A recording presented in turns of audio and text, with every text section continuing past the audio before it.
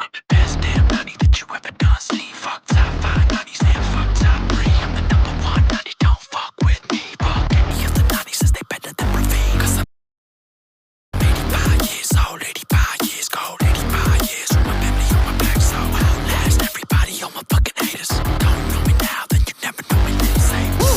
I be in an elevator to the top, go and find your own way there. Drinking Nella water, pour for me by my waiter. Not just anyone, but the hand fucking Peter. At the top where it means got a green ring in me, looking nice. Wrapped in the shawl just in case I go to base. But you never catch me, better just catch Sace.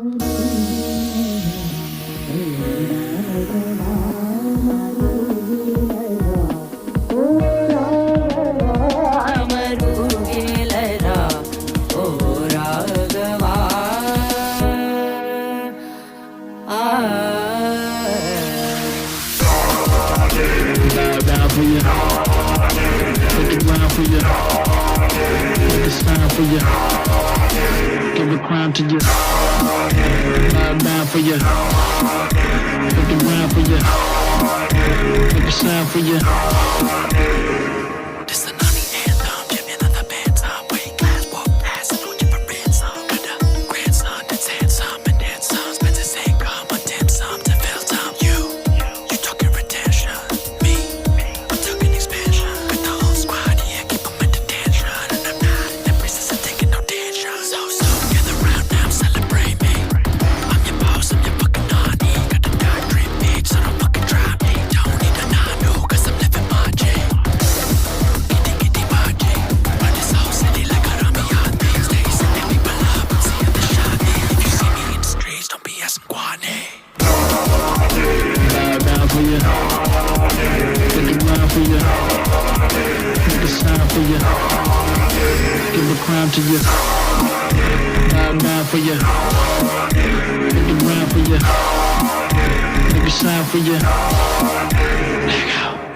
Go ahead, make a rap for your night. It's a rap. Get the ground, spin the rap for your night. What's going on, everybody? I hope everyone's having a fantastic evening, afternoon, pre-noon, no matter where you are in the world. I'm Hasan Piker, and this is the HasanAbi Broadcast coming to you live from sunny, beautiful, woke, Shariah law having New York City, all the way from the island of Manhattan to the rest of the boroughs. Woke Sharia law has officially been implemented here in New York, baby. Staten Island is now renamed as Stalin Island. I am hungover as fuck right now. Last time that I could actually consume alcoholic beverages before it's officially illegal. But what a good day to be a New Yorker, am I right? I mean, I'm not a New Yorker, but I'm LARPing as one at least. God damn, we are fucking back. Woke is fucking back. Woke Sharia is back. It's all here. It's all happening, folks. We are live. We're alive. It is November 5th, 2025. And god damn, does it feel good to be here. A place that perhaps even some of the staunchest advocates never thought we would get to, right? Hold on. Let me fix this a little bit. Let me make this darker. Hope restored. Cheers.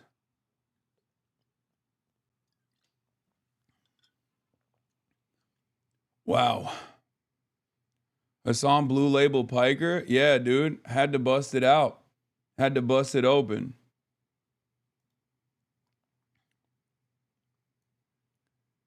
Whew. New York stand-up. Look at the comments. What is this? Oh, I saw this already. I already liked it this morning. God damn, what a time. What a time to be alive. I'm incredibly hungover. I am incredibly hungover. My shirt says disarm.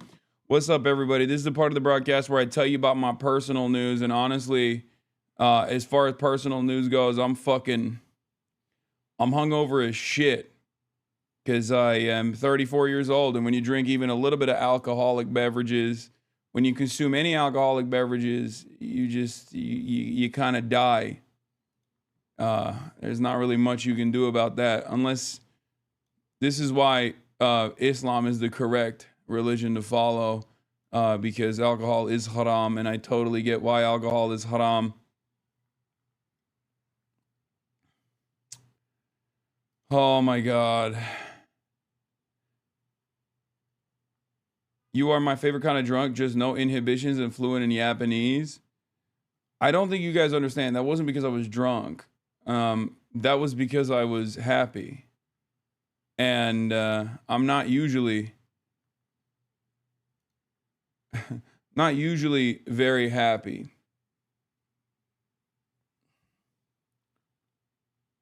Oh my Lord. Oh, we got Blue Wave Watch Alert. We got Hog Watch Alert. We got so much to talk about, folks. Oh, what a time to fucking be alive, huh? What a time to be alive. Goddamn, joy is back. Hope is back. Woke is back. I feel like I want to throw up. I'm going to be honest. Personal news-wise, folks. I ended the broadcast last night, and we're obviously going to do a recap of all the events that took place. And then I drove back to my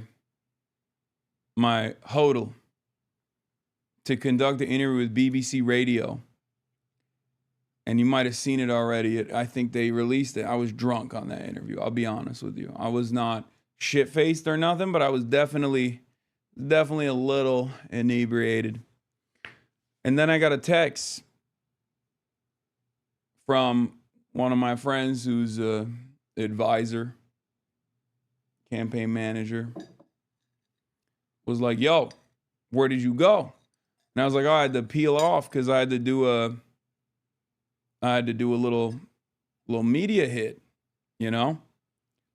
And she was like, we're still here. And I was like, okay, fuck it, I'll come back.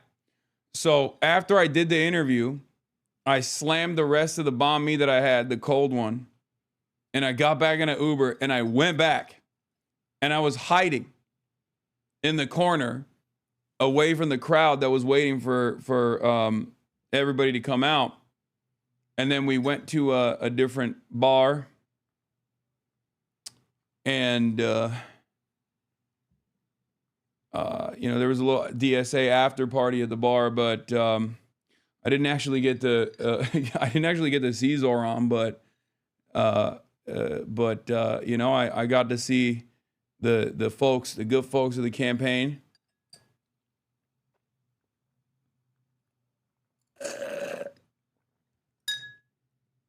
Oof. And all the wonderful HasanAbi heads that played a formative role in door knocking. And March didn't even come back with me. But 5 drinks total, baby. That was it. That's all I had. I have 5 drinks, 2 doubles and one single, and I'm out. He don't know you anymore, bro? Yeah. Nah, it's over. He don't know me no more.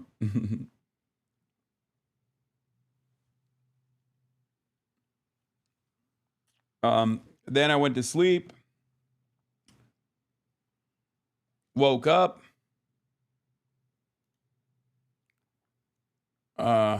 Did some more media hits. And was on the I've Had It Ladies podcast live stream earlier this morning. And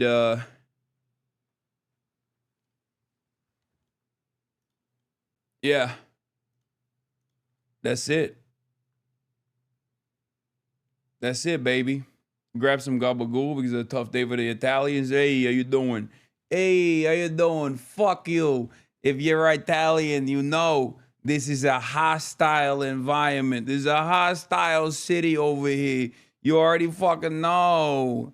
You already know what's going on. Hey, how'd it feel to have an impromptu press conference? I'm used to it, you know. This is what I do. I fucking yap.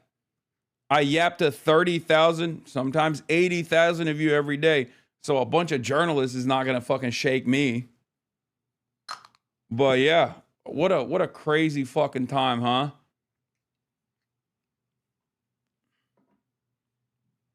Anyway. Oof. Vanity Fair takes you inside a Zoran Mamdani's victory party. Hasan, Piker, Cynthia Nixon, mosh pit level excitement, pimple patch merch, and a Fat Joe banger to ring in the win.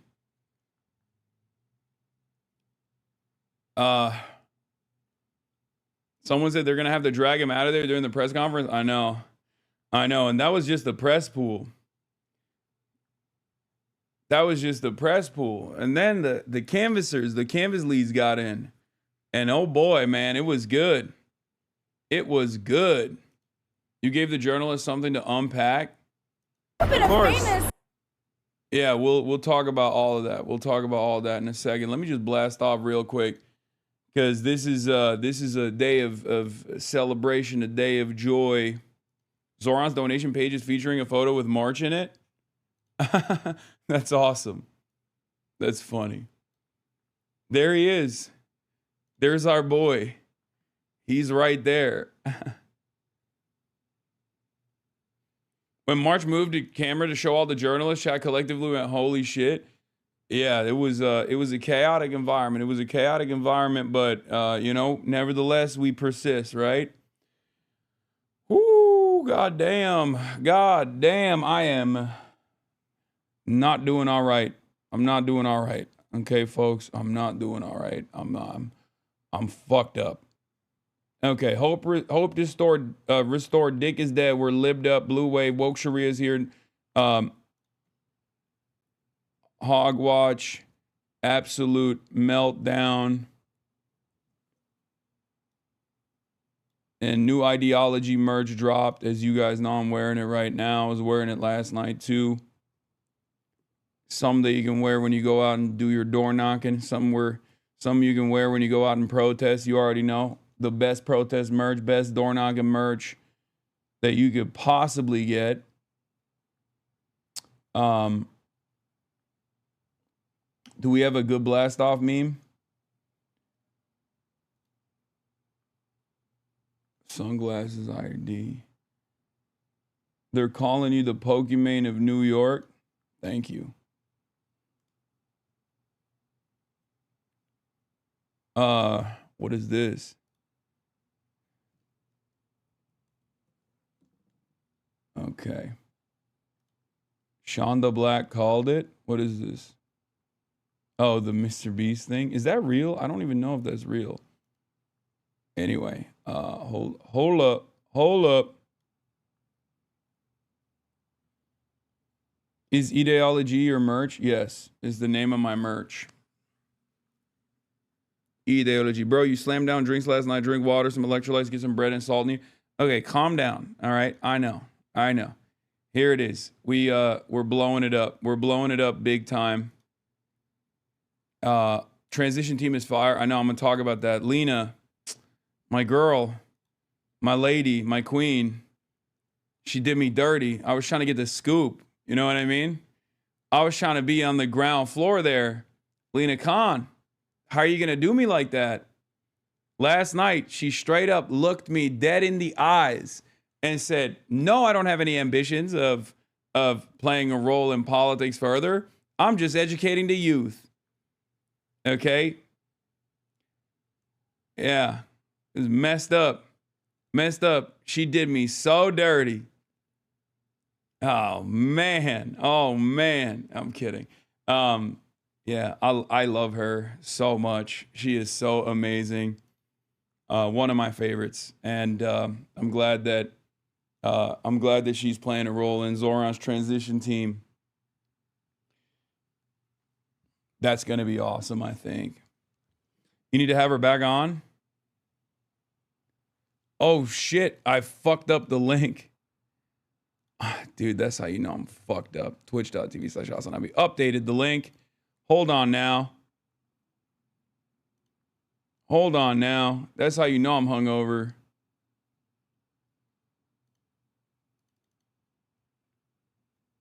Hold on. Here's the new link. I mean, it's the same link. I just edited it. God damn it, dude.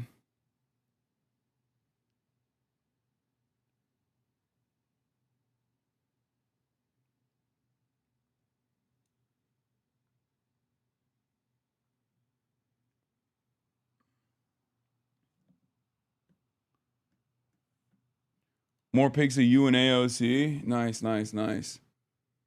Nice. Gonna talk about the interaction with Free Press. Yeah, I'm gonna get through all of it. You gonna make a pit stop in Denver to see the once in a lifetime talent Jokic play? If you are not dumb and a bad person, well, joke's on you, chatter. I am dumb and bad. I'm a dumb and bad person. I'm a dumb person and a bad person. Here's you on Spectrum News. Yeah, we got it all. It's impossible talk about not to feel a sense. We're going to talk about all of that, baby. We're going to talk about all of that.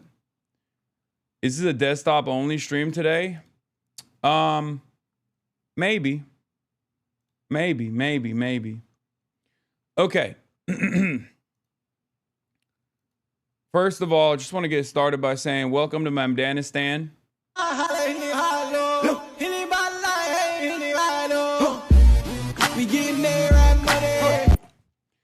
That's right. That's right. I told y'all. Can't wait for my mandated Quran to come in the mail. MashaAllah. I love New Yorkistan to Mecca and beyond. They gonna put this on Fox News, King. Yeah. So, ladies and gentlemen, welcome to Mamdanistan. Welcome to New Yorkistan. The wokeness and the Shariah is in the air, right? It's palpable. You can feel it. You can experience it. It is electric. And I felt it last night. As you guys know, we traveled over to the Brooklyn Paramount. And on our travels there, I was legitimately anxious. As you guys know, you saw it. Not very good at hiding that sort of stuff. Not very good at hiding it at all. But the reason why I was nervous is because I've been burned before. I have been burned before, right? We've all been there. If you've been a socialist or a leftist for a long enough time, you've been there at the moment of seizing on glory, having it get ripped away from you. So I was not ready to celebrate until the ball dropped. Okay? Until the ball dropped. So,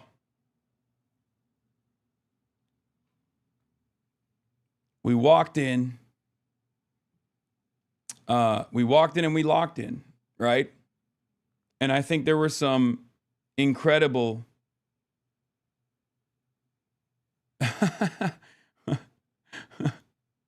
in my defense, I thought the Hasan Piker ad would work. Yeah, breaking. Someone just put $200K on Andrew Cuomo to win the New York City mayoral election. 1.6 million potential payout. Your best stream, hands down? Yeah, one of my better ones. We had like 90K. That was pretty cool in the chat. A lot of people going crazy. This is cool. HasanAbi swarmed by journalists at the New York City Zohar Mamdani watch party. Things that I said. Yeah, like I regret things that I say, and I regret things that I will say in the future as well. I'm a human being, and I'm a Twitch streamer. I'm not a serious political operative by any metric. If Andrew Cuomo decides to present me as some sort of kingmaker, well, he's wrong. I'm just a regular ass dude. But that's probably the reason why I have 70,000 people watching right now, because people want to hear from regular ass dudes as opposed to more buttoned up commentary folk that don't actually represent the interests of everyday citizens. You say you're hoping for 55. Do I regret things that I said? Yeah, like It was 85K, by the way. My bad. How hungover are you on a scale of 1 to 10? It's not that bad. It's not that bad. It's like, I'm like at a 5 or a 6. How many cameras do you think you said fuck Andrew Cuomo to? I don't know, but it's never enough. Hey, fuck you, Andrew Cuomo. Suck my dick. Suck my dick, Andrew Cuomo. You bitch. You fucking bitch. You suck. Oh my God. I will keep saying that. Oh my God. Pause. How will I know if you regret what you said? We'll see. Why was Olivia Reingold hovering over you? So that was like a very funny moment as well. The Free Press's very own, the lady who did the terrible John Oliver bit, most notoriously wrote that article about how the Gaza famine is not real, or how, like, you know, actually Israel isn't just starving able-bodied children. Israel is starving disabled children. Like, remember that banger article that Benjamin Netanyahu posted? Yeah, the lady that wrote that article for the Free Press was the one who was just like straight up following me around, trying to basically catch me slipping. I don't know. I mean, look at this. Look, and it's so funny that, like, a lot of people don't think that I'm like aware of this shit. Of course I'm aware of it, man. I'm not gonna like make a big deal out of it in the moment. But like, of course, she was literally just like behind me, hovering around the whole time. Yeah, of course I knew who she was from the jump. You kidding me?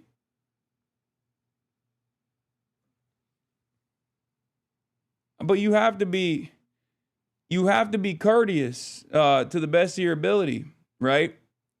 But of course, like, there was a point where I think she brought up like another article that she had written about the millionaires leaving New York, and I was like, oh yeah, you like that article? Oh, you wrote that article? I was like, I'm familiar with your other article. Here's the moment.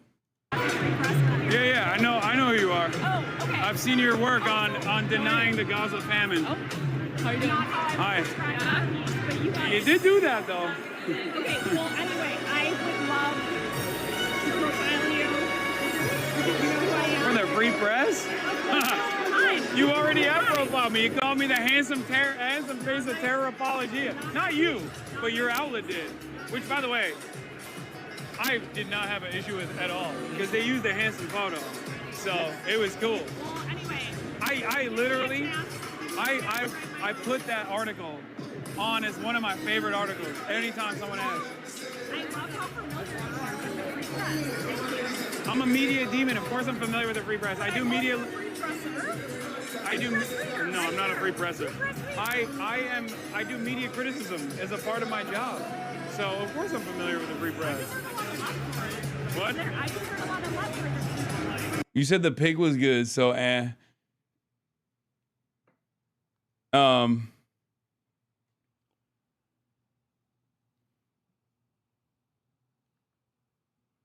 she tried so hard to recover, but you completely broke it after that. You're so trashed in the mirror? No, I wasn't trashed.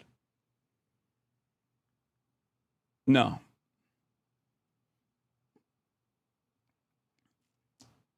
Totally snubbed Amani, who was hella judging the white girl law. That's Amani from Muslim Girl, I believe. Yes, I've known Amani for years.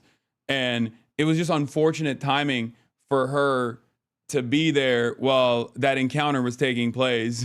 But it's so funny because, like, as I was saying hi to her, she immediately recognizes what's going on and she just like peels away. It's pretty funny. Amani's the one in the background. But hold on. Oh shit. Am I fucking... Hold on. Your outlet did.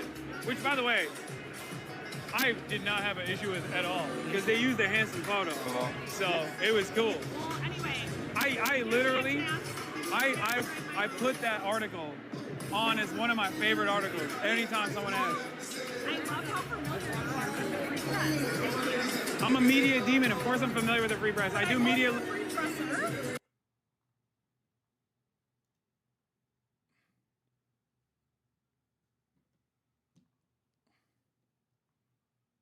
Shahani was literally fucking crying last night on camera. Love that. I love that. I will celebrate those tears. I will celebrate those tears. Those tears will give me the energy I need.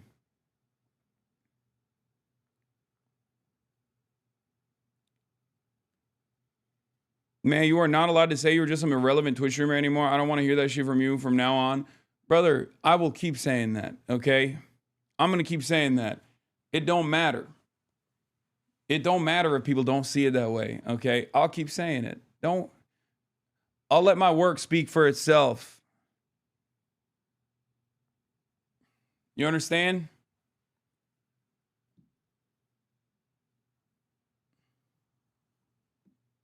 Yeah, I'll stay humble.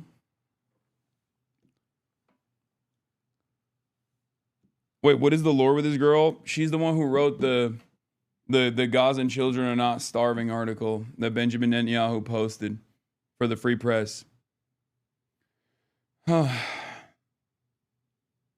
got to acknowledge at least you have political motion. Yeah, no shit. I mean, I do acknowledge it.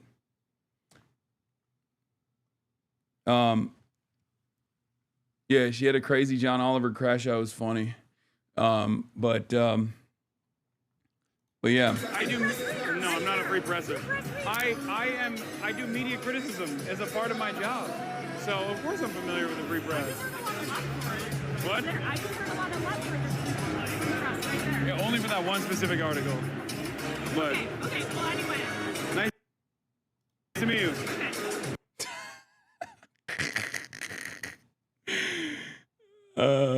Yeah. Oh my God. Here's her video show chat. Yeah, this is the video that she did as well on top of the. I don't even want to show it. I don't want to show it. Deborah Messing reaction. Oh my God. Oh, that's so amazing. Oh, hell yeah. AOC, a possible future president, stream snipe you. That's motion. Oh yeah, that was dope. Oh God, I hate that the fucking mic was peaking so much.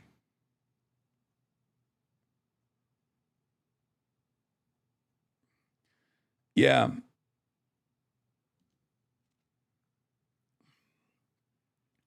It's just like people think I won't keep a similar energy when I'm in person. Like obviously I'll be more cordial, but like I'm still gonna keep a similar energy. Like I'm not gonna, you know, be fake nice. Right?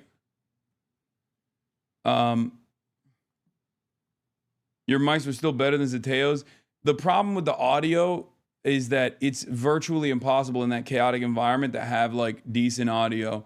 It's always going to peak. You know? It's always going to peak a little bit. We just have to eat it. More cordial. Oh, yeah, I mean. What is this new ticket for 2028? This ticket looks good. They're everything to me. Yeah, this was a great moment. Always. These are, people don't understand. They keep telling me like, oh, have you seen these ladies? And I'm like, have I seen these ladies? Our first fan. I ride for them. I'm a day one. Hold on, I gotta grab my.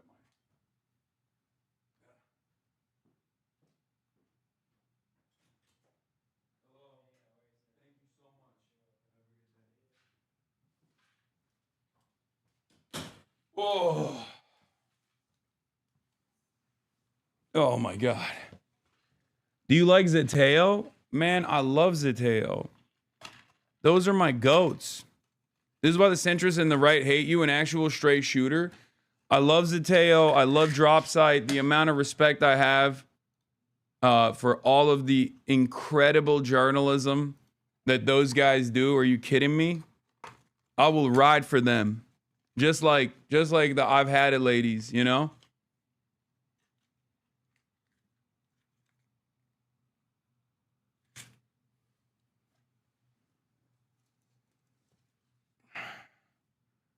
Had to get me a lifeline here. Yeah, I'm gonna have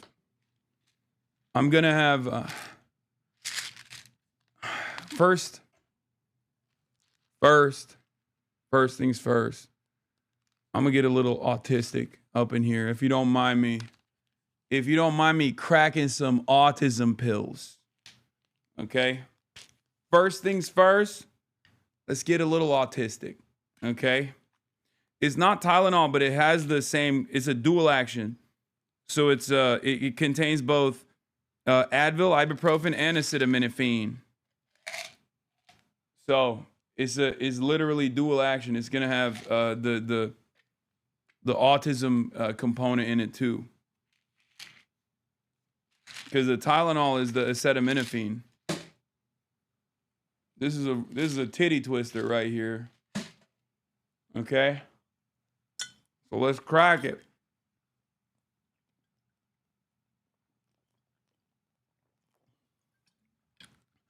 Oh, brother. Woo! God damn. God damn.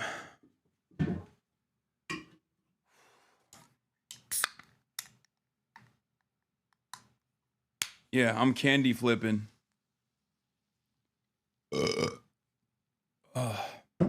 Okay.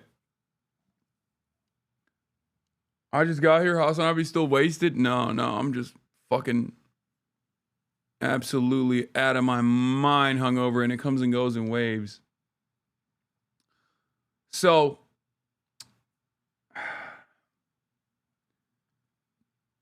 where were we? Yeah, so we did the whole thing. Oh yeah, New York Post cover today is a banger, and I think they can't even find it in circulation because people have been purchasing it like crazy.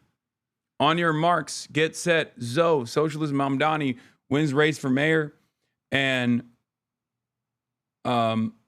yeah, it's apparently a banger cover. I need one.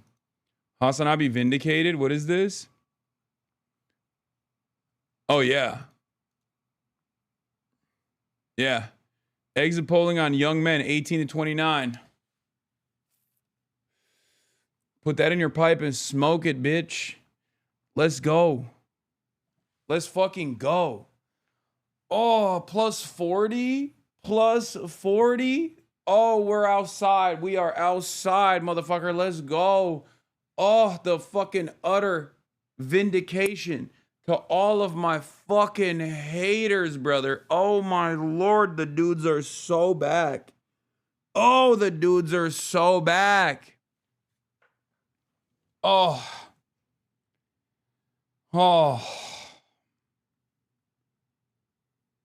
Ay, ay, ay.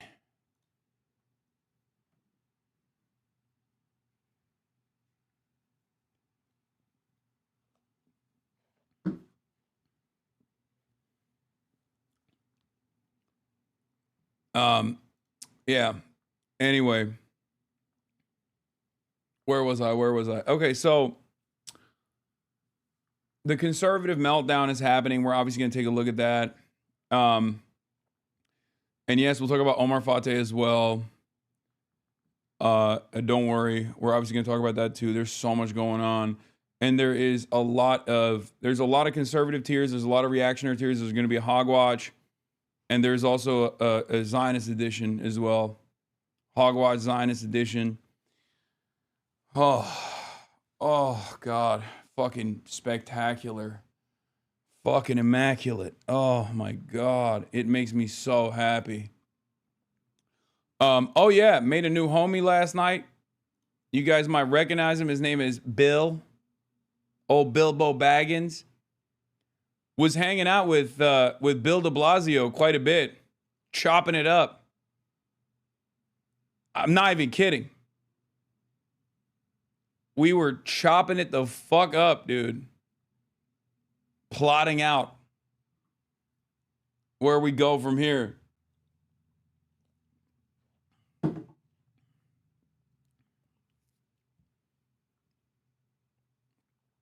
Did you know who you were? Yeah.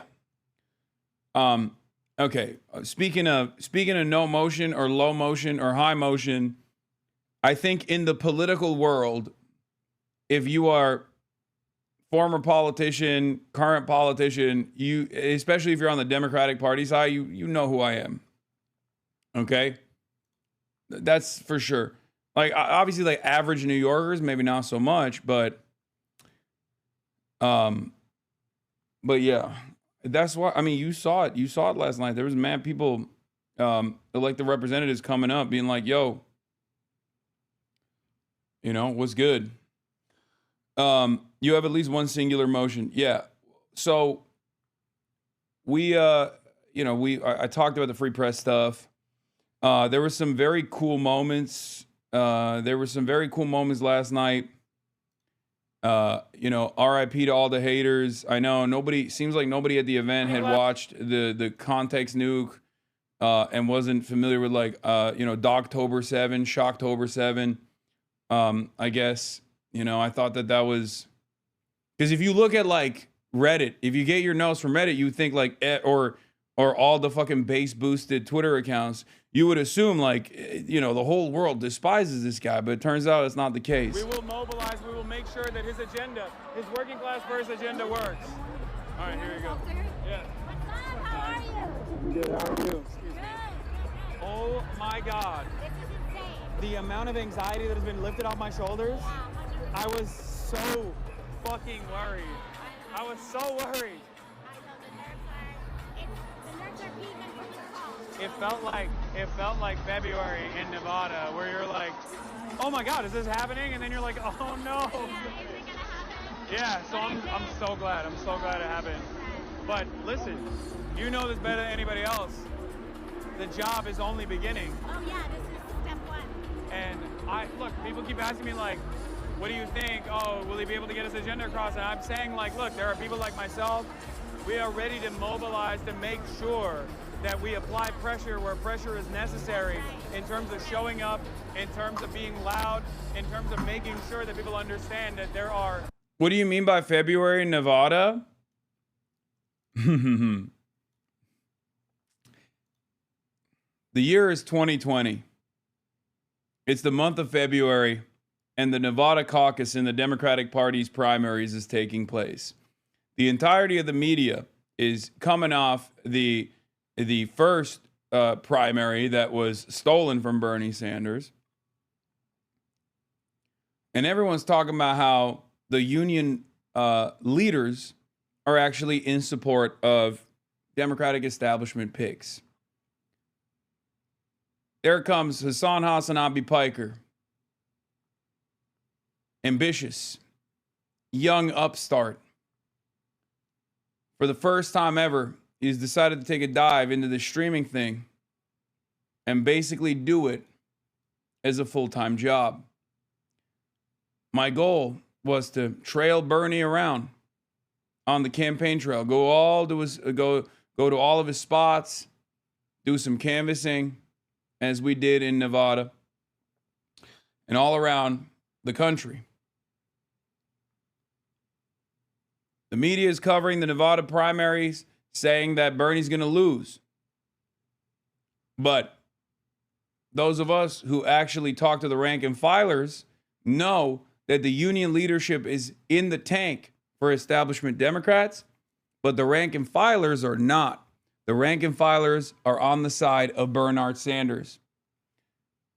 A lot of leftist content creators are coming out saying, no, Nevada is Bernie territory. That night was a unique moment where there was a semblance of hope restored, especially in the aftermath of the 2016 primary debacle, where the establishment Democrats did everything in their power to take out Bernie Sanders, to rat fuck Bernie Sanders. That night was, until last night, the last time I ever felt hope.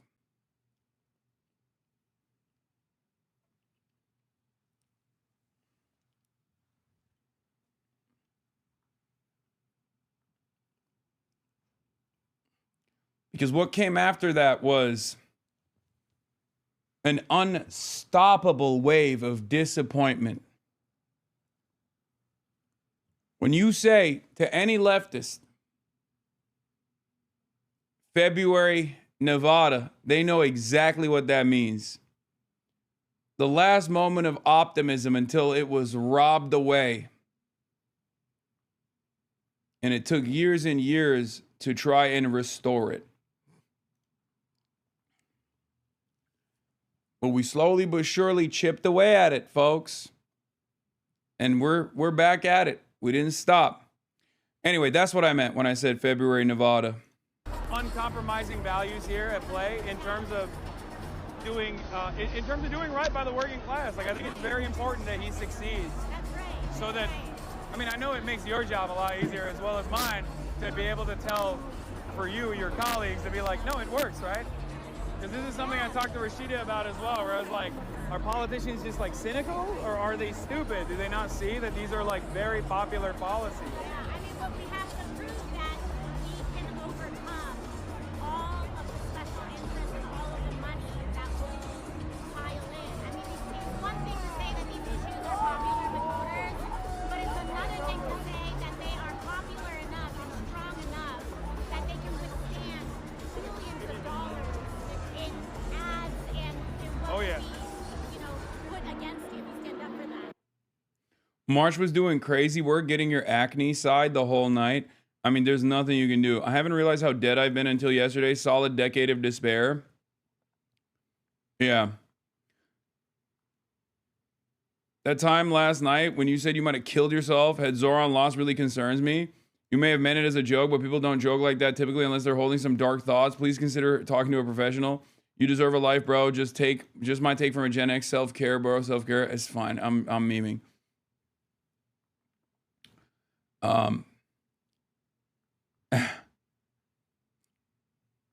Anyway, listen. Never kill yourself. Suicide postponed. Okay? Come on now. But yeah, that was a cool moment. Linked up with some politics heads. Linked up with some politics heads out there, as you know. There's a generational cope happening in a subreddit right now. What, LSF? Brother, last night's events is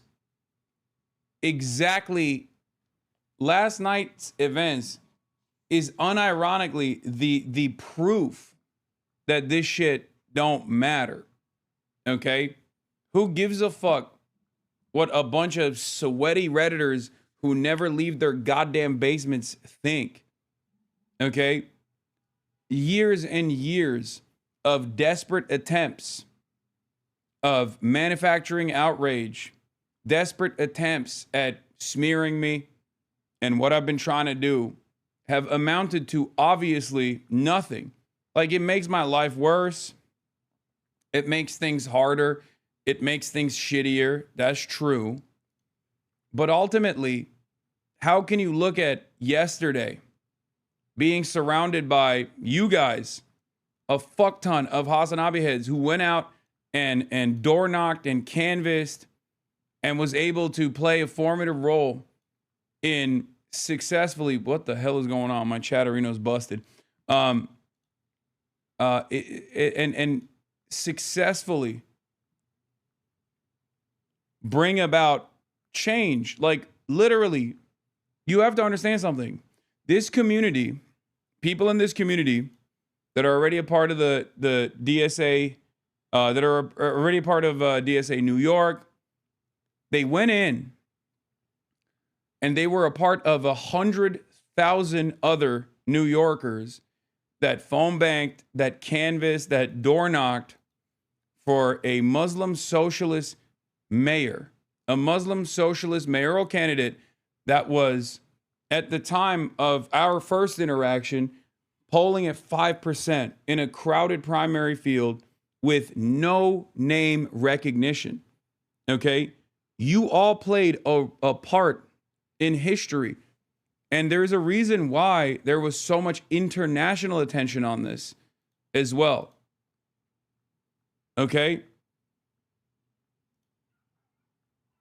Like there was an incredible amount of attention from other global leaders and shit. Like this is huge. It's a huge deal. And you guys played a role in it. Every single person that went out and door knocked, every single person that canvassed, like you did this. Okay. I need you to understand. This is why I always say, like, I am just one dude. I'm nothing, right? I am nothing without this community. I'm nothing without you guys. And I'm nothing without you guys actually going out and doing the work. Okay, I'm just one fucking dude. So don't let anybody take that away from you.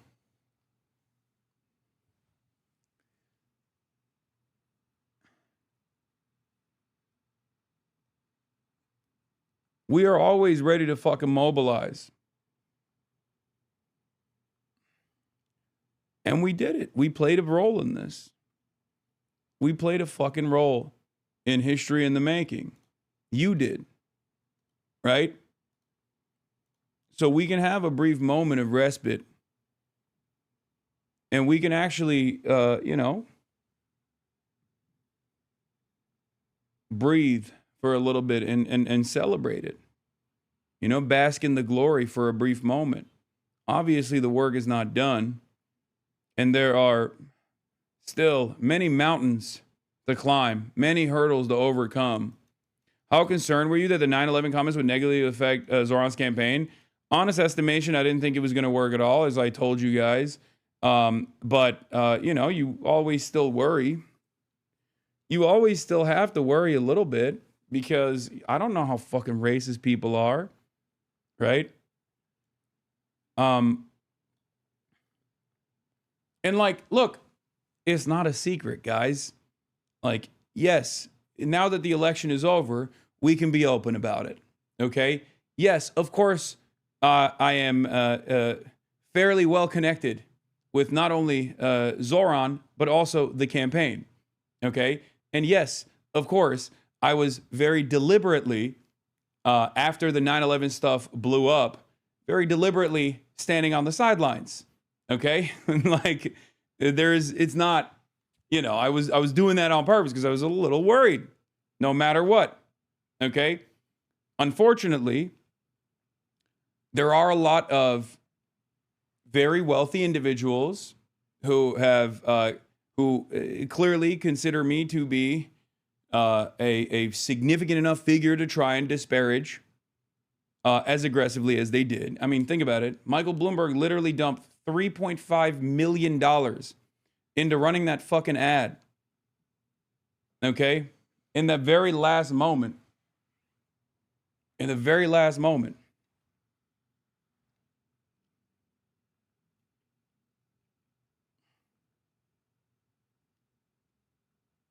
So, I didn't want to ever be a burden, right? Are you saying you were a part of the campaign behind the scenes? No. I wasn't like a part of the campaign. I'm just saying that I was lending as much help as I can. Okay?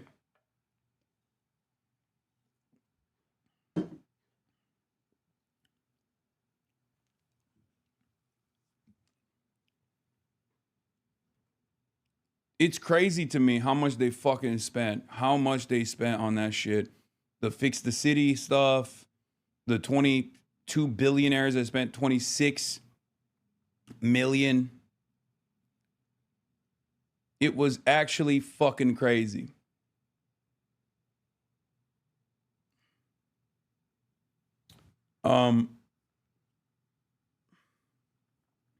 You're in Al Jazeera's new Zoran doc? Yeah, I know. We filmed that a long time ago too. But at the end, was he who you had a secret meeting with last week? No.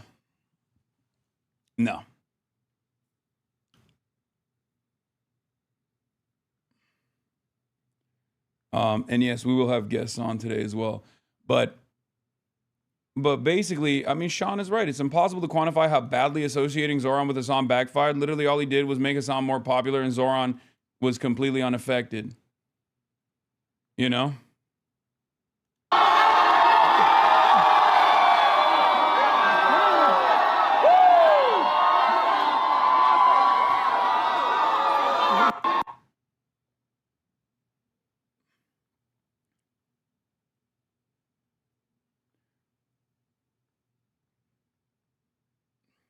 I don't understand. Why are these guys celebrating? They should be worried. They should be worried in my presence, right? They should be frustrated that I'm there. It's so weird. It's so crazy. It's so strange. Yeah. Dave Jesus, I'm no great fan of Trump's, but if you're going to posture that saying someone is disgusting, ugly, nasty is the equivalent of calling for young children to die slow deaths in their mother's arms, then I've misjudged you. Yeah, he's talking about the Jay Jones story. And David says they're not equivalent, but you see why Dem got cynical. If Jones had texted that stuff about Mike Pence and protests on January 6th, he'd be walking around with a full pardon. The bar is low now for everybody. Same story in New York. Cuomo endlessly attacking Mamdani for appearing with Hasan Piker as if most people aren't desensitized to a politician going on a podcast who says offensive stuff. And I'd be willing to wager 98% of everyday New Yorkers who saw those attacks regarding Piker had never heard of him, rendering it pointless. People can relate to expensive housing and groceries and transit, not old comments made by a media personality. Only hardcore leftist New Yorkers know. Yeah.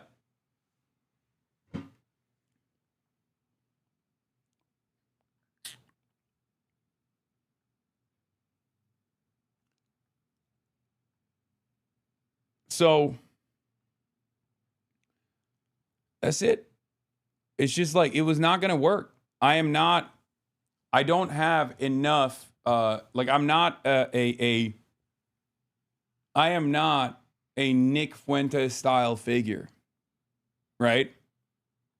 My national relevance, albeit limited, is not negative. And these guys can try, as they did for the past 2 years, with vicious smears, calling me a dangerous anti-Semite, a terrorist, all this stuff, right? Like, most people arrived at my position that I was at on Israel. The landscape has changed. The media environment has changed. People's attitude towards like past statements and how relevant they are has changed. Funniest thing I saw was people claiming that you were centering yourself as though Andrew Cuomo did not spend millions on attack ads against you. I know. It would have been much better if I got no mention whatsoever from the super PACs that were on Andrew Cuomo's side or Andrew Cuomo himself. It would have been awesome. I hated that. I don't like that kind of attention. I don't even want to have people feel like there could have been a negative impact. I don't want to feel like I could have had a negative impact. I didn't think that that was going to be the case. But having said that,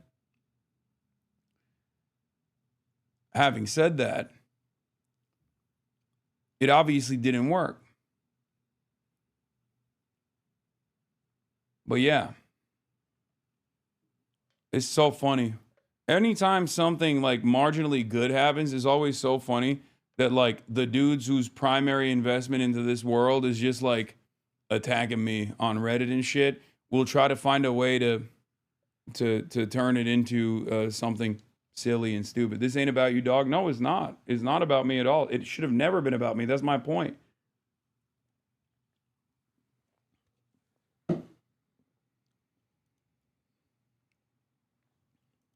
This is what I said to NBC News.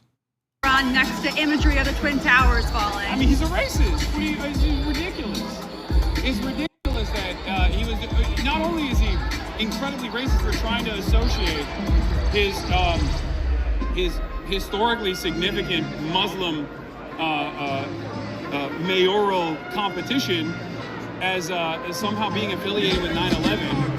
in the most like sinister way, which he basically gave the game away on the Sid Rosenberg show when he straight up agreed with Sid Rosenberg that Zoran would cheer on another 9/11. Like this is an unacceptable form of bigotry.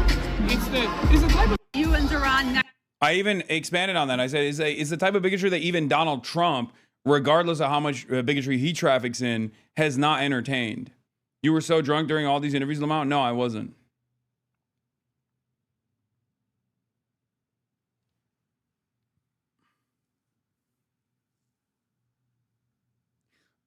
Sorry, dumb question. Are you disappointed that Cuomo got as many votes as he did? I wish it was a bigger landslide. We'll do a serious assessment of all that. But I do think that it was because they activated a lot of Republican voters in New York that normally wouldn't participate in the mayoral elections because it's an off year, and also because, what is this? After October 7th, my two Norman coworkers brought you up without me saying anything and said they thought the story was bullshit and how you have crazy haters. They ain't deep in the politics hole. You have the coworker vote. Yeah.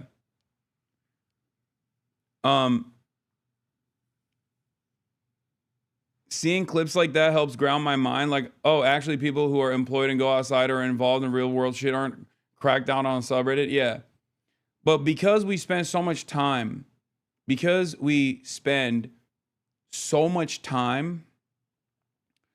online, like most normies do as well, it does have the capacity to change people's attitudes, which, you know, I don't appreciate.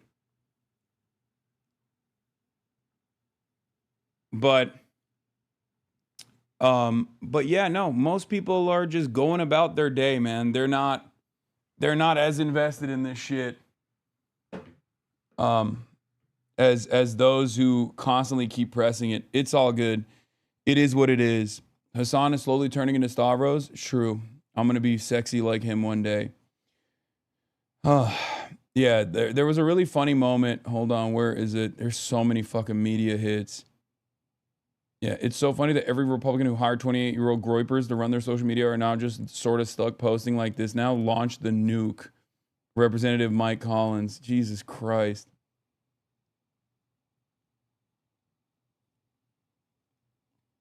Was the score the one you expected? Yeah. I mean, it's great. You know, over 50%. A lot of fucking hog tears. A lot of Zionist tears. All that good stuff. But, you know, there were many moments like this one. always. These are, people don't understand. They keep telling me like, oh, have you seen these ladies? And I'm like, have I seen these ladies? Our first fan. I ride for them. I'm a day one. Day one. Always. These are. All right. What else? What is this? Possible not to feel a sense of hope for a better tomorrow for the first time in a long time, especially with the way things are going with the Trump administration. Deborah Messing, always, forever in our hearts. Some cool photos from the victory rally, the victory party. Can we get the Spectrum News clip? I don't know where it is. But yeah, oh, this was the best one. This is my favorite. This is one of my favorite clips from the night. Streamer Hasan Piker appears on live news of the Cuomo election event as Take On Me plays.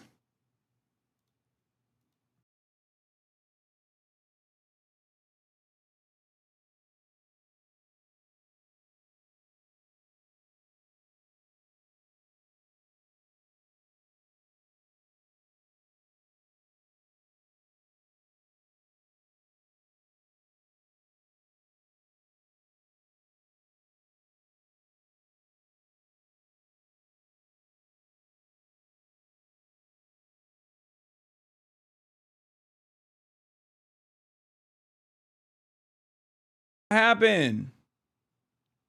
What happened? Also, I'm not noticing any movement in the fucking Cuomo crowd either. I thought they'd be scared of the dangerous terrorists. What happened? Will reacted to it?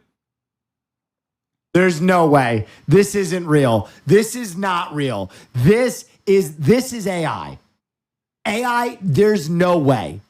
There's no day one. This has to be fake.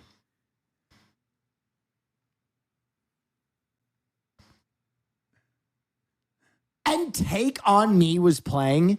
This music is not added.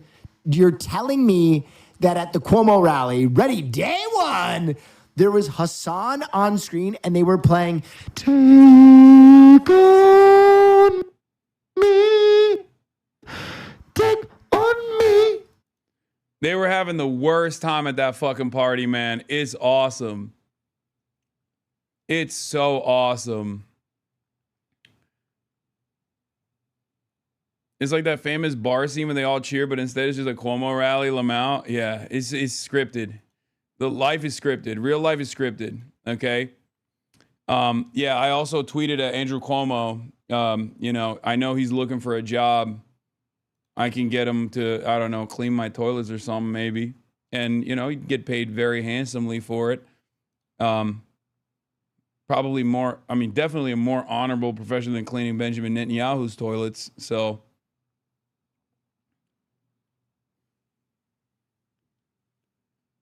I said, yo, Andrew Cuomo, I'm hiring. I know you don't have nothing else going on. Oh, man. Oh, man. Oh, baby. Pissing my pants at a bagel boss in Nassau County this morning, and everyone is watching ABC News 7 like...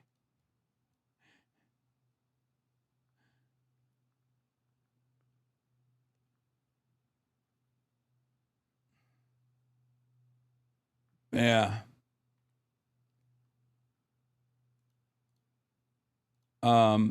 That was fun. That was cool. Oh, this was a funny thing too. So yeah. Isn't he moving to Miami now or something? I know he's supposed to be, right? He's supposed to be moving to fucking Miami. Chop chop. Get to it. Again, you've been a famous fixture in this election campaign. I know. How many new followers have you gotten because of Andrew Cuomo? I don't know, but all the grandparents that are furiously Googling Hasan Piker 9/11, I hope you saw all my meat pics. I posted it for you, Grandma. All the grandmas out there. Again, you've been a famous...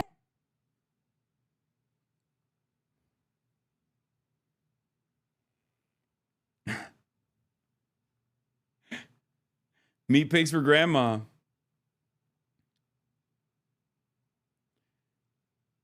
You're on Telemundo, Hasan? Telemundo. Yeah, I did all of it. The alcohol was flowing. At that point, I might have been getting a little bit crazy with it. Saying meat pic on news is crazy. It's not that crazy. Pic of your presser farming aura. Hasan is holding a press conference at the Zoran victory rally. Yeah, so Jeff is my goat, okay? You know, he's a Politico. Maybe he's not, you know, I thought he would have been more hostile to someone like myself, but he just straight up defended me, if you guys remember. When the Cuomo, I talked to him after as well. When the Cuomo campaign or the PAC was like, he was at the, I can't believe he was invited to the Zoran rally as a special guest. And he was like, yeah, he did, as a member of the media. And, you know, he should be invited to other events as well as a fucking member of the media. Like, what are you talking about?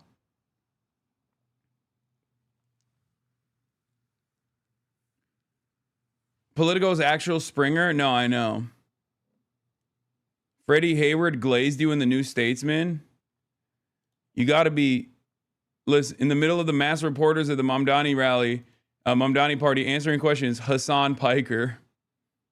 Dude, this was a gaggle.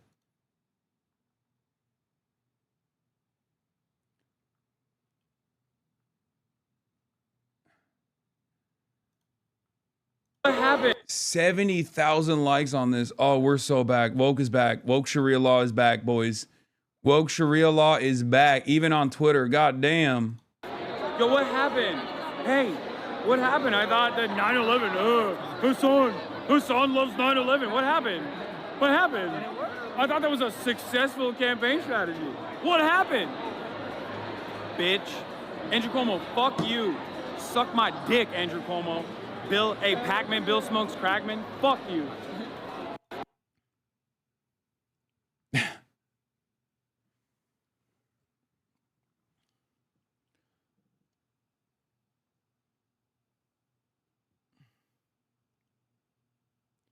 Connor is out destroying lies out here. Yeah, I saw this one. He said you should have asked Cuomo over the press invite. You guys could bond over your shared reputation with women. And he's replying to, well, I can't even see the fucking post. But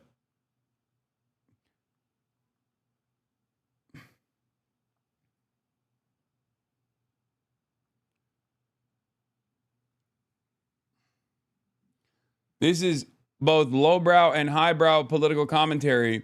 You get it both, okay? You get to experience both at the Piker Broadcasting Service. Funded by you, the viewers. For you, the viewers. Oh, I saw this. This is Who funny. the hell is that? What is happening right now? You're from California.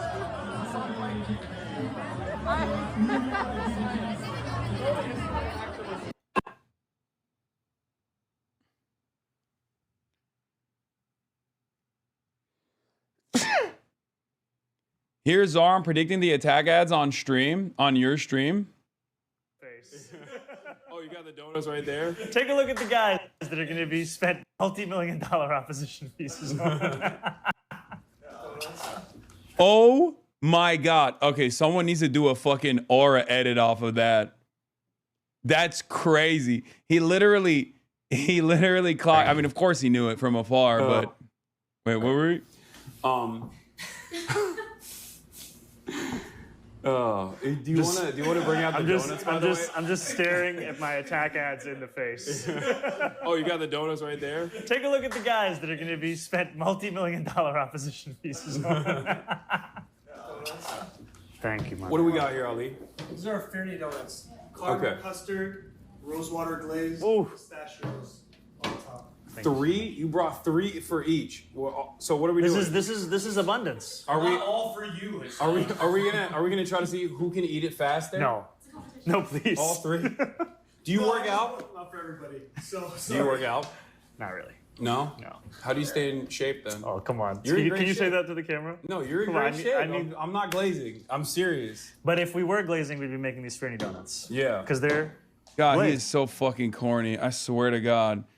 Corny ass motherfucker, bro. I can't believe this dude is the mayor. I can't believe I got a fucking direct. It feels so surreal.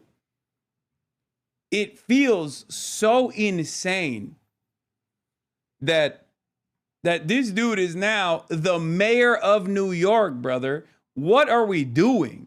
What are we fucking doing? How is this possible, bro? I mean, yeah, the title of this interview was Talking with New York City's Future Mayor.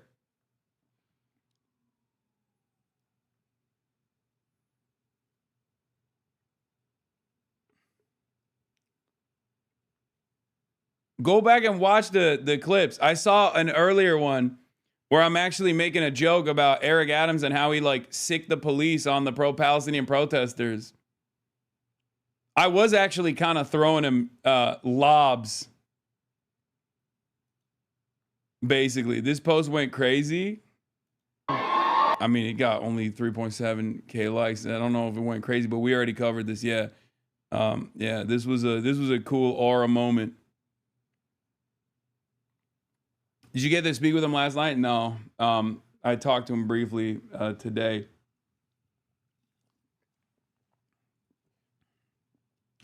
Bro, I'm not gonna fucking be like, hey, what are you doing?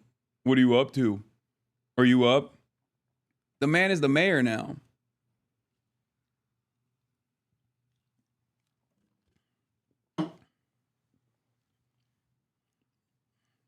Yo, can we hang?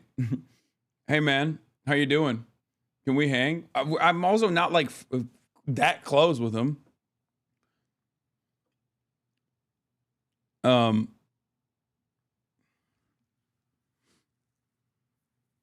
Dude, this literally predicted everything. The bullshit. Oh yeah, you're an eater. You're a feeder and an eater. You're a real ass eater. Maybe you could have arranged those words a little differently. Yeah, I didn't mean it like that.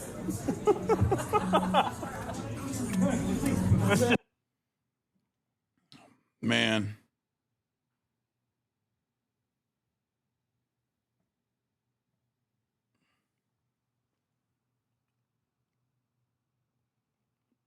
You got to get the post game. You got to get the post game interview. I know. We will get there. We'll get there when we get there. Do you think he really knew they were going to spend all this money attacking you? No, brother, he is also, look, everything that they say about me, they can say about him. He knows that. Okay? That's it. So they were trying to do that to the best of their ability, to be like, see? Also, scary socialist Muslim running for mayor, scary socialist Muslim that's hyping up the scary socialist Muslim running for mayor. We are both 34-year-old Muslim socialists. Anything, and he has a long history of anti-Zionist activism as well. So obviously, that's what they were trying to do. They were trying to do the word association, basically. And I guess, like I said, the silver lining was that every moment that they spent attacking me is a moment that they didn't attack his dad, for example.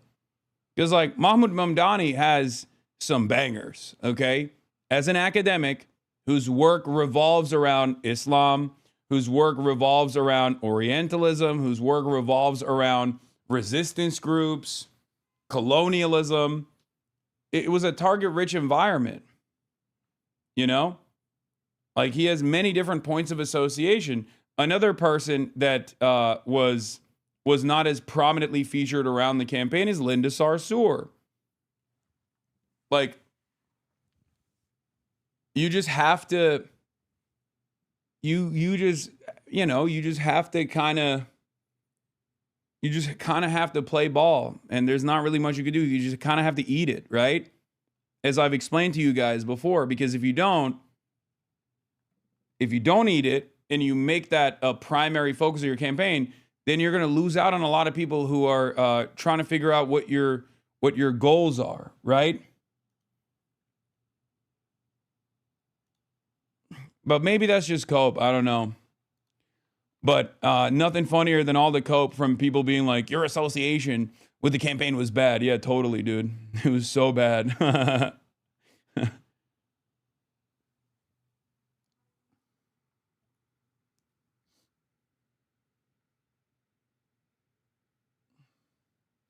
Yeah.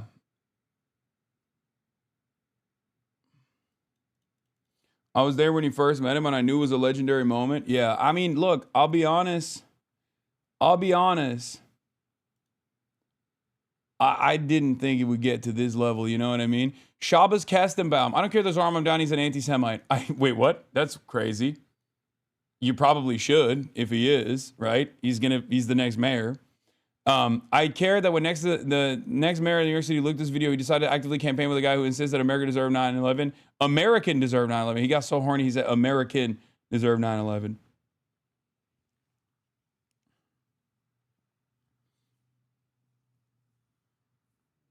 Mamdani is many things. A New Yorker, he is not. Nice, man. I think you got to give it up at this point, brother.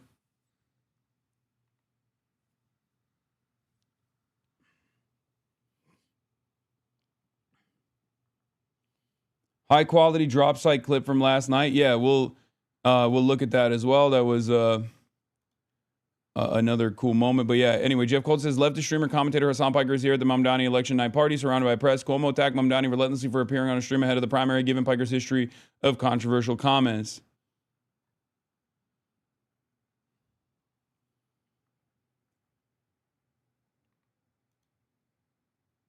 Almost at 50%. Almost at 50%. Almost at 50%. Hasan Piker in the building. Hasan Piker's in the building. Hasan's been ducking me. I want a weightlifting contest. You're ducking me. Oh, really? You're gonna call me out like that? Really? That's crazy. Hey, That's crazy. they was like, he won't condemn Hasan Piker. Remember that shit? Yeah. He won't condemn Hasan Piker. Brought it up twice. How do you feel about a socialist mayor of New York? I feel electric. I feel amazing. I feel like being uncompromising in your values, whether it be about touching that third rail of speaking out against Israel, or primarily focusing on affordability in your campaign strategy, turns out very effective. It's something that I know you know. It's something that I have spoken to every fucking Democrat about. Can I curse on some things? I'm sorry. It's something that I fucking talked about every Democrat. That's like, oh, why do we keep losing? I'm like, this is why. And now I can just point to Zoran and say, hey, he did it and he won. A certain subset of Reddit realizing in real time last night that being chronically online is not the same as real life. Yeah. This is a reminder to all of you. Fuck the noise, okay? Fuck the noise. The noise that comes from Reddit or reactionary spaces online, but even fuck the noise that comes from the campaigns, right? Like, I mean, this became a fixture of Andrew Cuomo's like line of attack against Zohran Mamdani, and even then, it was nothing. It was nothing. You know what they called it during the Cold War? The threat of a good example. Yes. Right? They don't want him to succeed. Now, Yes. Jamal, how worried are you that they're going to throw the kitchen sink at him now? I'm always worried Cut about funding, Zohran because they've been throwing everything at him already. That's why we got to be there for him, surround him, uplift him, pray for him. You're going to be in the administration? Oh, I have no idea. He's gonna start cracking his skull. The funniest Reddit comment saying Zoran has the same view on Israel-Palestine as Ethan. Okay. Yeah. Whatever, dude. Let him celebrate the Zoran victory as well. It's good. There's definitely a shift there. Hold on. Jamal, you are so big. You are so strong. We have the big boy stream right now. Just this scene right now is killing people around America. It's crazy. Right now, Bill Ackman is writing a very long tweet. At Mamdani headquarters. Hey, Jamal Bowman. Smoking on the Bill Ackman pack tonight. Smoking on the Bill Crackman. We're taking on all right-wing, fake MAGA tough guys. Hasan and Jamal coming to your town. Let's get on the bench press. He's not even Let's get it popping. It don't matter. We gonna make it I work. illegally voted for Zohran Mamdani 65 times. Get at me. Get at me. That's right. No helping, bro. That's He's right. He's won now. But now socialist is not a dirty word anymore. What do you say? Socialist is not a dirty word anymore. Well, that's why they jumped to communists, right? You gotta be a communist. Yeah, you Socialist. gotta They immediately jumped to communist. Socialist not a dirty word anymore. Democrats, listen up. Take some lessons. Don't get on your Ezra Klein nonsense.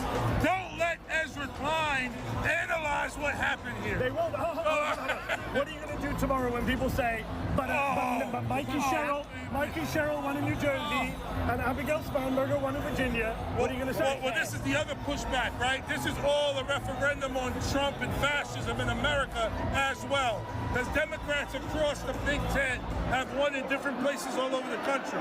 So that's something to celebrate as well. Oh, yeah. But let's not, we cannot undermine or play down what Zohran and his team have accomplished here. I mean, he's polling at 1%. No one thought he had a chance. Not me. Okay? And he ran an excellent campaign. He's obviously an exceptional candidate. You believed in him, Jamal. I have a text from Jamal where he says, I fucking told you so. That was primary. Yeah. Listen, hopefully this is... Bro, I'm packing this moment up in my mind palace and going back here anytime I feel bad.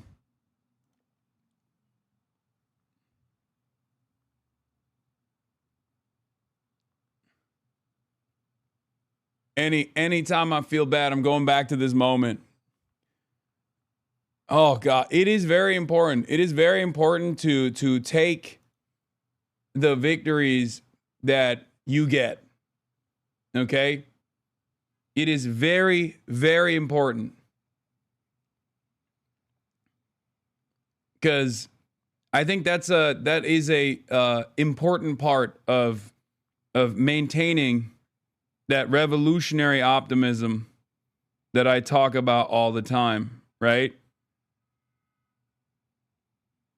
That is a big part of it.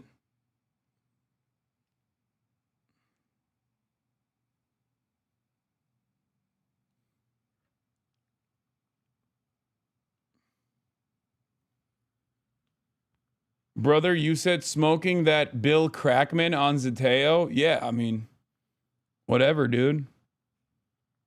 What do you want me to lie?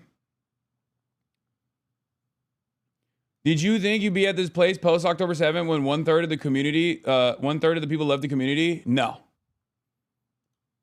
But to be fair, I never thought that I would even reach any level of political recognition. You don't think you're gonna get there. I didn't have like any sort of major aspirations. But that also helps me feel more excited. Like that helps me feel more optimistic. Who is Deborah? Why does she need to drink her lithium? Oh, Deborah Messing from Willing Grace. Why did you lose 1/3 of your community? Because people were not ready to hear. After what they saw on October 7th, they were not ready to hear someone be like, no, Israel is the reason why this happened. They were just not ready for it.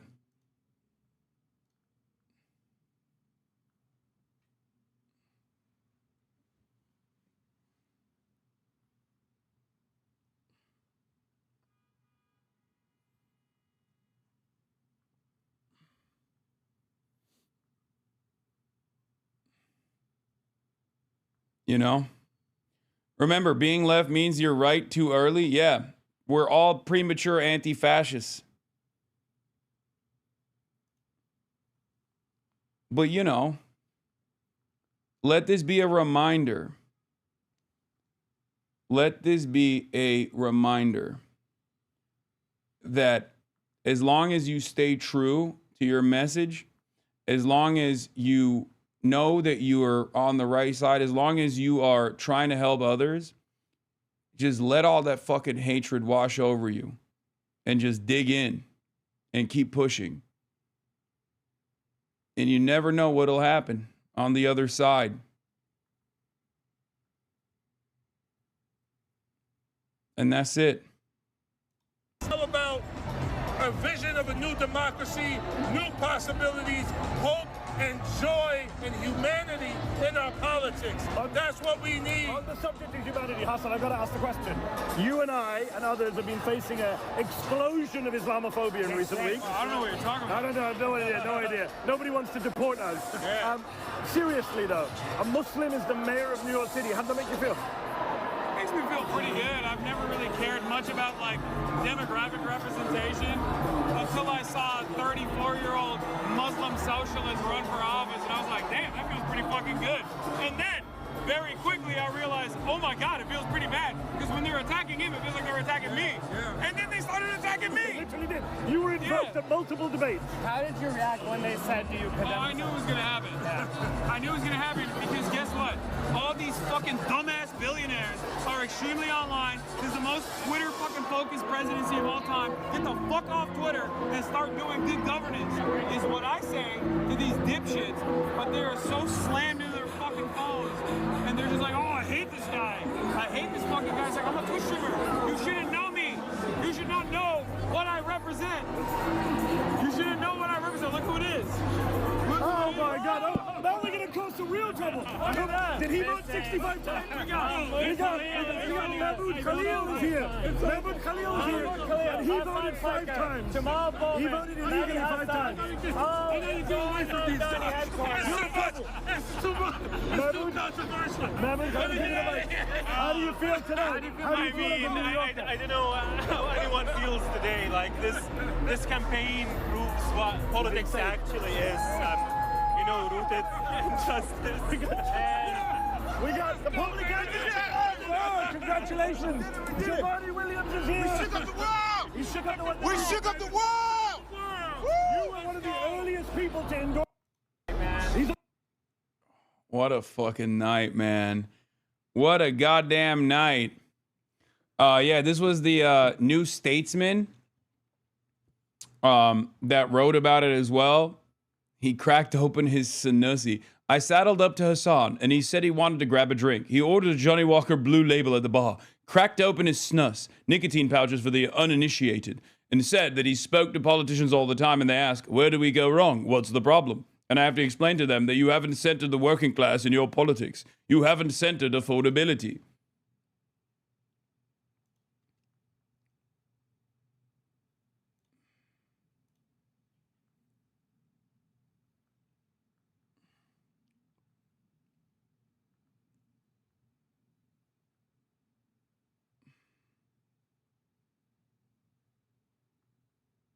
Mamdani's campaign did not unite all of New York. Okay. It wasn't a snus, it was a Zin, but it's fine. Of course, Ross Douthat came out, and we're going to talk about the centrist chirpers. We're going to talk about the centrist chirpers, and we're also going to talk about the right-wing tiers as well. I know this is New York Post, but it's kind of iconic. No, I know. This is literally impossible to find on the newsstands right now in New York. Okay? It is impossible to find on the newsstands out in New York because everyone is purchasing copies by the dozen. I'm not even joking. Like, this is such an iconic piece of newspaper that they are selling it on fucking eBay, dude.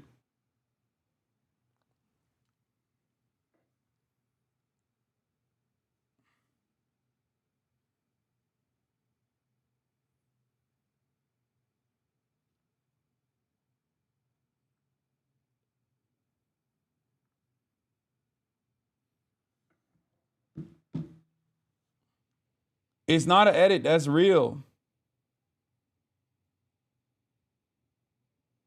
It's even prettier in person. Oh, beautiful.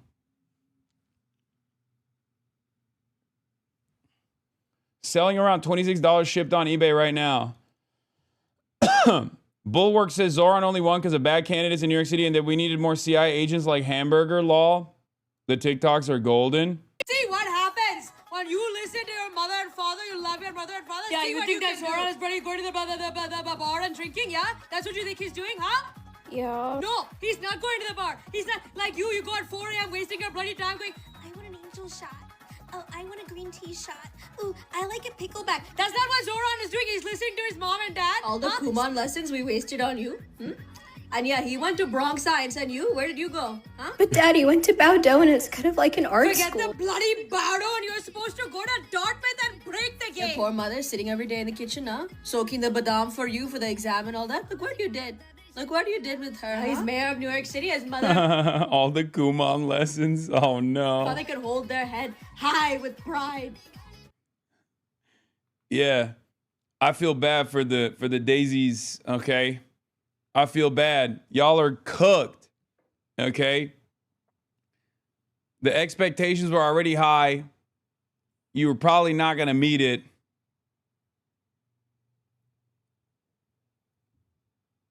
But now it's even worse.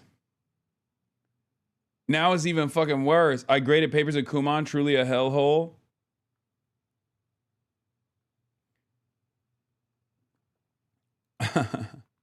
All right. We also have all right, let's get into it. So yeah, I talked about the Bill de Blasio thing. I talked about the vindication, the impressive numbers as far as young voters. Here's a couple other clips that we'll go through, and then and then we'll move into some of the other stuff, because like I got to talk about Van Jones, and I got to talk about the ADL's response, and I have to talk about Alan Dershowitz, who said he was going to kill himself, but I don't think he is. We'll talk about Sean Hannity crying, and the billionaires not leaving even though they promised. Here's my drunk BBC interview. Because he did the thing that I've been telling people for years at this point, which is that he centered the working class and all of the issues that they were experiencing in his platform. And damn, the bots are here too in the Blokes Broadcasting Corporation. Lo and behold, it turns out the working class responds fairly positively to a platform that seeks to at least solve some of the issues around affordability that they're experiencing. Was it the working class, though, or was it a group of people who were excited by him because of who he was? In other words, does identity still count? Did it still count? Or is affordability the single reason why he won? This is a person who was relentlessly hounded in the last 2 weeks of his campaign about his background, being falsely tied to 9/11, a heinous act of terror that New Yorkers experienced in 2001, over and over again, simply due to his Muslim background. So I think, if anything, his identity was not a galvanizing factor, but instead a hurdle that he had to overcome.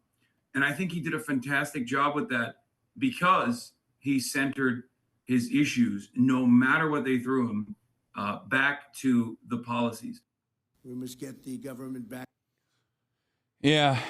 What do you think about Psychot, Chakrabarti running to unseat Pelosi? I'm a fan. You'll see. We'll link up and build. Don't worry. Adam was there, but not Stavi, Cuomo supporter. No, Stavi was doing a Hollywood Halkia shit, and he has to fly out for a tour. I'll give you guys the rundown there. He wanted to come and he couldn't, unfortunately. I also unfortunately didn't get to see Mero there. He was trying to find me, but we couldn't figure out where people were. Oh, Hannah posted me. Hannah Einbinder, HasanAbi had Hannah Einbinder posted, said, "Me, good things are possible."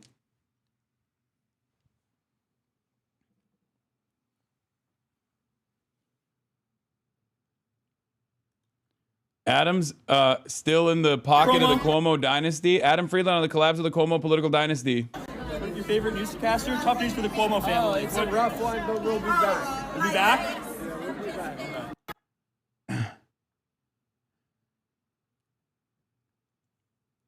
This is the most you've ever smiled on stream. Happy Hasan, not used to seeing it. Yeah, because shit sucks. Okay? Shit normally sucks. Shit sucks dick and ass.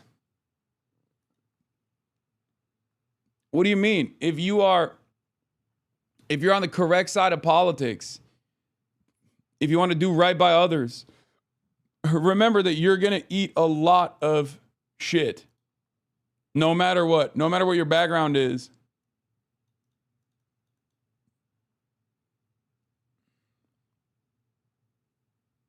Okay? And you just have to keep pushing through it. And then hold on to these glimmers of hope. These exciting moments, you know? The problem is, by the way, Omar Fateh, in the final round he left. He lost. Fateh made up considerable ground, but needed to be ranked second for about 71% of the remainder, and it just wasn't enough. And he lost. And I do feel as though I could have done more there, and unfortunately, like that I do feel very bad about. I was a Fateh voter, and it mainly came down to everyone but policy. He didn't have the same charisma or perfect public speaking as Mamdani and Frey while Dislike didn't have some crazy scandal in the end. I think a lot of people thought Fry was good enough and not worth the risk, even though Fateh's policies were strong. Of course, there's racism too. Yeah. We'll get him next time, you know? You just got to come back from it. Think about Cori Bush. Think about Jamal Bowman.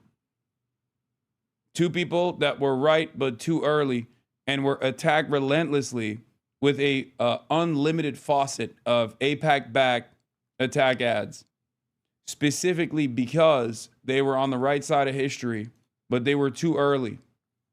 They were loud. They were outspoken. And unfortunately, they were punished mercilessly, ruthlessly for that. Oh yeah, this is a fire photo. I saw this as well. This is dope. And you know, you just can't give up. You got to get back in. People make mistakes. Or sometimes people are not ready for it. It is what it is. Have you seen this Rudy Giuliani post? Fucking idiot. Yeah, the Democrat Farmer Labor Party cooked Omar. They really did.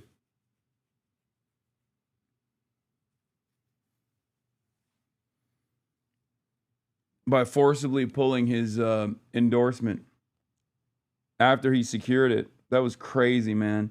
And also Tim Walz. That was also a shitty thing that he did. Can't believe it.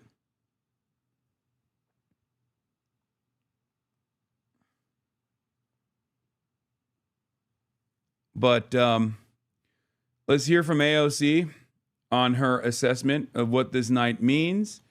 And then before we get to the transition team, I do want to bring up the fact that a lot of Democrats are refusing to talk about Zohran Mamdani, which has been interesting.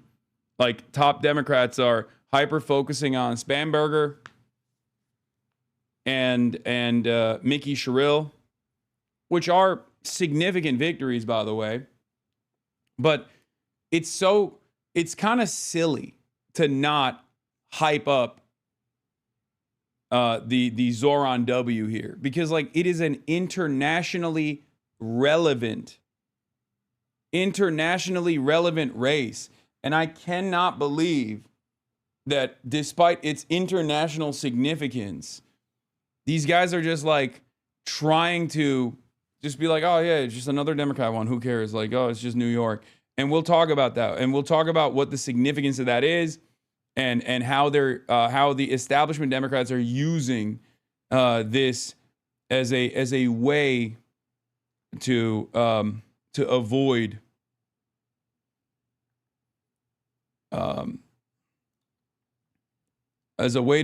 their left flank and talking about their left flank. But here's what AOC had to say last night, and then we'll talk about Van Jones. He had to not just defeat a Republican. He had to defeat a Republican and the old guard of the Democratic Party at the same time. He was fighting a war on two fronts and not just one. And he still won resoundingly. And I think the message that sends is that the Democratic Punjabi MC in the background is fire. That's so funny. Party cannot last much longer by denying the future, by trying to undercut our young, by trying to undercut a next generation of diverse and upcoming Democrats that have the parties, the actual party, that are actual electorate and voter support. Yeah, it's true. It's a banger. And we'll talk about Zohran. I don't know how the fuck this dude is still out and about, by the way. He's still pushing.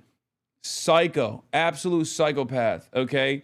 Someone check for PEDs, okay? This is not normal. Check his computer. This is not normal. I genuinely don't understand how he is capable of this level of dynamism. He was doing an interview at 7 a.m. on Good Morning America with George Stephanopoulos.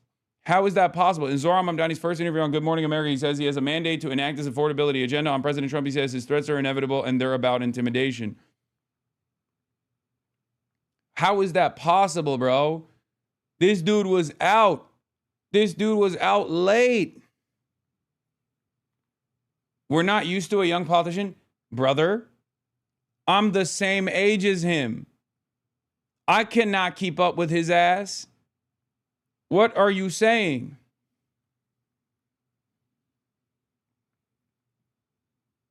r/Democrats ban mentions or posts about Mamdani. Yeah, I saw that. It's Reddit. It's fucking Reddit, man. They're so delusional. You are mentally 55. I'm sorry. All right. Well, we'll look at the exit polls in a second. Let's watch this. Good morning, New York City. Thank you. Last night we made history, and today we begin the work of making a new administration. Welcome to the transition. This is the period over the next few months where we build a city hall that delivers on the promises of our campaign, to make New York City affordable and to make government accountable to the people it serves. As we prepare to govern, we'll start announcing the leaders who will help implement our agenda.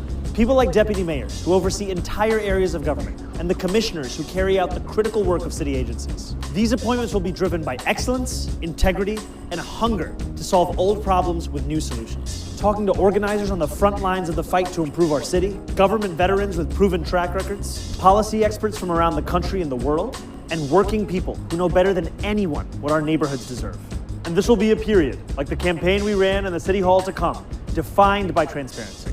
Because New Yorkers deserve a government they can trust. On January 1st, I will be your mayor.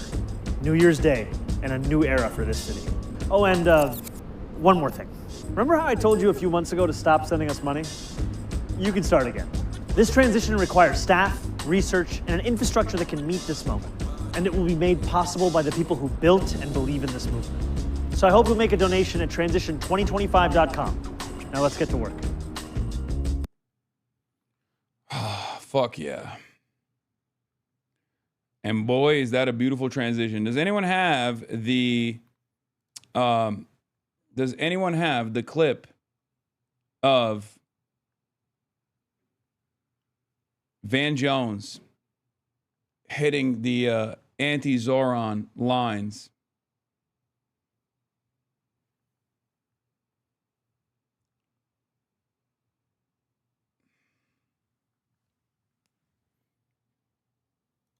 Here is CNN's Van Jones. Not a fan of Mamdani's angry far-left rage-filled victory speech. Managing editor of Newsbusters is the one who's posting this, by the way. Newsbusters is a right-wing think tank, a right-wing oppo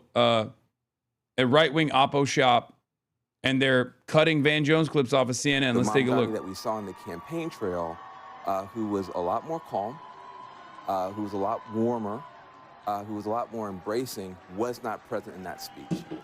And I think, by the way, his acceptance speech is a historic one. Okay? It was his best speech so far. And not only was it his best speech so far, I can't remember a time where I have heard any politician, regardless of what level they're at, whether it be running for mayor, whether it be running for president, whether it be running for Senate, governor, whatever, I cannot recall a single time post-Obama where I have heard a politician deliver a speech and I'm listening to it and I'm thinking, this will be written about. Okay? It was his absolute best speech. Like, there were funny moments that turned the volume up. Like, that's not what I'm talking about. Coming out of the gate swinging with class first language. Okay? With a Eugene Debs quote. Like, I'm telling you, there was something there. It was electric.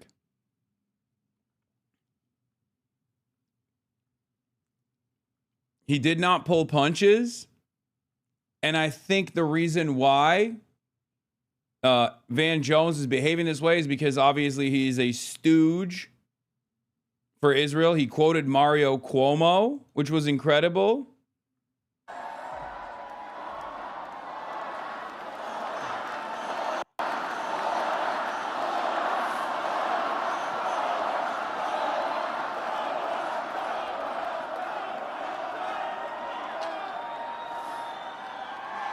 Thank you, my friends.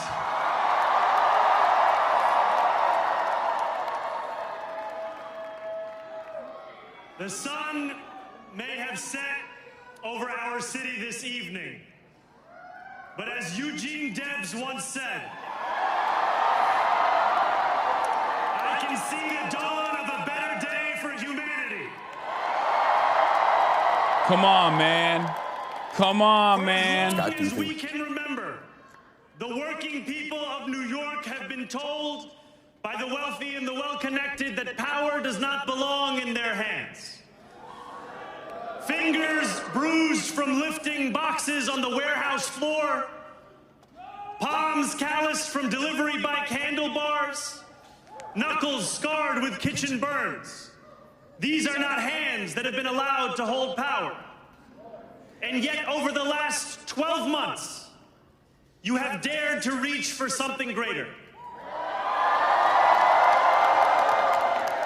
Tonight, against all odds, we have grasped it. The future is in our hands. My friends, we have toppled a political dynasty.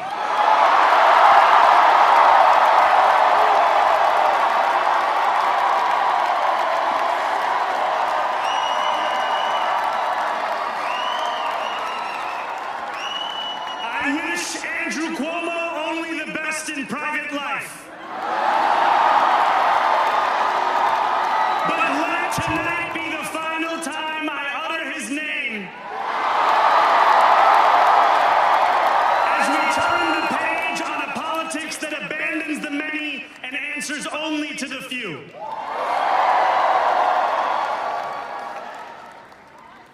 New York, tonight you have delivered a mandate for change.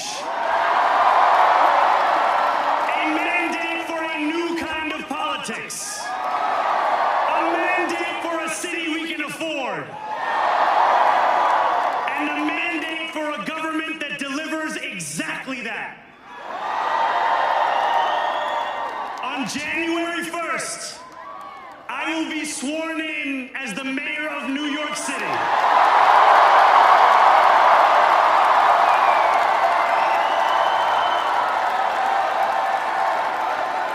And that is because of you.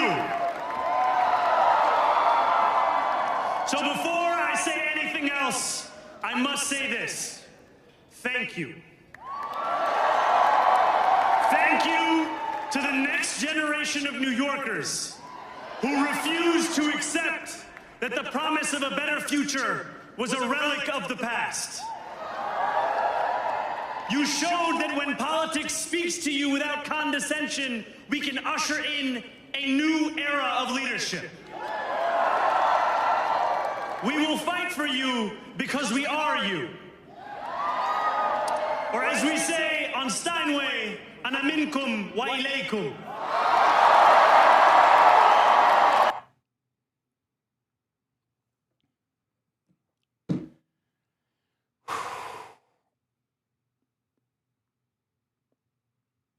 Man, I need that hoodie, Hasan. Well, you can get it at ideology.shop.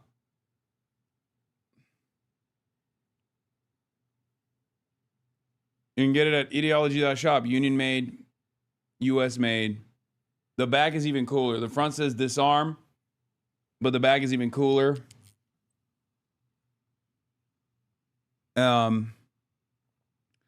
Yeah, here was Scott Jennings and Van Jones tag teaming this speech. The White House should be listening? I mean, look, these are blue states, and Democrats were supposed to win. It is really interesting, though. The cope coming from the right and the center is identical. Oh, this victory is meaningless. Oh, they only spent like $100 million attacking the dude every second of the day and literally concocted a spoiler candidate. Oh, it's not that big of a deal. Oh, who cares? And you hear that from Matt Iglesias all the way to Van Jones and Scott Jennings. This is the reason why I showed you AOC's statement last night on Abby Phillips. Because Zoran didn't just fight back and win against the Republican in a city-wide election where 75% of the vote is usually going to go to the Democratic candidate. He fought back against the establishment Democrats as well.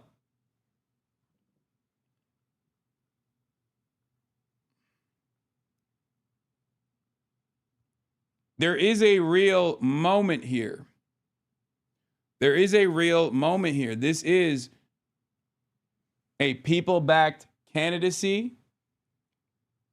a class-first politics going up against the forces of capital. Okay?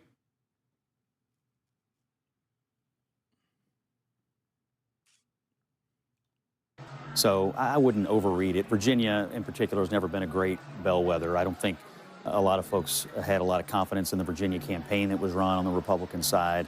And New Jersey is New Jersey. So I would hesitate to overread it. I don't think the concerns you raised are illegitimate political strategy concerns.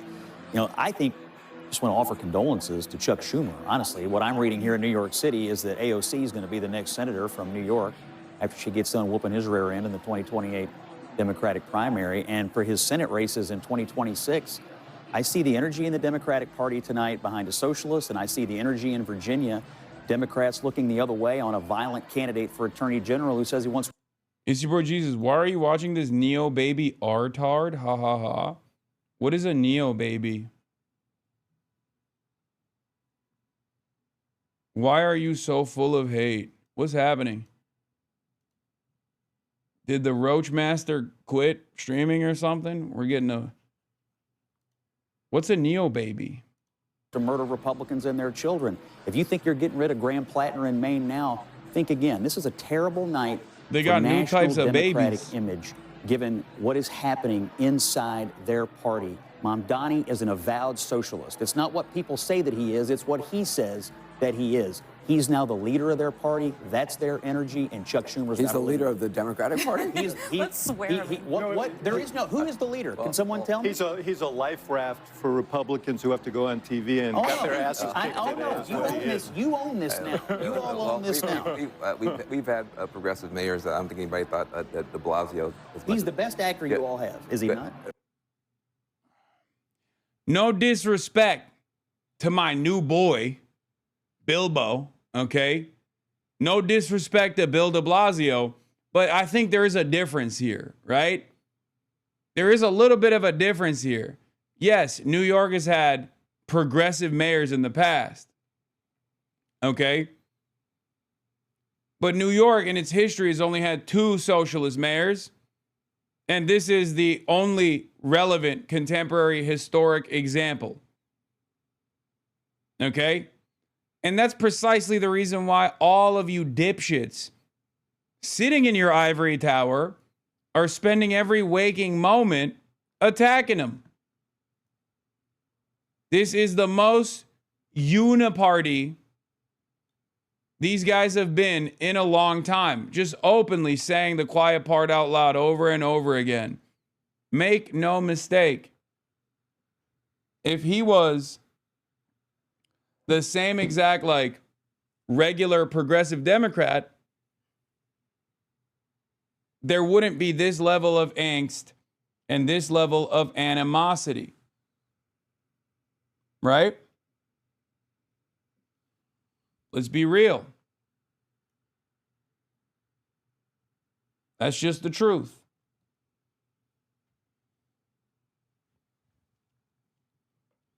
Yeah, we'll get to the Ross Douthat video in a second. Listen, Mamdani. here's what I'll say. I'm a lot happier than you are sad. You're saying I'm happy. You know why? Buyer's remorse from independents. Independents gave Donald Trump a shot. Buyer's remorse. The Latin community gave him a shot. You see, buyer's remorse. Black men gave Trump a shot. They've come back home. Didn't. Buyer's remorse. Why? They didn't. That's just bad. That's just bad commentary. Like, you can say that about the Hispanic vote. You can't even say that about black men. That's just bullshit. That's bullshit. The margins for black men were so narrow. It was nothing. It was nothing. Okay? God, it's just like, this is just wrong. This is just wrong. This is wrong analysis. I cannot believe it. Of course, Dems are going to take the wrong messaging from this and claim voters love their inaction this time.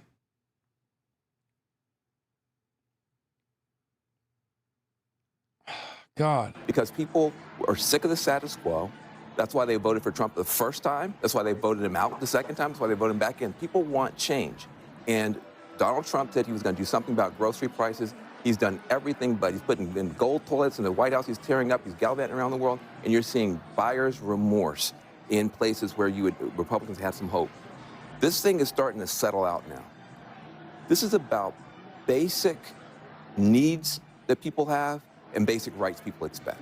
That's what seems to be under fire from this administration. And if they think they can spin and talk and spin and talk and nobody's going to notice that, they just got proven wrong tonight. People's basic needs are not being met.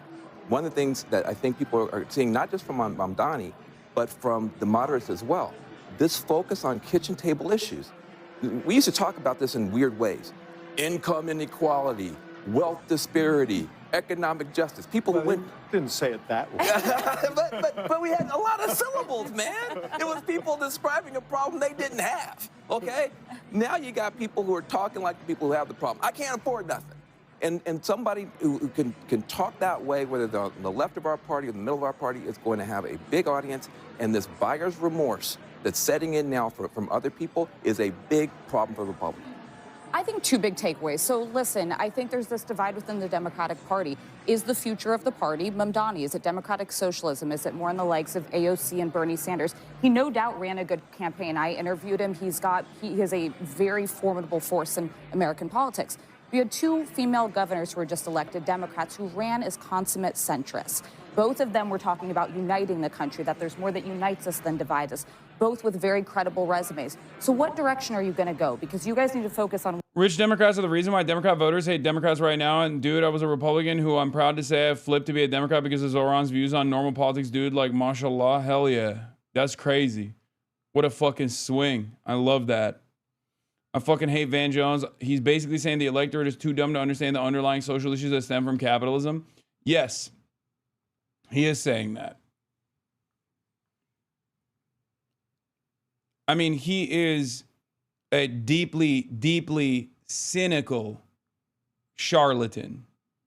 And I'm so glad that Charlemagne the God, who has become like a woke warrior, okay?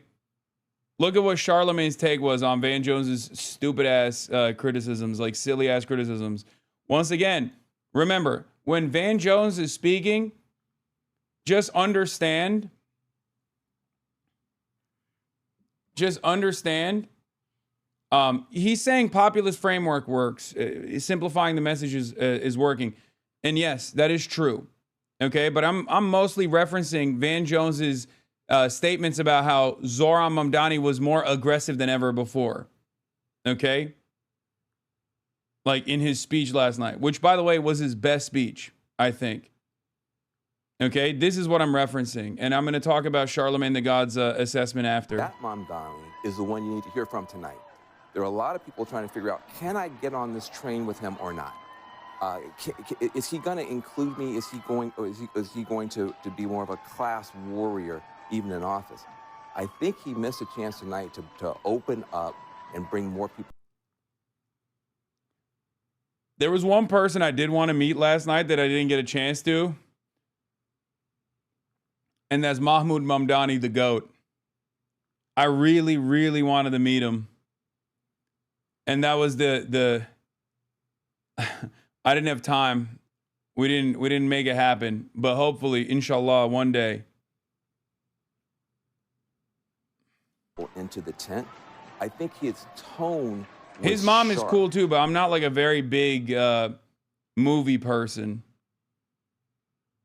I think he was using the microphone in a way that he was almost yelling. Do you not realize how unoriginal you are?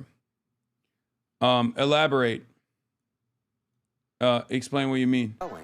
And that's not the Mamdani that we've seen on TikTok and the great interviews and stuff like that. So I felt like there's a little bit of a character switch here where the warm, open, embracing guy that's close to working people. Slop Tubers made new videos, so the roaches are coming from that. What could they have possibly made videos on? We just saw last night, for those with eyes to see, that all of the attack ads amounted to nothing, and that people were steadfast in their approach, and that there was no, like, all of the endless amounts of shit, both on the campaign trail. Okay, stash the glasses, your edgy trend, grabbing onto hold onto some sort of success. Wait, grabbing onto hold of some sort of success? Damn, brother, you can't even fucking celebrate when your team is winning? What's happening? Oh, they pretend now that Zoran hates you. Oh, that's what it is. Wait, that's what it is?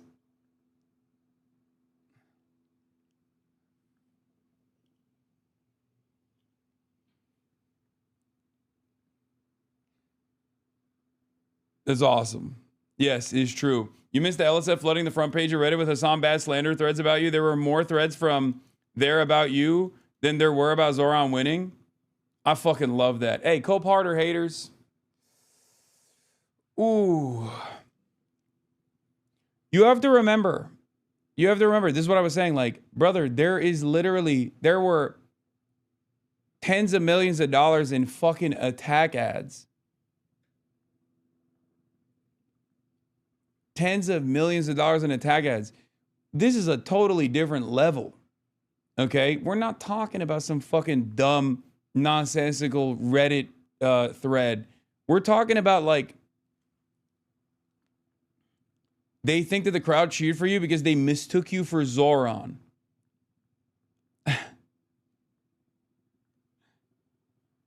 They were using the clip about you not being allowed upstairs to prove that Zoran hates him and he doesn't get let in. Yes, this is true. Yeah. Zoran, they said you begged to be in the VIP.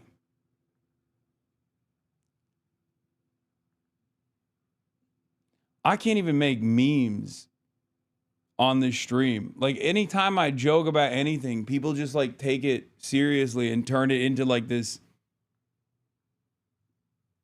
massively consequential incident. You not being let into the after party was on the recommended page on Twitter. What are they talking about?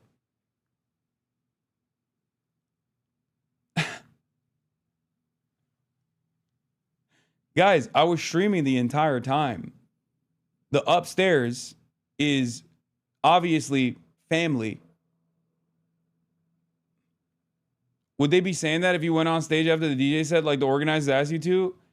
Yes, they would still say it. There was a 25K upvote thread about you getting declined from VIP. Okay. You guys watched the stream, okay? You watched the stream, so you saw what the truth is, what the reality is. Doesn't that, like, if you are in the margins, right? If you're one of these people that's like, oh, I've actually found myself believing these Reddit threads. Does that not surprise you at all when the truth is so different than the way it's been presented to you? Like, at some point, you got to fucking give up on this, right? At some point, you got to be like, yeah, we're hating, but, like, to what end?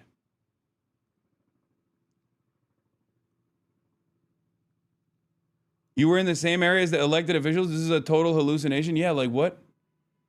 So what happens when people go, "Oh, you were not a part of the welcomed guests or anything like that," and then you turn around and you see me, you know, dabbing up AOC and shit. Like, how does that work?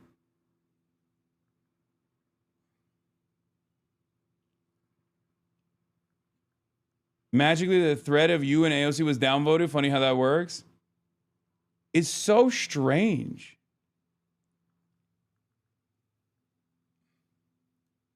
They edited a clip together to make it look like you were trying to flex your viewer count to get in. Dude, how do you spend that much time on something just to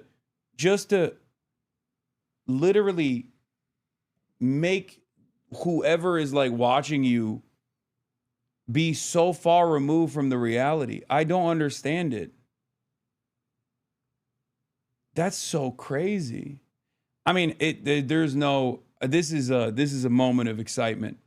So there's no reason to spend time on negative hate threads. But I think if you are in the margins, if you're like the type of person who is thinking like, oh, what's up with this Hasan guy? Like, what's up with this Hasan dude? Like, all these people are fucking hating on him. And you see threads like that. And then you see the reality, both reflected in mainstream reporting and both reflected in just the footage that you can see from the actual entire experience. Doesn't that make you mistrust the people that deluded you into thinking this?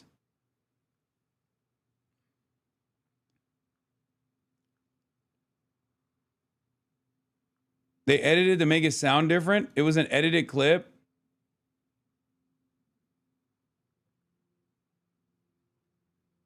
It actually doesn't. I don't understand it. Lib Hogs say you're an industry plant used to. What? I saw someone say AOC only hugged you because she was so scared of backlash from her audience.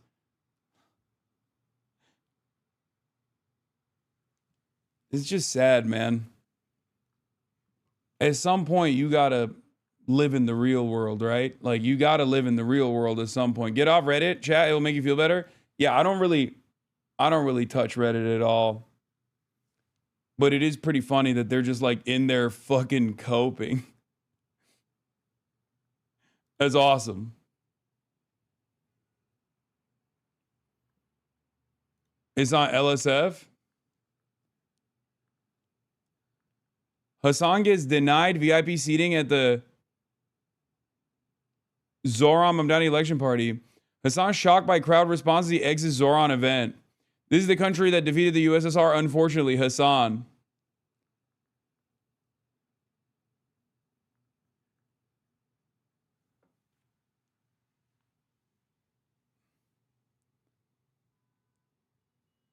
That's pretty nutty. You can get, I think this is a great example of how, I think, of how you can get people who are primarily invested. Were you telling people not to share details on stream because 70,000 people were watching? That's why they edited it? Yeah, probably. I don't even remember.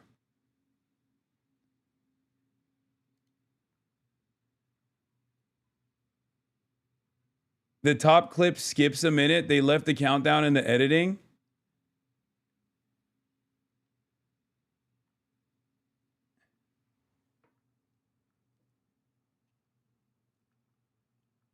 Knowing the truth, this feels like staring into a mental asylum.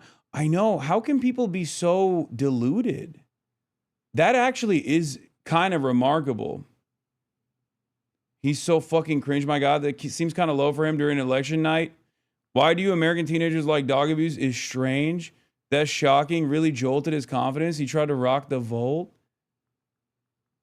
Since they allowed videos instead of clips, the harassment has been tenfold with the edited footage. Love the cope. Damn, okay. I just wanted a drink. Yeah, okay, buddy. Bro thinks he's still in LA, bro. Nobody gives a fuck about YouTubers and streamers in the real world. Oh my God.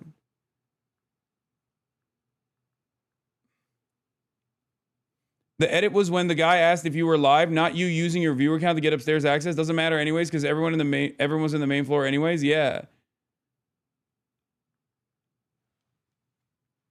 I swear to God, brother, I could save orphans out of a burning orphanage, and these guys would find a way to fucking clip it in front of like hundreds of thousands of people too. And everyone is like, oh my God, I can't believe this guy saved a bunch of orphans out of a burning orphanage.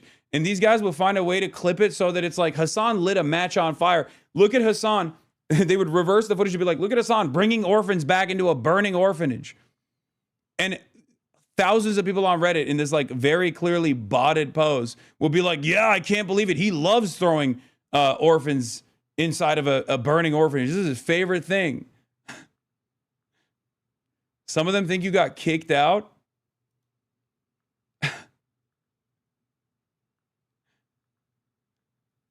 If I weren't a fan, just on the outside looking in through Reddit, I would wonder why the extremely petty attacks on you were so consistent. Like, if I only saw the hate, I would think it's suspicious as fuck that they find that much. I think most people, they rely on most people. It's literally a cyber stalking subreddit. There's nothing of value on there outside of harassment. We're shining spotlights on the most unwell parts of the internet again. It's true. I mean, in case it isn't clear, people are paying for clips like this and probably the attention to. There's a whole economy around this. That's crazy. It blows my mind that it's like, it blows my mind that this is how devoted people are. You know what I mean? And it's like, they are devoted to crafting this alternative universe. And even in a moment where this should be a light shining on the falsehoods that these guys have presented as the truth, like objectively, right? Hundreds of people being like, oh yeah, dude, we canvassed, like, I'm so glad you got me tapped in with the Zoran campaign, all this stuff, like politicians, talking to them, media coverage surrounding this event. And this is what you care about? This is an internationally significant event that took place, an internationally significant election, and these guys are primarily invested in doing this stuff. That actually that makes me kind of sad. I know so many people who agree with your politics, but have fallen for the clips and believe you're crazy or some insane person. I'm always like, you got to watch the stream, man, please. And they're like, nah, stop being a fan. That guy's crazy, man. Admit it.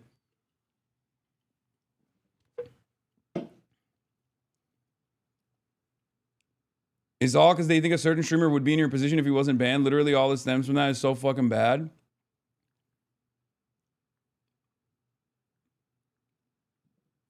That's crazy.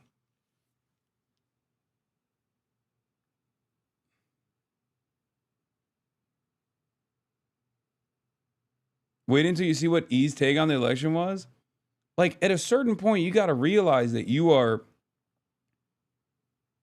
At a certain point, you got to realize, like, you're probably not focused on the right stuff, right?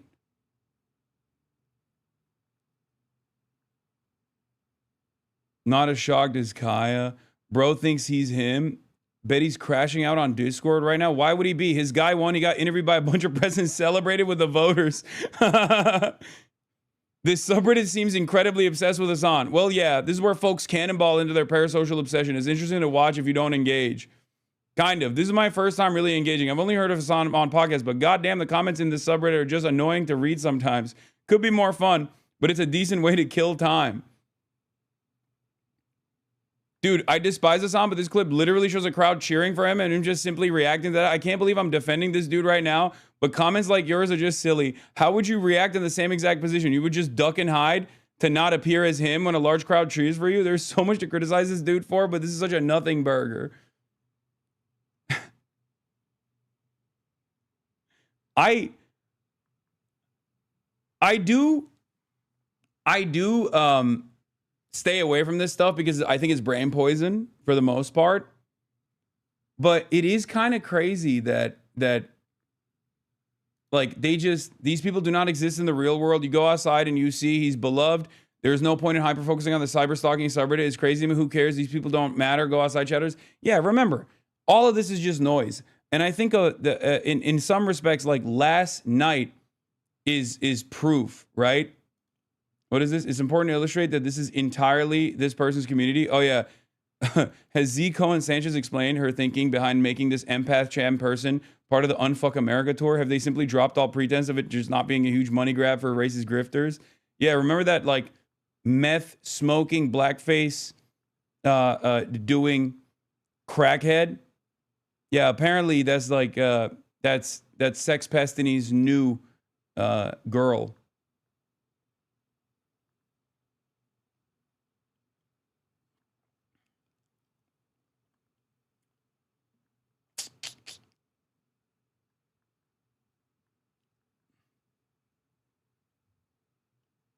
Anyway, that's a crazy thing to look at.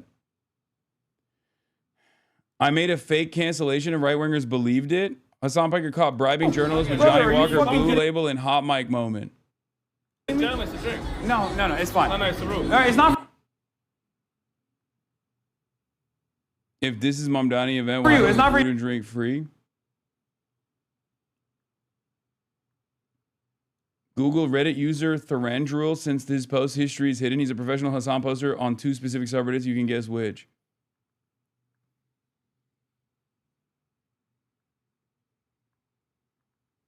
The only IRL hater of yours I've ever met was at a college party, and after rambling for half an hour to me in a cocaine-fueled psychotic rant, he got pressed for harassing a girl at the party, then jumped out of the 3rd-story window to get away, breaking his leg and screaming in the front lawn until the ambulance came.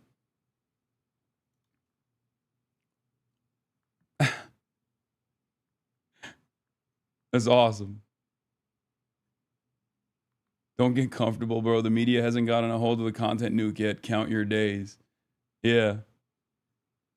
All right, let's keep going with national this. election again. It's been a minute since that's happened, and I think you're going to get a lot farther with the Mikey Sherrill and with the Abigail Spanberger approach. But let me. Hold on. I got to go to. As soon as you're done. We'll get to the Mamdani a bit later. Caitlin Collins at the White House got some. Why aren't you doing anything about that subreddit? It's just so fucking malicious. They purposely maliciously edited that clip. You need to reach out to Reddit and report how malicious they are. They don't give a shit, bro. Come on. It moves numbers. Even if it's like botted, it still moves numbers. They don't care. And also, I just spent the last fucking 30 minutes explaining to you how psychotic this framing is and how little it has real world impact. At most, I genuinely believe that a lot of that stuff unironically causes at least some people in the margins who had never heard of me to know what my name is and maybe develop a negative attitude towards me, but at least like come in here and watch and see for themselves. And then they realize like, oh, this is just not true at all. Because obviously the greatest antidote to that kind of smear is just, you know, being true to yourself. What is this? I'm a fan from the other side in the real world, W. Unk.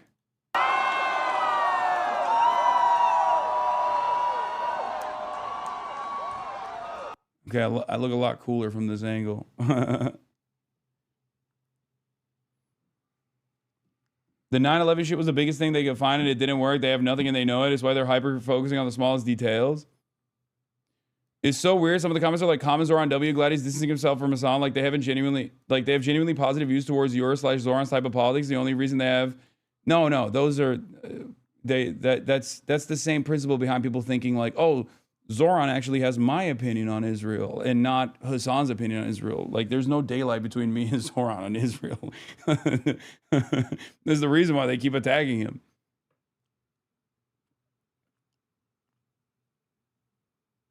In any case,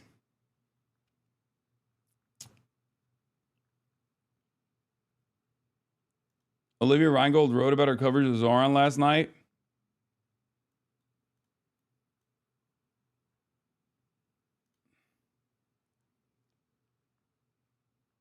Watching your stream yesterday made me rethink how much motion you actually have. Yeah.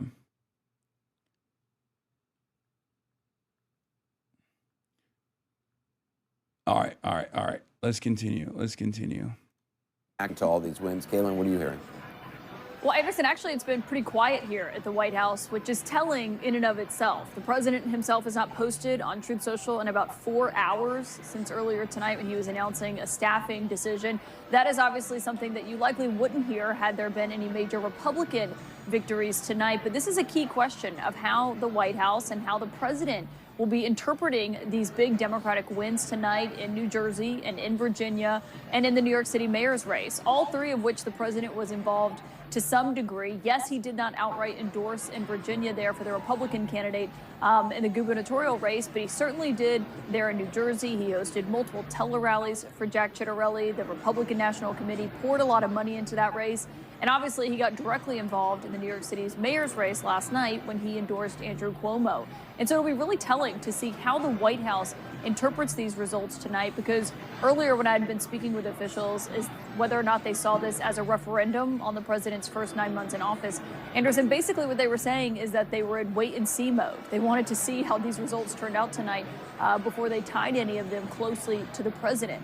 We've seen some reaction coming in already tonight from former Trump campaign advisors saying that they believe this is a candidate quality issue and that Republicans need to run better candidates who are more in line with the president in order to secure victories.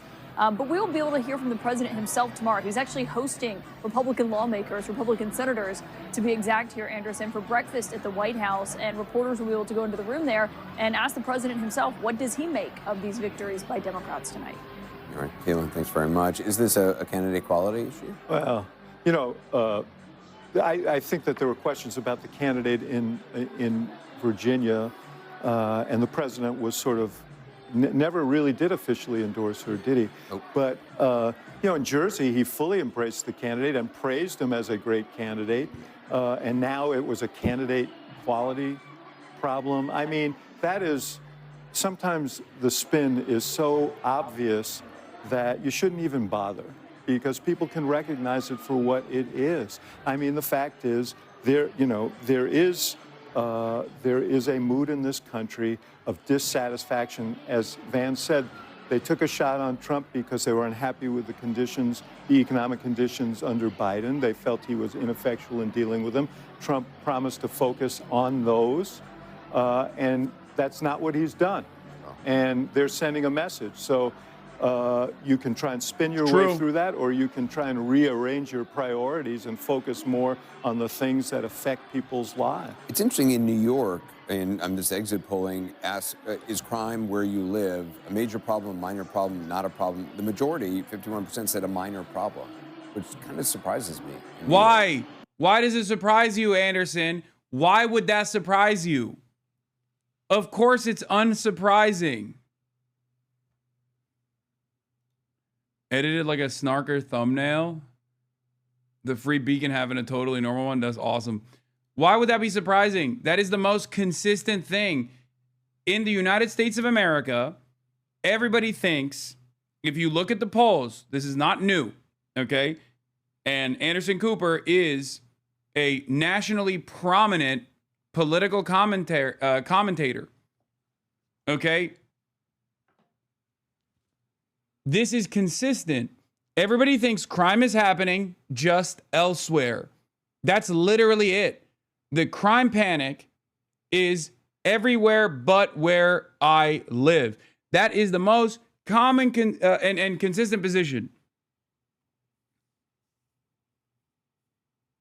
People always think that there is a shit ton of crime happening, just not in their neighborhood.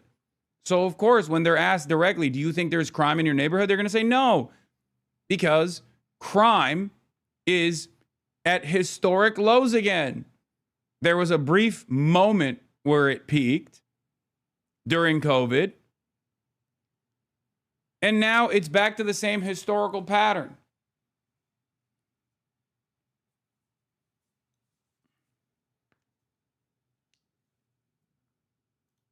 And also given the attention that the president is putting. Well, but that was part of Cuomo's problem, is that Eric Adams, whatever you want to say about him, had actually done a reasonably good job of bringing some of the crime down. You know, the subways were getting a little bit the safer. police commissioner also, who Mamdani says he will keep on. Will keep on. Yeah, Glaze anybody but fucking Zohran Mamdani.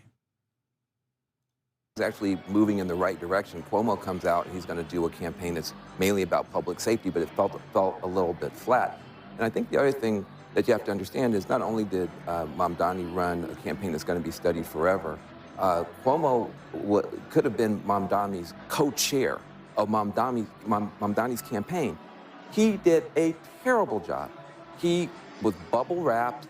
I've talked to grassroots people who said that he would basically ghost grassroots groups. He would insist if I come, you can't have your cell phones. It was like he was entitled to this and he was going to deign to show up at the grassroots level. That actually does not work. You've got to be at the community level, and that's why he lost.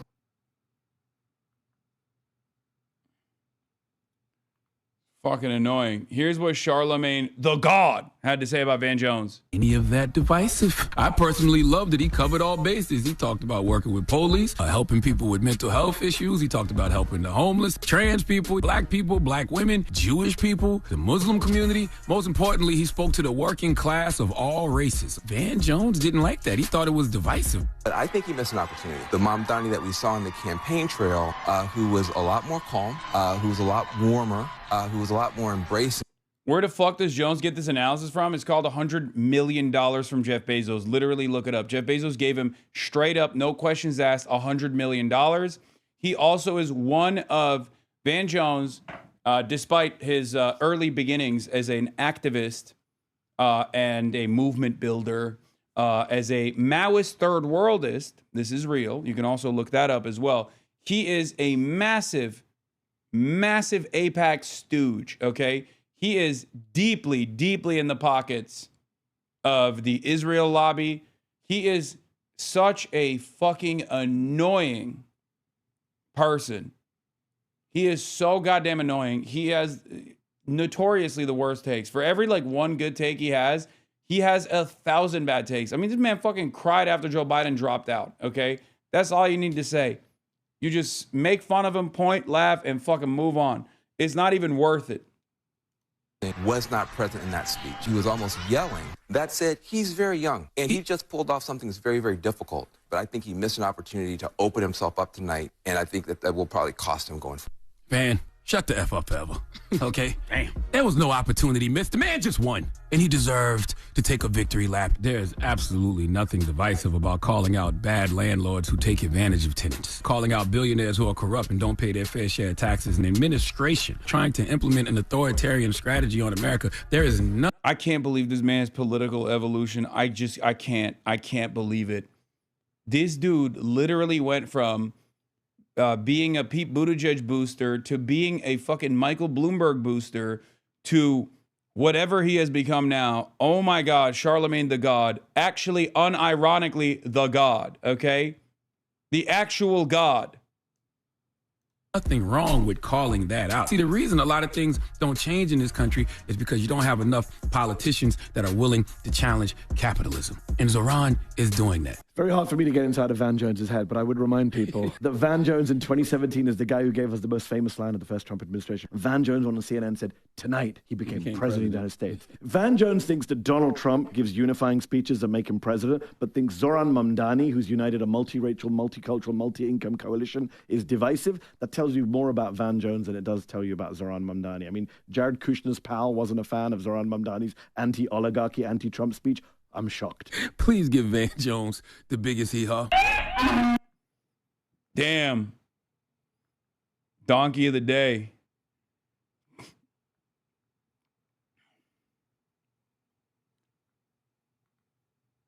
That's awesome. Respect. All right. Let's get to this this funny moment from Trump. Trump obviously is very telegenic. Okay, but some of his best moments are when he recognizes that he's kind of lost on an issue. This is one of those. I fucking love it. Open soon and really immediately. Last night it was, not expected to be a victory. It was very Democrat areas, but I don't think it was good for Republicans. I don't think it was good. I'm not sure it was good for anybody. But we had an interesting evening and we learned a lot. But I thought we'd have a discussion after the press leaves about what last night represented. and what we should do about it, and also about the shutdown and how that relates to last night. I think if you read the pollsters, the shutdown was a big factor, negative for the Republicans, and that was a big factor. And they say that I wasn't on the ballot was the biggest factor, but I don't know. They say I wasn't on the ballot. That's why they lost. I'm so glad they said it because I only care about myself. Fucking awesome. About that, but I was honored that they said that. So as you know, we are in the midst of a disastrous Democrat-created government shutdown, and it is Democrat-created, but I don't think they're getting really the blame that they should. Your media presence last night has inspired me to officially get political. Connor, what do you mean officially get political? You are the most consequential political commentator on this goddamn platform, brother. What are you talking about? You already are there. I look to you for notes. I look to you to learn from what must be done. You know what I mean? Do not undermine yourself, sir. Fortnite Fridays, baby. That was an accident. Yeah, I saw his response, the dick tone. That's very funny. Pretty fucking awesome. I wanted Vin Diesel and the guy from Holes. The longest shutdown in American history. The Democrat radicals in the Senate have shown zero interest in reopening the government, and I don't think they'll act so soon. A lot of people disagree. I've been saying for the last 30 days, we've had 4 or 5 different points. Yes, sir, they're going to get it right now. We should have it done in a day. I've heard that about 4 times. I heard it after Kings. You know, they said I was a king. And I heard it after Kings. I heard it after a couple of other moments in time. And I said, no, I don't believe so. And now I heard it's after the election. I don't believe so. Now to our other top story, a clean sweep for Democrats. Fortunately for Democrats, Trump was on every ballot, and between Doge tariffs and his general economic mismanagement, it was enough to deliver a blowout. Yeah, it is maximum cope for him to say, oh, I wasn't on the ballot. Brother, everything you have done so far is the reason why even centrist Democrats won. Okay?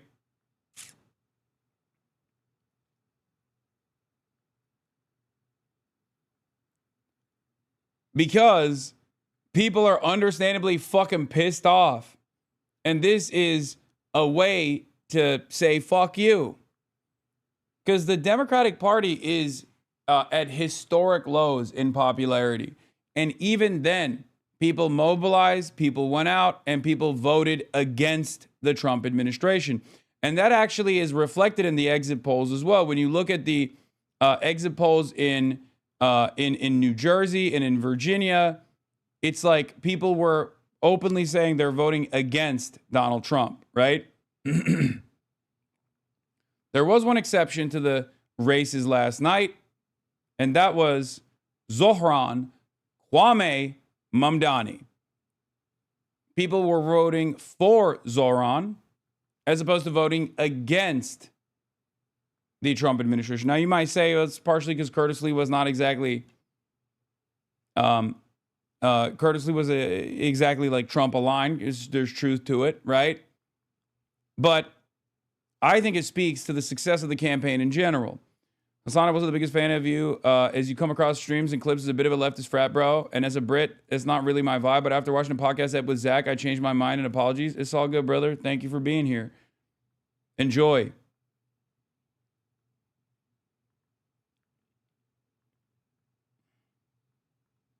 Matt Taibbi's not a fan of you? Yeah, I saw. Kind of makes me sad to see his fall off, but it is what it is. Anyway, let's continue. In yesterday's key elections, New York City's next mayor will be Zohran Mamdani, a Democrat. Oh, God, they still say his name wrong. Your haters on the internet are becoming more irrelevant. Your movement is our movement, not my movement. People are getting burned out on the fuck Hasan shit more quickly or swapping to our side. Only the psychos continue to scream into their Reddit and a smaller audience. Yeah, I agree. It's also just wrong. Like, it's just objectively, you know, whatever. It doesn't matter. Democratic Socialists who won a slim majority, but nonetheless a decisive victory over former Governor Andrew Cuomo in a three-way race. In New Jersey, meanwhile, Democratic Congresswoman Mikey Sherrill was elected the state's next governor, and Virginia voters made history, choosing Democrat Abigail Spanberger as their first female governor. Ed O'Keefe is tracking it all, as he has been for days. Ed, good morning. What do you know? Tony, good to see you here in New York. These off-year elections are a good indicator of the country's political mood, and last night's victories for Democrats could be an early sign of the party's strategy, or at least what it should be, going into next year's midterm elections. From California. What a night for the Democratic Party. To the New York Island. Tonight we have spoken in a clear voice. Hope is alive. And in two key contests in New Jersey and Virginia, Democrats swept every big race on the ballot.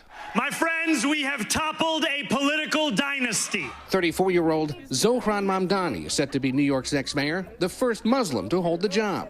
The self-proclaimed Democratic Socialist focused on lowering costs, promising rent freezes and free buses. But he drew criticism from President Trump, who endorsed the former New York Governor Andrew Cuomo, who I can't believe Abigail Spanberger made history. Not Zoran, though. He just had a marginal victory. Yeah, Abigail Spanberger made history last night as the first female governor. Zohran Mamdani is the first Indian, Muslim, second socialist mayor, youngest mayor. Yeah, it's fine. Yeah, this is not a big deal. It's just like a slim majority, nothing to pay attention to at all. Right?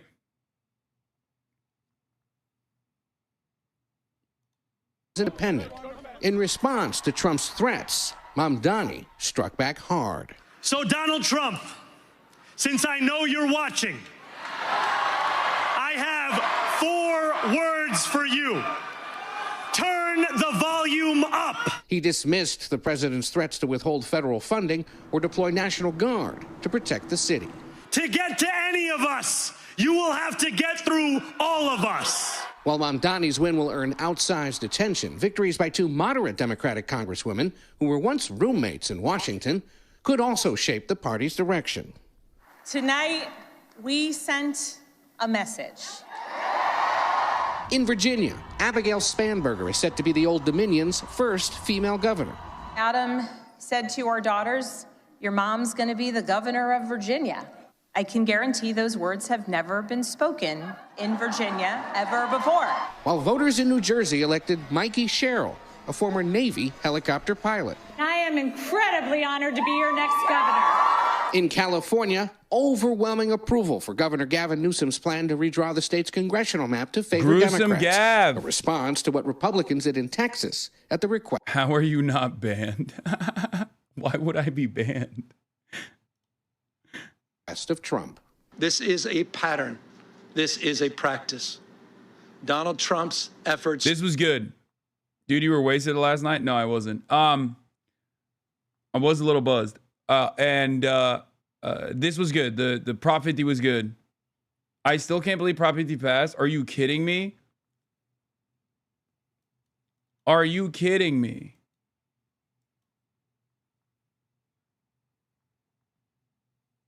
It was a fucking, it was a blowout. Prop 50 is one of the best indications that Democrats want to fight. Okay? Like Democrat voters want a fight. They're demanding it. Okay? Straight up. If you thought that Prop 50 was going to be contested, you are not paying attention. State like California, where Democrats can farm out more congressional seats? Are you kidding me? Yeah, we're gerrymaxing. Gerrymander maxing. Okay? That's the name of the game. Republicans should not have fucked around. I think they should go even harder. Fuck it. This is the same principle behind not abolishing the filibuster. This is the same principle behind not packing the Supreme Court with additional seats. If you don't do it, they will. And then you'll have to do it in a defensive posture. Okay?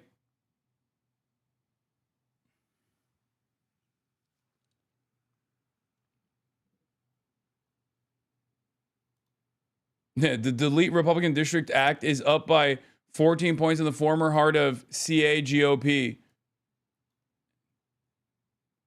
Orange County is the heart of the California GOP. This is like, you know, one of the few like densely packed areas, because the rest of the Californian state has plenty of red areas, but like Orange County is supposed to be like the heart of California's GOP stronghold, as like as a densely populated area, unlike, you know, Bakersfield or whatever. And even there, they're like, nope.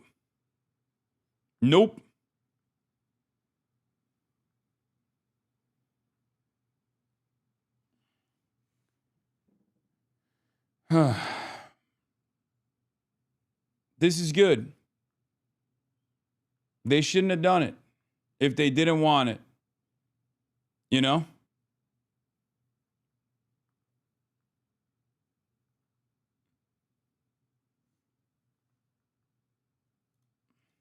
To rig the midterm election continue to this day. So what does the president, who was a factor in all these races, make of the results? Well, in the social media posts overnight, he blamed the fact he wasn't on the ballot to boost Republican turnout, and he blamed the shutdown.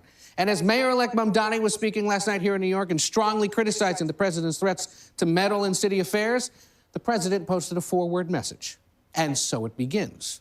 We'll see if he explains what he means later today. Nate? All right, Ed, thank you. CBS News Elections and Surveys Director Anthony. Yeah, you know what that means? He's kneeling. It's genuflection time. Trump on Mamdani will help him a little bit. Trump, I want New York City to be successful. That's what he meant, it turns out. That's right, baby. That's right. Bow down, bitch. Bow down. Woo, goddamn. Feels good. Fucking feels good. Take a knee. Take a knee, take a bow. Okay? Meanwhile, there are still obviously entities that are not reading the room and stating that they will be an op every step of the way. Of course, my boldest op, perhaps even my boldest op, Jonathan Greenblatt is who I'm talking about. Many of you wanted me to cover this part of the story as well, which I, of course, will be doing. My boldest of ops, Jonathan Greenblatt, is obviously talking about how they want to put together a McCarthyist unit that will investigate the Zohran Mamdani teams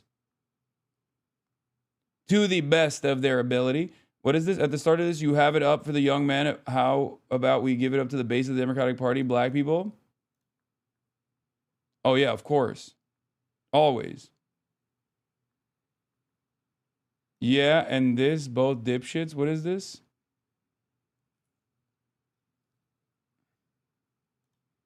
Yeah. Inbox, the Anti-Defamation League announces launch of initiative to track and monitor policies and personnel appointments of the incoming Mamdani administration and protect Jewish residents across the 5 boroughs. Wow, sounds like the ADL is launching its own version of Canary Mission to try and prevent people who are critical of Israel from getting hired by city government.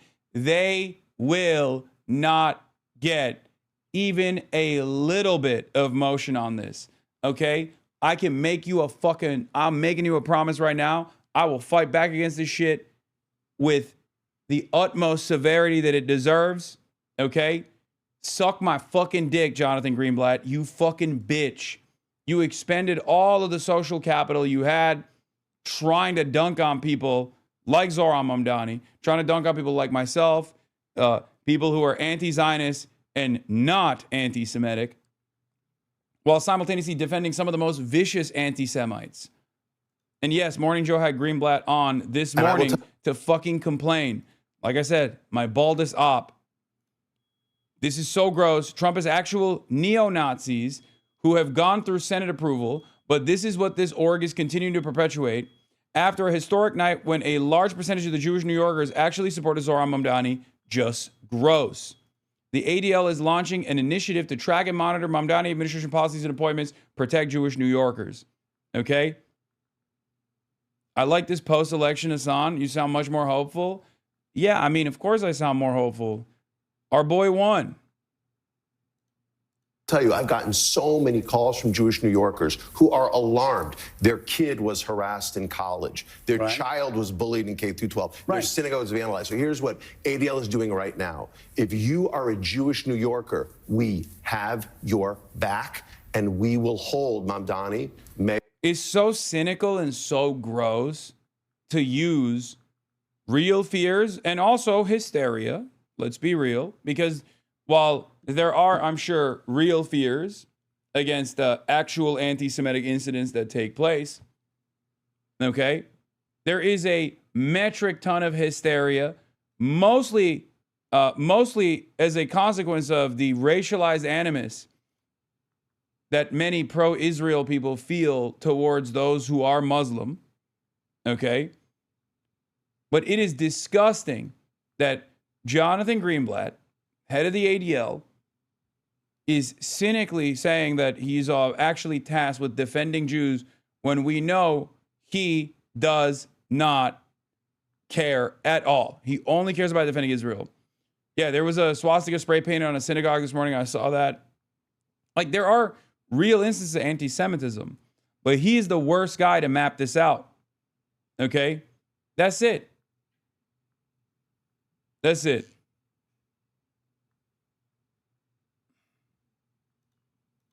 Elect Mamdani accountable. And I will tell you, I've gotten so many calls from Jewish New Yorkers.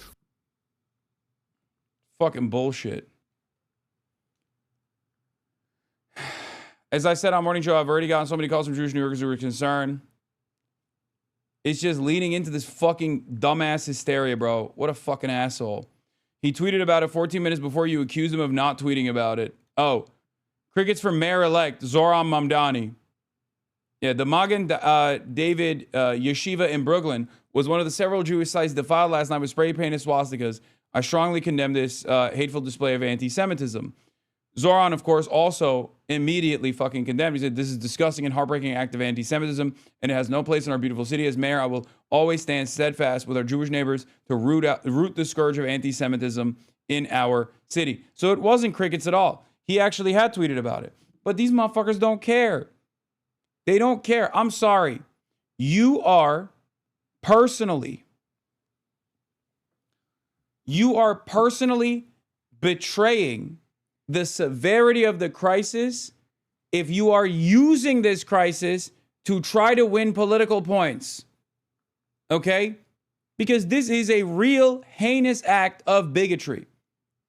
And when you see a real heinous act of bigotry, if your first inclination is not even to check whether or not Zohran Mamdani has said anything about it, but immediately fucking cry foul and act as though this is not something that he would worry about as mayor, and then lie and say that he hasn't said anything about it, you're a fucking piece of shit, and you obviously don't give a fuck about anti-Semitism. And I'm sick and tired of acting like these guys give a single shred of a fuck about anti-Semitism outside of being able to weaponize it, both the real existing forms of bigotry and anti-Semitism and also the fake made-up versions of it, okay? The fake made-up versions that are the associations with anti-Zionism. It's ridiculous. I see a man in Jonathan Greenblatt who has who has destroyed, who has eroded his reputation as someone who was supposed to be a defender of Jewish people, someone who was supposed to be combating anti-Semitism. He has eroded what remained of the reputation of the ADL because a lot of people were unfamiliar with the ADL and how they operated, for the record. It was always an institution that was primarily focused on defending Israel, right? That's why I call it the Apartheid Defense League. But they're going to try to rat fuck him. They're going to try to like Jeremy Corbyn him. And it's not going to work, okay? We can't let it work. I will do everything in my power to make sure that it doesn't fucking work. I have not spoken to Jonathan Greenblatt. I take the issue of anti-Semitism incredibly seriously. And last night in my speech, I spoke about how my city hall will stand steadfast with Jewish New Yorkers in fighting the scourge of anti-Semitism across the city and making that clear in the actions that we deliver on from January 1st. And I look forward to working with Jewish leaders across this city, whether they be elected officials, whether they be rabbis, whether they be community leaders, to deliver on the promise of not just protecting Jewish New Yorkers, but celebrating and cherishing them in this same city. I think that anyone is free to catalog the actions of our administration. I have some doubts in Jonathan's ability to do so honestly, given that he previously said I had not visited any synagogues, only to have to correct himself. I have not spoken to Jonathan Greenblatt. I take... So fucking annoying. It's just like, it's ridiculous, dude. It is so fucking ridiculous. I cannot believe how insincere this shit is. Like, it's crazy. Taking a real act of an anti-Semitic hate crime only to instantly try and fucking weaponize it against the new Muslim mayor before he's even the fucking mayor. The ADL completely ignored the takeover of the GOP by literal Nazis, but is hysterical about a Muslim winning an election, almost like they are a hate group themselves. And that is true. The ADL is a hate group. It is not a civil rights organization, and they basically dropped all notion that they are a civil rights organization. They literally fired all the actual investigators and researchers that were tasked with at least legitimizing the reputation of the ADL by covering the genuine hate groups that exist in the country. They dropped it. It's just maximum Islamophobia and maximum defense of Israel. It's disgusting.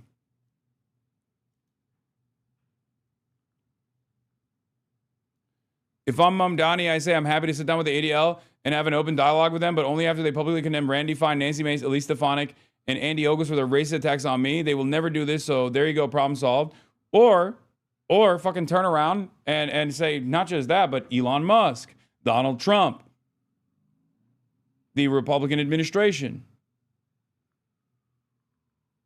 This is the guy MSNBC and CNN treat as an authority on hate and combating racism, by the way. By far, the most platform source on combating extremism. Yeah.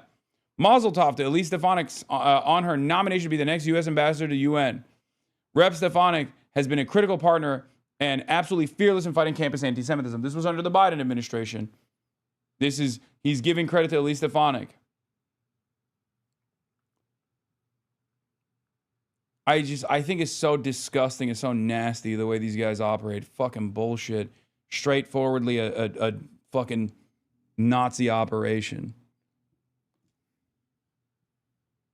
I can't believe it. I can't believe they just like have any sort of like the very fact that the media still has Jonathan Greenblatt on as like a sincere person is crazy to me. And it goes to show how little executives care about who they're platforming and why they're doing it. But yeah, they will use this cynical framework to engage in their own version of McCarthyism. It's very clear. Very, very clear. Yeah, DMFI also had their version of this as well. Remember, Democratic Majority for Israel. This is an AIPAC subsidiary. Fascinating message. The first paragraph praises some pro-Israel Democratic governors. The second paragraph urges Mamdani not to prioritize foreign policy issues that are unrelated to the lives of most New Yorkers.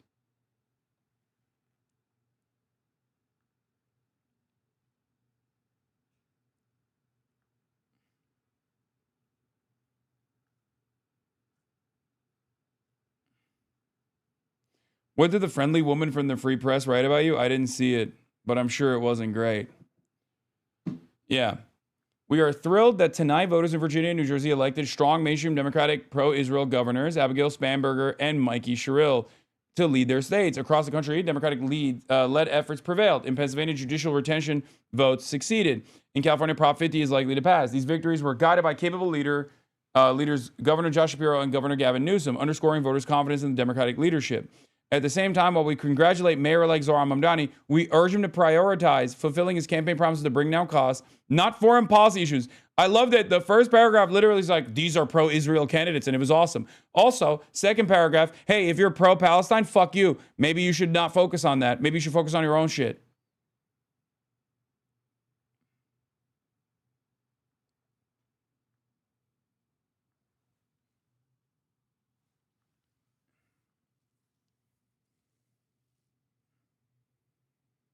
So fucking stupid.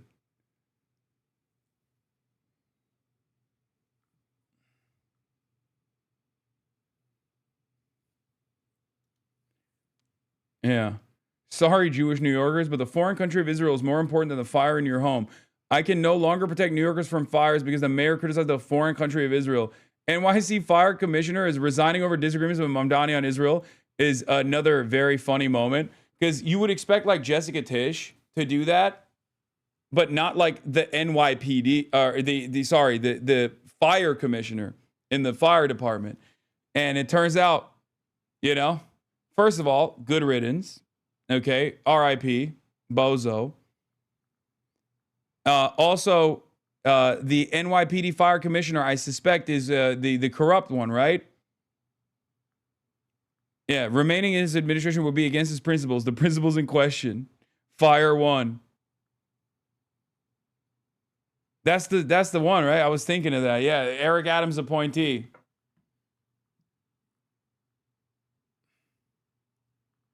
That's his car, chat. Are you hungover? You were popping off yesterday? Yeah, I feel a lot better now. Now that I slammed my autism pills and also am on my second zero sugar Monster Energy Bev, I'm in a much better headspace. This motherfucker has a Grand Theft Auto online car, bro. God damn it, we are such a fucking fake-ass country. The fakest of all time. Melissa Bronstein, it says nothing good about the state of the country that both Ben Shapiro and Barry Weiss have security details. Bray says, yup, revoke now.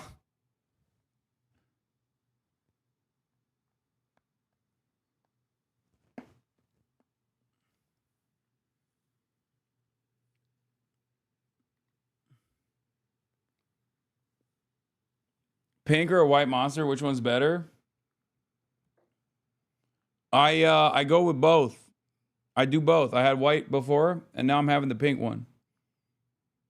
He was putting out a lot of fires with that car. Yeah, he had to get to the fires fast with the Lambo. How else are you going to do that?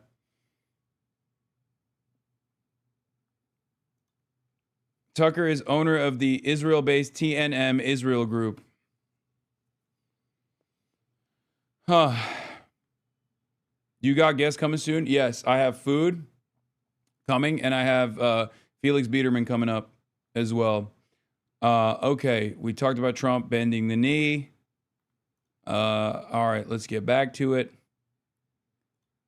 Here. Tonto is with us right now. Good morning. So what stood out to you in these results? Good morning. First thing, turnout, big turnout. For example, in New York City, more than 2 million ballots. That is historically very high. The other part is Democrats win back voters and places that they had slippage with in 2024. Mamdani certainly did. These blue areas, all the neighborhoods in New York City that he won. And the other big thing here, affordability, the cost of living. It's by far the #1 issue for New York City voters, and he won them handily. I'm going to show you a similar story. I'm going to go across the river here and pull up the map from New Jersey. Now, the governor's race here, Mikey Sherrill outperformed what Kamala Harris did in 2024. We were watching that last night. I'm going to show you the comparison here. You see she did better. But in particular, let me show you the map here. These upper area, these suburbs across from New York City, if I compare that to 2024, you see it had gotten a little redder.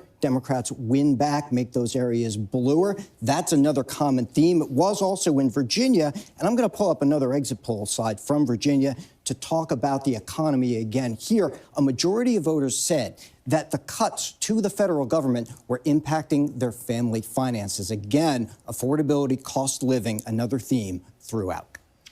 All right, Anthony Salvanto, thank you very much. Zohran Mamdani's victory is extraordinary by so many measures. Thank you, my friends. Not least in the simple numbers. Polling at 1% in February, he built and rode a wave of momentum all the way to one of the most powerful offices in U.S. politics. Fingers bruised from lifting boxes on the warehouse floor. I love these lines, man. Palms calloused from delivery bike handlebars. Knuckles scarred with kitchen burns. These are not hands that have been allowed to hold power. And yet, over the last 12 months, You have dared to reach for something greater. A 34-year-old former state assembly member, an immigrant, a socialist, who appealed to a city where the affordability of everyday life has become the pressing political issue. We will fight for you because we are you. Or as we say on Steinway, ana minkum wa ilaykum. I am young, despite my best efforts to grow older. I am Muslim. I am a democratic socialist. And most damning of all, I refuse to apologize for any of this. A message that resonated through the campaign, sparking hope among his supporters last night. New Yorkers needed a win. It's been a long year. We didn't get the World Series, but we got the best mayor possible. This was a campaign ran on hope, and I think... Oh, this was the ending of the Zoran speech here. I'll show you this too. Thank you.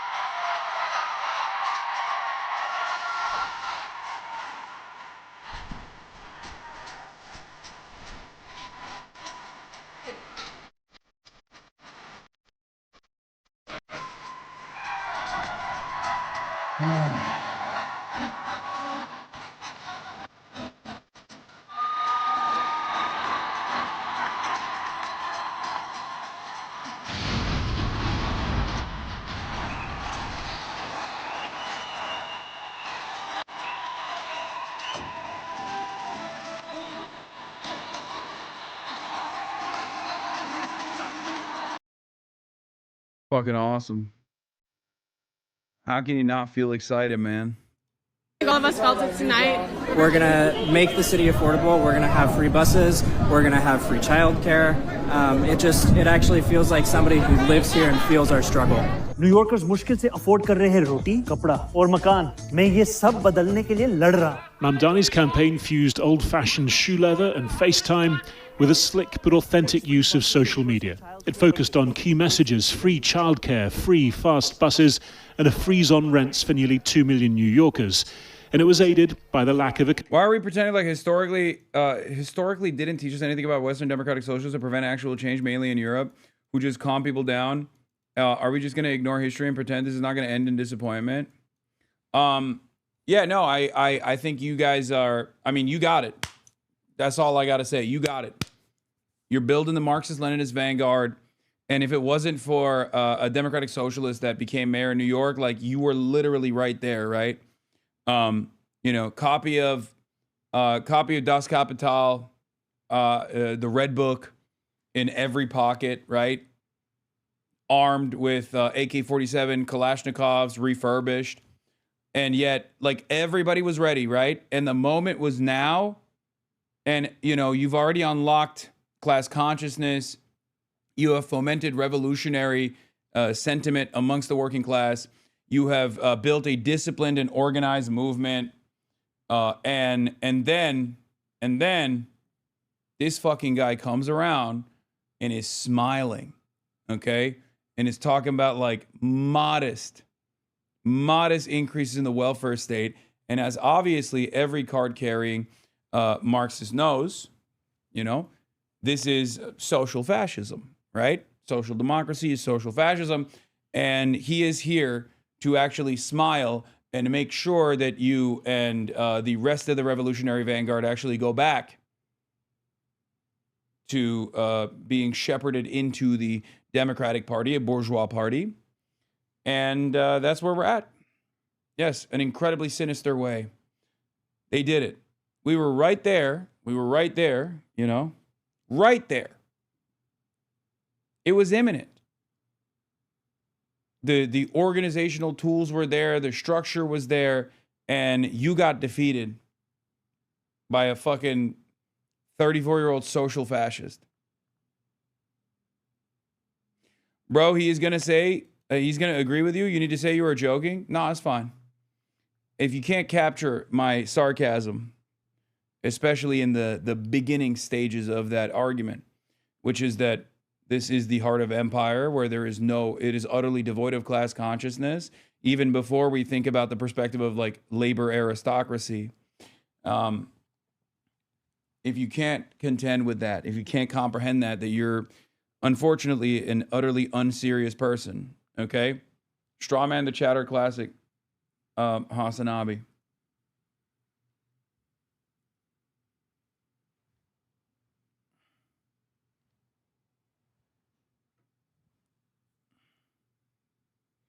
How about you actually respond to the concerns instead of strawmanning? I just did. If you couldn't figure out that I responded to the concern, albeit in a humorous way and in a sarcastic tone, that's your problem. Right?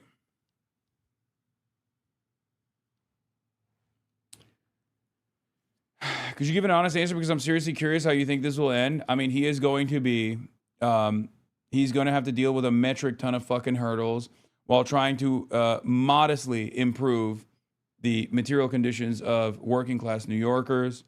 And there are going to be a lot of failures along the way.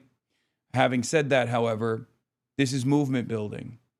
Use this as an opportunity to get people on board. Okay? That's the problem. A lot of you don't realize that because you don't recognize the initial issue here. This is a country utterly devoid of class consciousness. This is a country where the mass movement is liberalism by and large, self-identifying liberals who don't realize that they might have revolutionary tendencies or socialist tendencies. This is a country that has been propagandized heavily against socialism. There's tremendous antagonism towards this ideology. It's not like a simple delineation. It's just a straightforward anxiety. And that is precisely the reason why, you have to continue building a movement, right? You have to keep organizing. You have to keep mobilizing. You have to create the networks. It's not just about labor unions. It's also about education. And when we don't have that, at all, and when we have no fucking movement whatsoever, there's nothing we can do.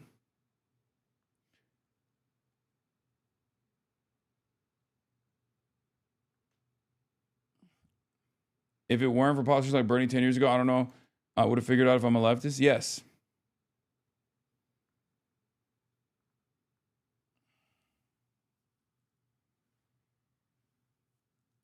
I think there is an interesting tendency that some people have where they immediately run to perhaps the most cynical approach they can get. Like they see something good in an otherwise sea of awfulness, and they think to themselves, no, this is awful too. This is duping me as well.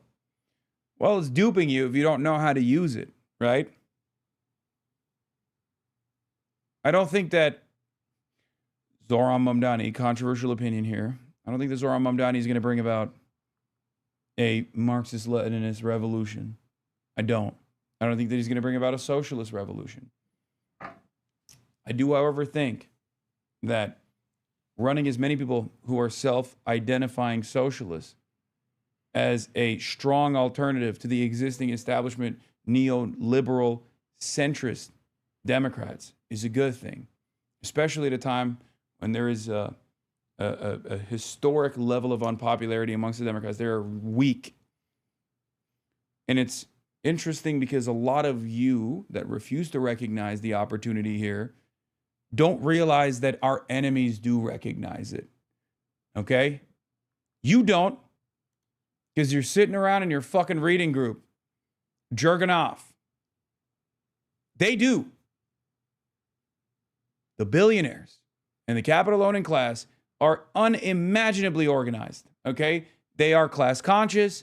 They are organized. That's why they do everything in their fucking power to stamp out any sort of hope that the working class could possibly have. So yeah, I'm going to fucking celebrate this, okay? If you want to complain about it, if you want to instantly go, oh, well, it's going to suck. He's not going to be able to do any socialism. Yeah, he's not. He's not. We're unfortunately not there yet, okay? But it's upon all of us to make sure that we use this good example and this moment of hope to bring more people on board. That's it. That's it. Bro, you are part of the capital groups. I am not entertaining this level of delusion. I think you need to start reading books. For some of you, I say maybe read less theory or maybe apply theory to the current existing material conditions. But for him, for you, the J Reed, you have to actually read theory. Okay? Number one, you're wrong. Number two, even if I was, there are historic examples of capital owners who are class traders. Engels, obviously, is a fantastic example of such. You should want people who are capital owners to be real class traders. There are some. But in any case, I'm not even a part of the owner class. Unless, yes, like that chatter said, I own the libs and the hogs in the marketplace of ideas, in which case I am. Do you think you would have supported FDR and the New Deal if you lived in the early 1930s? Yes. The fuck? You know who supported the FDR and the New Deal in the early 1930s? Communists did. The active and real movement of communism in this country and socialism in this country was the pressure point that forced FDR to do the New Deal.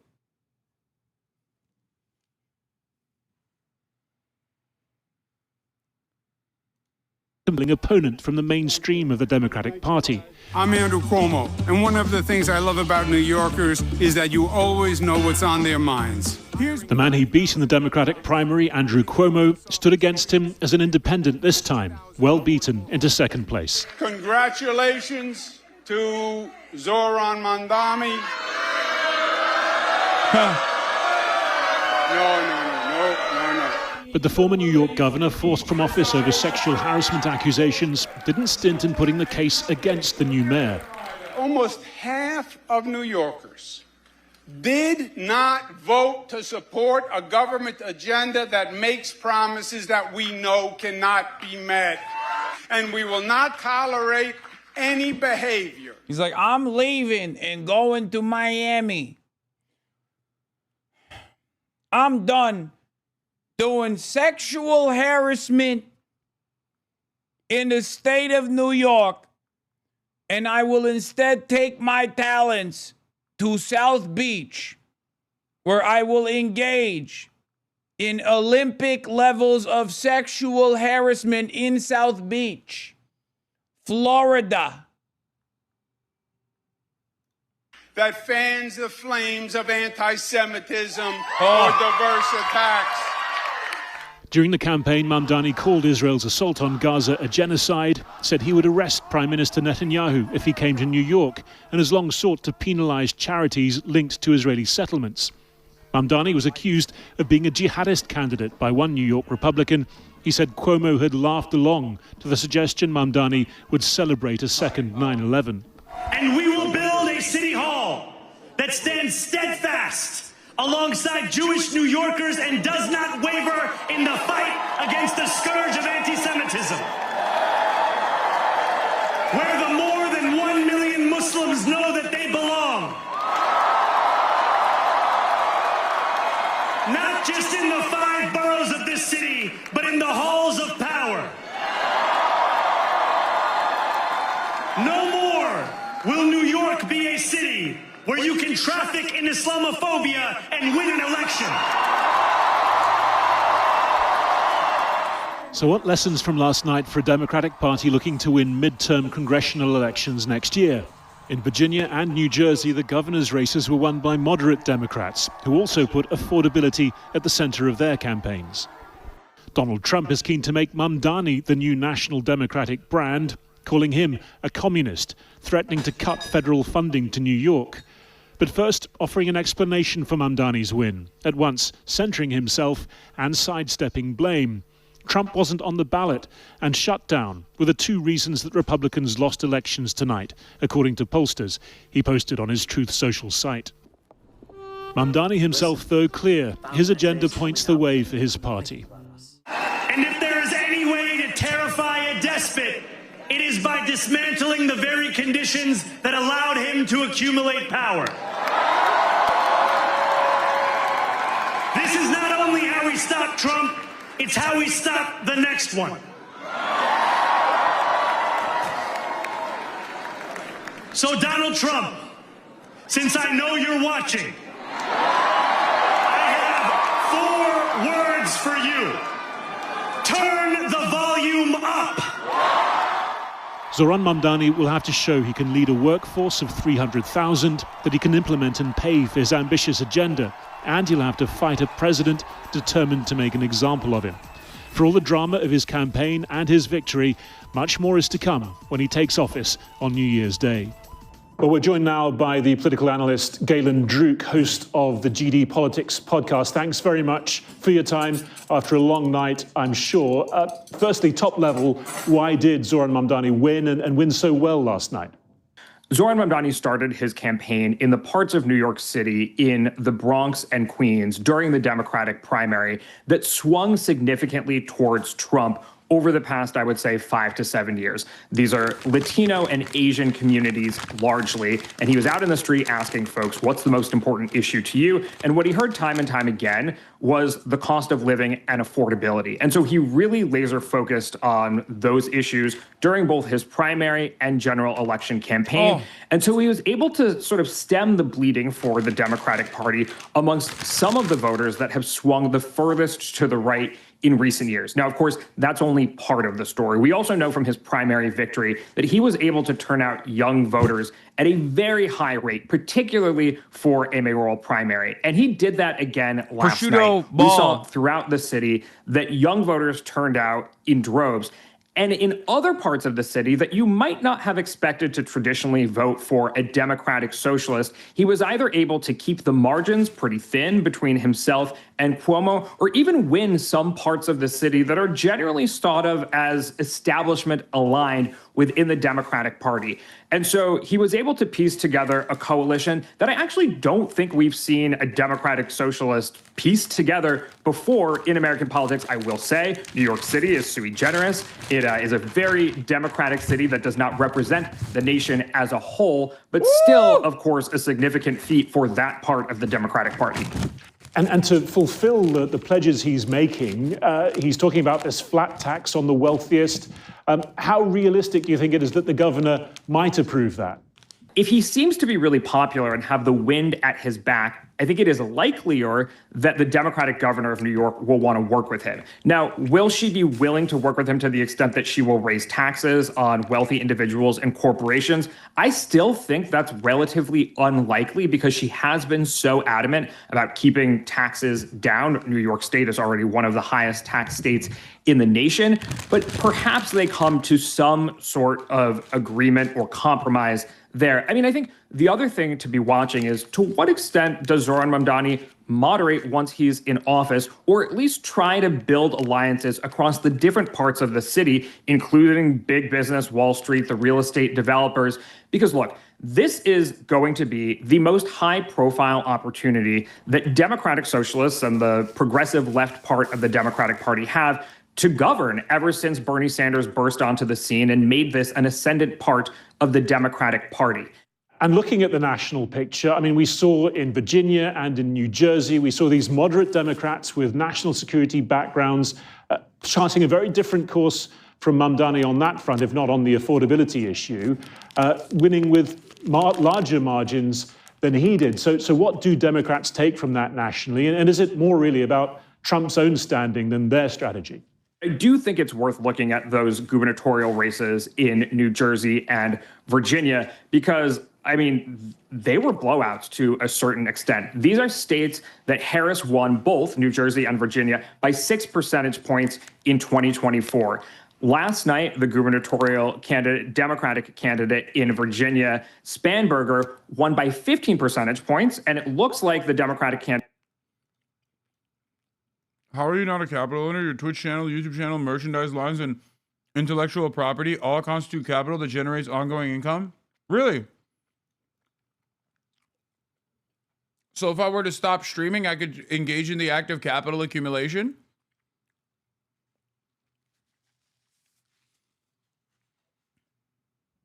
How would that work? Like, at the end of the day, the overwhelming majority of my revenue comes from, if not the damn near entirety of my revenue actually comes from voluntary subscriptions to the Piker Broadcasting service.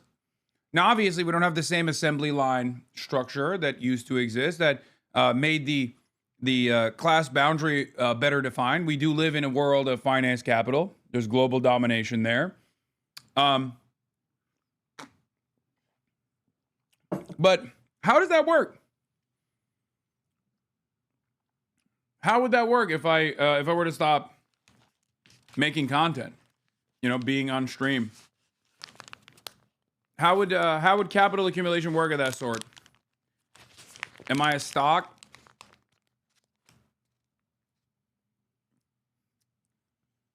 It would only work if I had someone else that would take my place, and I would basically hire them to do what I'm doing, and then take a cut, or rather, engage in the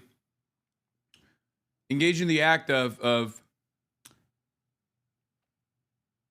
generating profits. Your YouTube videos and Twitch vlogs will keep earning ad revenue for a while. Wait, what? What you're describing is not capital.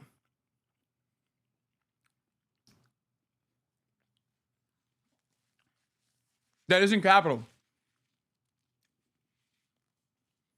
But it doesn't even matter. You think it's the case because you're wrong, or maybe you have a disagreement with me.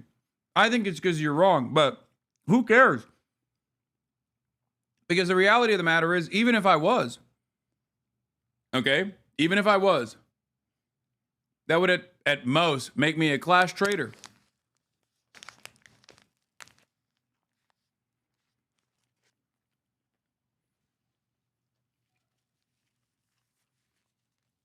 All three are actually capital, and you know that? No. At most, you could say that I have a practice where I contract or have people that work with me, work alongside me. This is true, okay? That's not wrong. But capital accumulation is not what I am doing. Capital accumulation is when you don't actually work, and instead your capital is what's working for you. Your money is what's working for you.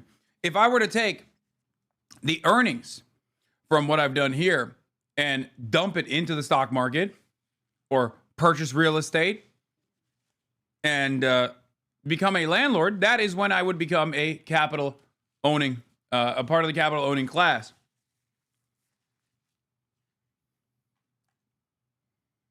You can't just say, oh, all three are actually capital and you know that, and move on. That's not how that works.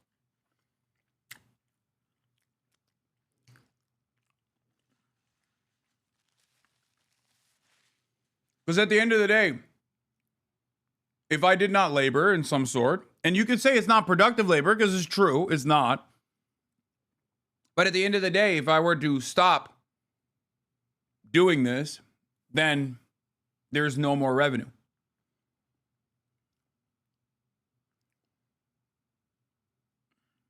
You're just trying to fit it into a very narrowly focused argument because I think you're just too predisposed with trying to get an own over me. So here's the thing. Here's the situation.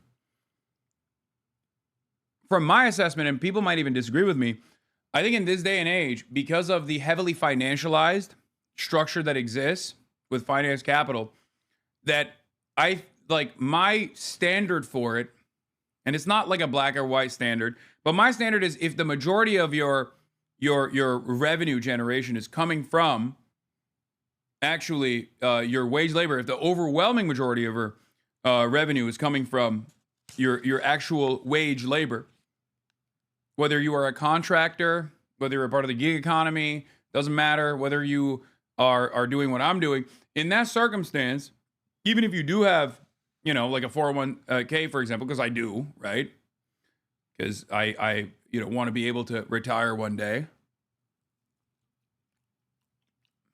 That would still, I think, put you firmly in the pro side of the argument. You are a capital owner, yes. You're not engaged in significant capital accumulation unless your asset, real estate, investment, or business entities with employees produce income without your ongoing work. Oh, okay, so you do understand. You're just a fucking moron. Never mind. I love when guys come in here and they're like, no, actually, I do understand where you're coming from. I just wanted to be fucking annoying. So why did we do this back and forth then? You just wanted to like autistically argue on the semantics?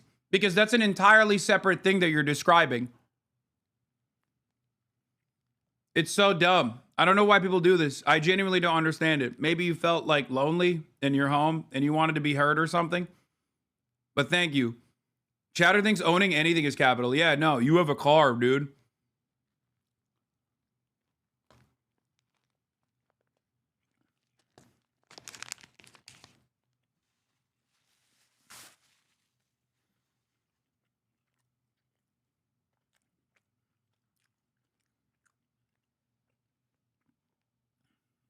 Yeah. In New Jersey, Mikey Sherrill is going to win by 13 percentage points. And what that tells me is that the backlash to Trump is building, and it is evidenced in a couple different ways. Yes, in terms of persuasion, more people wanting to vote for Democrats, but especially in terms of turnout. You know, we did an analysis looking at the precincts across Virginia. We saw that in the rural parts of the state, voters were not very engaged in this election, whereas in Northern Virginia, close to D.C., they were incredibly engaged. These are people who have been amongst the most affected in the country by the Doge cut. Getting butthurt because you can't understand the frustration of actual middle to low class people because you've never known struggle is absolutely crazy. Yeah. What do you have to say to the 42,556 people here who are all... Also, what is a fucking low class or middle class? That immediately betrays any sort of Marxist analysis here. Just so you know, this is not a real class designation. It's liberalism. Because if we're going to have a conversation around orthodox or Marxist orthodoxy, instead of trying to farm clips like this, I need you to understand you are being a liberal. But the notion that every single other person in here is actually also just as wealthy as I am, just as fortunate financially as I am, and then trying to slam this argument as though I'm like angry at the working poor because I've lived a very privileged life, which I readily admit for the record, is just a silly way to try to do identity politics, but also slamming a bastardized version of class into it. What do you say to all the other people who think you're being a fucking moron, Chatter? You called him a pro, though, so that's weird? What? A pro? I said proletariat. And I call myself, or anyone who makes the overwhelming majority of their revenue from... Brother, you don't even know what these terms mean. Okay, shh. Hey, shh. Shh. Okay? We're going to shush now. Sometimes it's okay not to fucking respond if you don't know what you're talking about. Sometimes it's okay to just sit back and listen.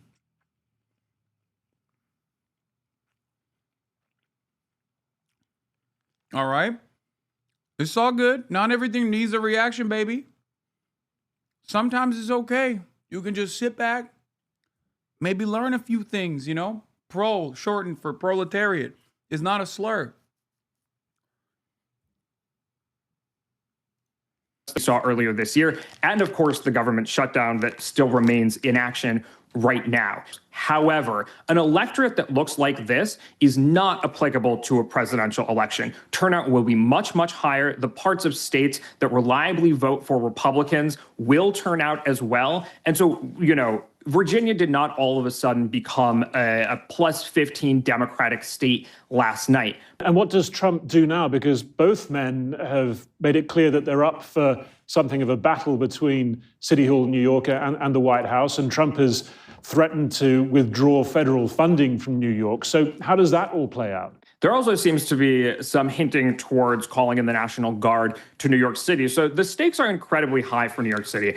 I think that what Republicans see in Zohran Mamdani, and Trump in particular, is a foil that they would like to highlight. Zohran Mamdani, of course, was able to win in New York City. But New York City is, for example, in the last presidential election. Someone in the chat repeated what Zohran said, which I think is a great way to look at it. Stop saying Trump's statements or his illegal threats are law. This is a real problem with the current standard in the media. Okay? They just literally listen to what Trump is saying, and it's just a ridiculous threat. Oftentimes an illegal threat. Oftentimes doubly illegal because it's happening in the backdrop of an election taking place where he's like trying to manipulate the outcome of an election. And we just look at it as like, oh, that's a promise. He's going to do that. We have completely dropped all notion of legality here. It's crazy. Don't do that. Election voted for Harris at about 70%. Obviously, that is not what the nation looks like. And we've already seen messaging from, you know, the RNC, the Republican political group, and some of the congressional campaigns trying to tie Democrats throughout the rest of the country to Zohran Mamdani by, you know, calling them socialists, calling them even communist. So there's a fork in the road, and we will see which path Zohran Mamdani ends up taking if he is able to try to, I don't know, maintain some relationship with Donald Trump. It doesn't seem likely that Trump wants that. But of course, it will greatly affect New York City. And I do think behind all of this, Republicans would really like to create a foil out of Zohran Mamdani. Well, Galen Drew, thank you very much for your time today. Did you just have one of the ACP theorist guys on once and be charitable so these kinds of guys leave you alone? Are you fucking kidding me? They will never leave me alone. You think that is gonna make them leave me alone? Were you crazy? But right now, the mayor-elect of New York City, Zohran Mamdani, is speaking. I want to listen in.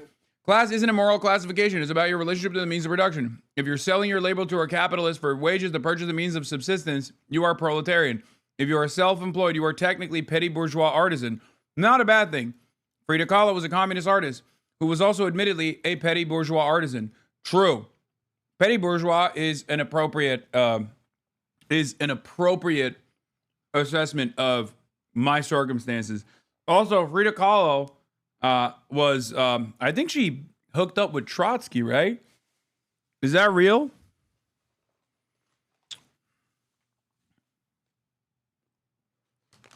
In any case,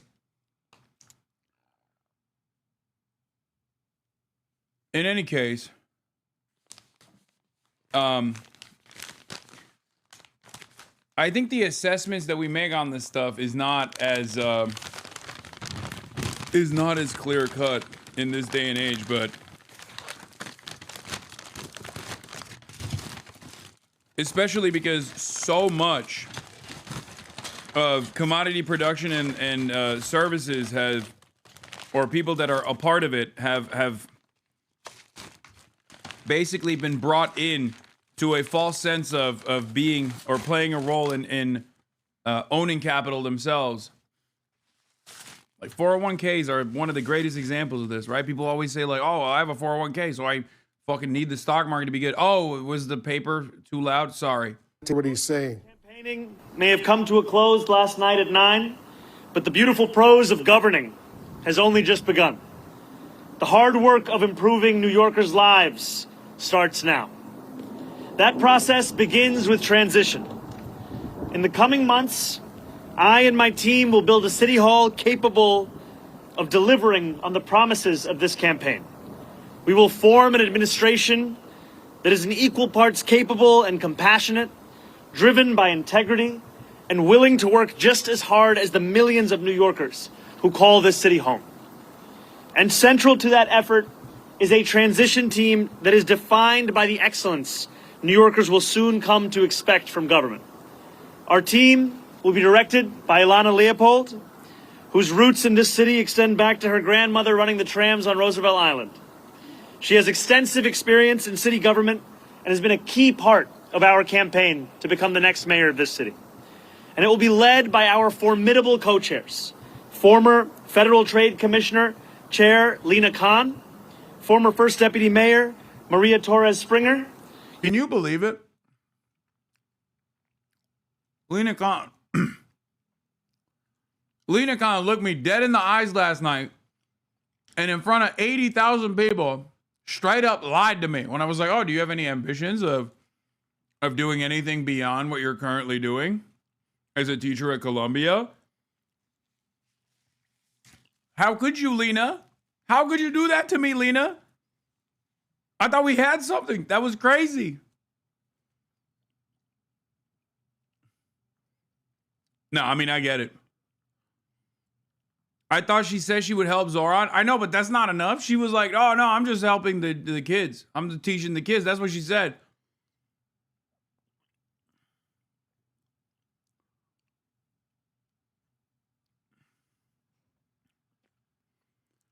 She said no congressional run. She didn't rule out Senate. Senate is a part of Congress.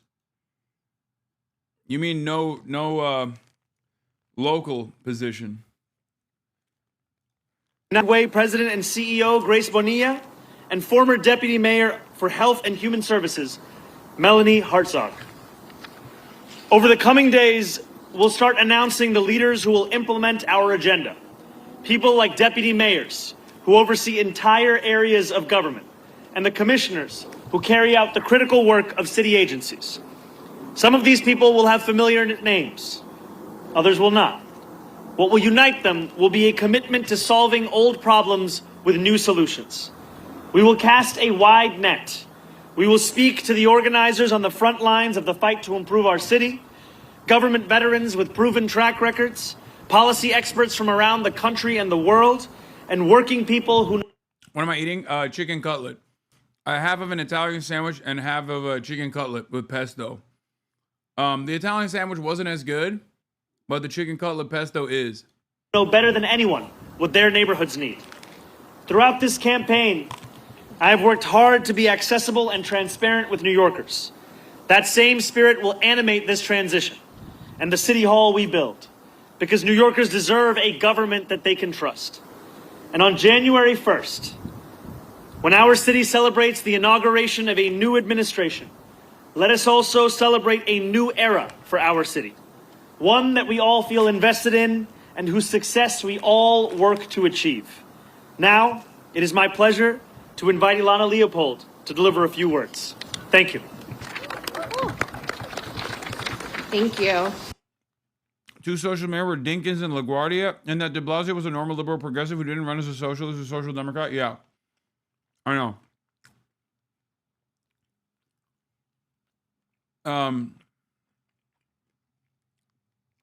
And I think LaGuardia wasn't a socialist when he was running, right? Or he didn't run it as a socialist, right? He is, but he didn't run as a socialist. Dinkins is the only one before Zoran that has run as a socialist.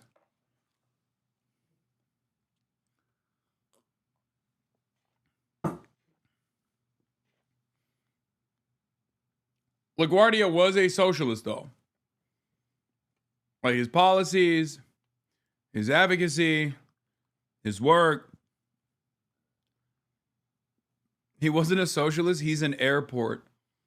Yes. Good morning. My name is Ilana Leopold, and I'm very honored to serve as the executive director of Mayor-elect Mamdani's leadership team.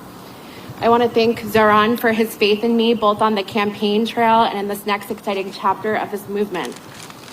As a third-generation New Yorker raised in Mitchell-Alma housing, and all right, we were just listening to Mayor-elect of New York City, Zoran Mamdani, day one here on the job. Jamie Gangel. So, you know, one of the things I was thinking about as we were listening. Bro, someone in the chat said he did the Gaddafi strat, and it's so true. All female team.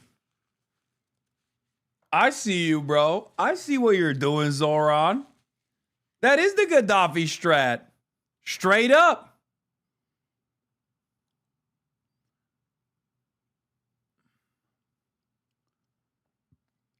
Hillary jumped on the Zoran train.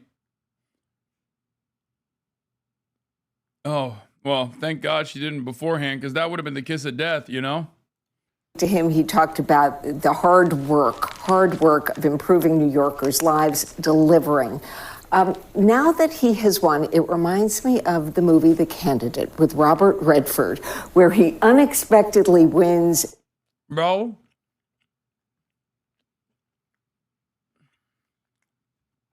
Zoran's PR team here, please stop comparing him to Middle Eastern authoritarians. Oh, if you don't like that, you're really not gonna like what I'm about to say. Zoran said women don't hold up half the sky. They hold up the entire sky. He's outwoking Mao. He said women don't hold up half the sky. That's bullshit. They hold up 100% of the sky, actually.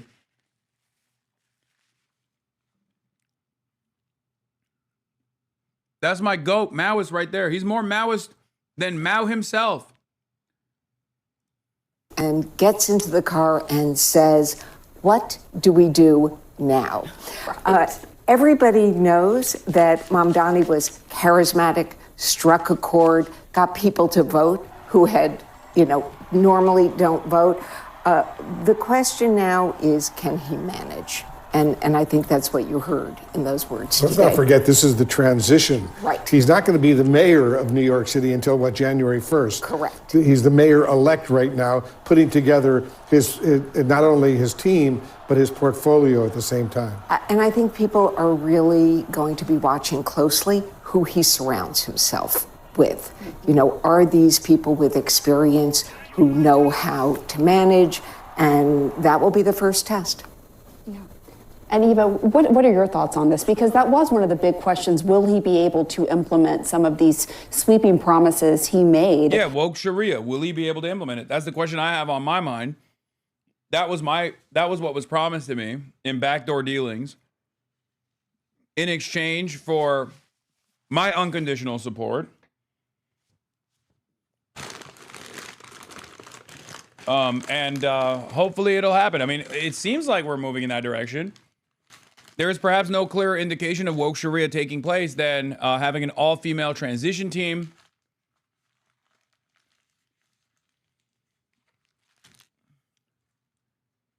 How come you couldn't get into the dinner party? What are you talking about? There is no dinner party. There was never a dinner party. Chatter, if you're a 21-month subscriber, you can't get duped by Reddit posts. Please. We can't be doing that. Especially, no, don't have my name. We can't be doing that, chatter.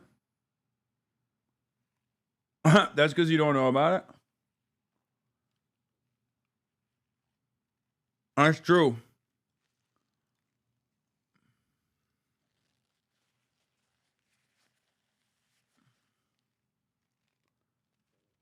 This is actually so funny if you actually watch the VOD. Please, this is a very unique opportunity for you guys to actually 100% conclusively explain to some of your brain-broken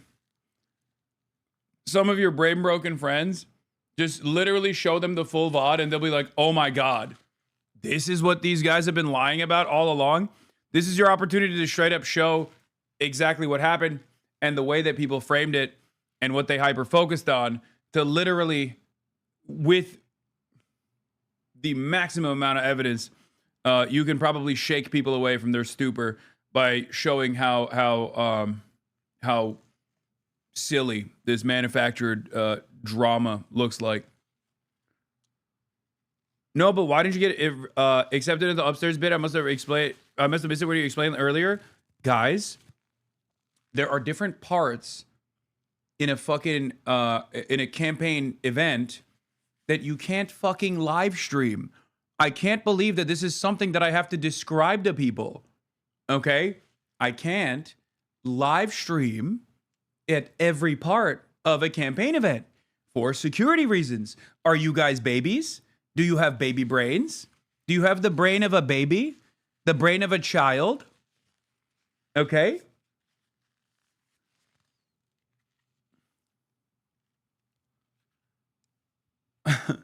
What's next? Will you also say, well, you couldn't stream inside of the bathroom?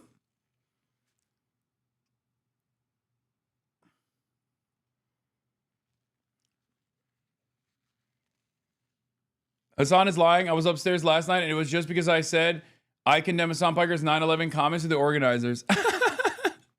Yeah, it was Zoran. Zoran's in the chat as a 12-month subscriber.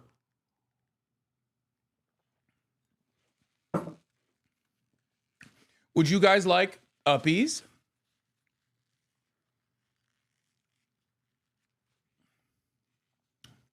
What do you think is more likely? That I was a welcomed guest of the campaign at the campaign victory event where I streamed myself alongside all of the other welcomed guests of the campaign, including many of the field organizers that are from this community, or that there is a secret conspiracy where they were like, oh man, we just gotta invite him, I guess. Like, I somehow have unimaginable power. Yeah.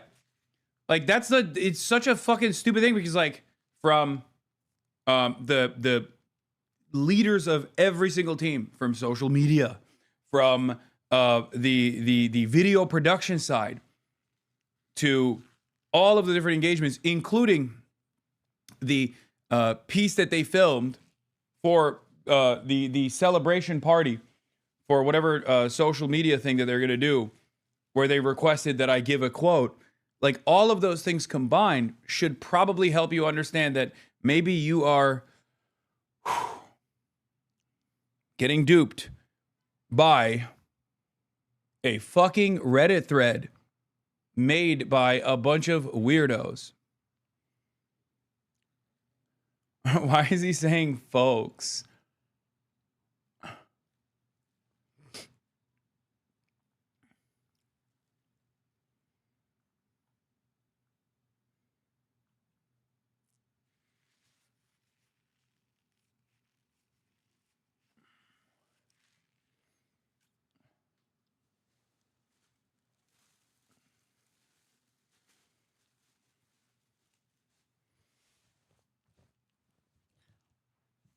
It doesn't make sense. Either you're washed and have no motion to get in, or you have so much motion they're scared of you. Yeah, that's what it is. They're both scared of me, including AOC. As you can see, the fear in her eyes as she comes up to me. She's like, she's so afraid, because I will use my influence for evil.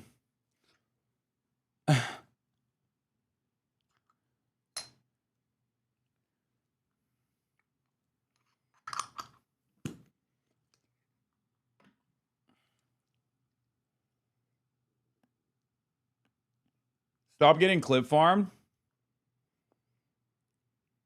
Oh, you're right.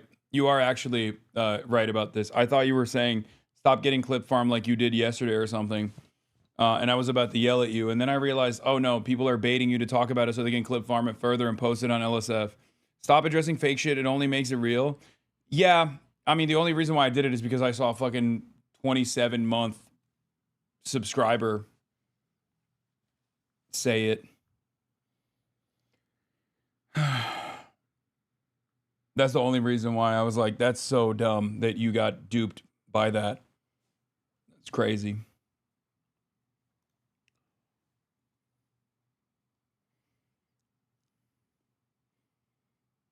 Oh, dude, yeah.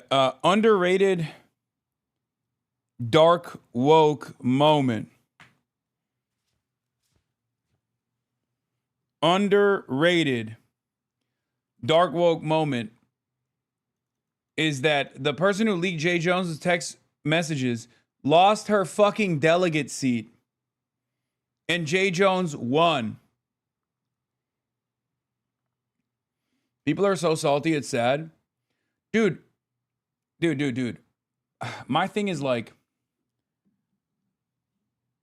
I think in this moment,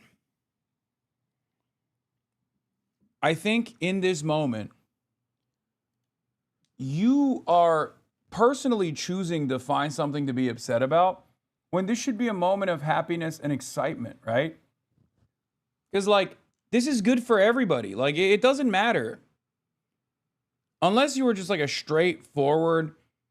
unless you are a straightforward Trump supporter, right, who thinks Trump is doing awesome or whatever, like, you should be happy. And there are a lot of, like, liberals who still, or self-identifying liberals who, like, still find themselves so invested in, like, online beef that instead of being like, damn, this was an incredible moment, this was an incredible movement, how fucking exciting, you spend your time trying to find a fucking alternative reason.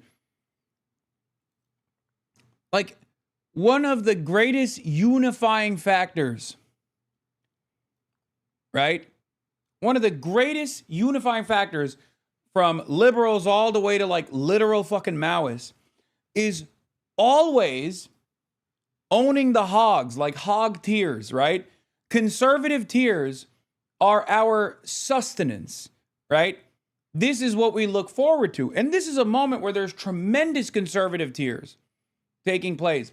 And if you still find it in your heart to, instead of enjoy the moment, enjoy the show, enjoy making fun of the Republicans for being like, oh, communist, tequila, socialist, enchiladas happening in New York, they're doing it. Like, instead of just like making fun of those guys, or even like with the Jay Jones stuff, like conservatives just talking about how incredibly scary it is that the new Attorney General of Virginia has like said some crazy stuff. And the liberal voters like clearly didn't care about that. Instead of focusing on that kind of stuff, it's always shocking to me that there are still people who like self-ID as liberals who are like, well, actually, it's you fucking Hasan, I hate you. like you just chose to be angry in a moment where you should, like, it's kind of hard for you not to feel hopeful. Doesn't that show that you're probably invested in something that's like deeply unhealthy for your mental health? Like deeply bad for your mental health? Yeah, we're getting fucking glazed by Mike Cernovich. I had to bookmark this and send it to fucking Mehdi. This is a rowdy masculine moment. You can feel the energy. As the Heritage Foundation is putting members through a struggle session and demanding a DEI dean, the left is winning. I mean, I'm not the biggest fan of Cernovich, and he is not a big fan of mine. But it is pretty crazy that he's just glazing the boys. Because this is a moment of absolute joy. This is a moment of utter domination, not only over the Republicans, not only over the reactionary forces, but also the damn near entirety of the forces of capital that set many hurdles in front of the Zoran campaign. Hasan Piker's in the building. Hasan's been ducking me. I want a weightlifting contest. You're ducking me. Oh, really? You're gonna call me out like that? Really? That's crazy. Hey, that's crazy. They was like, he won't condemn Hasan Piker. Remember that shit? Yeah. He won't condemn Hasan Piker. He brought it up twice. How do you feel about a socialist mayor of New York? You're ignoring the absolute fruitcake holding the camera behind them. And I say the crowd in the background is about a 50-50 male-female mix, but point taken. You look like a twink. First of all, that is Marchie Poo in the backdrop, okay? How fucking dare you call him a goddamn fruitcake? How dare you? He has more swag in his fucking pinky finger nail than you will ever have in your entire familial lineage, okay? What a ridiculous fucking line of attack. That is crazy. He might look like a fruitcake, but he's our fruitcake. No, I'm kidding.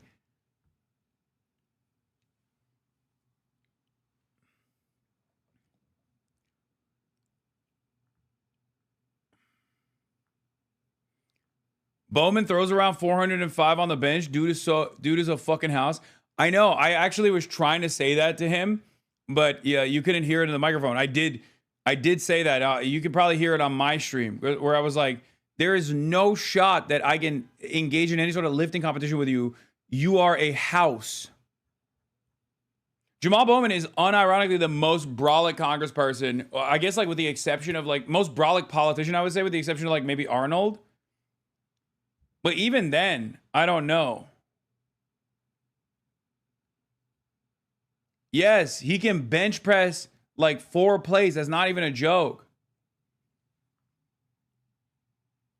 We heard it on stream. You are so fucking big, man. What the fuck? He is so yoked, dude.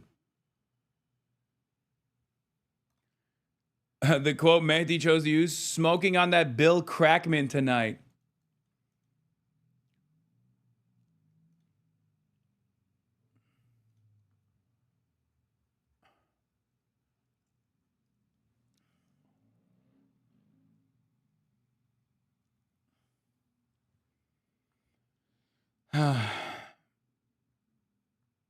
What's your problem with Jamal Bowman? What are you talking about? I love Jamal Bowman. What? My problem is he fucking outlifts me by, I mean, he basically fucking 2X's me on the bench press. He bench presses my deadlift reps, okay?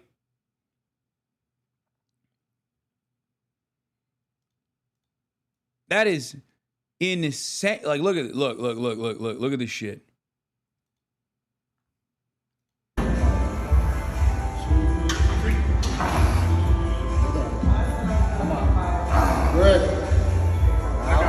Come on, get there. Squeeze. All right. Brother, how is that man supposed to even spot him? He did 4 plates, 4-3. Okay?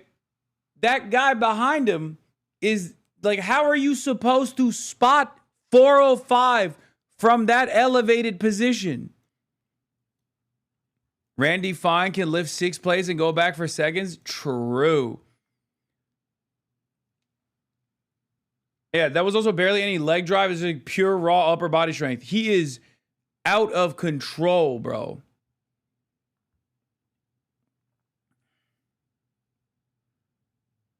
Do you guys understand how insanely impressive this is? This is literally top 1% of 1%. This is a top 1% of 1% lift. Okay?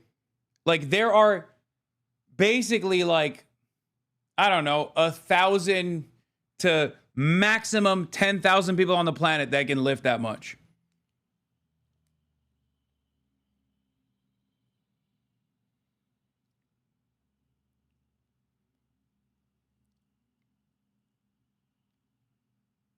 No, it's not close grip. You're going crazy. NFL player shit? Brother, this is a tough lift for NFL players.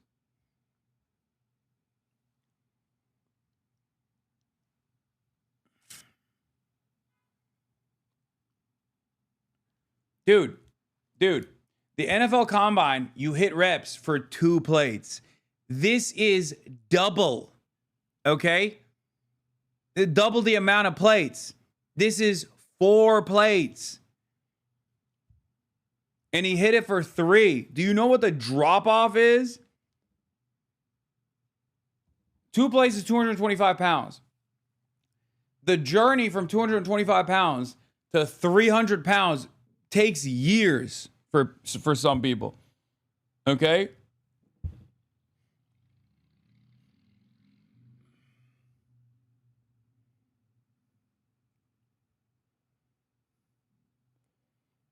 I think a lot of people don't understand how unimaginably impressive this lift is. Yeah, and he's also 40 plus years old. It's just like not, I don't know. I can talk about this for hours. I can talk about this for days, dude. Yeah. I think it's like 5% of men in the world can lift over 225 pounds. Probably even a smaller percentage than that. What is the fucking weightlifter meta? That there are less people who can bench press 225 pounds than there are millionaires or something in America, right?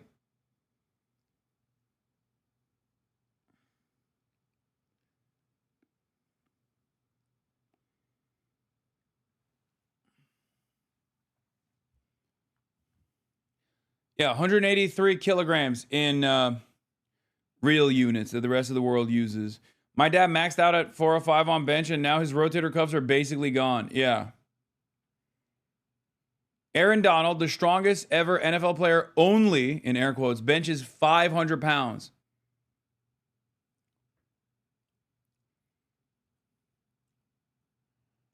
Yes, Jamal Bowman is probably the only American politician that can bench press Randy Fine. No exaggeration. Like, we're talking industrial forklift capabilities, okay? That's not normal. That's abnormal. He is superhuman. What about RFK? RFK is fucking bitch made, dude. What are you talking about? RFK is also very old.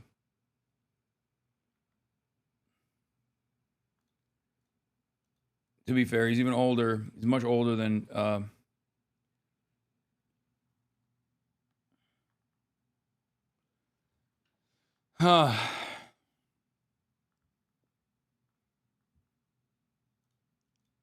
on the campaign trail to lower the cost of living for the everyday American under the socialist ideology. Yeah, the greatest test is if he is going to be able to deliver, but it will be really a boost for progressives across the country if he can, in fact, deliver on these policy promises. But he stepped to the podium today really looking like an executive. Last night was about the excitement and the momentum. And I think today is sort of a reflection on where he goes from here. But so much, Pam and Wolf, of how he got to where he did was this affordability and economic populism message. And I think that we're going to see this sort of Mamdanification of so many candidates that pivot and adopt that structure. Oh, yeah. As I was covering the campaigns, so much of the Republican messaging was steeped in sort of the culture wars. And I think that those are kind of over. I think that last night sort of proved that the conversation around trans children and how they're governed in public schools and that entire debate has kind of like lost its momentum. And that really now, I think there's more of a focus on affordability, the cost of living, and we're going to see that from candidates. And that wasn't just for Mamdani as well.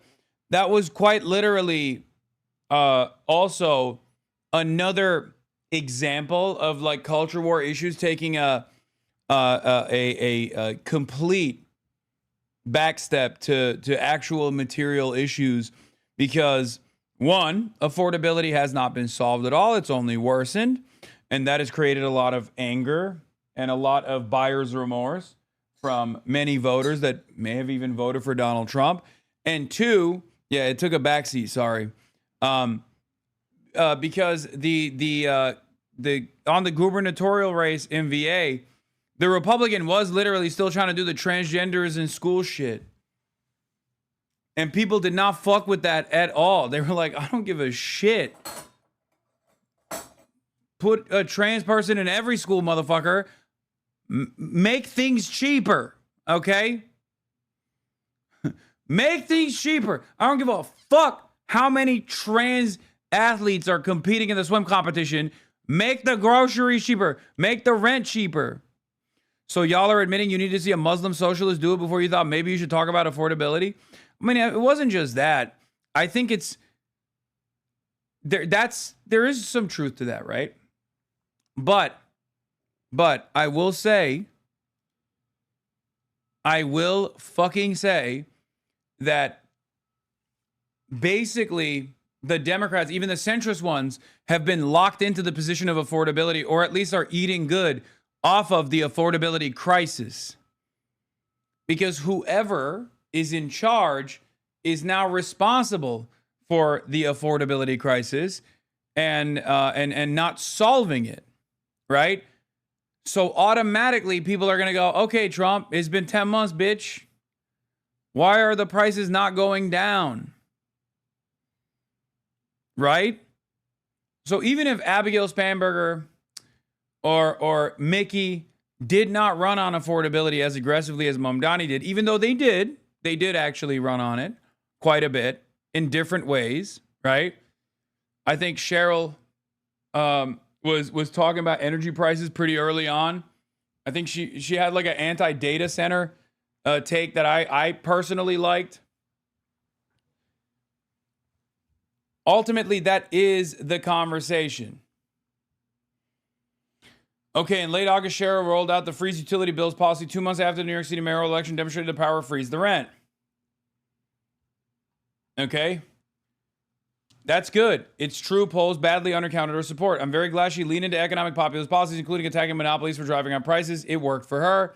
So let this then be the end of the argument. We all agree that economic populism is a path forward and poll-tested platitudes are not. So what are we arguing about?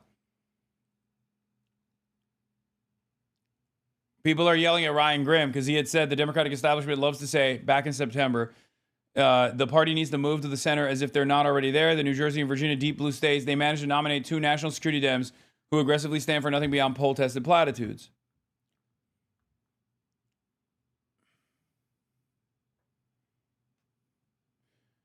Oh, by the way, there were a couple socialists running for Jersey City Council last night that I was helping out. Both of them made it to the runoff that will be held on December 2nd. Joel Brooks and Jake Efros. Hell yeah. Hell yeah. Good shit. Central_Committee, also known as Michael from Pennsylvania.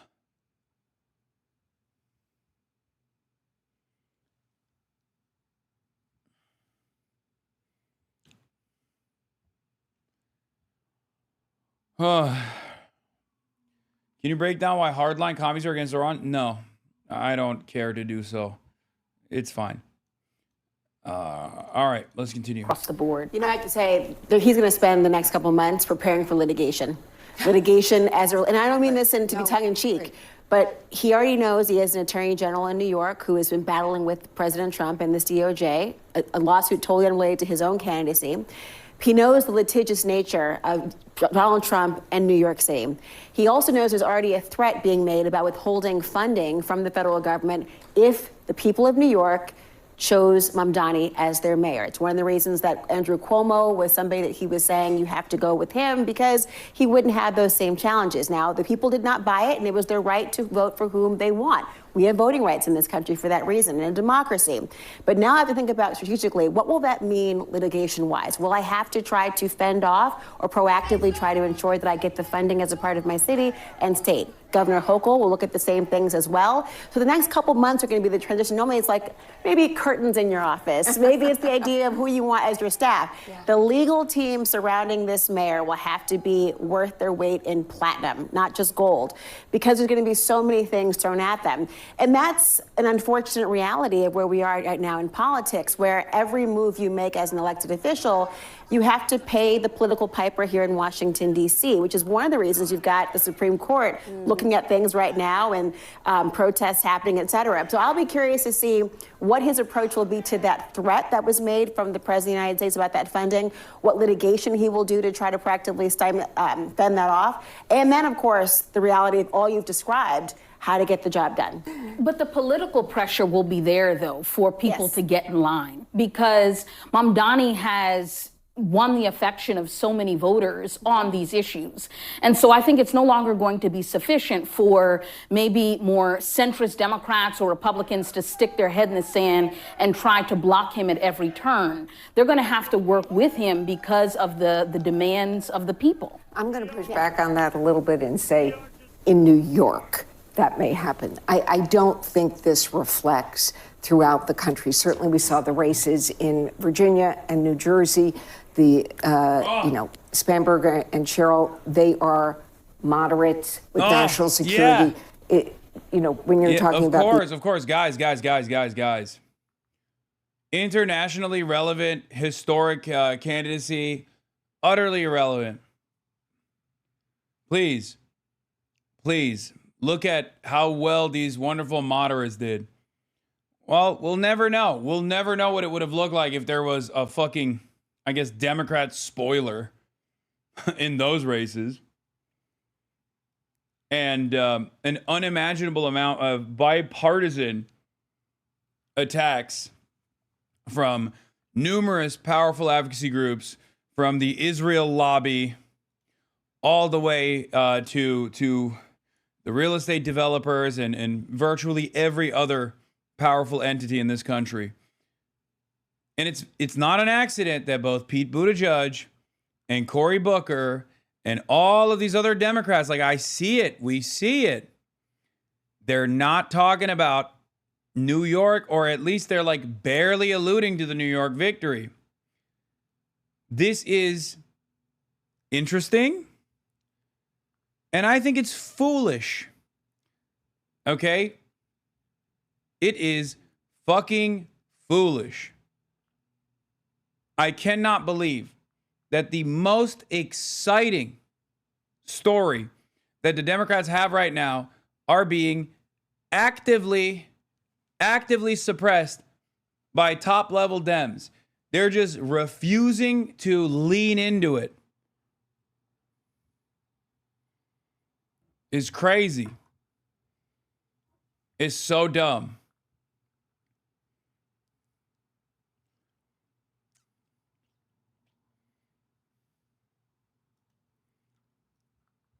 Yeah, Eric had a good take on this. Eric Hovagim, my Chinese emissary that I sent out there to Shanghai ahead of my visit, like I'm a goddamn vizier, okay? I sent them out there ahead of time to go. He is my Armenian emissary that I sent to China ahead of time to scout it out, you know? We are going to do great diplomacy. The Ottoman Sultan is going to come in and do great diplomacy with the emperor. Anyway, he said, he went all the way out there on horseback. Dems have shifted so far right that neither Pete nor Cory Booker could congratulate Zoran, but fucking Hillary Clinton did.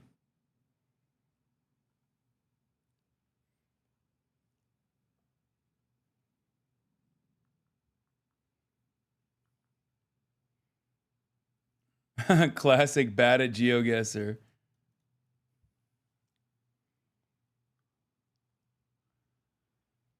Did you see posts about Mamdani are banned on the r/Democrat subreddit? I did. I don't really care about subreddit. Free Beacon denied entry at the Zoran event. They're so mad. I was not allowed into Mamdani's event for obvious reasons, but Al Jazeera was standing behind me, and I overheard them crowing that we had no trouble getting in. They like us. Aw, well, damn, John. That sucks, huh? I mean, you have to be, like, I guess, exceptionally bad with the vibes if fucking the free press was allowed in. You're literally quoted on dead white staffer. What is this? Bumping that. Zoran has proved that Democrats can stand for something and win. It's possible to take real positions and make good policies. I'm not Trump. Is and was never good enough. We must not succumb to nihilism. Me yearning for Zoran's New York. Me yearning for public transportation. How it feels seeing Zoran win while in Texas. Me waiting for the races to flee their brownstone so I can take their spot. The entire country was so locked in on the New York City mayoral race. Not because it's New York City, but because Zoran Mamdani represented so much of what we have been screaming for. Affordable housing, healthcare, childcare, trans rights, inclusivity, not to mention young, non-white, educated, and not a fucking rapist. Democrats, take notes. New York City just proved that centrism is not a winning strategy. Candidates who embrace socialist, progressive, anti-war, anti-corporatist values are the future of the party. Get on board or keep losing elections. Simple. Which one was it?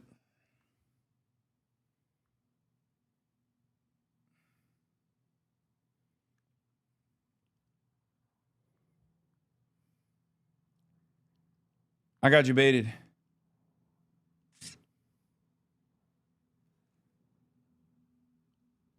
Taylor Lorenz quoted that tweet with another quote of a reporter that said he was in line with the free beacon guy and said he didn't RSVP.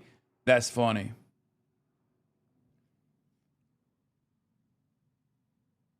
You just created 1 million Michael Rappaports. I did this in The Sims once.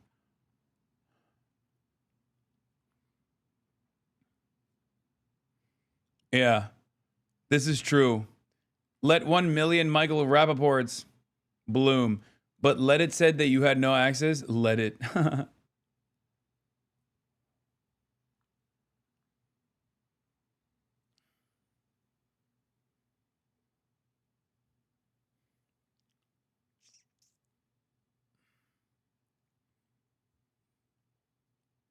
Do you think it's true that Zoran voted on the workers' family ticket and not the Dems one?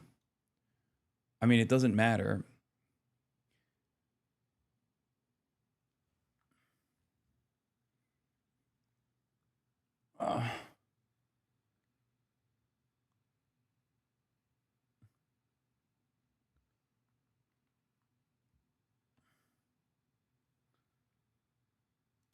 Jessica Tarkov is throwing heaters on the 5. Story is that moderate candidates won all over this country. Oh, God. I hate when there's like an actual left flank candidate because Jessica Tarkov reveals that she is like an annoying centrist. And I can't maintain the meme that she is my queen. That's when I do want to escape from Tarkov, you know? It makes me sad. Whenever there's any sort of like left flank candidacy, she immediately dials back. She immediately hits the fucking centrist lines. And that makes me so sad. As a lifelong Jessica escape from Tarkov fan, okay? You guys know this. Did anyone record Michael Rappaport? No, unfortunately, he has no friends that ever want to be around him. So there was no one to record him. That Donald Trump and Mike Johnson have their heads in the sand, still telling us, Donald Trump today, grocery prices are down. Literally millions of people told you last night that that is not the case. Greg, but the story is that moderate candidates won. AOC seems like she wants to help with leftist primaries. Action next. Yeah. I mean, that is the movement, right? Like, that's what we want to do.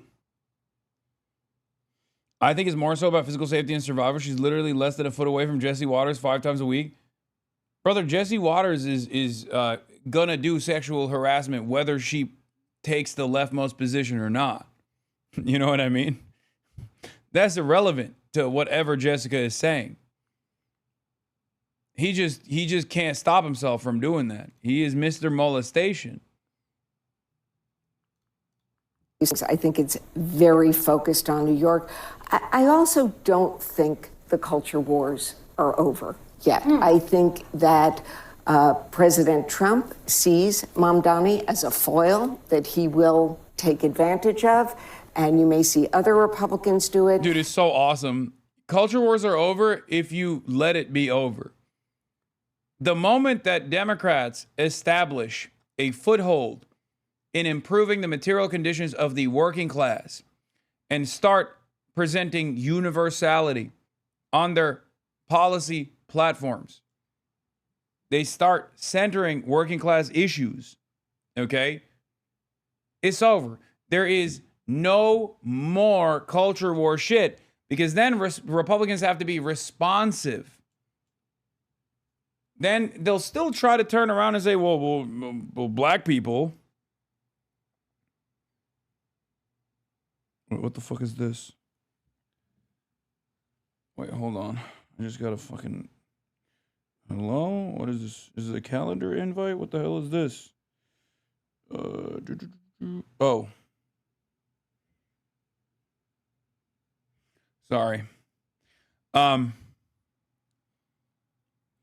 Establishment's already announcing it's going to make moves. The DCCC isn't ruling out playing in the Democratic primaries. The DCCC isn't ruling out playing in the Democratic primaries. Oh, wow. The chair of the House Democrats campaign arm on Wednesday didn't rule out putting her finger on the scale in key battleground district primaries next year. Oh, that makes sense. No, I got a calendar invite for the thing that I'm doing for Crooked Con. That's what I was looking at. Anyway, let's continue. And I think a big question about his success will be, can he now deliver? If he can deliver, if he can manage, if he can improve the lives of New Yorkers every day, yes, those things, may be true in New York. But New York is a very tough city to run. And so he has a big challenge. And I think Laura's point about these legal cases, this can become both all-consuming, but it's also going to take a lot of time. Which is not to say that he can't be successful. And I think people of New York have elected him because they want him to be successful. And it's their right to want it, and it's his job to try to carry it off. But I will say the blueprint that Trump has used about being unapologetically rejecting of the status quo and the normal vehicles to get things done, he might be able to employ it in New York, and they might have more in common than he thinks. Mayor-elect Zohran Mamdani in New York City answering questions. Let's listen. All right, let's get to fucking Ross Douthat and copium. Mamdani's victory is less significant than you think. New York's next mayor won't save the Democrats. Of course. Hola, Nueva York! This should not come as a surprise to you. Ross Douthat is back to doing some fuck shit, okay? Zohran Mamdani Mamdani has been elected mayor of New York City, raising the flag of the far left over Gotham. Zohran Mamdani is the winner. Zohran Mamdani is the winner. And if you Gotham is actually maybe Chicago, isn't it? Isn't it Arkham? I don't know. You believe the hype or the fears of his critics, then the 34-year-old Ugandan-born Muslim democratic socialist is poised to remake the Democratic Party, thrilling young voters, mainstreaming socialism. There has to be a better distribution of wealth for all of God's children in this country. And anti-Zionism. What's happening in Gaza as a genocide. And offering himself as the starkest possible contrast to that other New Yorker in the White House. We're sending in our National Guard. We do not need the National Guard. But I'm skeptical. Does it say anything about our Bro, his Wikipedia page is so fucking funny. Classic Nepo baby media guy. Why the fuck is anyone listening to this loser? Because he's hot. Duh. Why the fuck does anybody listen to me? Because we're both sexy. What kind of fucking question is this? national politics? This would be a message, actually, I think, to Democrats nationally as well. The odds are that Mamdani's victory is actually less significant than you think. In part, that's because the media, still New York-centric, tends to hype New York. The only part about this that is correct is that the media is New York-centric, and shit that happens in New York gets elevated quite a bit. I mean, look no further than like all the Barry Weiss movements that have taken place in CBS News. Like, that is a byproduct of New York media being super self-interested and hyper focusing on New York media related shit, right? That's it. That's the real reason. That's a thing that happens. Okay. There is some truth out of that. Okay. This race was definitely base boosted for sure. There is truth to that. Having said that, however, everything else he's going to say here is like, oh, it's just New York politics are different than, the rest of the country. All this shit is like, doesn't matter. The footprint and the skeleton of a successful campaign that can successfully overcome great odds is right there. Mayoral politics beyond its real significance. Everyone's now treating New York's mayoral race as if it were a presidential one. Do you see Mamdani as the future of the Democratic Party? And it's also because the office of mayor of New York City has tended to be a political springboard to nowhere. We've repeatedly seen New York City mayors, from John Lindsay to Rudy Giuliani to Michael Bloomberg. Okay, low-key, that's also true. Never mind. He's right about that. But once again, this has nothing to do. This is a bait and switch, okay? What he's doing here is a bait and switch off the main premise, okay? Because no one thinks that the Zohran Mamdani campaign was significant and possibly a footprint for like what the National Party could do to save its reputation, because they think, oh, Zoran Mamdani's gonna be the fucking president. First of all, he's an immigrant, okay? He is a naturalized citizen. He's not legally capable of becoming the president. So that's number one anyway. It would be as stupid as bringing that up to be like, well, this doesn't make for a national party because, no one after being the mayor of New York ever becomes anything, even if they have aspirations of higher office, ever end up achieving it. It's like, yeah, okay, that doesn't mean anything. The national, or rather international, relevance of this movement and of this campaign is because of what the campaign represented and who the campaign was able to successfully activate with what policies. That's it.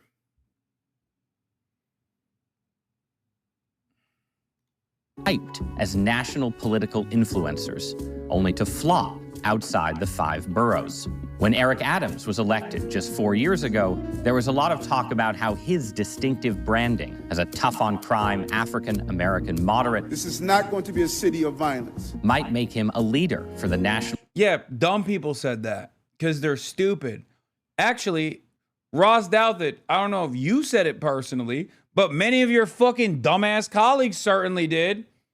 The people that you hail as like champions, intellectual giants of analyses, were all eating this dude's dick. We didn't say that. I thought, what a ridiculous thing. And guess what? I didn't point to the fact that a mayor is never going to have aspirations of higher office that they can achieve. That's not my, that wasn't my analysis. I was saying that's dumb because Eric Adams is a bad is a bad campaigner. His policies weren't good. And he won because it was a crowded primary once again. And there wasn't any there was a lot of leftist infighting taking place last time around. And there wasn't like a significant left flank candidate there. Yeah. It was Nate Silver who said that. It's probably foolish to think the New York City mayor will successfully translate into being a national political figure. But I still think Eric Adams would be in my top 5 for who will be the next Democratic presidential nominee after Joe Biden. I need your seed. Okay. Okay, chatter. Dial it back now. We're talking politics.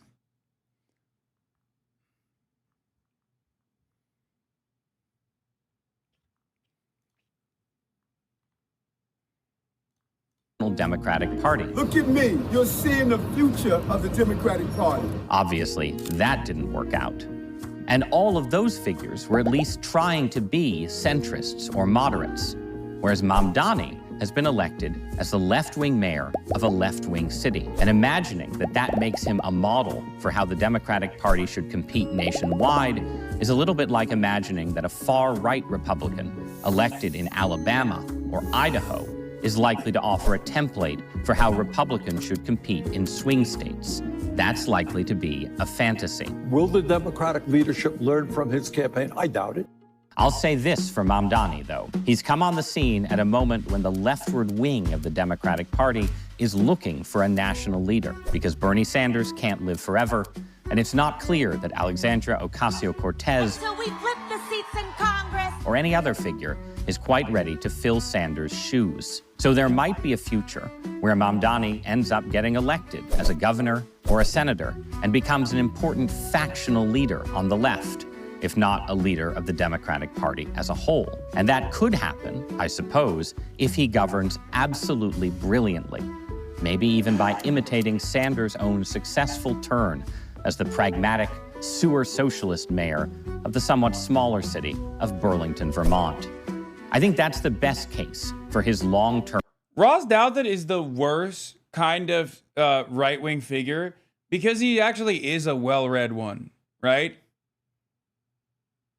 Like, sewer socialism, what the fuck? No, he's right. God, you guys are literally less well-read than fucking Ross Douthat. He's right. He's right.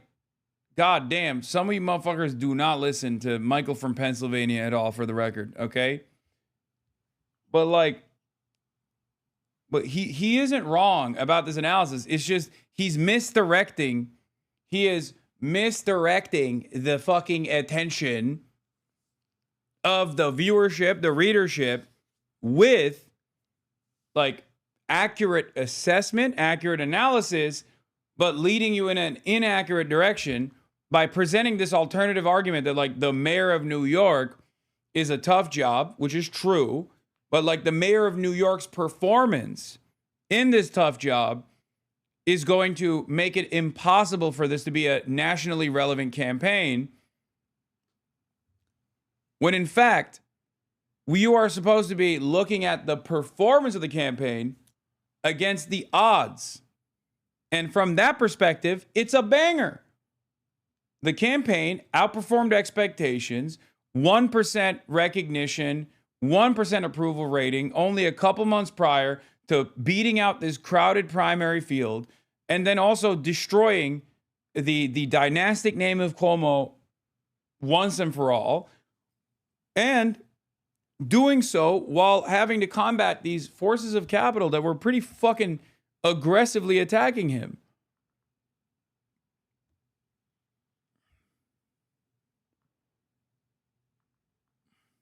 Political significance. But I still think that it's more likely that 4 years of actually governing New York City will demonstrate yet again why getting elected mayor is so often a career peak.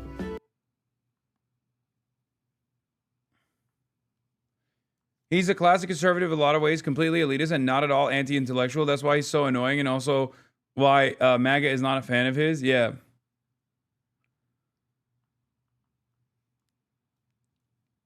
What is this? Speaking of super socialism, there's a candidate in Wisconsin running for governor by the name of Francesca Hong. Yeah, I've heard of her.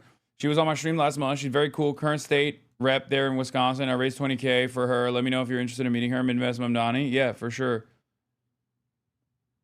I will never forget how he thought adventurism meant going on adventures. That is true. Although he is relatively well-read enough to know what sewer socialism is, he did genuinely think adventurism means just going on fucking fun little events with your friends where you go and assassinate people. Like, he did think that.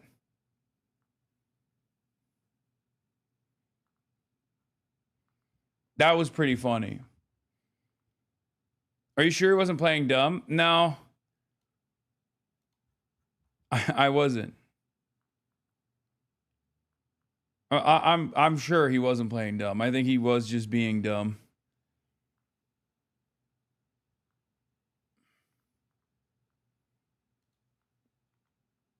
All right, let's get back to this.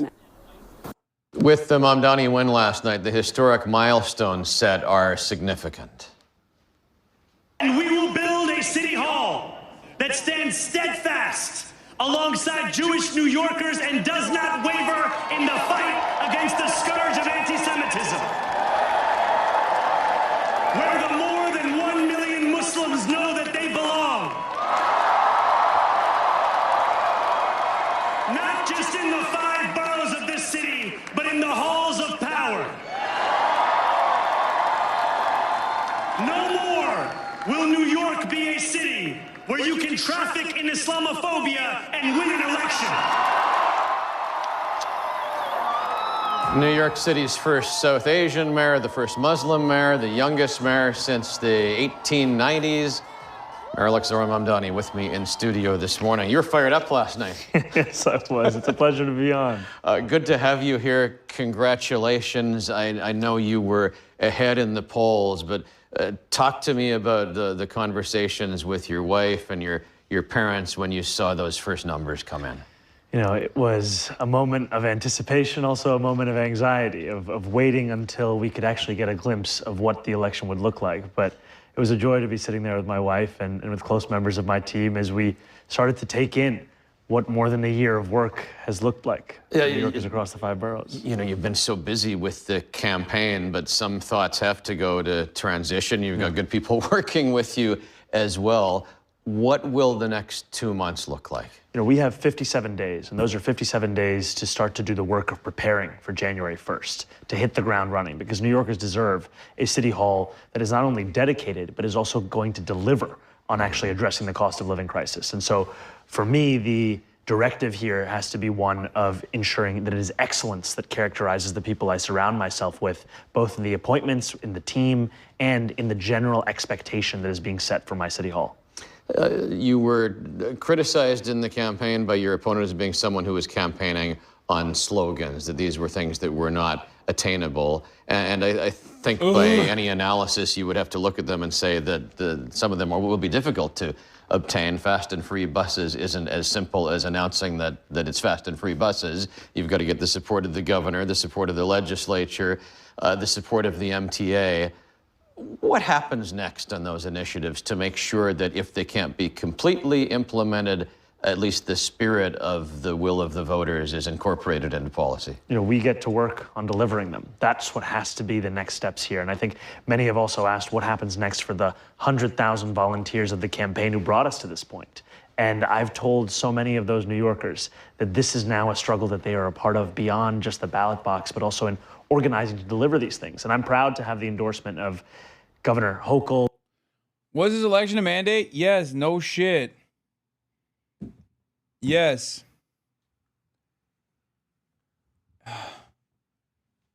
Of course it is, dude. You have to match it up against the forces, right? It wasn't a mandate. It was a mandate. Yes. But like, the reason why it was a mandate is because of the insane hurdles that he had to fucking clear. That is the reason. Like, the thing is, we can just chalk it up to everybody caring about what happens in New York, or the hyper focus on New York because the New York media loves to jerk itself off or whatever the fuck. But the reality of the matter is, the reason why it's a historic fucking election is because of how aggressively they went after him, because of the policies that he represents, because of his ideology. That's it. And because of how he was able to get so many people on board. What does a mandate mean? Like a popular mandate. If you like Ronald Reagan had a mandate, right? He won so overwhelmingly. Whereas Donald Trump did not have a popular mandate because he had a marginal victory over Kamala Harris. Yeah. Mandate is essentially a fancy word for clearing 50%. If he won with 49%, technically speaking, 51% would have voted against him. He just cleared that. But it doesn't matter. No, people don't even talk about it as like a marginal victory over 50%. They mean like you wiped it. You fucking wiped the table. You got everything.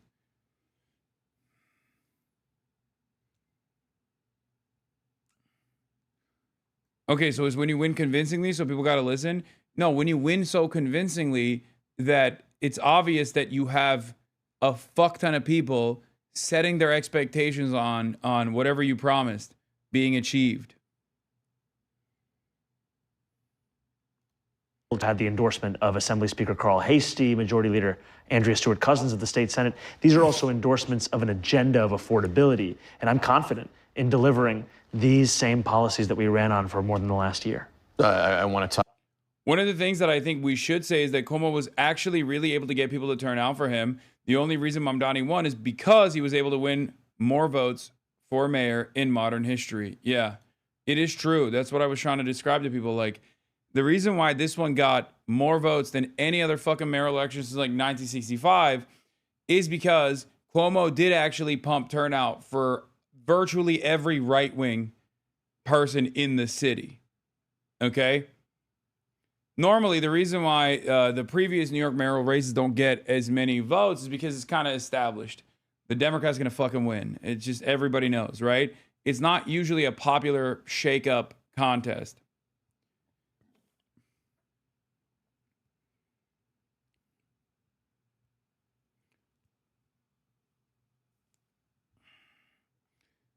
And the reason why they were able to do this, the reason why Cuomo was able to do this was because they spent so much money.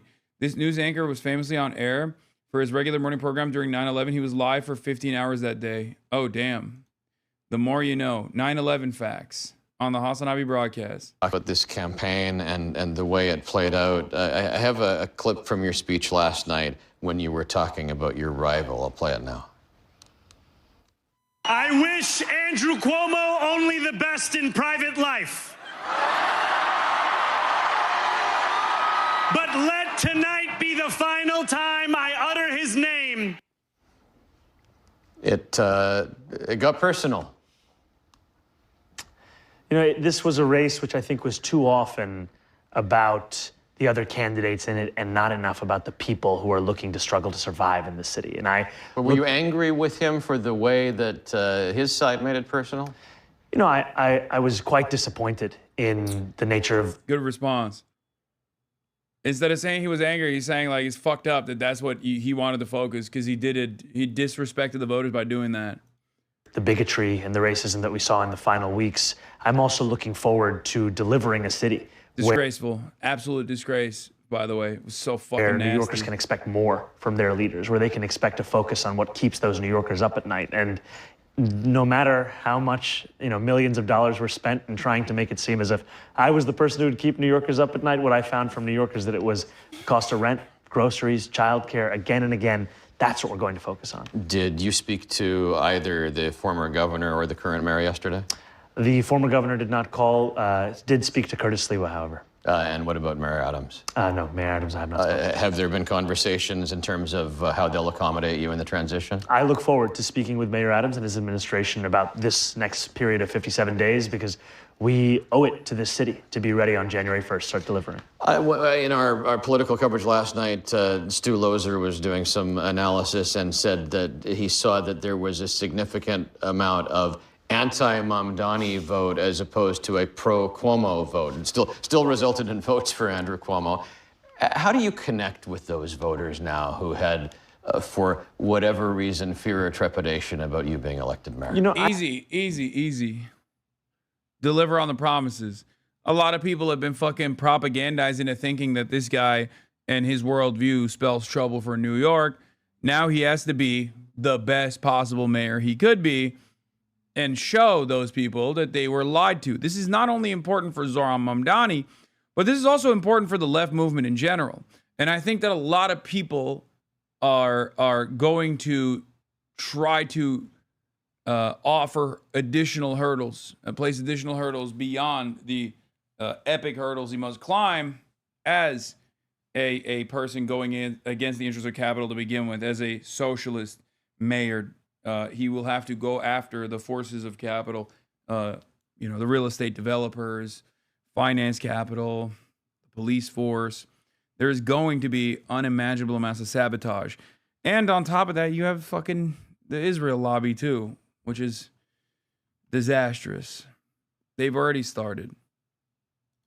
I don't begrudge New Yorkers who were skeptical, and I don't begrudge them because they were subjected to around $40 million in attack ads. So for many New Yorkers, if they opened their mailbox, turned on their TV, or put on their radio, they would hear something or the other about why they should fear me. My job now is to lead the entirety of the city, and I'm looking forward to it because no matter what your political party is, no matter what your politics, you are facing the same affordability crisis. You are having to pay the same kind of rent, the same kind of groceries, the same kind of childcare, the same fare to get on the bus. And that's where City Hall can actually be a partner in making life easier in the city. You have passion for those issues, the childcare theme, the grocery theme, the fast and free buses, the free the rent. I've got them all burned into my head as well, which says something about the success of your campaign themes. But there are so many other issues you didn't get into. The administration for children's services or for senior services, really not much talk about the Department of Health or the Department of Sanitation. Now you've got to keep a handle on all of that. How do you get up to speed? I think the key thing here is hiring people who are excellent and have shown a track record of results in their field. And I'm going to be looking to putting together an administration that is able to deliver on any issue, no matter if it's been considered by government to be too big of a crisis to contend with or too small of an issue to actually care about. We're going to show New Yorkers that we can. I followed this race quite closely. I still don't know what Cuomo ran on. What do you mean? Hasan, Piker, and Zohran Mamdani did 9/11. He's going to make Zohran Mamdani no longer be eligible to live in a rent-adjusted house. Which I guess he is getting that wish because now he's going to be living in Gracie Manor. And then 5,000 new cops. That's it. Those were his literal fucking key policies. Zoran would love a 9/11 to happen. And may or may not have conducted the previous 9/11 that did happen.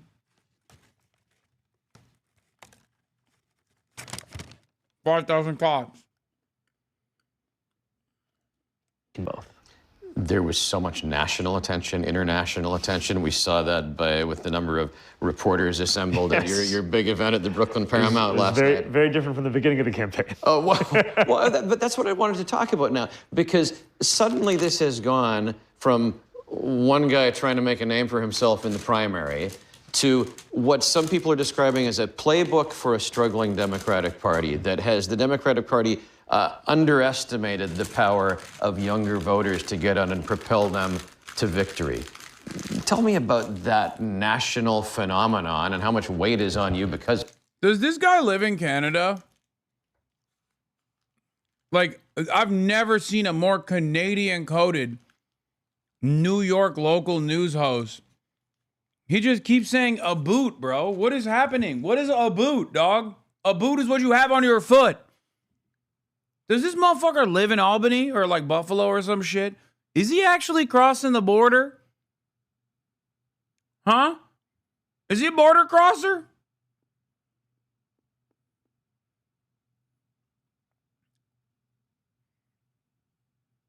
Tell me the truth.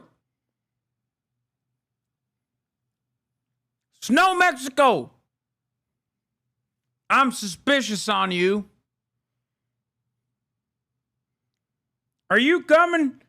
Are you coming from the northern border? We're gonna build the wall over there now.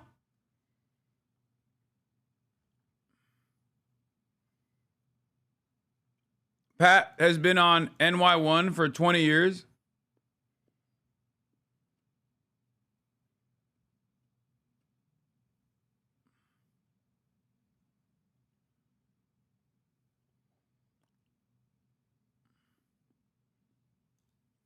You know, I try to keep my horizons looking like that cover of the New Yorker where We don't actually say a boot, you dingus. Yes, you do. And you also say bag. Bag. Those are the two ways you can figure out if someone's Canadian. If they say a boot or if they say bag. Have you guys ever heard Canadians say the word bag? It's crazy. And also, we already clocked him. He is Canadian. He moved to another Edmonton television station. Bag. They put like a fucking E in there, maybe a Y. Sorry. At New Jersey.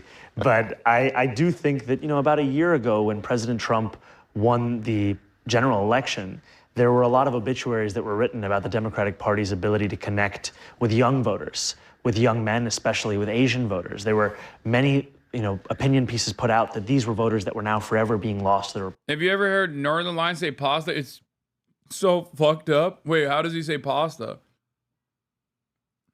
Republican Party. And what we've showed in our...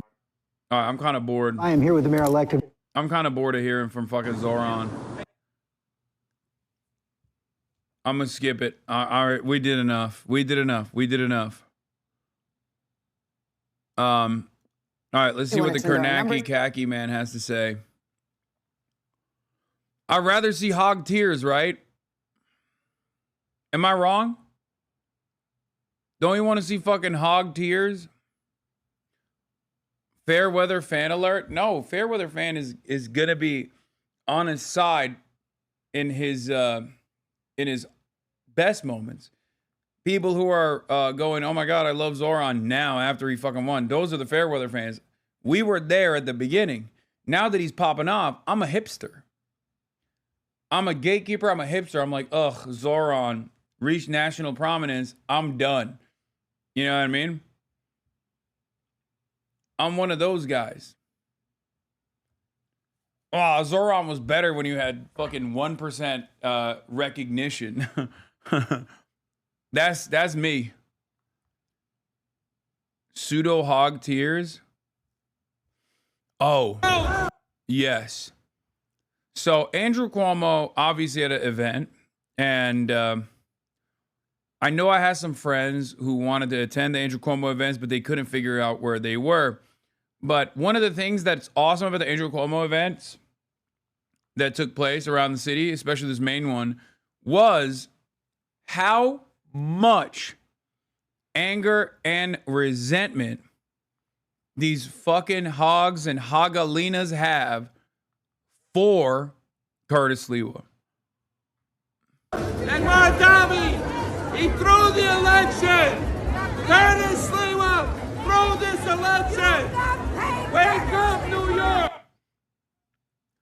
I do need to say something here, but like, I think if you're at that age, it's a little crazy that you're just like running around all sorts of fucked up, being like this mentally ill. Like, stay at home, do knitting, you know what I mean? Take on a hobby, do the fucking crossword puzzle, go to a retirement home and literally fuck your brains out. You know what I mean? That's what old people do. They go to a retirement facility and they just bone, okay? They bone until their hips turn to dust. You should be doing that. Not being a mentally ill QAnon supporter at the fucking Andrew Cuomo rally. It is far past your bedtime, lady. You should be at home Googling Hasan Piker 9/11 and flicking the bean. Okay? That's what you should be doing. Looking up my meat pics going, this is Andrew Cuomo. I wanted to vote for you, but I couldn't because I was too busy flicking my bean. Because I saw the Hasan Piker meat pics. But here you are at the fucking rally being a nuisance.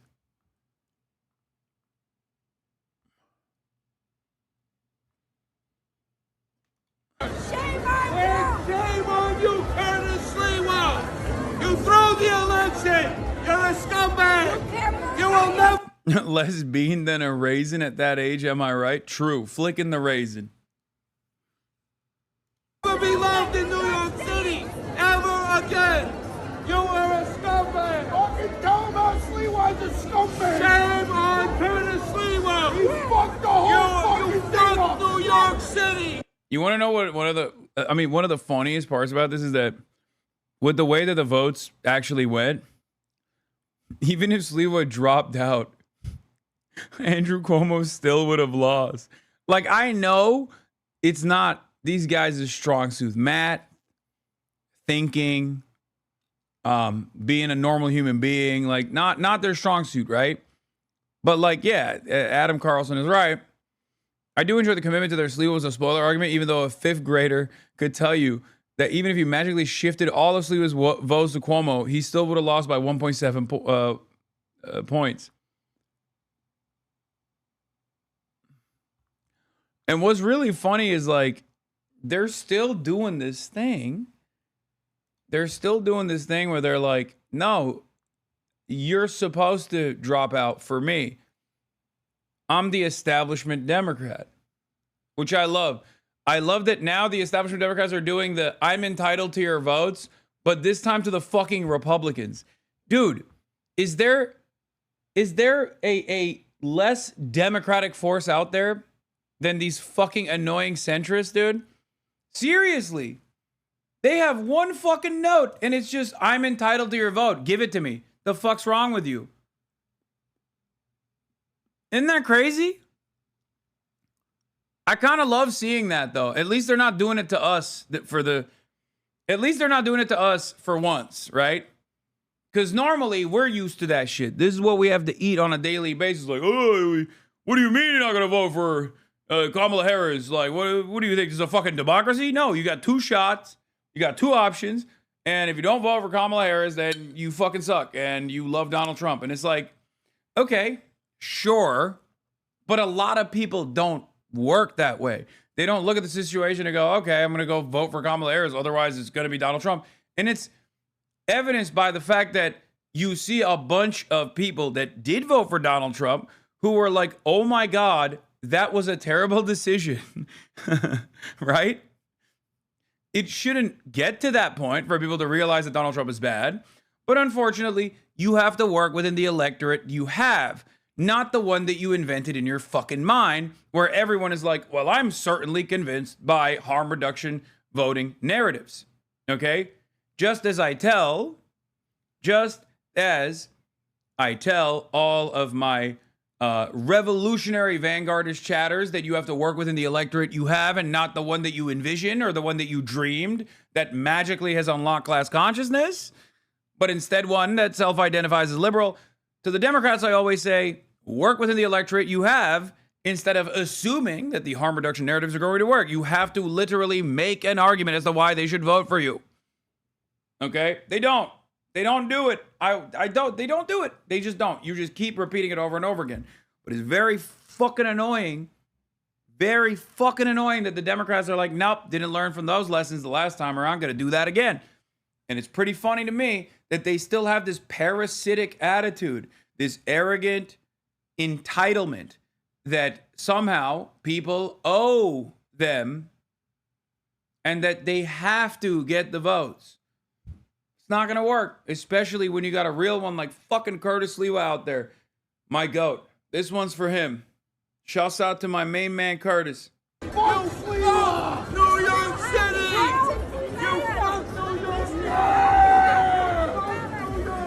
You fuck New York City! By Soros! Yeah.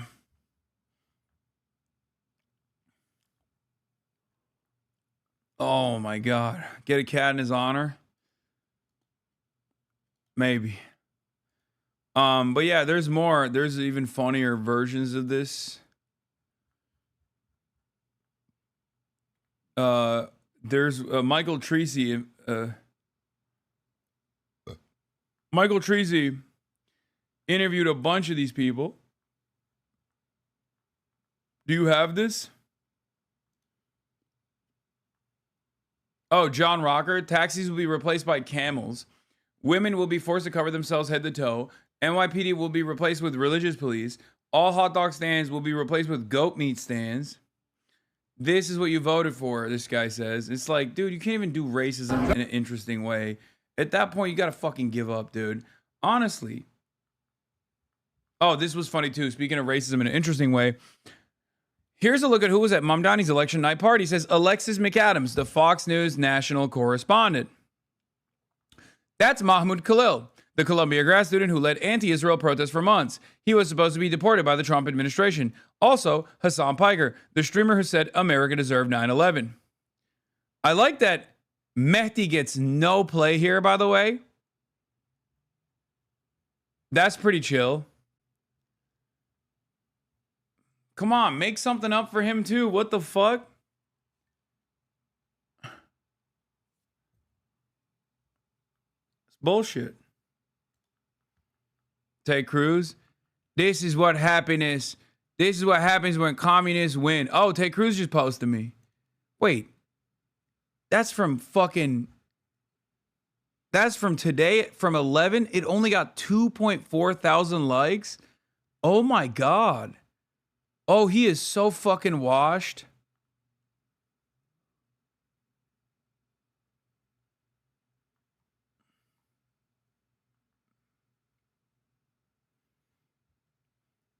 Oh, God.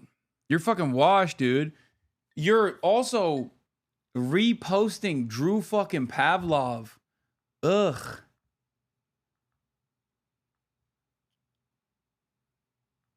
These guys are... Mamdani meltdown montage? Oh, let's go.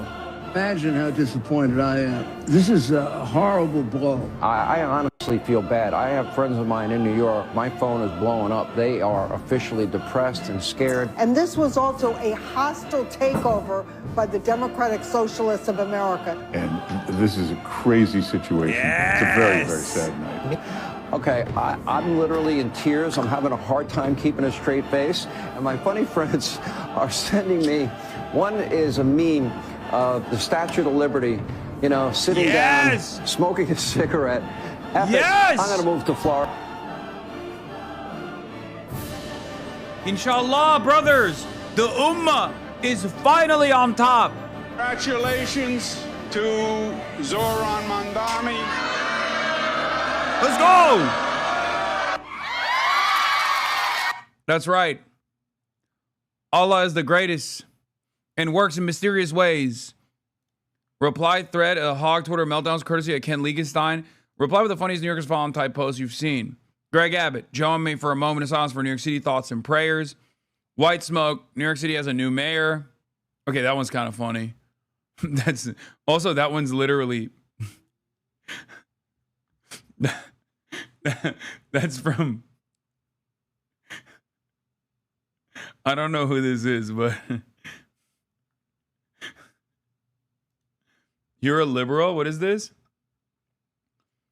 Reporters and cameras swarmed Hasan Piker, a liberal commentator and online streamer wearing a plaid jacket, pearl necklace, and Adidas sneakers like moss to a flame. He delivered soundbite after soundbite. Wait, where is this fucking article from? Who the fuck called me a liberal? Oh, it's probably the New York Magazine or New Yorker, right? God, still? I thought we moved past this shit, bro. What the fuck?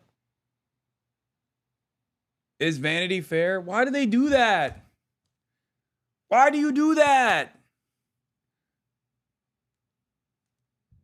Why do they always talk about how you're dressed? Because I'm fucking hot, dude. I don't know. Because they puts you in the scene, I guess. I saw you in the Swedish newspaper Aftonbladet. That sounds like I'm no disrespect to the Swedes, but that literally to me, to my American ears, sounds like a neo-Nazi contingency that actually recruits exclusively from the special forces part of the military. You know what I mean? Oh, it's the Aftonbladet. It means afternoon news? Okay, well, it fucking sounds like the afternoon news is about white supremacy.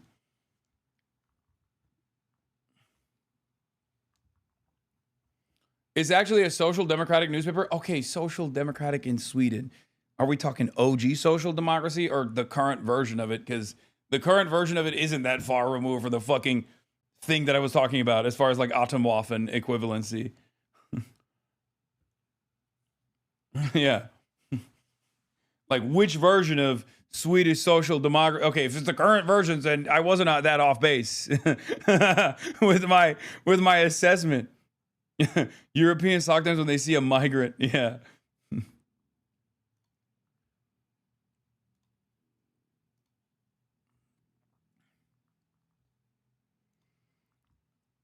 Yeah, I got billed as a fucking liberal on this thing. God damn it.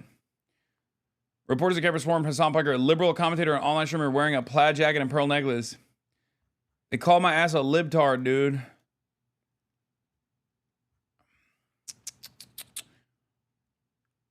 Soundbite after soundbite. To Vanity Fair specifically, maybe I was a little worried that the 9/11 stuff was sticking, Piker said, alluding to the pro-Cuomo super PAC who ran an attack ad of Mamdani in the front of the Twin Towers along with footage from 2019 in Piker saying America deserves September 11. No, I'm kidding. I didn't care about that at all. I didn't think that was actually a serious or sincere line of attack. I think it was a failure that demonstrated how extremely online a lot of advisors of Andrew Cuomo were. Everyone checked out each other's merch, and there was so much different merch. Zoran baseball caps, Zoran buttons, Zoran bandanas, Zoran berets, Zoran scarves. Someone even had on a Zoran pimple patch. It's true. The power of memes, merch, and vibes did not work for Kamala Harris. They did, however, work for Zoran Mamdani. Yeah, I wonder why.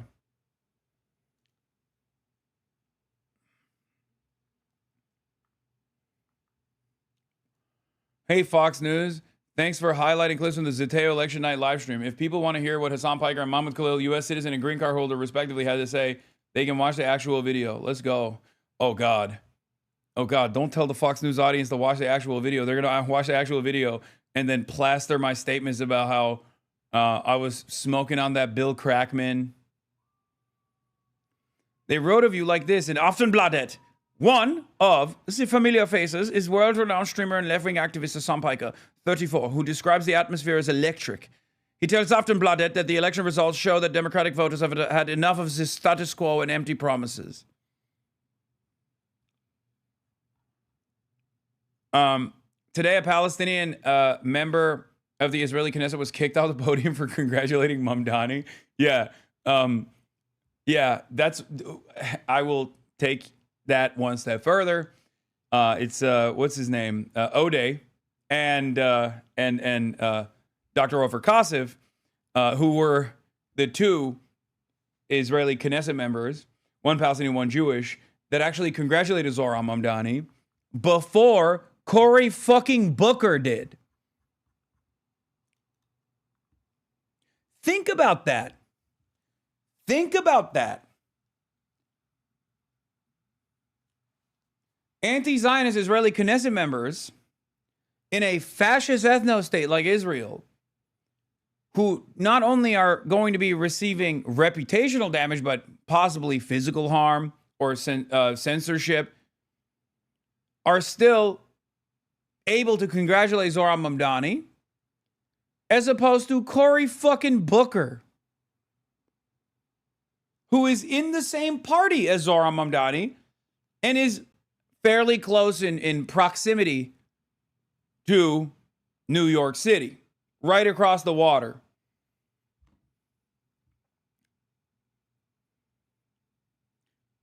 We already know Chuck Schumer, who is a senator from the state and lives in New York City,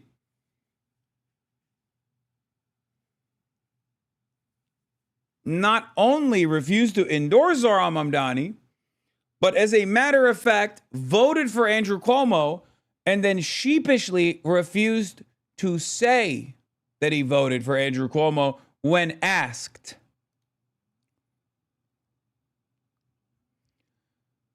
And here on the New York Times, sources close to Chuck Schumer basically revealed to the New York Times that he is just eating shit on a daily basis for lunch and dinner. According to people close to him, Chuck Schumer didn't endorse Mamdani because of his self-conception as a guardian of Israel. The Senate Democratic leader has more loyalty to a foreign apartheid state than his own constituents and his own party. What a pathetic man. We must rid him of his position. 100%. They're going after Jennifer Welsh too for saying the truth. This is true and it's good. If you don't like it, you can leave. Jennifer Welsh to Mehdi Hasan at Zohran's victory party. Americans have no culture except for multiculturalism. Crusty white people need to learn how to embrace it. It's true.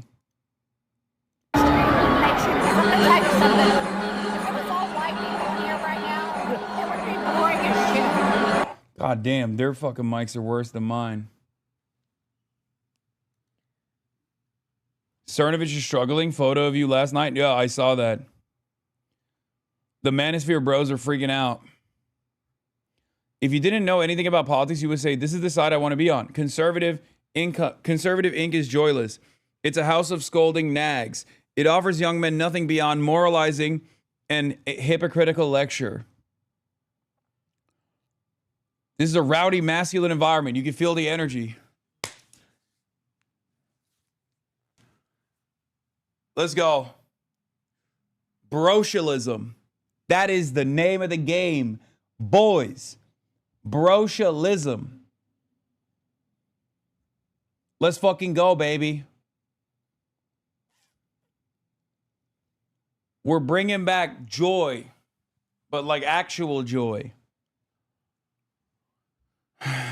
Of course, Blue Sky literally have no idea what he is even talking about. But why the fuck would you openly admit it? Just lie and make something up? That's literally all Cerno does.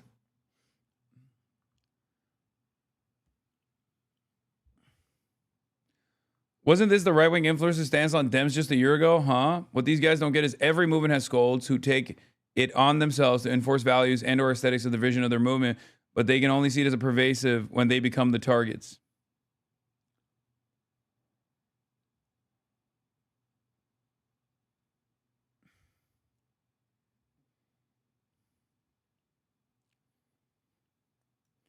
Seeing Zoran's smiling strategy on the media, never getting angry, I give me some serious doubt about the LFI leader Mélenchon communication. He always explodes in anger on TV. Right now, the polls are terrible for us. What do you think?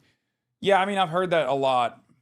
Melon Chad, also known as Melon Goat around these parts, is a king among kings. Make no mistake. I love him. And I love France Unbowed. But I have heard this criticism from a lot of French folk. They say Mélenchon is far too angry, far too rowdy. I don't know what the overall vibes are in French culture and in French elections, but I have heard this quite a bit. But I think there is a lot to be angry about. And I think Zoran, if he was a white boy, could also represent that anger. The reason why he had to smile and dial the entire time and just white knuckle through it all is because he's Muslim. You can't be angry if you're Muslim because they already assume that there's already like racialized fears, right? But yeah, it's probably always good to take things gracefully.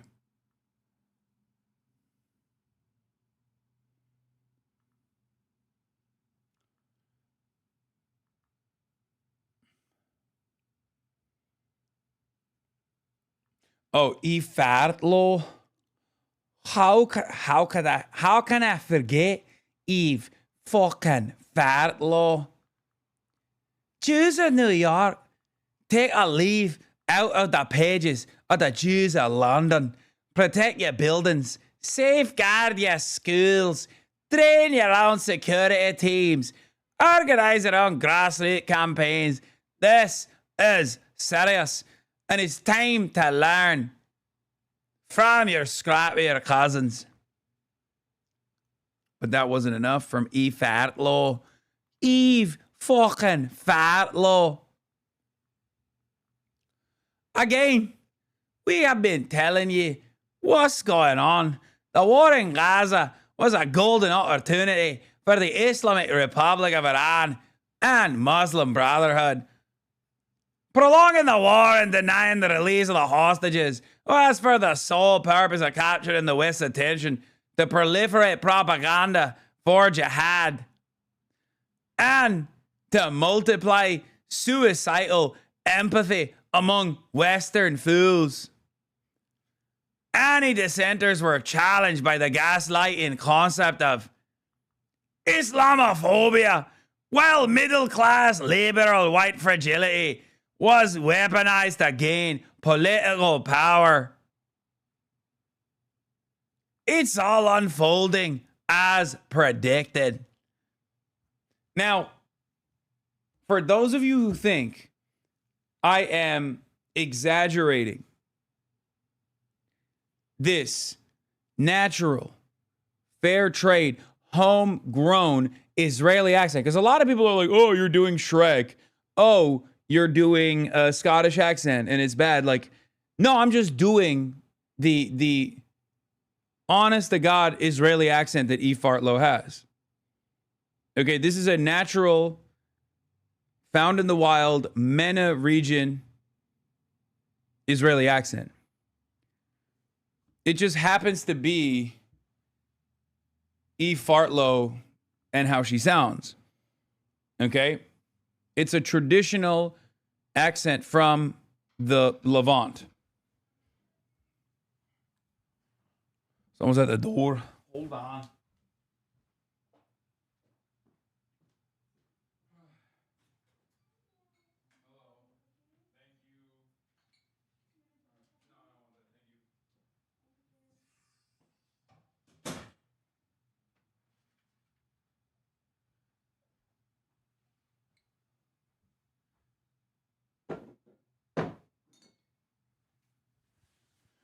I can't believe it.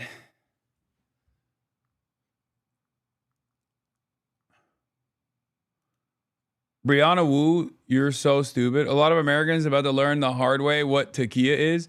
Wait, wasn't she literally as recently as like 2 days ago being like, trans sisters, I was wrong for hanging with every transphobic person, thinking that they would be nice to me, and they just kept being transphobic to me, and now I'm scared and I have no allies. Is that, she's still like, but I still hate Muslims and I still love Israel? Is that what it is?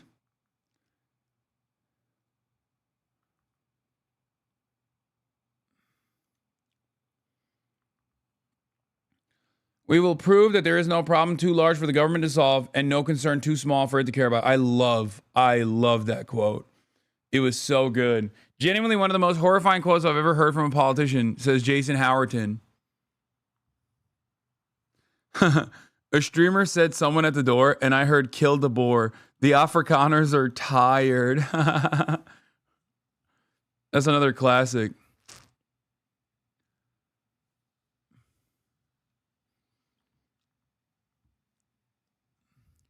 When is Felix coming on? He's supposed to be here soon.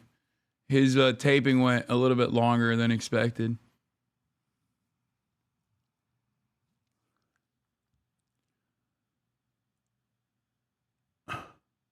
The NYPD officer will be restationed from my city of Kfar Saba.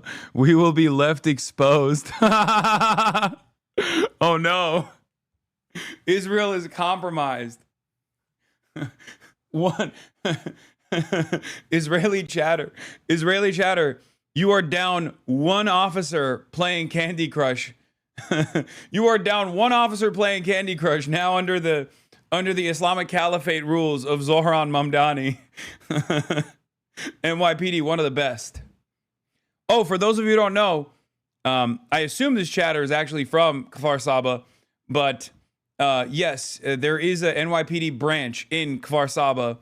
It's a liaison office for cooperation purposes. This is true.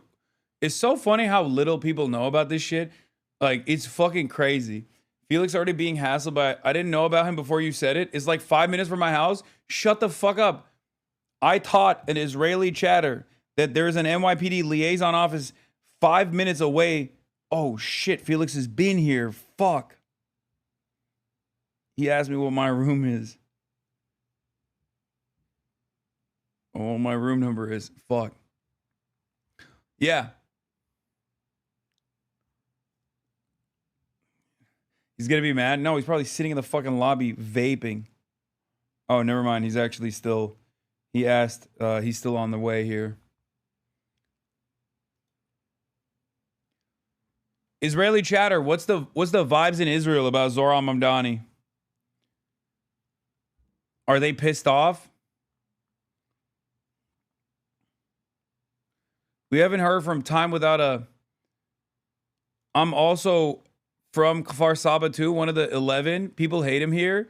Wait, what the fuck? We have 2 Israeli chatters on the same city? What the fuck? We haven't heard from Time Without a OWO in a minute. So I don't even know. He's been gone. He's like, my work is done. There's like 4 places in Israel. Yeah. Are you still in New York? Yes. Also known as the Tel Aviv of America until recently. New York, now known as the Islamabad of America. But instead of Islamabad, New York City, the Islamagud of America.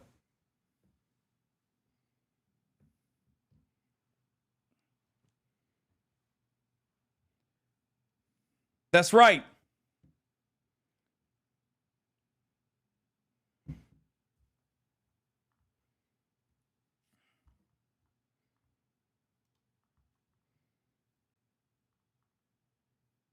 Sliwa would have turned New York City into Istanbul with his cats. That's also kind of true. Oh my God, I met Julian from Recess Therapy. So cool. What is this? How fun would it be to have little kids ask Hasan questions?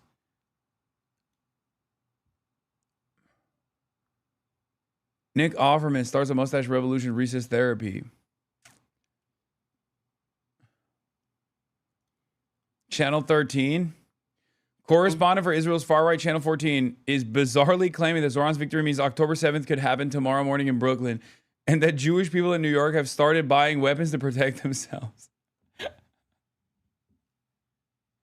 Bro, Israel is like the meme of there's always two crazy bitches talking to each other going, exactly, just tuning one another up. That's just Israel in a nutshell, okay? Just a bunch of schizos going on television and just freaking each other out. They're like, oh, I'll take it one step further, actually. It's October 7 plus 9/11 at the same time. That's what I've heard. Yeah, I heard that the Zoran Mamdani is purchasing a bunch of those like paragliders for the NYPD, the Muslim division, and they're gonna paraglide into Brooklyn. Yeah, October 7/11.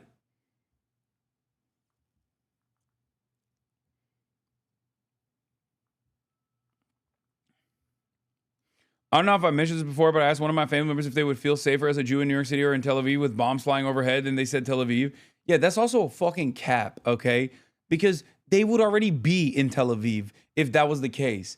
Like, I love the big game that ultra-Zionist American Jews play, where they're just like, oh, you don't understand, like, I'm going to Israel any day now. It's like, okay, bitch, go then. But you're not going because you like living here. Shut the fuck up. I hate that shit. It's always like, oh, any day now. It's like Israel literally incentivizes Jews living in the Western world to go and live in Israel. It is a fucking ethno-state. That's kind of the whole goal, okay?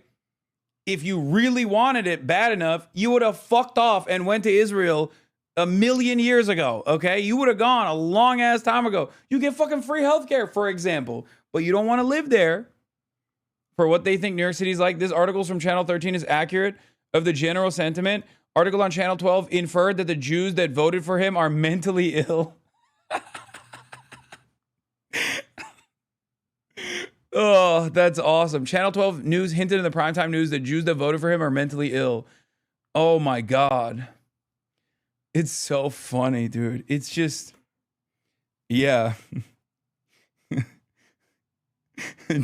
Jews that think Zoran is just like a normal candidate are the mentally ill ones, and not the ones who think Zoran is going to do unlimited genocide of the Jews, like pogroms. They said, have good health. That's so funny.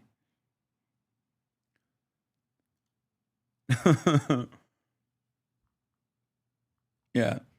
I mean, look, Bill Smokes Crackman, Bill A. Packman, is the number one guy that is demonstrative of the mania and the fakery, right?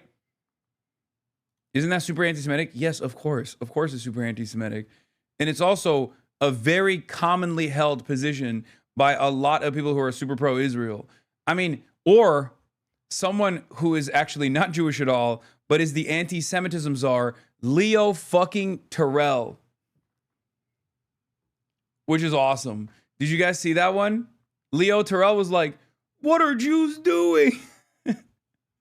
He tweeted out like, 30% of New York Jews voted for Zoran.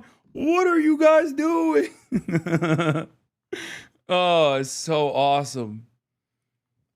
It's so funny. I'm also an Israeli chatter, but I live in the Israeli city of Boca Raton, not Kfar Saba. We do not have NYPD pizza, though.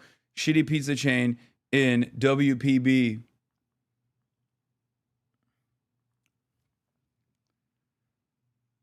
Will we ever get a crosstab for Jews that voted for Zoran? Yes. I can already tell you what it is. It's the overwhelming majority of Jews in New York that are under the age of 35, and then like the very cool older, sometimes even like Holocaust survivor Jews that are like that have maintained a revolutionary attitude. like the Bundists and whatnot.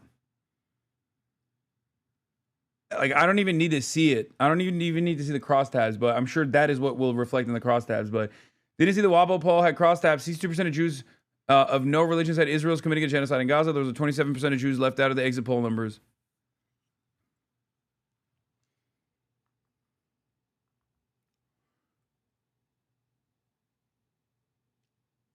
Anyway.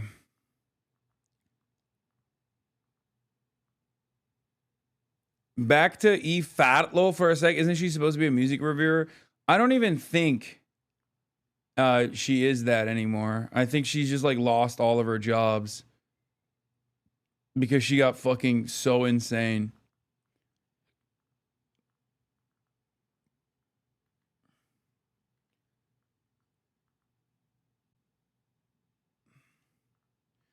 She said this too.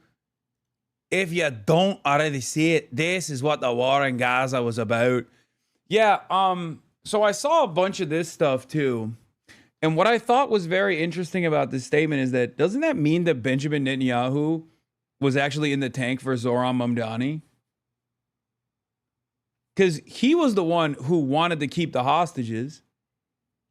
Like, he was literally the primary force that kept all of the Israeli captives in Gaza for far beyond what Hamas was willing to entertain.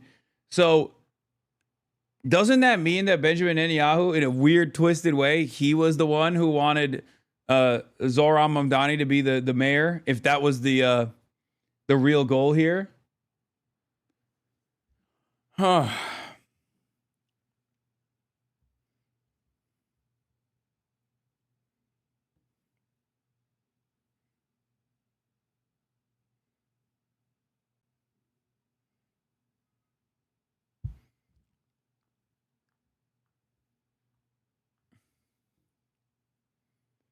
Speaking of which, Joe Mujali, Hasidic Jews help Palestinian store owner cat shoplifter in New York. You guys are invited anytime. I'll have to give him some kosher on me. Here with Five here. Yeah, Five. see, now we're brothers, Joe, man. They came to the rescue. They who helped us out.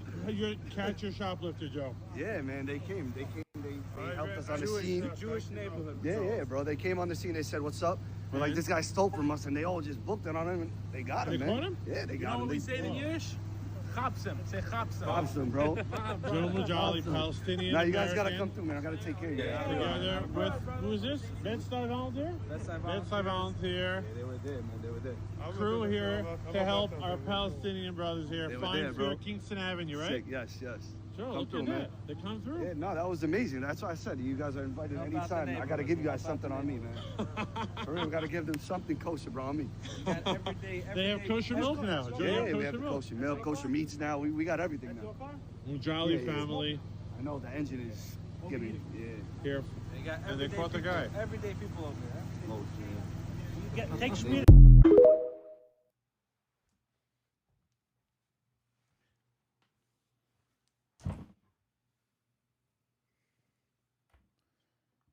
New York City, baby. You can have a store opening in the morning and another 9/11 can happen at any moment.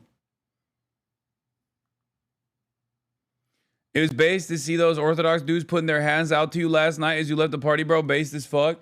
Yeah, I mean, yeah, those guys have been pro-Palestine for a minute. That's like that is way before October 7. I mean, it depends on which sect we're talking about, but like if you're talking like Neturei Karta, they've been on that point. I have Felix Biederman in the building. I'm gonna bring him in here right now. Hold on one second.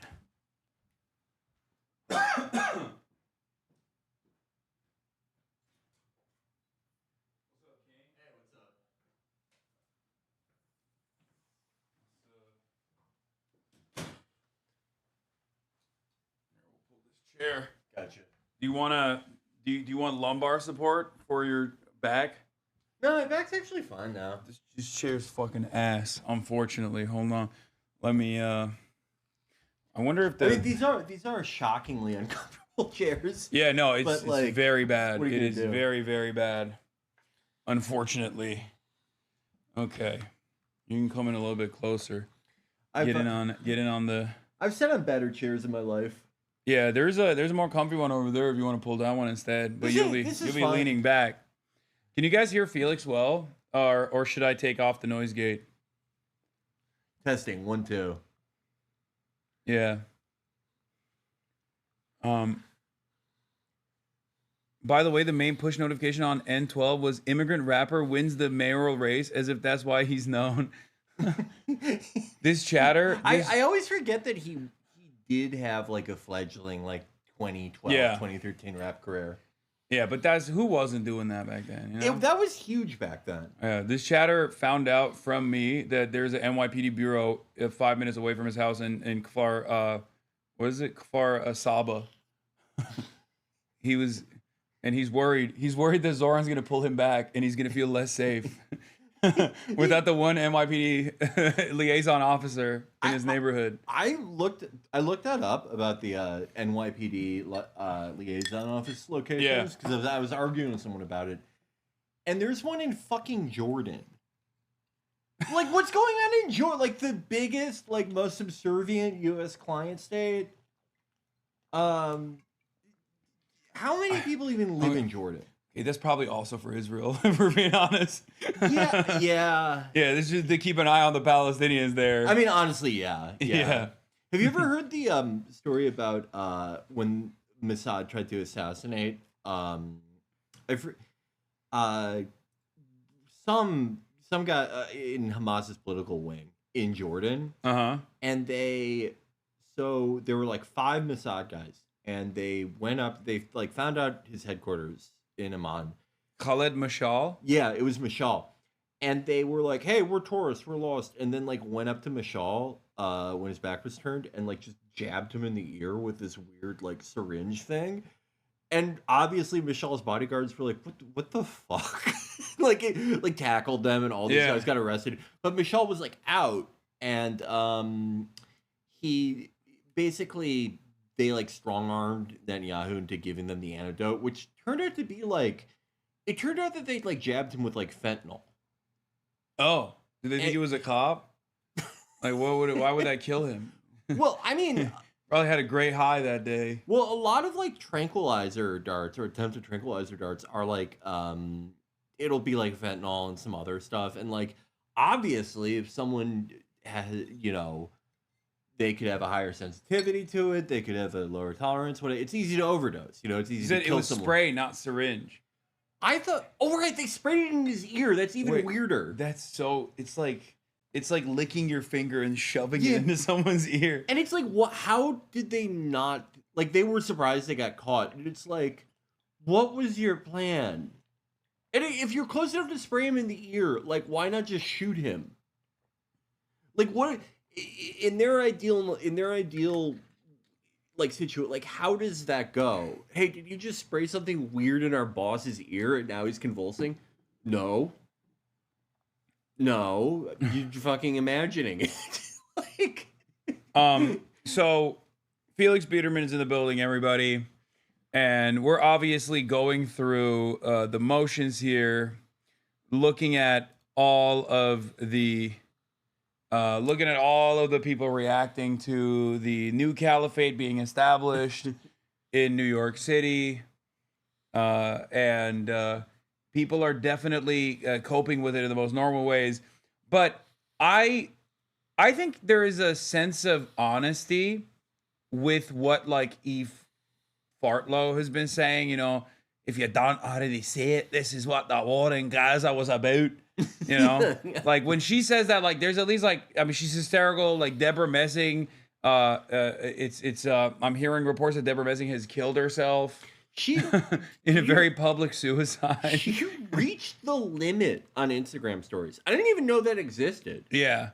Like that's like when they automatically 5150 you. Like they do a welfare. Instagram sends a welfare check to your house. I'm sure all of us, you, everyone in chat, we've all known people who are like, they're a little nuts, and sometimes you click on their story and it's like, it looks like ellipses. Yeah. like 50 of them, and it's all like it's like what Nancy Mace's. Yeah, Ethan Klein. Yeah, Ethan Klein. Ethan Klein is a perfect example of like. Now that I said this, actually, he will do that. Oh no, yeah, he will do like a flip book of you saying that on his story. Yeah. I was more meaning like Nancy, and be like, "Why does nobody care?" I was thinking more like what Nancy Mace posted, where she's like it was her transcript of like whatever fucking idiotic dispute she was having in TSA. Yeah. Crazy people like that, where they're like, this is me arguing with my subletter for like 30 pages. And even though like none of those people ever get dinged for posting too many stories, but Deborah Messing did, and the type of stuff she was it was alternatively like her like pictures of her crying, and then like Israel wins first pickleball championship. Well, that's a moment of respite for her. Yeah. She's just thinking about like the good things. She's holding on to a little bit of hope in a sea of devastation. I love that Deborah Messing went from like, I'm a progressive Jewish person. In this house, we care about Black Lives Matter, to like being a follower of Meyer Kahan in 2 years. Like she literally was just like, oh, actually, the Goyim are cattle, and they should know their place. There's so much of that. And It's so funny. I always thought it was such a ticking time bomb too. During like Trump won, I think we both talked about it. How it was like this irreconcilable thing that you could be like, immigrants are welcome here, blah blah blah, like the famous liberal sign, and then still be like a fervent Zionist. Yeah. And immigrants are welcome here, except for Palestinians in Israel. Yeah, they're not welcome there. Yeah, it's like for some people it may, like there are a lot of like resist libs that became actually like wholeheartedly moved to the left because they couldn't reconcile like being super Democrats and then having like a normal human reaction. Oh, it got a fucking article, bro. It got a Fast Company article. What does like, this have to do with companies? This is a... Bro, what do you mean? She reached the max limit. I guess no one has ever done it before. History. Yeah. They're like, no, we have to cover it. This is an industry paper. We have to cover it because this is new from a social media perspective.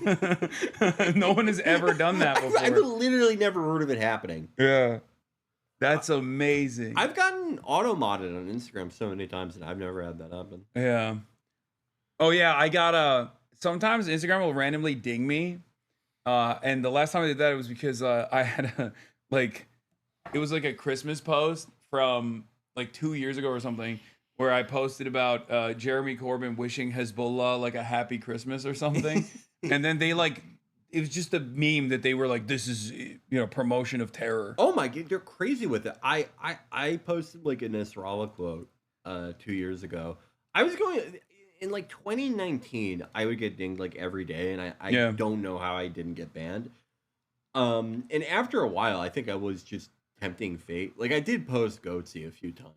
Okay. But I don't think that's that bad. Oh yeah, you used to do Naked Barber all the time too. I posted. I remember. It was so sad for me when I realized that I couldn't post Naked Barber on my stories, because I would do that like once a week.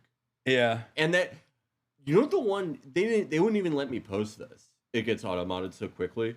It's not the nude barber, but it's a companion image. It's the one where it's like, have you ever wanted to grab your barber stick? A companion image. Well, it's of a theme. Yeah.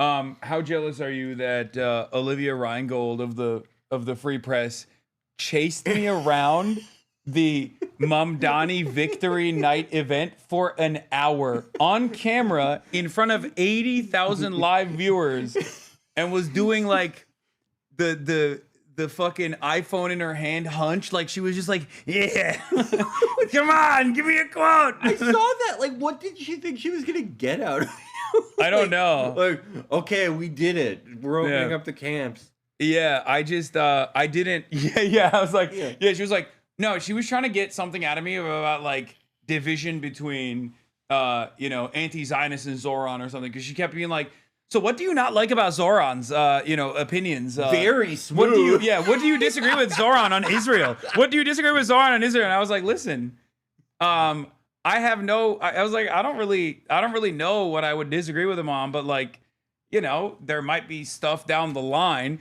Oh, and then she kept wanting to profile me too for the Free Press. Oh yeah, I'm sure there'd be a very fair profile. Which by the way, to which I said, you already did profile me. Hold on. This is this was the I think the funniest interaction that we had after like the end. Basically at the end of it all, I turned around and was like, okay, enough. Here are some of the images. Olivia Reingold of the Free Press is glued to Hasan Piker, the Zoran Mamdani victory party, itching to write a hit piece. Oh, she was wearing her reporter glasses. Yeah. That was her disguise. She's like right there in the back. Or do you think she didn't come with the glasses and then she saw you took had them them off. on and she was like mirroring you? Yeah, like she didn't have it on her. She had it on her head here. But then she basically went and I gave in. I was like, because I knew who she was from the start, right? But I was just like acting a bit aloof until this very moment. I wouldn't have been able to do that. I would have been like, no, I was my favorite reporter. You would have to be truthful to her. I would. Yeah. I would. I would be like, I shared that John Oliver video. Yeah. The hour it was up. Her fumble was thinking you weren't aware of her or the Free Press. Yeah, I don't know why. Yeah, I know who you are. Oh, okay. I've seen your work on denying the Gaza famine. Oh, how are you doing? Hi. But you You did do that though. Okay, well, anyway, I would love to profile you. For the Free Press? You already. She says, I want to profile you. I say, for the Free Press? You already did. You already have profiled me. You called me the handsome face of terror apologia. Not you, but your outlet did. Which, by the way, I did not have an issue with at all because they used a handsome photo. So have you seen this cool. one? I actually haven't. I literally, I put that article on as one of my favorite articles anytime someone asks. I love how familiar you are with the Free Press. And then she's like, oh, are you a free presser? I love how familiar you are with the Free Press. Like she's trying to be like, I'm not owned. I'm not owned. But yeah, I thought this was kind of cool. No, it's a good photo. I have a special place in my heart for people who use good photos of me. Yeah. No, I don't care where it's coming from, why they're posting it. Yeah, I don't care. Like if Ynet posted an article about me and like I can't read Hebrew, but the article was like, you know, the smallest dick in America or whatever. but I wouldn't care if it was a good photo. Yeah, I'd be like, I thank feel you. that. Yeah. What is this? Serious post. My kid is having anxiety that Mamdani won. I'm trying to calm him down and saying it's going to be fine, but he doesn't believe me. I have no idea what to do. Does he say how old his kid is? Because like his kid's 23. Yeah, that's what I'm saying. Like if his kid's like 7, that's like tragic because you know he was just scaring the shit out of his kid this entire time. But if his kid's like 23, which is incredibly possible. Yes. Like Curtis Lewa. Like remember Curtis Lewa tried to pull that shit on the debates. He was like, you know, my children are afraid of anti-Semitism. I was married to a Jewish wife, and I have 2 kids, and they're afraid of anti-Semitism. And it was like, bro, they're probably more afraid of you, dude. Like, his kids are probably what, like 43. I also I also assume like when I think of Curtis Lewa, I think like his children probably also have that like ape-like structure that he has. Yeah. Do you remember what he said? They also wear berets to school. Do you remember when he or I actually don't remember when he said this, but it was in an article we read where he went, we all have a little anti-Semitism. Oh, that's one of my favorites. So good. He goes, what did he say? He's like, I'm Polish. I'm Polish. We blame everything on the Jews. He's very honest. No, but that was him. That was back when he was married to a Jewish woman. I remember reading the article. And I think that was his way of being like, you know, we always, accidentally do this. Like it's a bad thing. He wasn't trying to be like, yeah, I blame the Jew all the time. No, I know, but it's fun. It's so fun. He was doing like unconscious bias stuff. Yeah, he was doing, yeah. like white fragility. Because he's woke. He is like pretty woke. Yeah. He like, God, I don't like. I think every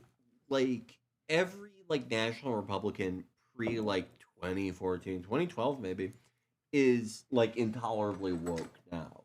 And Sliwa, you can only do that at that act in New York as a Republican. Yeah, no, I agree. Like the thing that I think is completely it just not allowed. Like you cannot do this is if you're based Mike Lee. Because now he's doing it. And I'm like, but you're based Mike Lee. Yeah. Like, that is very unbased, Mike Lee. If you're going to be like, oh, so much for the tolerant left. It's like, dude, what are you talking about? That's all of them, though. It's like the White House account that's like, oh, we're going to do fucking the Studio Ghibli filter over people we're deporting. And then the next post is like, really sad day when you have to explain anti-Semitism to a 5-year-old. And it's like, okay, so what is it? Like, what type of person are you? Like, what the fuck is this? Oh, I love that. It's so good. It's so awesome. But even then, that's coming to a close. Okay, the Heritage Foundation is taking a firm, committed stance that they are a big tent party, and that tent, yes, does definitely include not just like, people who are kind of teetering along the edges of anti-Semitism, but people who are just straight up like Holocaust deniers. It's so. Did you see that? I don't even know his name. That Brilwin Hallward or whatever. Oh, Brian. Yeah. Oh, yeah. What is his name? Brian Lillen, Hollander. I knew it was a B and an H. Yeah, yeah. It's one of those like new age white people names, like one of the new age wasp names. It's crazy. Like what happened to white people being named John? That's a great one. But yeah, you don't need to fucking literally reinvent the wheel, man. You had a pretty solid run. It's really great, but he's trying to synthesize like a anti-woke, sort of critical on Israel, but not really. He's basically trying to invent like... They tried that already with like all the fucking neo-Nazis that were like pro-Palantir, where they were like, oh, it's brownoid behavior to hate the Jews. It's like, you can't say brownoid and then not hate the Jews. Yeah. It's the most like anti-Semitic people that are fucking sitting around inventing new ways to say brown people. It's so weird. Like his thing specifically was so weird because it was like, what Mark Pocan is to Bernie in 2016, perhaps. That's what he's trying to do. I have no way how to spell Brylilin or whatever the fuck his name is. It's like Chat, find me the brilliant Howard, the fucking white boy, the one that is like the Charlie Kirk replacement, the industry plant Charlie Kirk replacement. In his video, he said we should still call out corruption in AIPAC. Like it's literally Warrenism. They're doing like right Warrenism. Oh, that's awesome. That is gonna be like after Trump. That is gonna be the party split. It's gonna be like Josh Hallway will finally self-actualize as Elizabeth Warren. And his thing will be like, look, we have to call out corruption in AIPAC, and you guys know I hate Netanyahu, but blah, blah, blah, blah, blah. And he'll be with the Brilwin Hallway, whatever the Brilliant Hallway. And then there will be like, and that will be like the JD branch. And then there will be the Fuentes people. Dude, my goat Kyle has been on a tear. He really has. Yeah. This is like... He brought back the same energy of the hungry tweets. You know what I mean? but this time in like the woke direction, if you know what I mean, like the super woke direction. I would even argue he was woke then. Oh yeah, no, he was. In a way where white guys were allowed to be. Yeah. No one in the world thinks those posts are hateful. They're raising awareness of hunger is what they are. Yeah. But I love his posting. He's awesome. Because it's like a very, like, I wish Cenk was like this.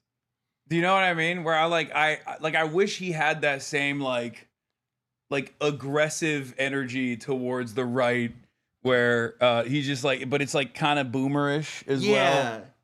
Yeah. Do you think like? Oh, you found the Bryla and Holland tweet.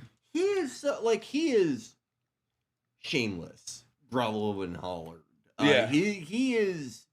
Yeah, like look how crazy it is. I love this. Like try to think of a coherent political identity based on this shit.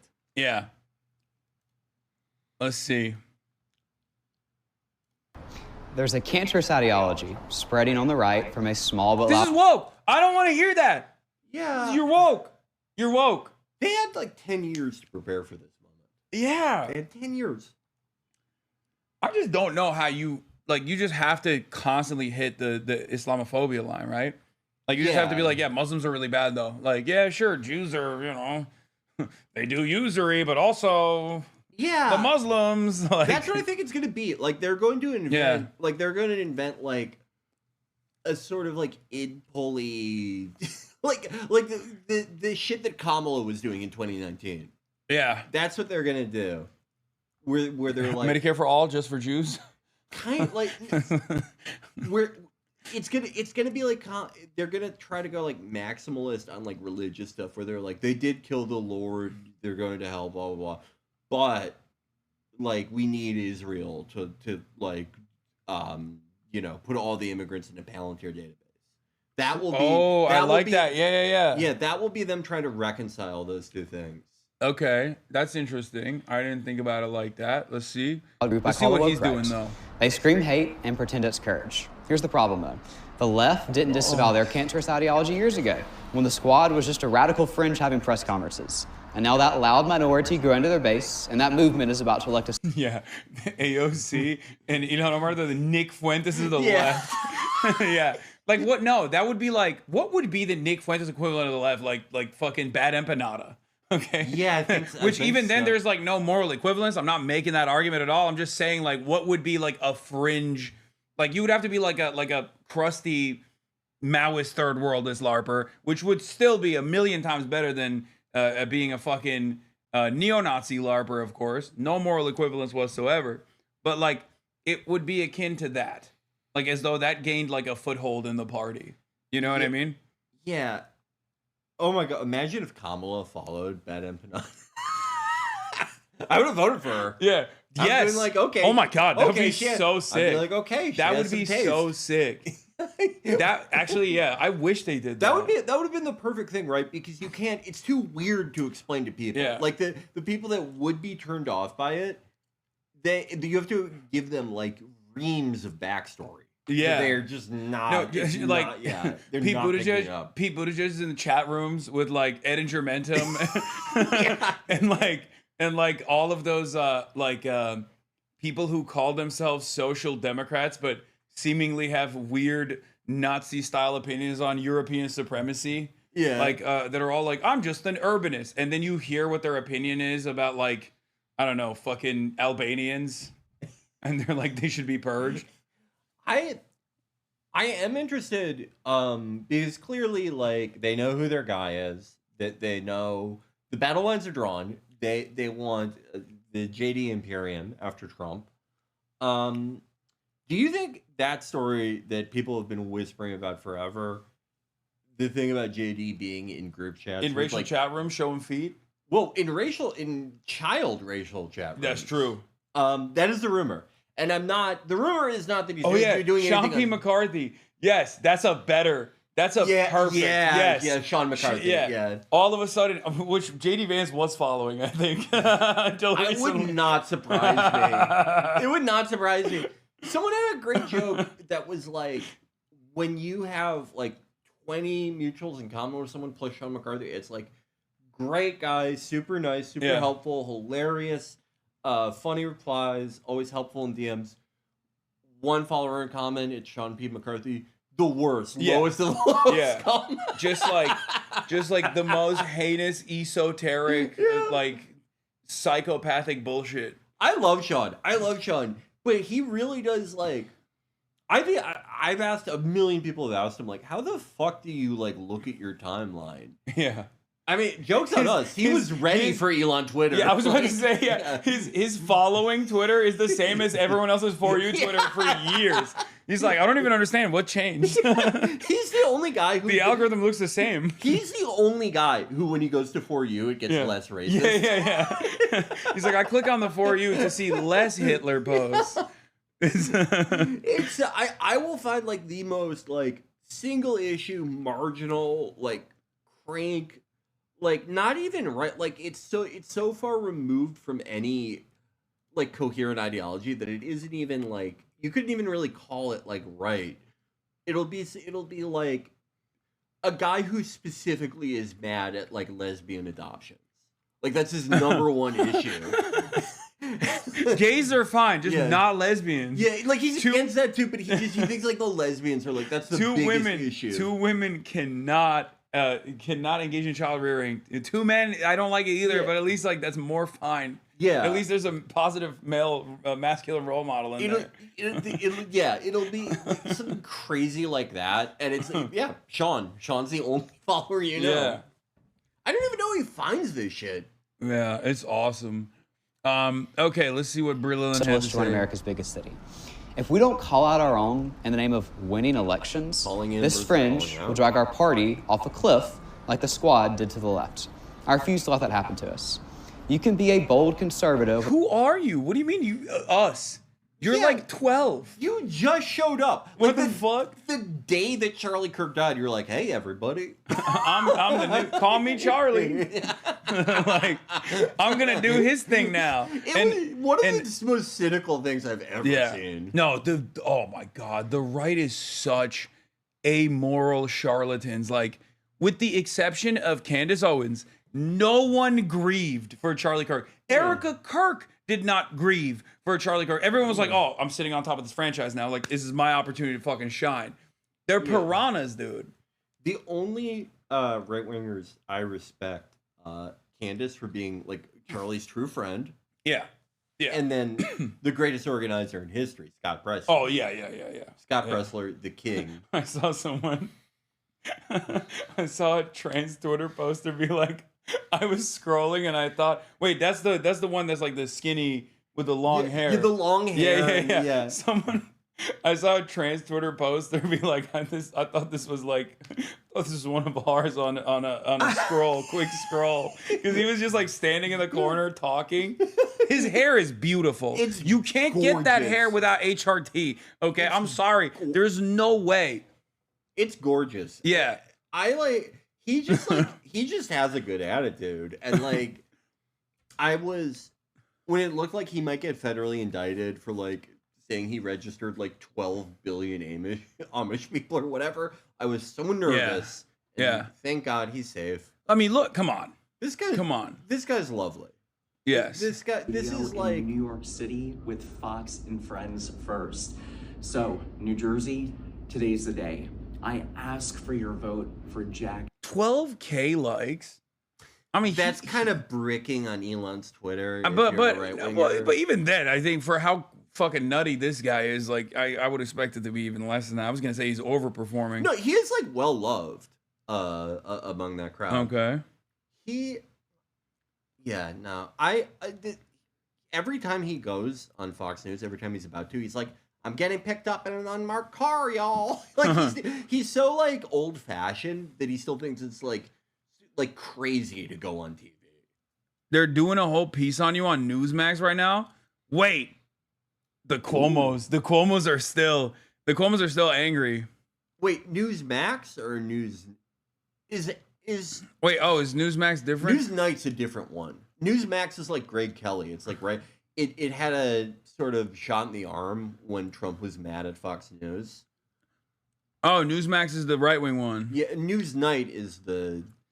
News Nation. I can't even... I thought I knew the most about Chris Cuomo's bullshit network. Yeah, no. But I don't even know the name. Yeah, we fucked up. News Nation is... I have never heard of anyone... What could Newsmax be saying? Can you link it to me? Is it live? Are you watching Newsmax on the television? What's going on? Is Greg Kelly still on Newsmax? I have to go to the bathroom, but I have to see what I used to Newsmax is the Kelly one. every day. Newsmax is the one that like all the people who raped too much for Fox News went to, right? Bowling. Yeah, they were like, you have gone over the threshold of permissible amounts of rape for Fox News. You now have to go to Newsmax, bro. Bro, you're watching Newsmax live? That is crazy. I hope you were in the close proximity of your grandparents, because if you, on your own volition, turned on fucking Newsmax, that is crazy. You should know this about Hog Media. I'm so disappointed. No, I sometimes get the news ones mixed up. Did you see Chris Cuomo's tweet talking about how anti-time racism is the only accepted racism? Oh, that's so funny. He's right. My goat.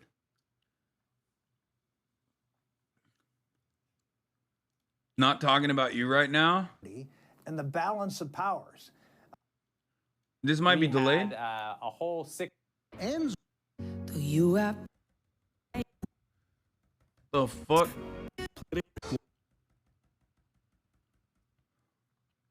Maybe it's delayed. Kentucky last night. Breaking tonight, federal officials have raised. Are they blaming me for this? I don't know. Many others still missing. Oh, this is Newsmax 2. There's 2 Newsmaxes?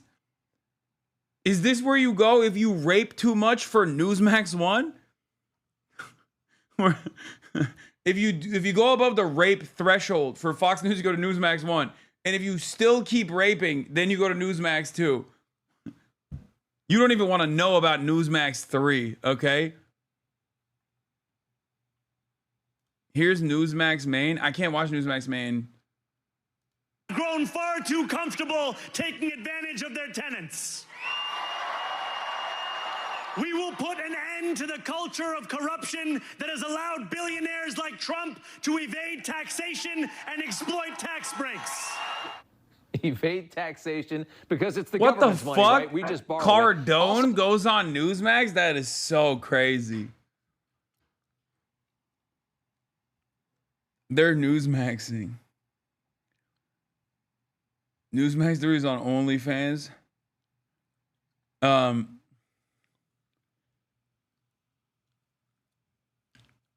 Okay.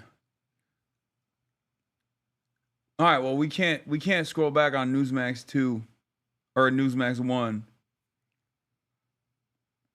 Bro, my mom wanted to get cable again to get Newsmax, and I told her that it wasn't available in the US. Saved her ass, bro. Oh my God. What is this? Please ask Felix's thoughts on the developments coming out of Toronto.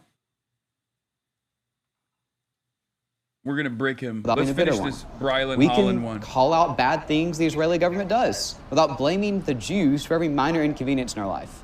Just like we can call out AIPAC for bankrolling American politicians and say that should be banned. Just like we can demand secure borders while getting only the best and brightest in America without banning all legal immigration.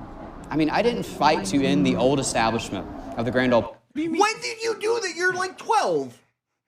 You weren't even alive for Mitt Romney. You put no work into fighting the establishment. When he talks about that, he means bedtime, okay? Yeah. Like, he's like, oh, yeah, you don't understand. I said, you have nothing to lose but your chains to my mom. When she said, it's nap time, Brilliland. I said, no. He got his mom fired as his homeschool teacher. Yeah. Replaced with his dad. I took on the establishment. Yeah. Party and kick out the neocons just to replace it with hate. We're supposed to be the party of faith and freedom, not anger and chaos.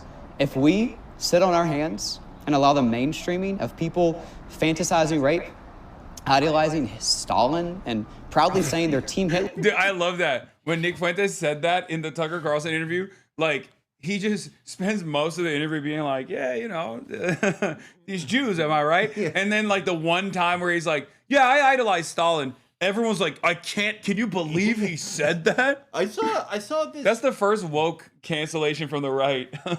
I saw this this clip where someone donated to his stream to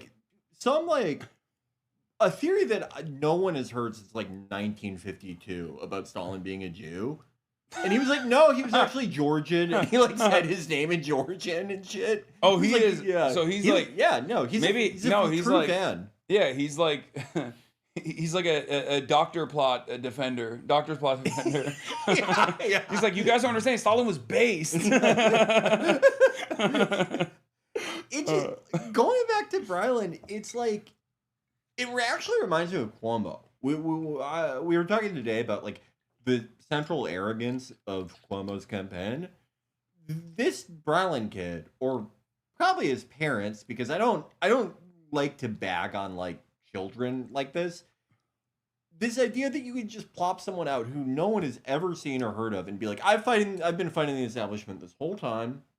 I was I was 3 years old in 2016. But everyone believes you when you say that, for sure.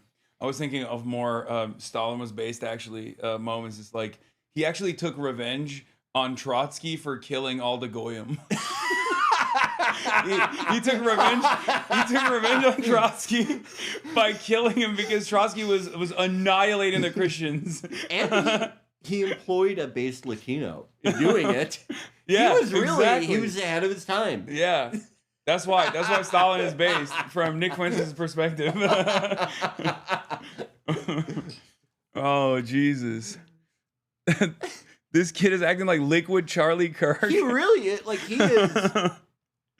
There has never been like a more flat-footed industry plant. Like, this is really. Yeah. This is tough.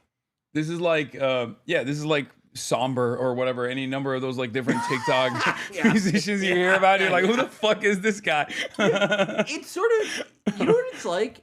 It's the same problem that the UFC has, where like the heavyweight division and light heavyweight division are kind of always like sort of bad because it's like, okay, if you're an athletic like guy who your natural body weight is over like 230 pounds when you're in shape, and you want to play sports, you're going into the NFL. Like you're going, or the NBA, or in any event, a sport that is going to pay you exponentially more than the UFC, unless you are like the greatest fighter of your generation. Even then, who knows?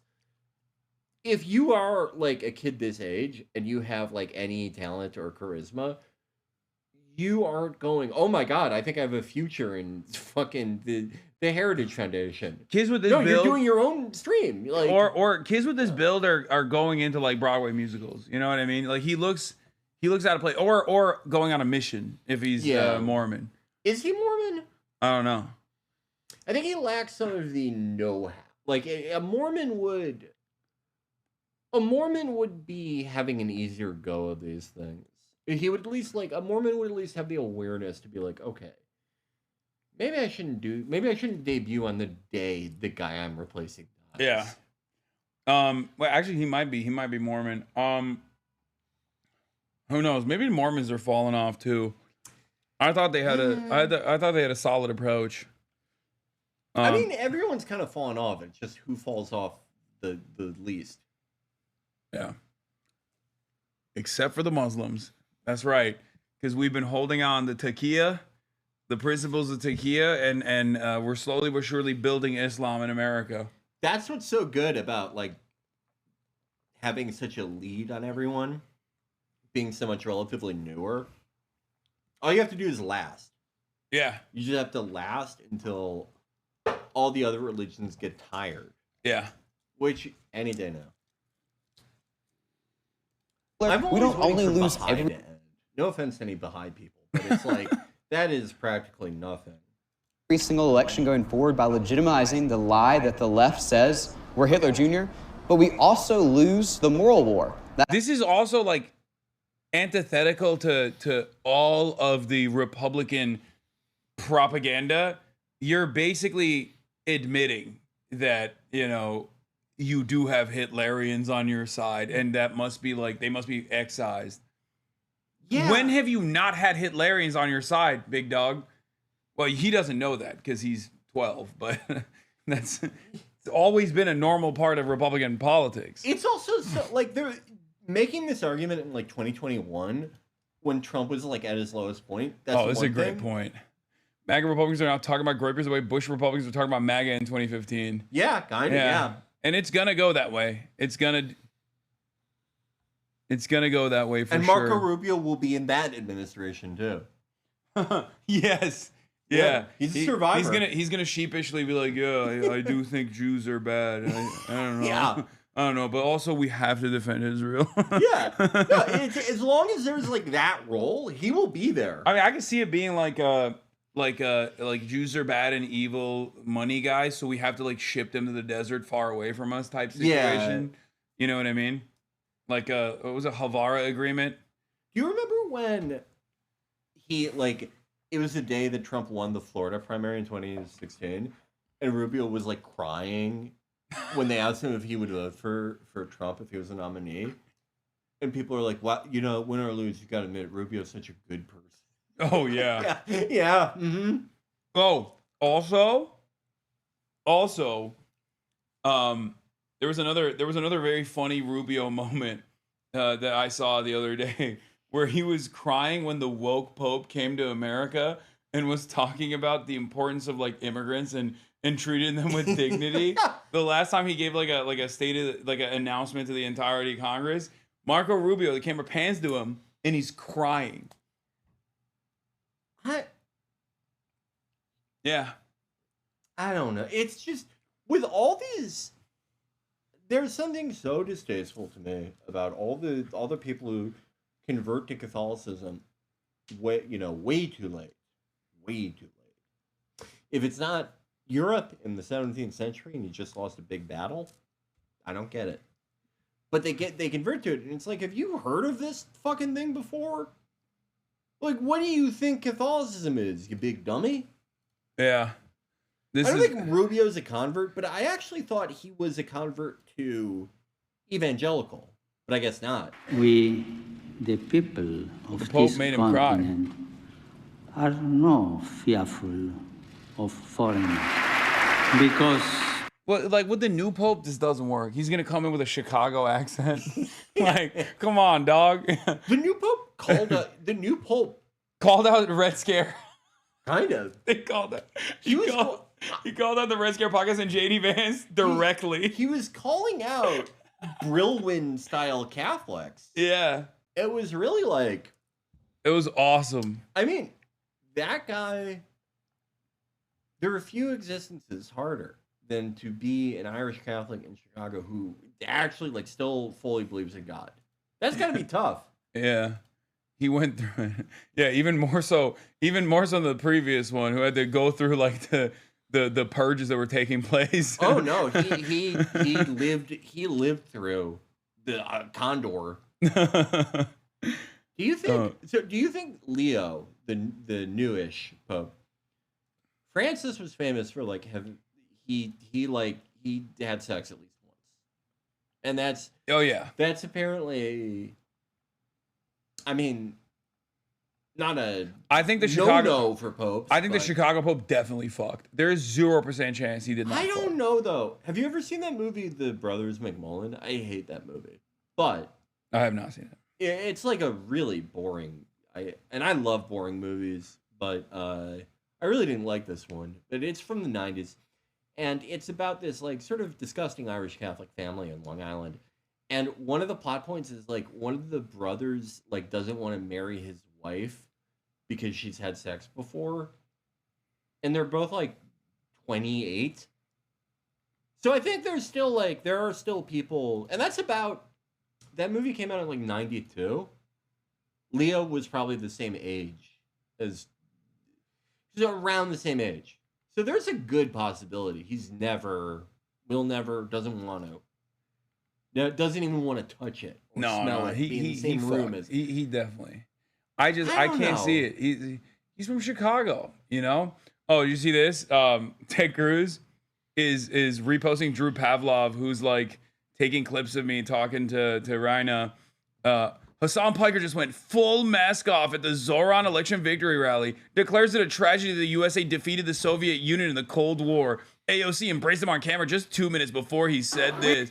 Why are these guys still doing this shit? Like, who is this for, brother? Who's like, wow, we really got to purge these dangerous radicals from our ranks in the party? Done.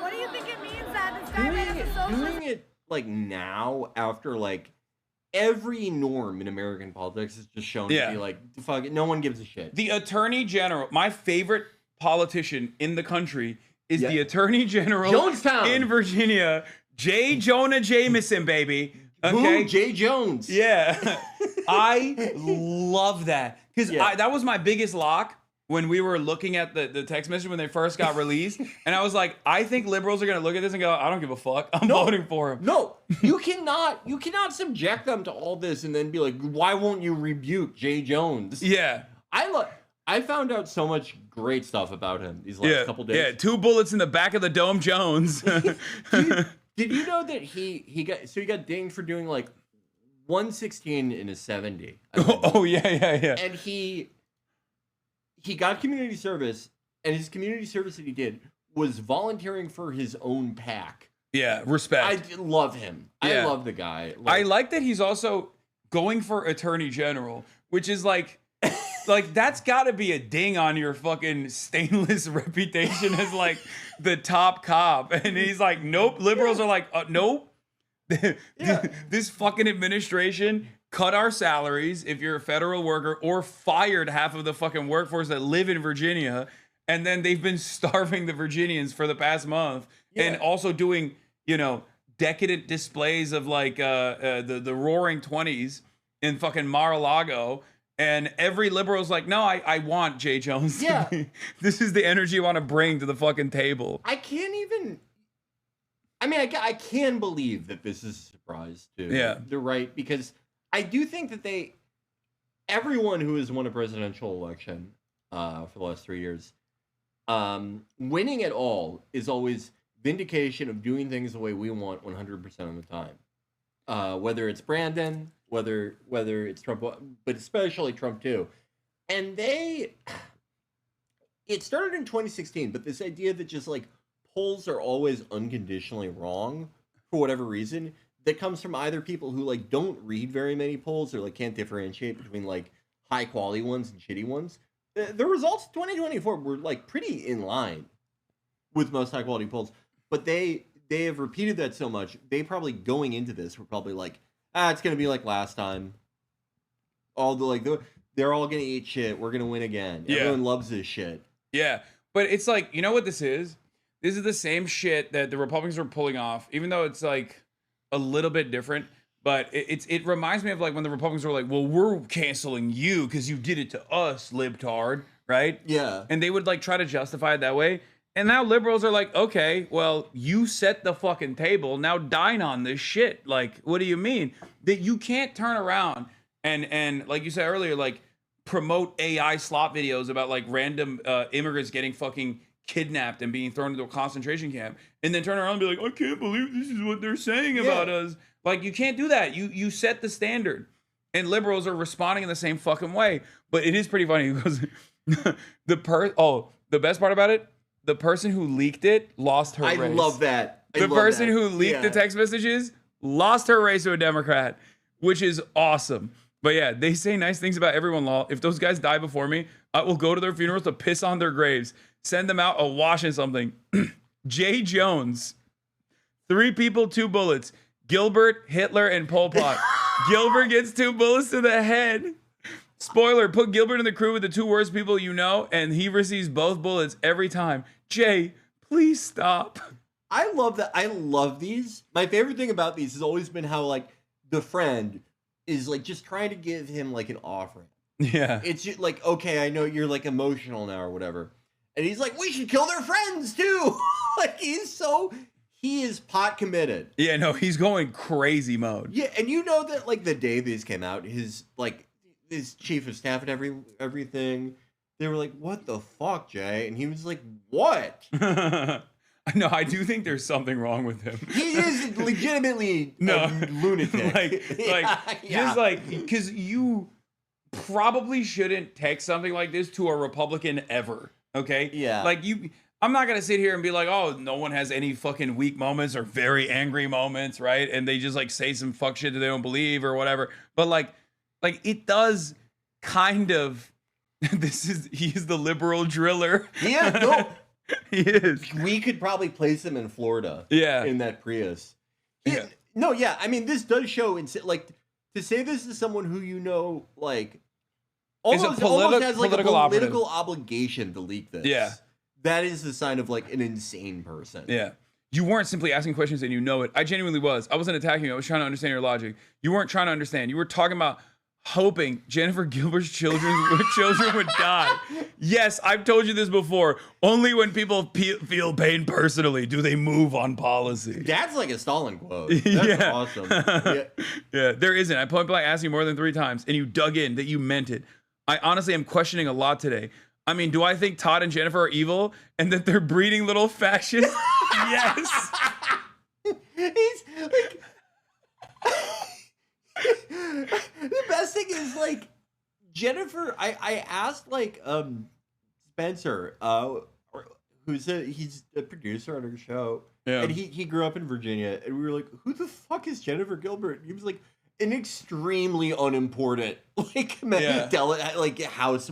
You know, like what was it? Member. What triggered this? Like, was it? I thought that it was because like there was like a gun violence incident or something, and she was like in opposition to gun control or something. Like that was the story that liberals were trying to put together. This still goes above and beyond. No, I don't even think it's that. Like it was. Jay Jones would send Republicans to concentration camps, I think, or like to re-education camps. Yeah, he would be on board with that. I think Jay Jones, American Perone, Mavis Baugh, his lovely wife, the American Evita. I think. He's John Brown. He's like he has like the body language of an insane guy. Yeah, the blood of the tyrants shall water our fields. Like that is like, I'm telling you, every leftist or Hammersicle account on Twitter is like, oh, these guys are betraying the Revolutionary Vanguard because they want fast and free buses or whatever the fuck. They're sheepdogging everybody into the Democratic Party. Our movement is over. But then liberals are just like, yeah, we should just start arming every liberal so they can start shooting Republicans. I don't know what the fuck's going on. I think it would be easy, maybe not easy, but doable, to like bring Jay Jones along on some issue, like, you know, hey, you know who have grandkids? all the electric companies. Let's nationalize them. That's like killing them. Yeah. You know, let's same thing with all private healthcare in America. I think that is, you could probably get him to go along with like a lot of good things. Yeah, this is a crazy. Yeah, that is the look of a nut. But also, yeah, he is black too, which is like extra crazy because like you don't get the same like breathing room in a white electorate. Yeah. If you're also a black guy who said this, you know what I mean? Like white guys, as we've seen from Grant Plattner, can be quirky. Yeah. And can sometimes do a little shore leave in Split in Croatia and get a totem off on their chest, and liberals seemingly don't mind that. But like when you're a black dude on top of that, it's like, that's crazy. That they were just like, nah, it's fine. He is like, I'm just like, everyone, people of all races like freak out, you know, everyone has their own way of freaking out, but the way he did it, it's like, it reminds me of the way that like an extremely like bullied white nerd does it. You know, we were like, oh, holy shit.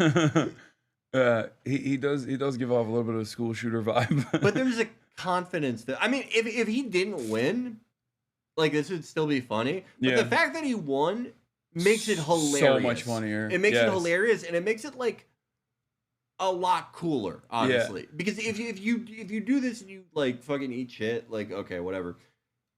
If you win by 6 points, or however much you won, boy. Yeah. He had a decisive victory. Cool. Yeah. There was a point where he was actually outrunning Abigail Spanberger, where I was like, that's insane. I would have given anything for him to be.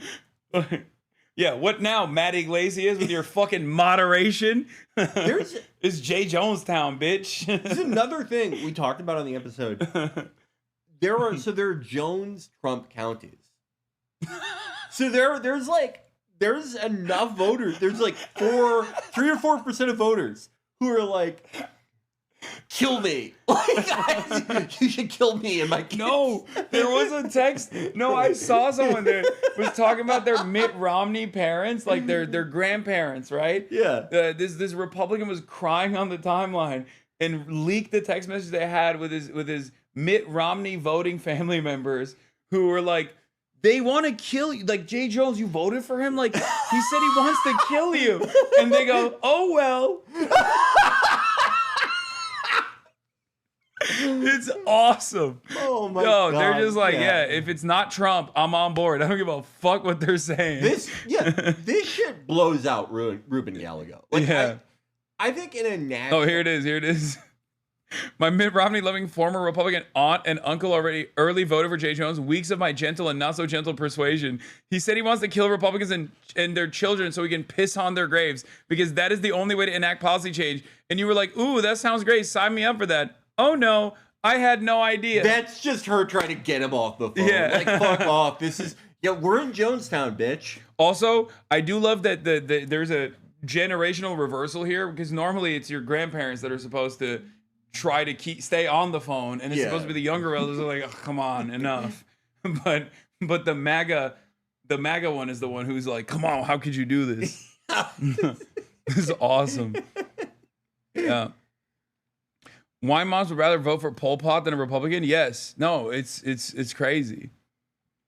But I don't think the Democratic Party in general is even remotely interested in doing this. Like the DCCC said that they're going to actually put their finger on the scale of primaries, as though they weren't already. But like they're actively saying they're going to do it. Here's the Axios reporting on it. The DCCC isn't ruling out playing in the Democratic primaries because they're still too worried, I guess, about like their left flank unseating some of the most important Democrats in Congress, like the 88-year-olds. Yeah, it's too. The circumstances are too good.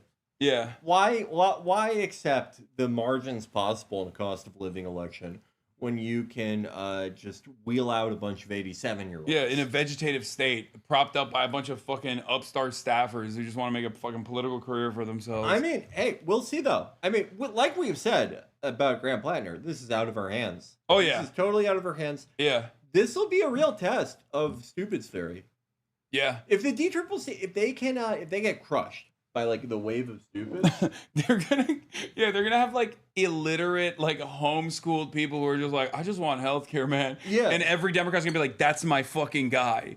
That's the coolest candidate I've ever seen. I think I am very interested in seeing what happens. Not just with Plattner's election, that's interesting. Yeah, but like him in the Senate is fascinating. Yeah, that is fascinating. No, he's gonna. I don't know. I think the more time passes, like I think he had a decent take on like Dick Cheney and stuff. Like he clearly, regardless of his world experience, and there's a lot there. His employment choices. Yeah, his employment choices. Like his current political instincts are better than Kamala Harris. So what does that fucking tell you about where the establishment Democrats are? Because Kamala Harris came out and ate shit on the timeline. I don't even think Barack Obama came out and talked about Dick Cheney. And Barack Obama loves doing that, right? Yeah. And even he had the wherewithal to be like, I'm going to sit this one out with Dick Cheney. Kamala Harris was like, oh, Dick Cheney was a wonderful ally, blah, blah, blah, all this shit. And Graham Plattner was like, yeah, he sucks. I get, like... What did he say? Let's see what he said. Graham Plattner here. Also, this outfit choice is a fire. Usually when a voice. Yeah, he does. That's one thing you have to give to the guy. Yeah. When a vice president passes, we all take some time to mourn. As a veteran of the Iraq War, I'm going to say, no, not this time. Over the next couple of days, I'm sure there are going to be thousands of think pieces written about his legacy. But the only legacy that we have to remember is that he wasted thousands of young American lives, hundreds of thousands of Iraqi lives, and trillions of dollars for absolutely nothing. If we take anything away from this, it should be that we need to build a politics that keeps the politicians like Susan Collins, who support illegal foreign wars like the one in Iraq, accountable and get them out of office. Yeah, not bad. that is like, please, anybody, like anybody that says that is gonna run away with it. And it's not new. Barack Obama defeated Hillary Clinton with that. Like, that was it. Yeah. It's so fucking annoying that, like, Democrats keep trying to find a way to retriangulate where they're like, well, you know, we should be pro-Iraq war, kind of, at this stage, you know? The thing that I think is really insane, I mean, you've seen like a billion, like Cory Booker and all these people, they've just like not mentioned Zoran. But of the Democrats that have mentioned him, weirdly enough, Hillary being one of them, it's always like, it's so great to see like new energy, blah, blah, blah. Yeah. The thing, I think like the biggest takeaway with Zoran, besides Israel, besides the fact that like he had a lot going for him, it was a brilliantly run campaign. And he's as good of a communicator as someone can really be. Yeah. Israel, the fact that like these people who wanted to vote for Democrat had someone who was not tainted by AIPAC, by Israel, who you know, had the same human reaction they did. But also, he never condescended. There were like memes and bullshit around his campaign, but he was never doing them. He was never doing them. And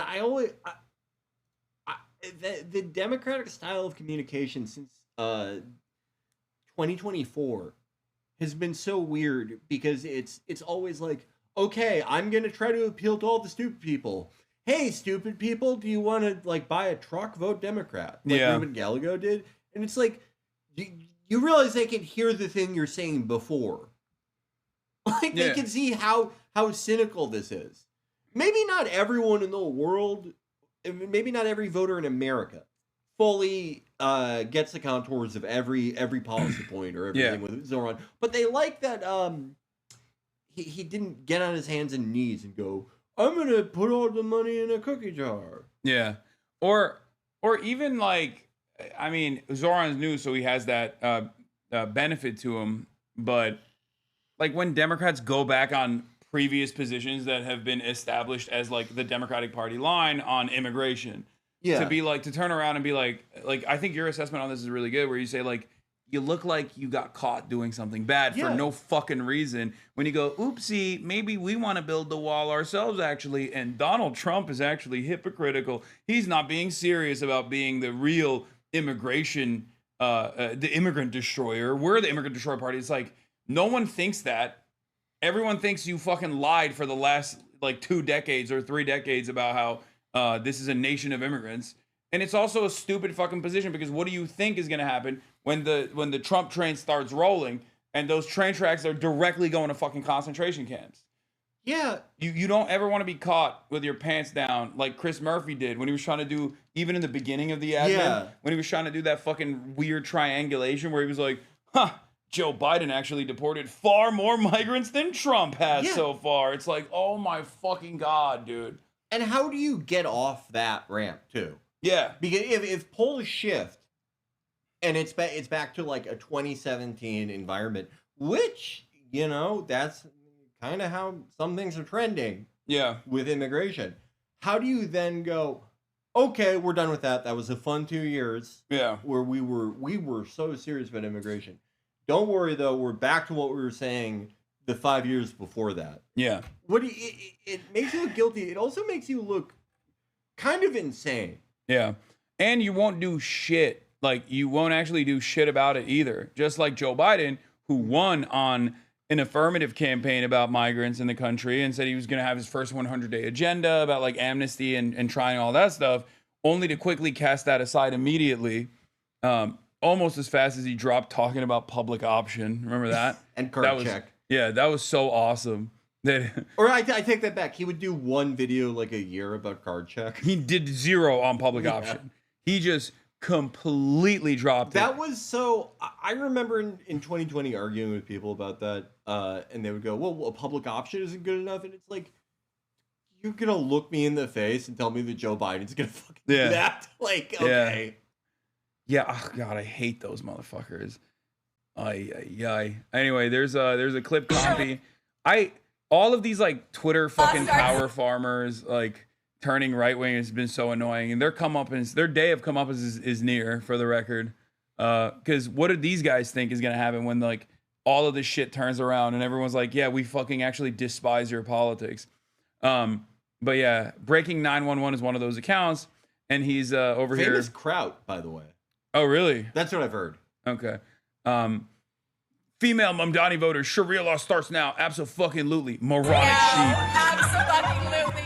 Zohran Mamdani, Islamic Caliphate, our brother in Islam, Islamic Caliphate of New York, starts today, baby. God, there is just something so electric, so satisfying about knowing that my MAGA parents, wherever they are probably having a horrible night tonight. Oh, I literally just got goosebumps thinking about it. Like they are in such a bad mood probably about the fact that Zoran just won and Prop 50 is gonna pass. Like, wow. God, I'm sorry. It just makes me feel good that my MAGA parents are probably upset right now.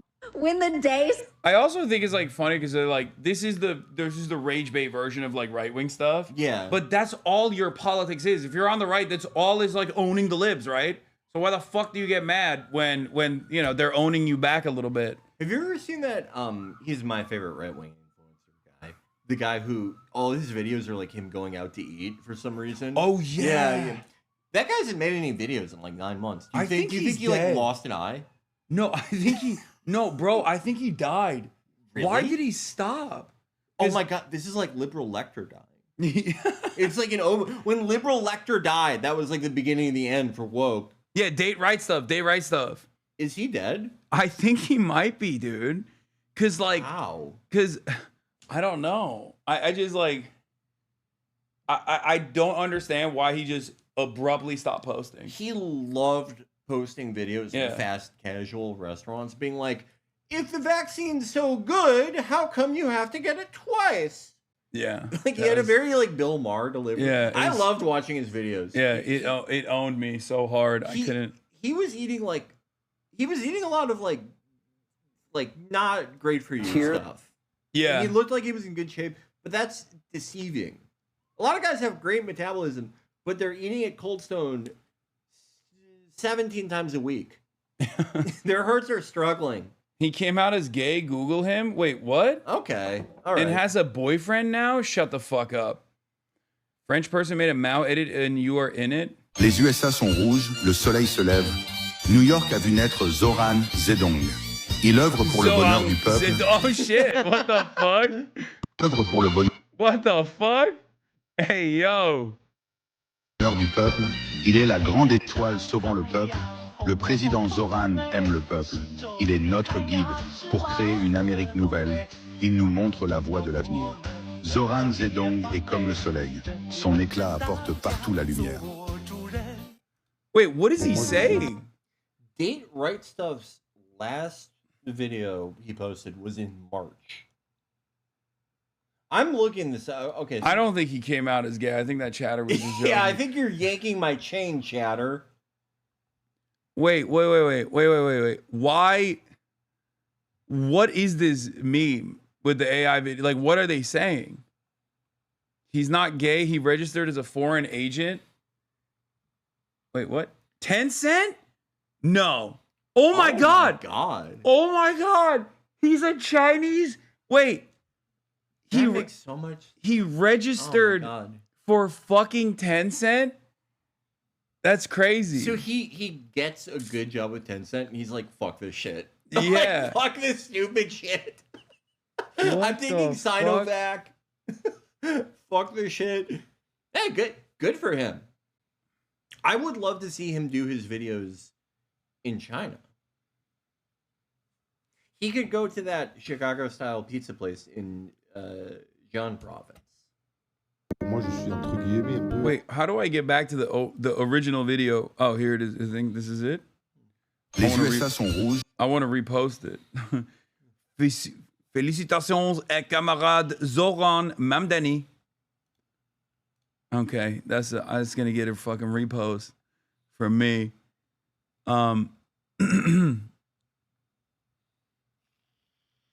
So he didn't come out as gay. He came out as Chinese. Very clever chatter. Yeah. I only believe that for several minutes. Yeah, that's fucked up.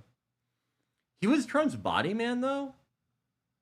Ex-body man. No, but I mean, I don't remember seeing him. No, he was in the White House for a little bit. And I think he was like also with the Heritage Foundation too, as all of those guys That are. makes a ton of sense.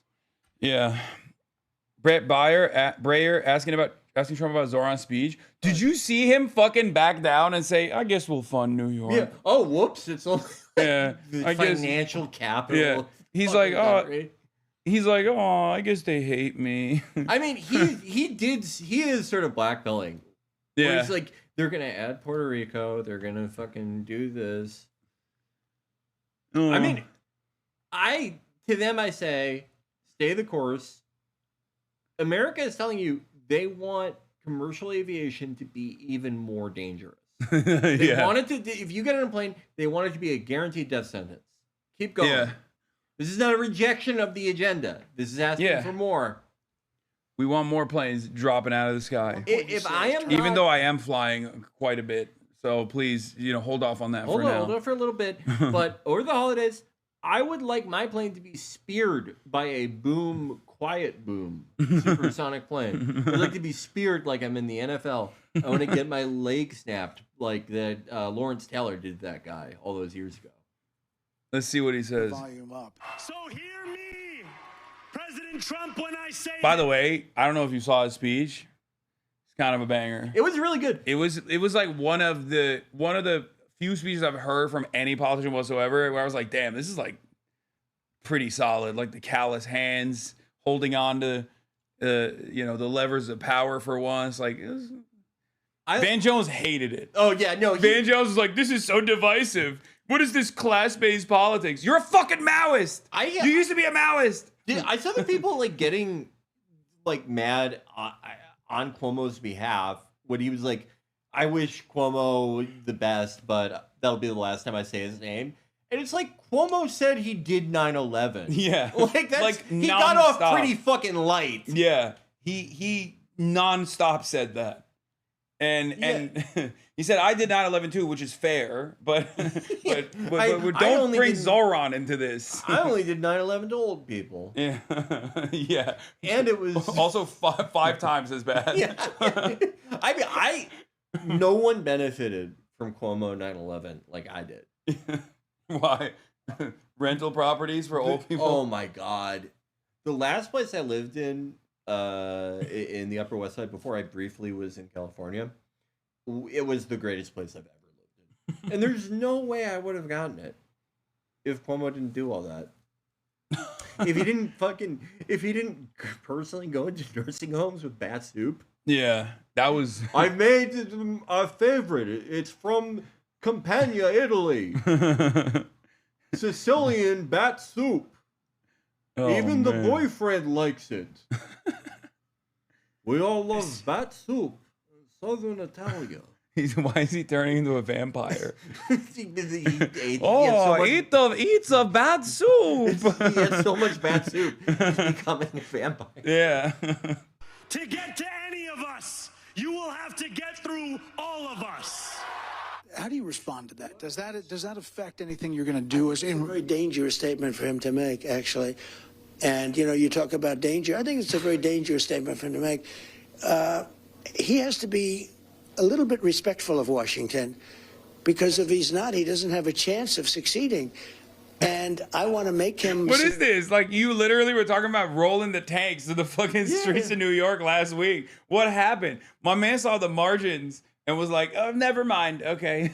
maybe he should be nice to me. I'll keep funding New York, but be nice to me, please. I think this is a very... He seems sad. Yeah. His hair, you can tell when Trump is not doing all right by what his hair looks like. He's got depressed hair right now. Oh my God, yeah. There's nothing like Trump when he's like down. Yeah. Like I think that video of him on January 6th where he's like, please let me stay on Facebook. Like, is so it's really hard to describe. Or when he was like, well, sometimes I think about taking this car far, far away.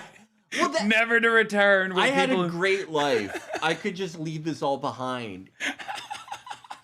There's something so unique about how he gets when he's sad. He's melancholic. I think that could be just kind of what it's like from now on. Because do you remember in like pretty much from Charlottesville on, that was like the tenor of all Trump and Pence. Do you remember what was that shit with like some bullshit at the Olympics? Like some American gold medal winner wouldn't like meet with Pence or something, and Pence like in all caps was like, "I support you." Like it was so like weird and sweaty and like desperate. Yeah. I suspect that they shelter him from like a lot of the negative stuff to the best of their ability, but sometimes sometimes he has to be informed on like the elections and things like that. And I think that's when he's like, maybe people don't like me. I mean, I think he is. And he gets sad. He is a constant, like he is a media guy, and he has to know when they've kind of like stepped in shit after the fact. Yeah. Like I think with like the tariffs and stuff, like because all of the world leaders have realized like he's like a child and they can just kind of keep telling him how awesome he is.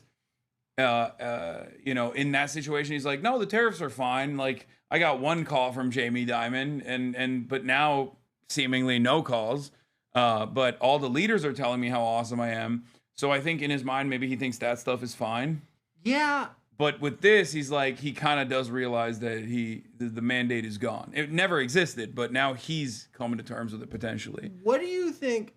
So it's pretty much like a near certainty that the bottom is going to fall out. But I don't know where it goes, if that's what you're asking. Like, what does he do next? I mean, what does he do? I mean, statistically, like, not live that much longer. But I mean, like, if the bottom falls out of the economy and it's like a 2007, 2008 type environment, what do you think? It's like a cornered animal and he does something he like tries to deport Zoran? Or do you think it's like just listless, depressed, like lashing out at random people? I can see that. That's my expectation. And then like he just kind of gives over the reins to like Stephen Miller or something, which is also dangerous in a totally different way. I could see him like just like being like, this is like fuck JD. Like just randomly passing over JD. Yeah. What is this? I want to make the city succeed. I don't want to make him succeed. I want to make the city succeed, and we'll see what happens. Did you see reaching out to him? I would... Come on, dude! Look at him. Oh, that's crazy. I would say he should reach out to us. Really, I think he should reach out. Right. I'm here. Oh my God, he got dicked down by Xi so hard he has to like take it out on the mayor of New York. I think that might be like that might be the most depressing thing. Yeah, he's just like getting owned by Xi. He thought like, no, we got this locked down. You know, we're gonna dominate China, and now it's like I don't know. Yeah, we'll see what happens. Brett, like, but think about if you've only been sleeping like 2 hours a night for the past like 2 weeks. And then you see this sleep paralysis demon, Brett Baer.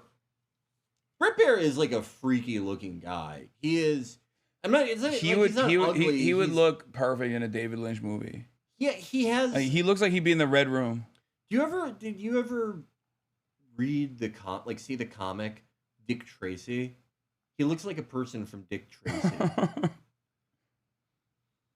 I think that it would be more appropriate for him to reach out to us.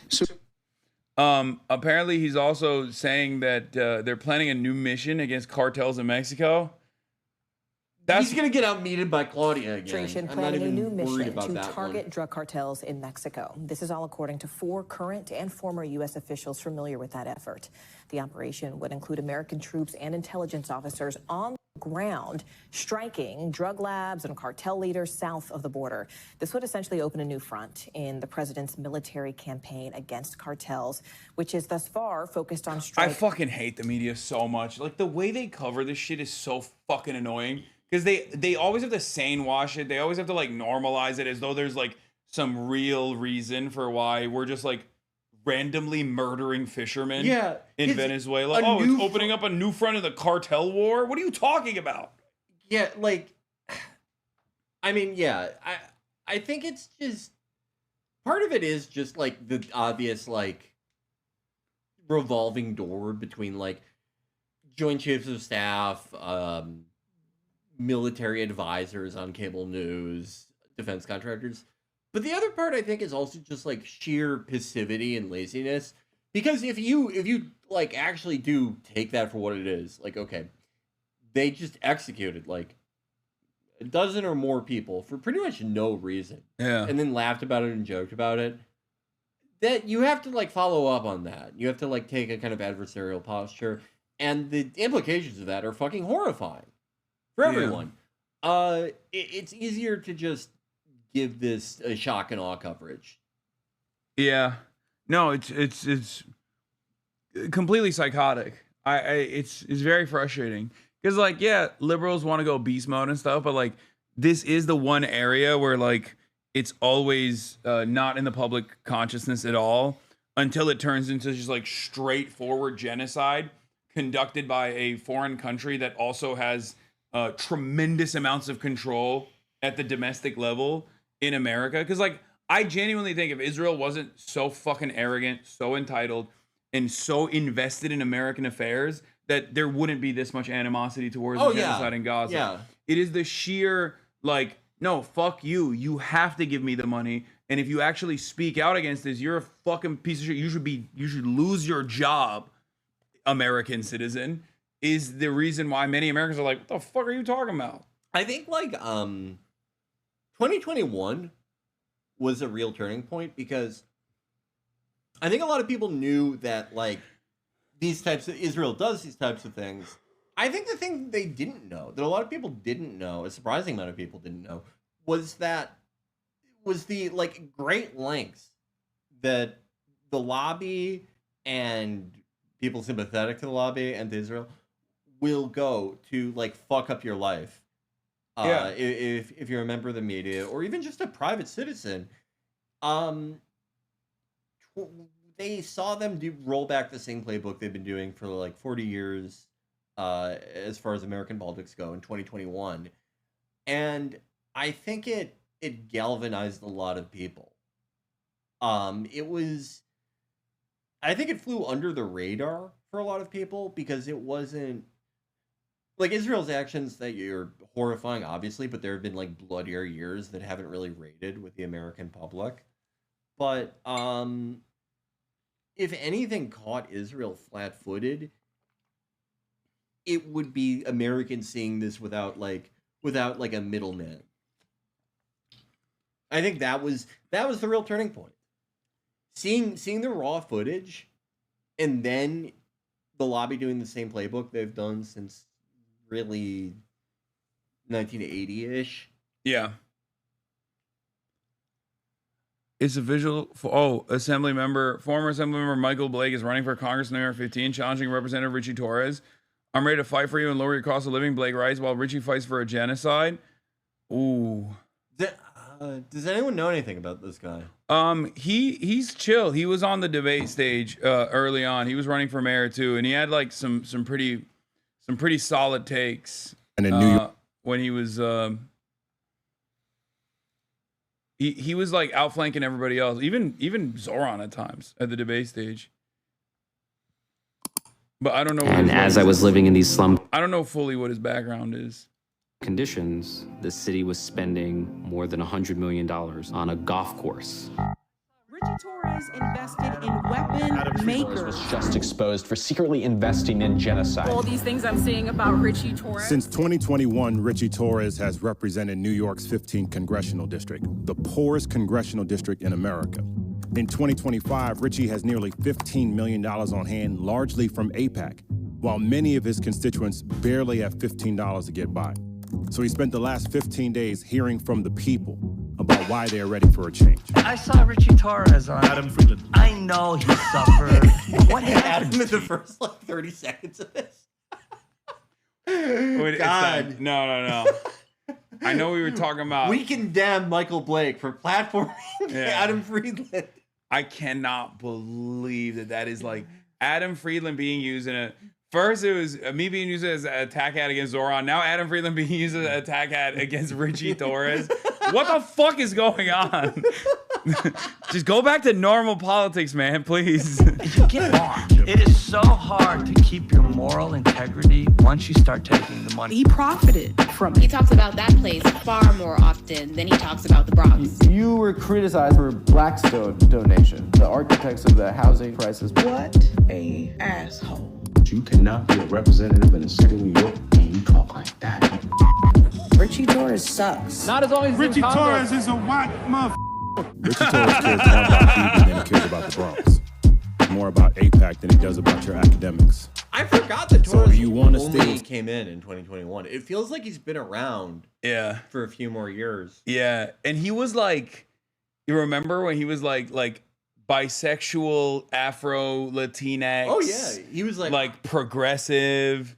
Like that's how he ran as initially. Like he was supposed to be another one of these like young guys in the party. Like Squad Light. Yeah, exactly. He would, he was a Nick Elway project. Oh, I always want to see that is what I always thought about primarying Torres. Is that you can't go after the big man, You can't go after Big S. Yeah. No, I thought like Mr. Abolish Ice, the inventor. yeah. The inventor of Abolish Ice. He did it. But I thought like, and maybe this is past people's memories too much. I don't know.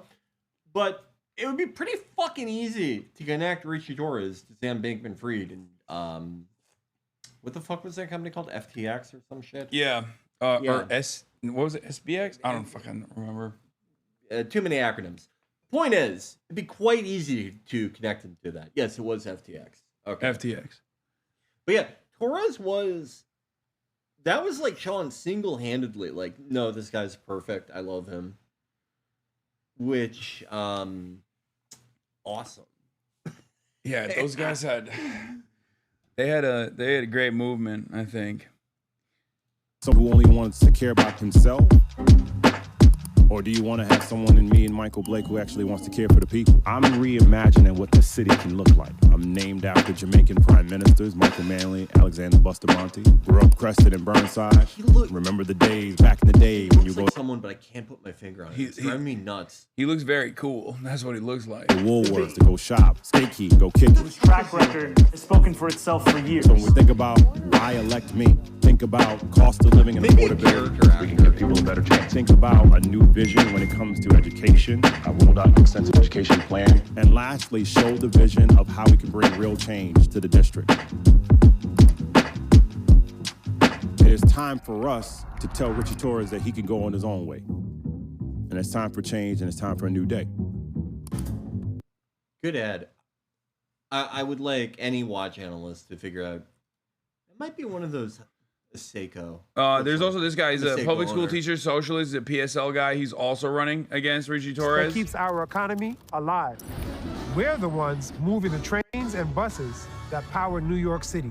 We're the healthcare workers who carried this nation through the pandemic. We run the grocery stores, deliver the food, and keep the shops open. And everywhere I look, I see people hard at work, producing this country's wealth. So how is it possible that I'm standing in the nation's poorest congressional district? My name is Andre Easton, and I'm running for Congress to represent New York's 15th congressional district to lower the rent and raise the wages. He's running on the PSL ticket. I know. God, chatters. I know. I said that. He said that like 40 seconds ago. No, you don't understand. You don't understand. They have to literally be like, no, this is a PSL guy. So my community is the most based, okay? You need to understand. They are the most based, and you will acknowledge how fucking based they are. Yes, I know. Jesus Christ. Found to make sure that nobody pays more than 20% of their income on rent That's all it should take to keep a roof over our heads. It's time to raise the minimum wage to $30 an hour. Because our jobs deserve real pay. As a public school teacher and a father of 3, I know that the real solution to rising violence and addiction in our streets is to give our youth a future. And that means fully funded schools, an end to student homelessness, free childcare, and guaranteed jobs for all. Our bills are getting higher while the rich are getting richer. And that's has capitalism. gone up a lot since A 2018. system Yeah. That was something I was thinking about. But also the quality of the candidates have gotten better too. I'm gonna be honest. Like, oh yeah, yeah. Like both of these guys seemingly are. I mean, first of all, anyone's better than fucking Richie Torres. Let's be real. That is my main op. But I do think that like both these guys are like they look pretty solid. I haven't like looked into their background that our much, but politicians to fund genocide in Gaza instead of what we know our people need. Capitalism will only lead to endless war, a dying planet, and economic catastrophe. We need a whole new system, one that funds life and dignity. That's socialism. Their system robs us. Socialism means taking back our economic and political power. The Bronx proves it every day. Our labor makes society run. It's time for us to run society. APAC can't save Richie Torres. I'll be honest with you, unless they like literally, you know, do some fuck shit like espionage or some shit, and just try to like literally take these guys out. Like Richie Torres is done.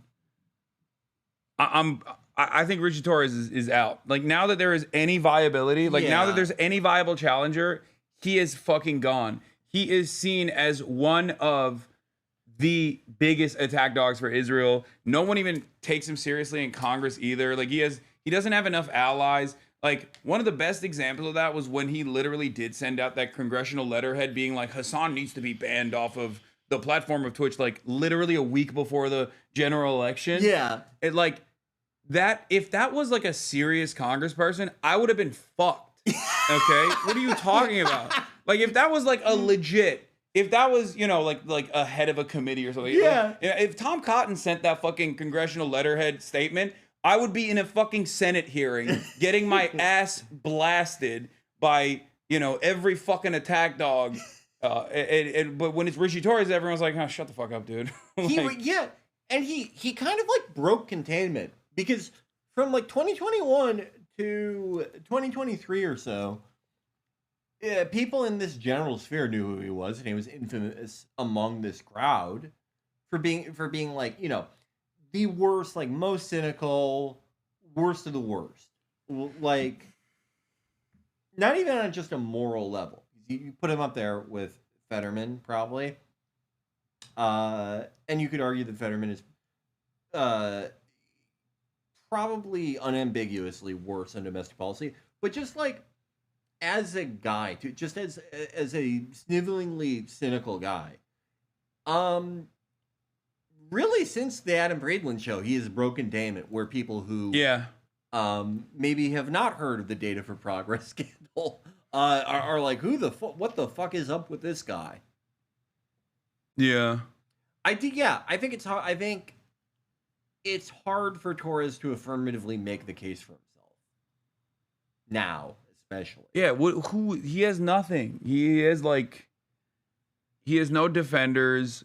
Like it will be probably like the pro-Israel flank of the establishment Democrats that'll try to like help him out, but I think in terms of like sheer numbers of voters, like I don't think they're going to be able to. Like it is the easiest argument to make. This motherfucker does not care about you, hasn't done shit for you, and has done more for Israel in its like baby murder campaign, and only cares about Israel because he's getting the fucking bag. It's over at that point. And it's crazy because like Adam did destroy him thoroughly. If this happens, it kind of is like Adam did kind of do it. Yeah. God. Yeah. The political operative.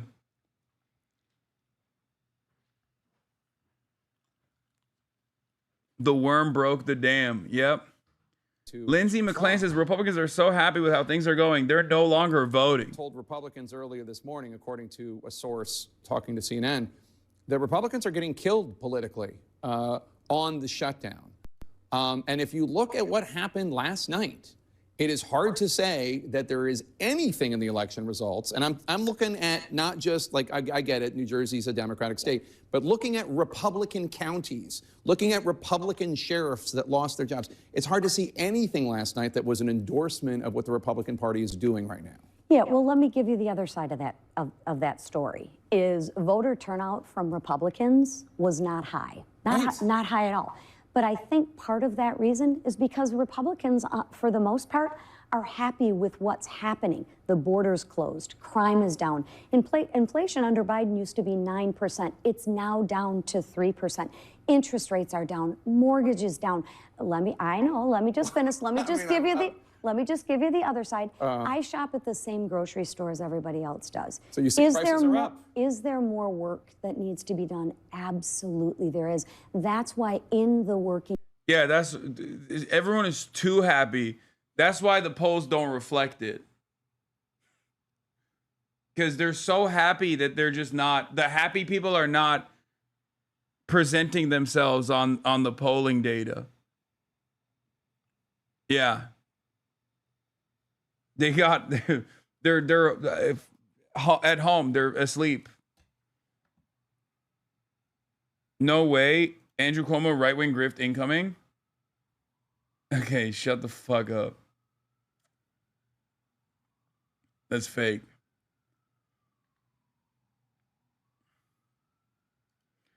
Something missed from last night. The two New York City elections that were actual D versus R direct matchups saw Dems strongly improve on Harris's 2024 New York City numbers with a high turnout. They rebounded especially strongly in Bronx and Queens. Zoran being on the ballot didn't hurt them at all.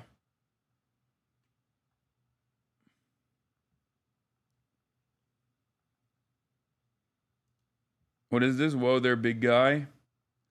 It's fucking stupid. Tapper reacting to Zoran's win was hilarious. Oh, I saw the sad Tapper.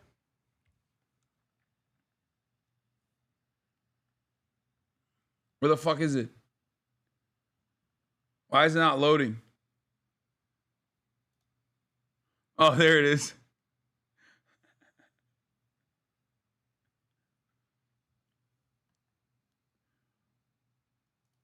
I love this photo, bro. Yeah. Felix, have you seen Jake Tapper live reacting to the Zoran Zoran victory being called? No, not yet, but I found out some amazing stuff about John McEntee? Yeah, the date right stuff. Oh, really? Yeah. I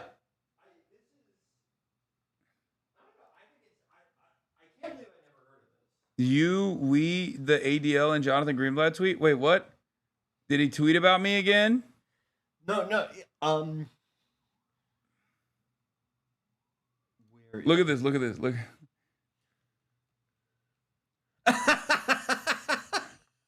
He's like, oh. Oh, fuck. He's gotta write another gangbanging in Media Land piece, but this time Islamic style. I need to bust an op-ed in his ass. That's such a bad bust an op-ed in his ass. Bust it like it's so bad. It sucks so much. I think about gangbanging in Media Land like every day. All the time. And I'll never get to the bottom of it, is what I'll say. Here's the John McEntee thing.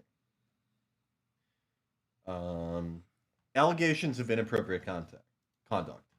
In 2024, multiple reports surfaced accusing McEntee of sending inappropriate and sexually explicit messages to young women, including teenagers, through social media platforms and the right stuff. That is dating the wrong stuff. That's what he should have said. He crazy. should have been like, I was doing the wrong stuff. Yeah, and then I learned to date the right stuff, which is age appropriate. He should have been like, I did it on Bumble. One woman, Grace Carter, shared that McEntee reached out to her in October 2023 when she was 18 years old, offering merchandise from the app and attempted to arrange a trip for her and a friend to visit him in Los Angeles. Despite Carter expressing discomfort and declining to visit, McEntee continued to contact her. Another woman, yeah. So, I get, like, I don't remember this coming up, but McEntee was, like, 34 when he did that. I think it got overshadowed by Matt Schlapp's, like, handjob lawsuits. Look, M-HUD, I know exactly what this video is, motherfucker. It's him. it's John Fetterman pissing in a water fountain and falling into his own piss. Well, look, let's see. Did you see Fetterman? Yeah. M-HUD loves this video so much.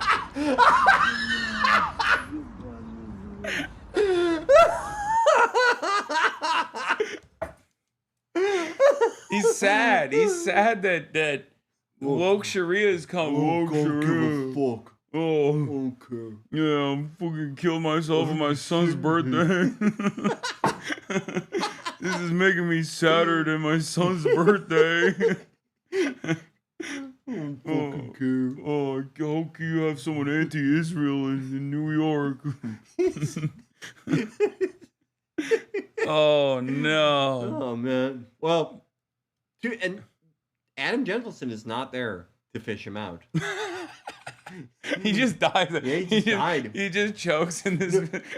All his staff left to start that new fucking bullshit foundation, the Searchlight Project or whatever the hell it's called. Yeah. Trey Easton is all those guys are there. Yeah. Like no one's coming to help. Look at my boldest op. He's subtly tweeting at me. He's Mayor like Mamdani is associated with individuals who have a history of anti-Semitism, promoted anti-Semitic conspiracies, and demonstrated intense animosity towards the Jewish state. Won't even say Israel now. He's just the Jewish state. That could be anywhere. Yeah, that is counter to the views of the overwhelming majority of Jewish New Yorkers. We at the ADL are deeply concerned that those individuals and principles will influence this administration at a time when we are tracking a brazen surge of harassment, vandalism, and violence targeting Jewish residents and institutions over the past years. No, he's talking about Felix. Yeah. I honestly think I have not done enough to where Zoran can be associated with me. Yeah, that's true. I've been very careful. Oh man. Every pro-Israel account is going crazy over this clip. This is the most horrifying video posted today. New York is done. Last night, Mehdi Hasan, Hassan Piker, Mahmoud Khalil, and Jamal Bowman attended Zoran's victory jihad party. Yeah, no, they're right. When have there ever been Arabs and a black guy in New York? Yeah. Probably never. Yeah. Like, probably never. Yeah, this is very different. It's not the New York of Pete Campbell. Yeah. I can say that. He voted illegally 5 times. Oh, he's away from these guys. It's too controversial. How do you feel tonight? How do you feel as a New Yorker? I don't know how anyone feels today. Like this campaign proves what politics actually is. Yeah, that's awesome. Dana Fash thinks she's slick with it. What is this? What is usually overlooked in our discussions with the mainstream American media is just how dumb most of his prominent figures are. Dana Bash. Cassie, yes. Also, the first thing he does is quote a well-known socialist. I mean, why not, I guess? What is he going to get fired now? Yeah. What's your point? Like, it's also Eugene Debs. Like, it's not like he didn't quote Mao, you know? Like, they made it sound like like he was quoting Stalin. They made it sound like he's quoting Maoist rebel news. Yeah. Yeah, it's fucking Eugene V. Debs, man. Calm down. Oh like, Bernie does it all the time, too. What do you mean? By the way, the fact that she uses, like, that phrase, that is, like, immediate tell that she looked up who is Eugene Debs. Like, seconds ago. Oh, yeah, this is Brocialist went mainstream for one night and is breaking brains. Did you see this? Cernovich is losing his mind. This is a rowdy, masculine environment. You can feel the energy. As the Heritage Foundation is putting members through a struggle session and demanding a DEI dean, the left is winning. If you didn't know anything about politics, you would say, this is the side I want to be on. Conservative Inc. is joyless. It's a house of scolding nags. It offers young men nothing beyond a moralizing and hypocritical lecture. I mean, I know. Mike Cernovich saw two dudes who lift weights and lost his mind. He was like, what? The left has guys like this? What is going on? It really is a vindication of 2017 style vulgar Bernieism. That we and tried also to help. Dirtbag leftism. Yeah, we tried to help. We're done with that now. Yeah, we're Romney Republicans now. Yeah, because we're done with that. Yeah, But, I'm like, just woke. I'm doing a woke pivot. Woke, I'm doing the reverse Republican where I'm woke except for Israel. I'm only anti-Semitic, but then every other marginalized identity I'm here to protect. If the Republicans do the reverse, I have to be the counter. You know, I have to counteract it. I would like to. I think I want to get in on things like that are like they have no currency in American public. Yeah. Like, I want to be like a George H.W. Bush Republican now. Now, like only now. Yeah. Oh, I mean, they're all the Liberty whatever Heritage Project or what? No, they would call H.W. anti-Semitic for like yanking the leash on Israel. Yeah, they would be like, this is our most anti-Semitic president. Yeah, of did you all see time. the Republicans for Trump account was going crazy over the Zoran Cuomo battle where they were very anti-Zoran. I didn't even realize. Yeah, no, all those. I had forgotten that Reagan Battalion existed. Yeah, and they were obviously very anti-Zoran. Yeah, I mean that's no surprise. Like that is. My favorite was what's that guy who like hunted homeless people for sport that you guys used to duke out on the timeline over? The one he's the child of an actor or something, or he's an actor. James Woods? No. Fuck. The one guy who's he's like a liberal, but he's like very pro-Israel. Oh, Ben Dreyfuss. I've never duked it out with Ben Dreyfuss on the top. Like. Well, Ben Dreyfuss was tweeting about how like he's become like defaulted into pro. Yeah, because he's like, listen, I love Israel, but you guys are being so crazy about Zoran. He literally said, he was like, look, I love Israel. I'm a Zionist, okay, whatever. But like, you guys have been so insane about Zoran that you literally negatively polarize me against whatever the fuck you're positioning around. That is the thing about Ben. He really is like one of one in public life. Wait, Laura Loomer commented on this? No. But yeah, I think I know what you're talking about, though. The hunting homeless people tweet. Yeah. It was something like him and his friends paid a homeless guy like $50 to chase them or something. Yeah. Yeah, He's like... That's the guy, Ben Dreyfuss. Yeah, I mean, look, it's gotten tougher since I've come to know his opinions on Israel. But at one point, I really appreciated Dreyfuss's role on the online ecosystem because everyone is so self-conscious and they oftentimes really take advantage of the fact that, you for the most part, you have final say on what people will know about you. But he did not care. Yeah. No matter what was happening on the timeline. Like, if it was like a big day where tons of people are arguing, like the Gian Tolentino thing that happens, Ben would come out and be like, everyone's had a friend where you like fist each other, right? When you're in high school. You do it during class because you think it's funny. And it just brings everything to a screeching halt. Everyone's like, what? And he's like, no, I did it, and I'm fine. Yeah. Has anybody checked on Jerry Seinfeld's health? Oh God, I wonder what at least he has the wherewithal not to fucking post like Deborah messing on the timeline. Yeah, that is. He's like too rich to interfere or be that accessible. And he's too old-fashioned. Like he still correctly thinks there's something wrong with you if you post a video of yourself crying. Yeah.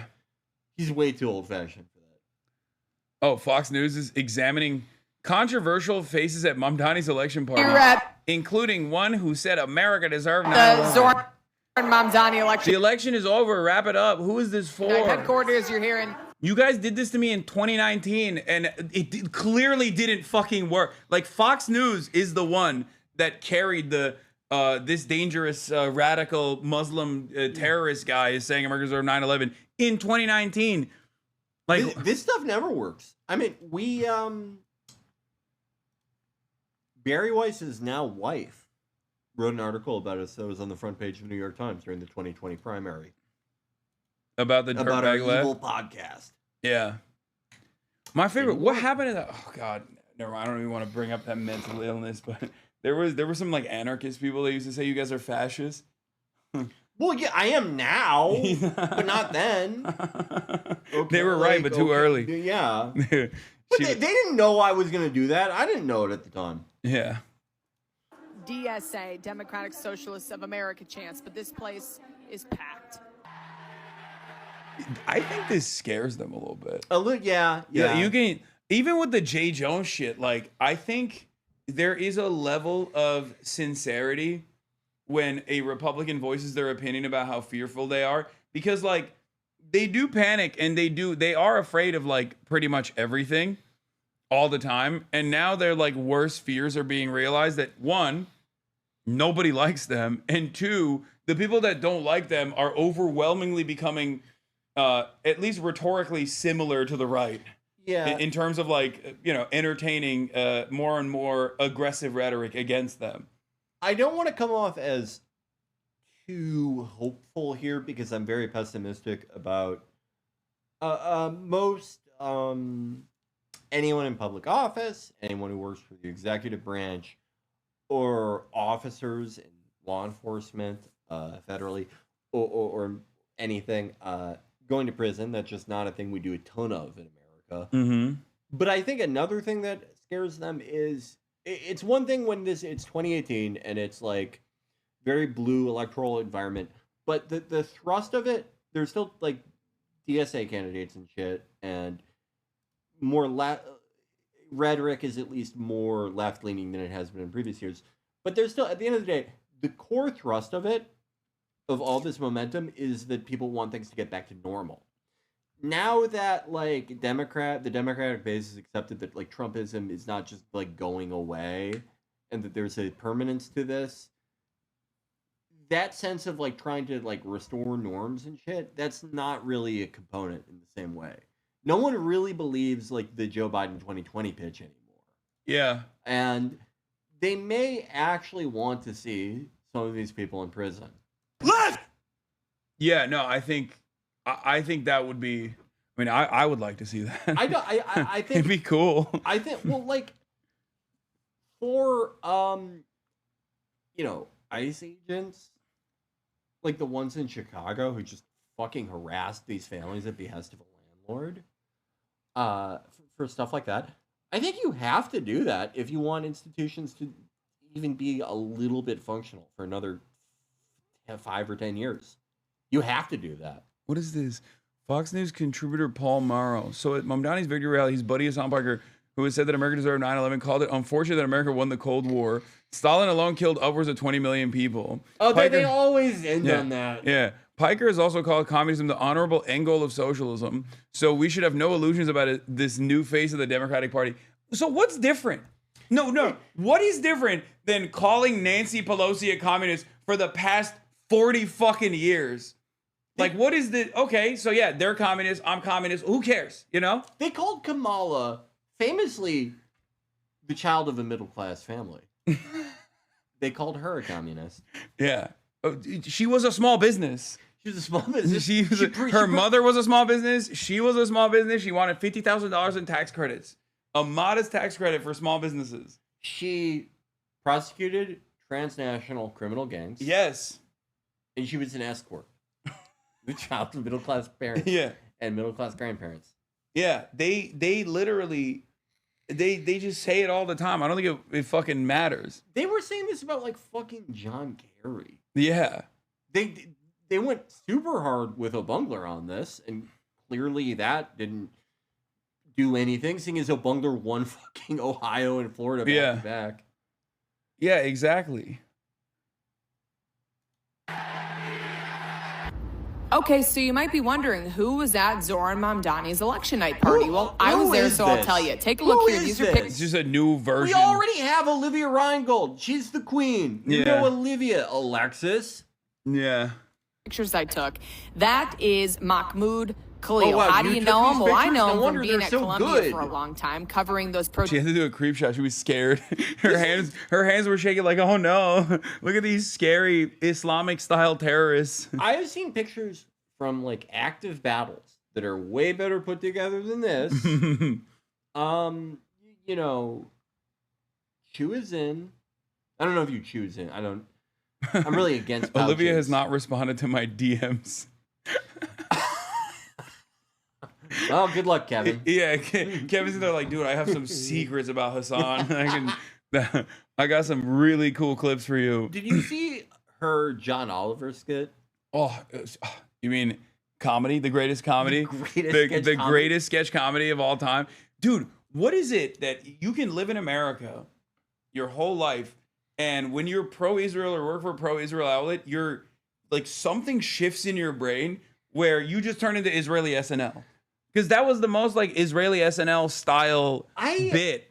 I kind of Israeli SNL. The thing I associate with Israeli sketch comedy is how thuddingly literal it is. Oh yeah, because it's like it'll be like a guy pretending to be Zoran, and he's like, "Happy Rosh Hashanah," which means kill all the Jews. Yeah, and it's like, okay, no, that's literally what they did do. Yeah, it's just there's no. You might as well just hold up a sign that says like Zoran is anti-Semitic, but she did that too. She was being real literal. She was like, "Oh, I'm a journalist, and as I'm a comedian, and I need to be taken seriously." This is maybe me reading too much into the situation. There's like a Dee Reynolds quality to her that I love. Okay, fair. Fair. Why is she wearing a white wig? Like John Oliver doesn't have fucking white hair. And then, did you notice how one of the first things she says when she as John Oliver talking about herself in her own article was like, "This fatty," and it's like, hold up, what? Yeah, no, it was her own insecurities about herself for some weird reason coming out. Yeah. Today, I'm your host, June Oliver, and tonight we're doing the same thing we always do, channeling our anger issues into a PowerPoint presentation. Our first victim tonight, get a load of this fatty, is Why Olivia. the fuck did she do that? Why the fuck did she do It's like she's like, "Oh, I bet he thinks I'm fat. I bet I looked fat in that. I looked so fat in that video, didn't I? I bet he thought I was fat." It's like has John Oliver ever done no. Like John Oliver, I like the idea that he like gets drunk and he becomes like Howard Stern in '93. Yeah. Well, I want her to do one of me now. Now that I dunked on her, like I want to see what she would do. I would if I was running the Free Press or CBS, I would give her like endless budget to do sketch comedy because it just like there are so many. I'm kind of a psycho with this stuff. I listen to a lot of. Wait, she's written about her weight issues before? Oh my god! So you clocked it?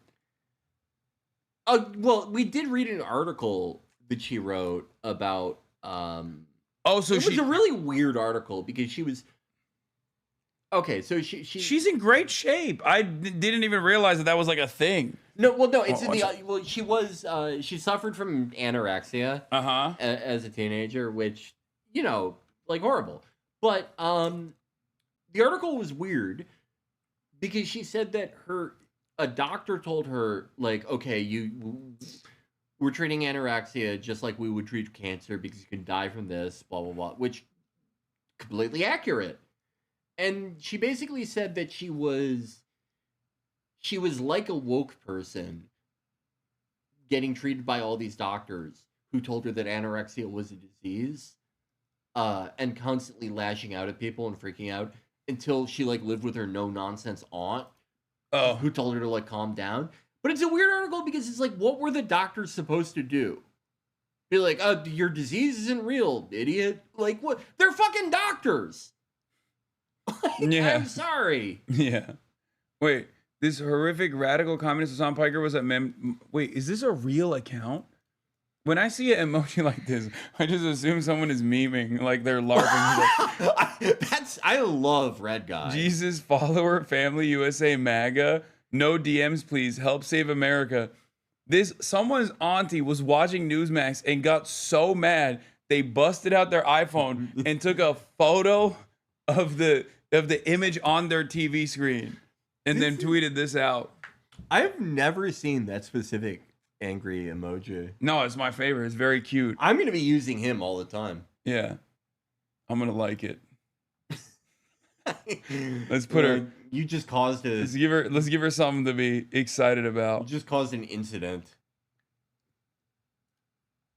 I missed most of the stream. Did you see this Ross Douthat? Ross Douthat. My sources tell me that this jab has persuaded Ezra Klein to announce his campaign for president earlier than planned. Nah, he's just memeing.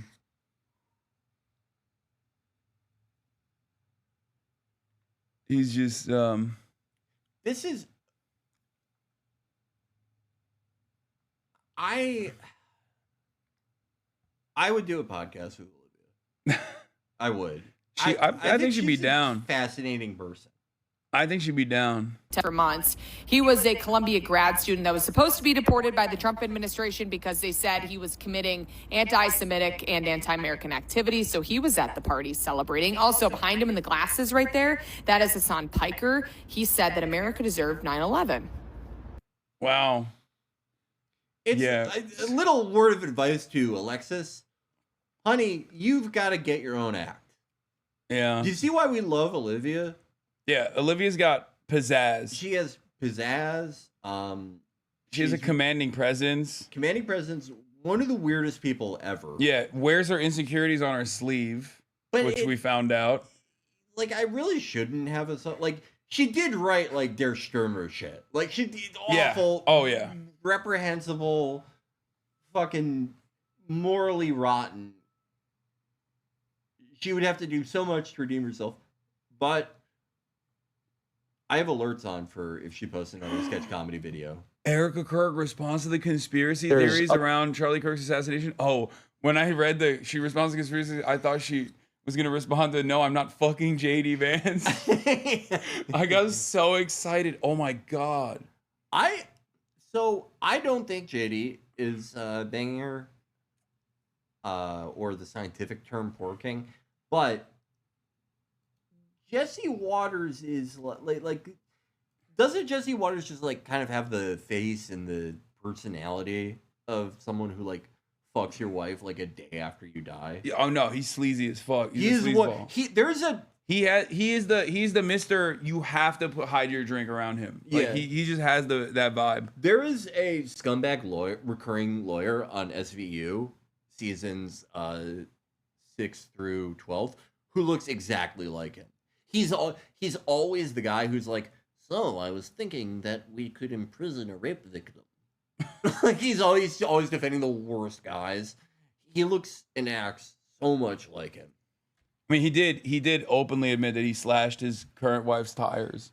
Yeah. Like that's like literally a thing that he admitted on national television. He should have become an actor. Like I would love to see him on SVU. He could play the evil attorney. Did you see this? They're saying Erica Kirk caught using tear solution to create fake tears before going on stage. They are, dude, this is another part of the liberals are going beast mode. But it's not even just liberals. Like, a lot of conservatives don't fuck with Erica Kirk either. Yeah. Like, I think she may have been a little too heavy-handed with the whole, like, I'm taking over Turning Point USA a little too fast for some good Christians. I don't even think it's that. I think it's... They couldn't keep up, like, this central lie of, like, well, you know, I didn't like Charlie, but I respected him and blah, blah, blah. Like, no... These guys fucking hated each other. Yeah. They fucking hated each other. They hate her. They hate the entire TPUSA project had gone Inc. They could not hold it together any longer. Yeah. But there is some severe right-wing infighting taking place right now. And that is, of course, happening with Ben Shapiro. He has decided, despite the fact that he is deeply unpopular, he's decided to put his name out there once again, in spite of his career falling apart because everyone fucking hates Israel now, at least on the internet. And I think he did this like long video about Tucker Carlson and Tucker Carlson, Nick Fuentes, Heritage Foundation. I want to see what it was. Do you guys have the video? Here it is. 41 minutes. Tucker Carlson sabotages America. 800,000. Ben, that's the length of an SVU episode. What do you debate him? We're all noticing now. Top comment: just debate him. He'd gladly do it.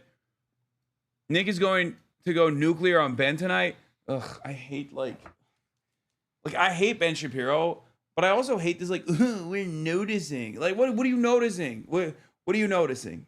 Like, just I don't know. I would rather them be like openly anti-Semitic than be like, I'm beginning to notice this. Oh wow, really? The Israeli lobby is quite powerful, huh? Incredible. I have heard that this is a real clunker. This video, as in he went out there, he swung, and he did not come close. Ratioed hard in the comments. Right-wing pod wars are about to be wild this week. This will be Ben Shapiro's most watched video this year. Americanism, not globalism. Went straight to the comments law. In my opinion, you and Nick should do a live podcast together. Oh my God. That's me. I'm the guy who's fans of both. Yeah. I love you both. Yeah, why don't you guys get along? I hate it when you guys fight. Listen. For me, like, this is the environment that he literally created. Mark Levin, too. Like, conservative Jews have played such a major role in the development of some of these, like, pivotal anti-Semites now. A lot of, like... Nick Fuentes said Mark Levin is the reason why he was like, oh my God, the great replacement is happening. Think about, like, all the people who were, like, really big on the Ground Zero Mosque, like Pam Geller, Daniel Pipes, all these people, like, Horowitz, all these people who ran the gamut from, like, former white Black Panthers, like Horowitz was, to, like, so just lifelong, like, crank Zionists, more in the line of Geller. These sort of outmoded global war on terror era neocon, some to the right of neocon, like Zionist Jewish conservatives, they went super hard on Islam in the middling years of the global war on terror, and it is impossible to like not draw the through line here. It's okay. You help push the toothpaste out of the tube. If it's okay to like start a national campaign about like the Ground Zero Mosque, where do you think that fucking ends? Yeah. But also like the whole, even with the great replacement stuff, like who do you think those guys are going to blame for the great replacement? They're not going to invent a new, they're not going to be like, oh, the Muslims are doing the great replacement. They're going to say the Jews are doing it, dumbass. Like, I thought that was so funny when like Elon was talking about that, and then like my two favorite experts on Judaism, the Sequoia Capital and the Palantir guy, who both have names of Watergate co-conspirators, Sean McGuire and John Lonsdale, who are somehow, some way with those names, they're Jewish. I don't know how. But they were like, we agree. And it's like, yeah, I'm sure. Good save. Yeah. It's going to stop there. Yeah. Yeah. It's just, any comment from ADL regarding Vance urging conservatives to work together with the Groypers? I think it's idiotic to overreact to a couple of elections in the blue states, but a few thoughts. Scott Pressler, TPO, saying a bunch of others have been working hard to register voters.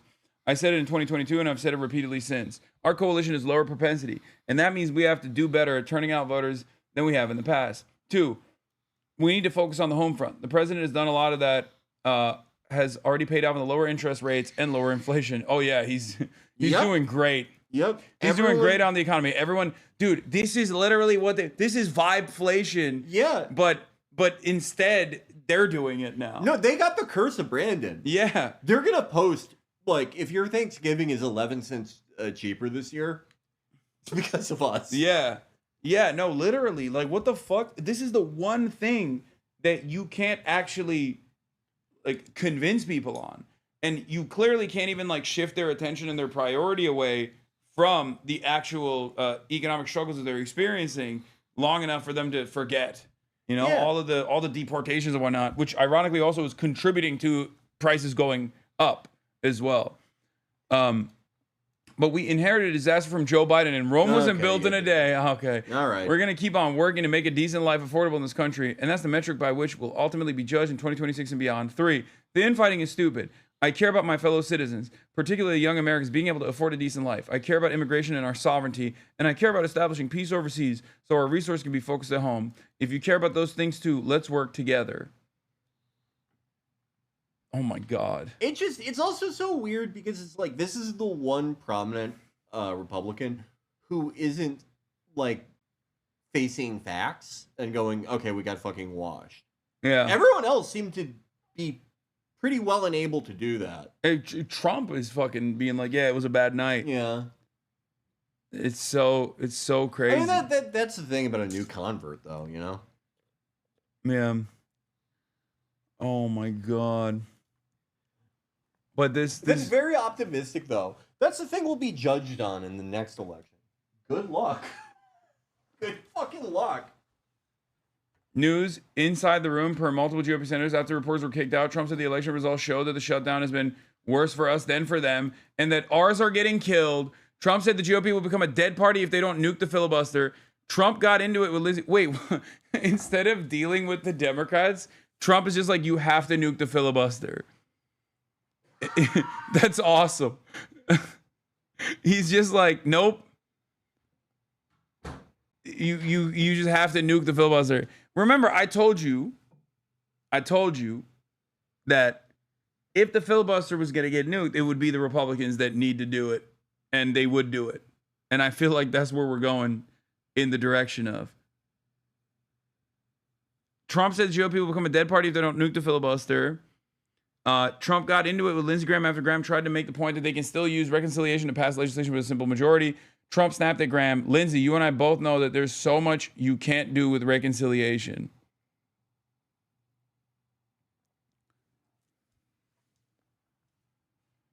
Oof.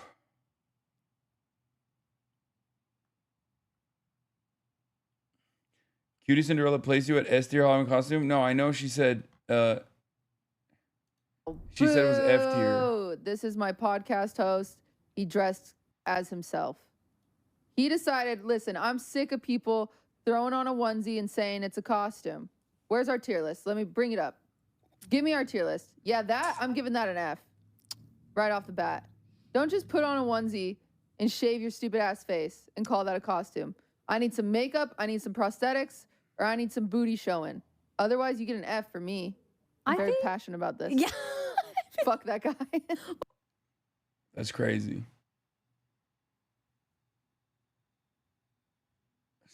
She's one of the haters, dude. She called me super shit. Hashtag super shit. Hashtag super woke. Messed up.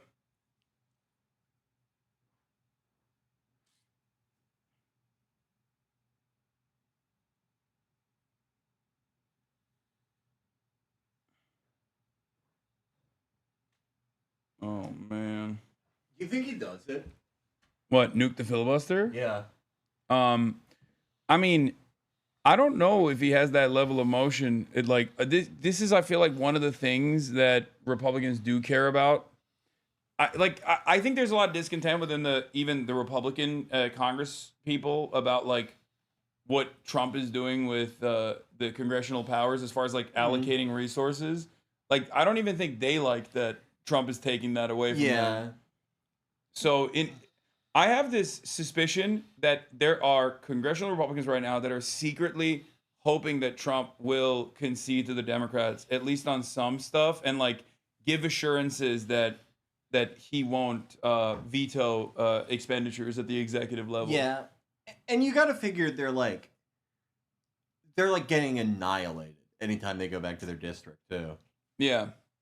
Like there have been brutal town halls for like Republicans in pretty solidly red districts, even before shit kind of hit the spanner with tariffs and everything. And this is, I mean, what the fuck do you think is going to happen if this goes on 3 or 4 more weeks and you're just, people for the most part just like aren't able to fly during Thanksgiving? I think it would be the funniest outcome if they do nuke the filibuster, get across like some more heinous agenda items, and then the Democrats run on restoring the filibuster. The Democrats are like, it's time to go back to moderation. The Senate is the greatest deliberative body. That would be, nothing would make Chuck Schumer happier if he got to do that.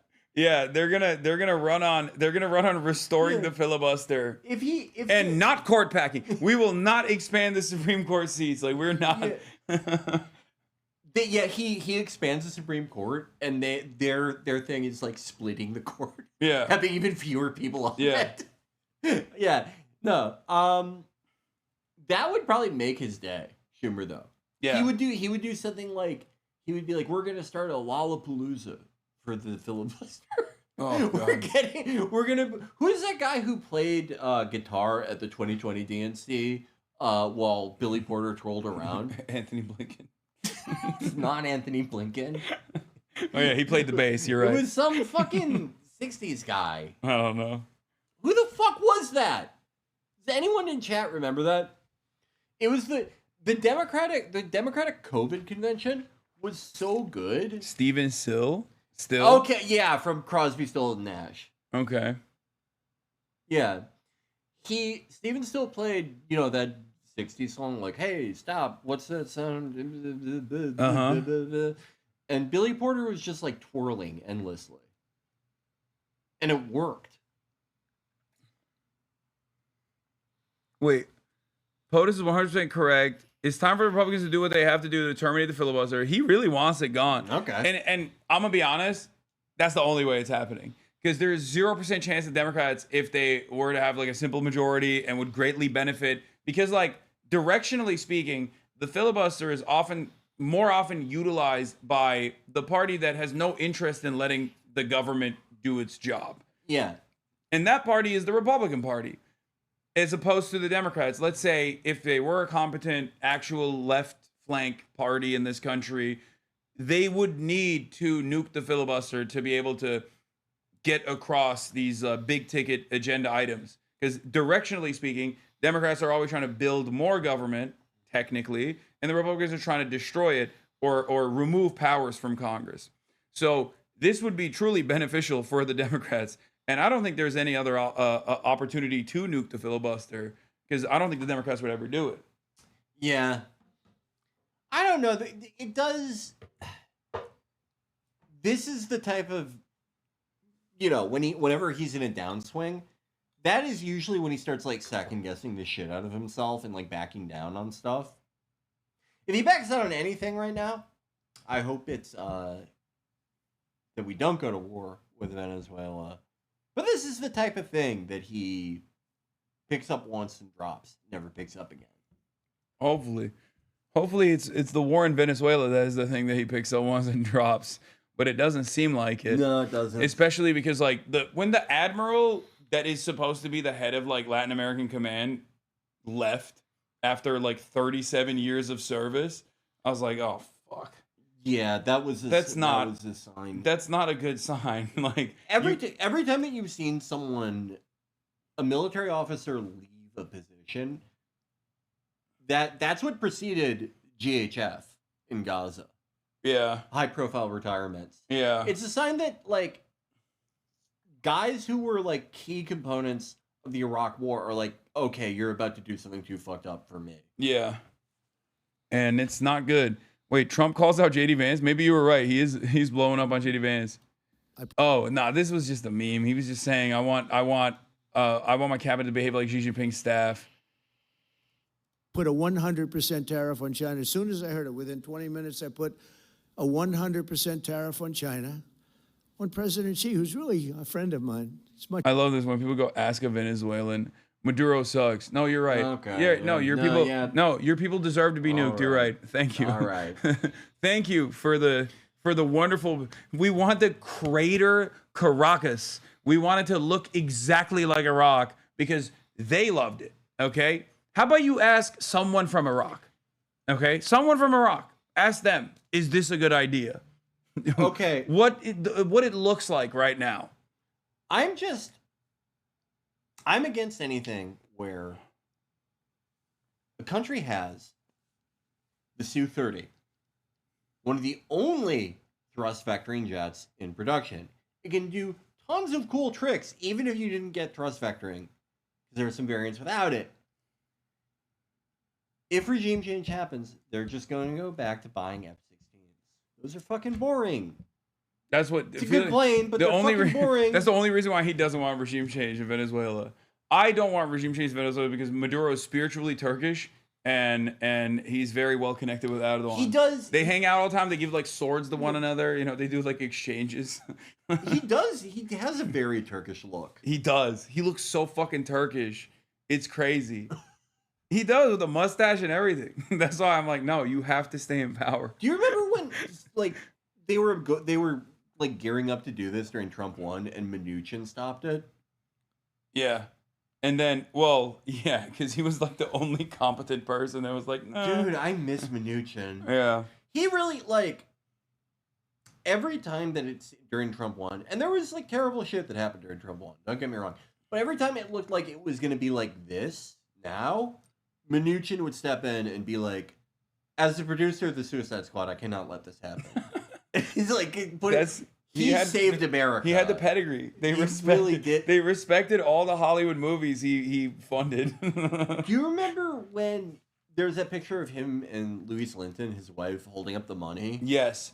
I have talked about that photo. It lives in my mind. I think she looks so hot in that. She looks super hot. Like, there's something very evil about that, the aura coming out of that photo, where I think it's like...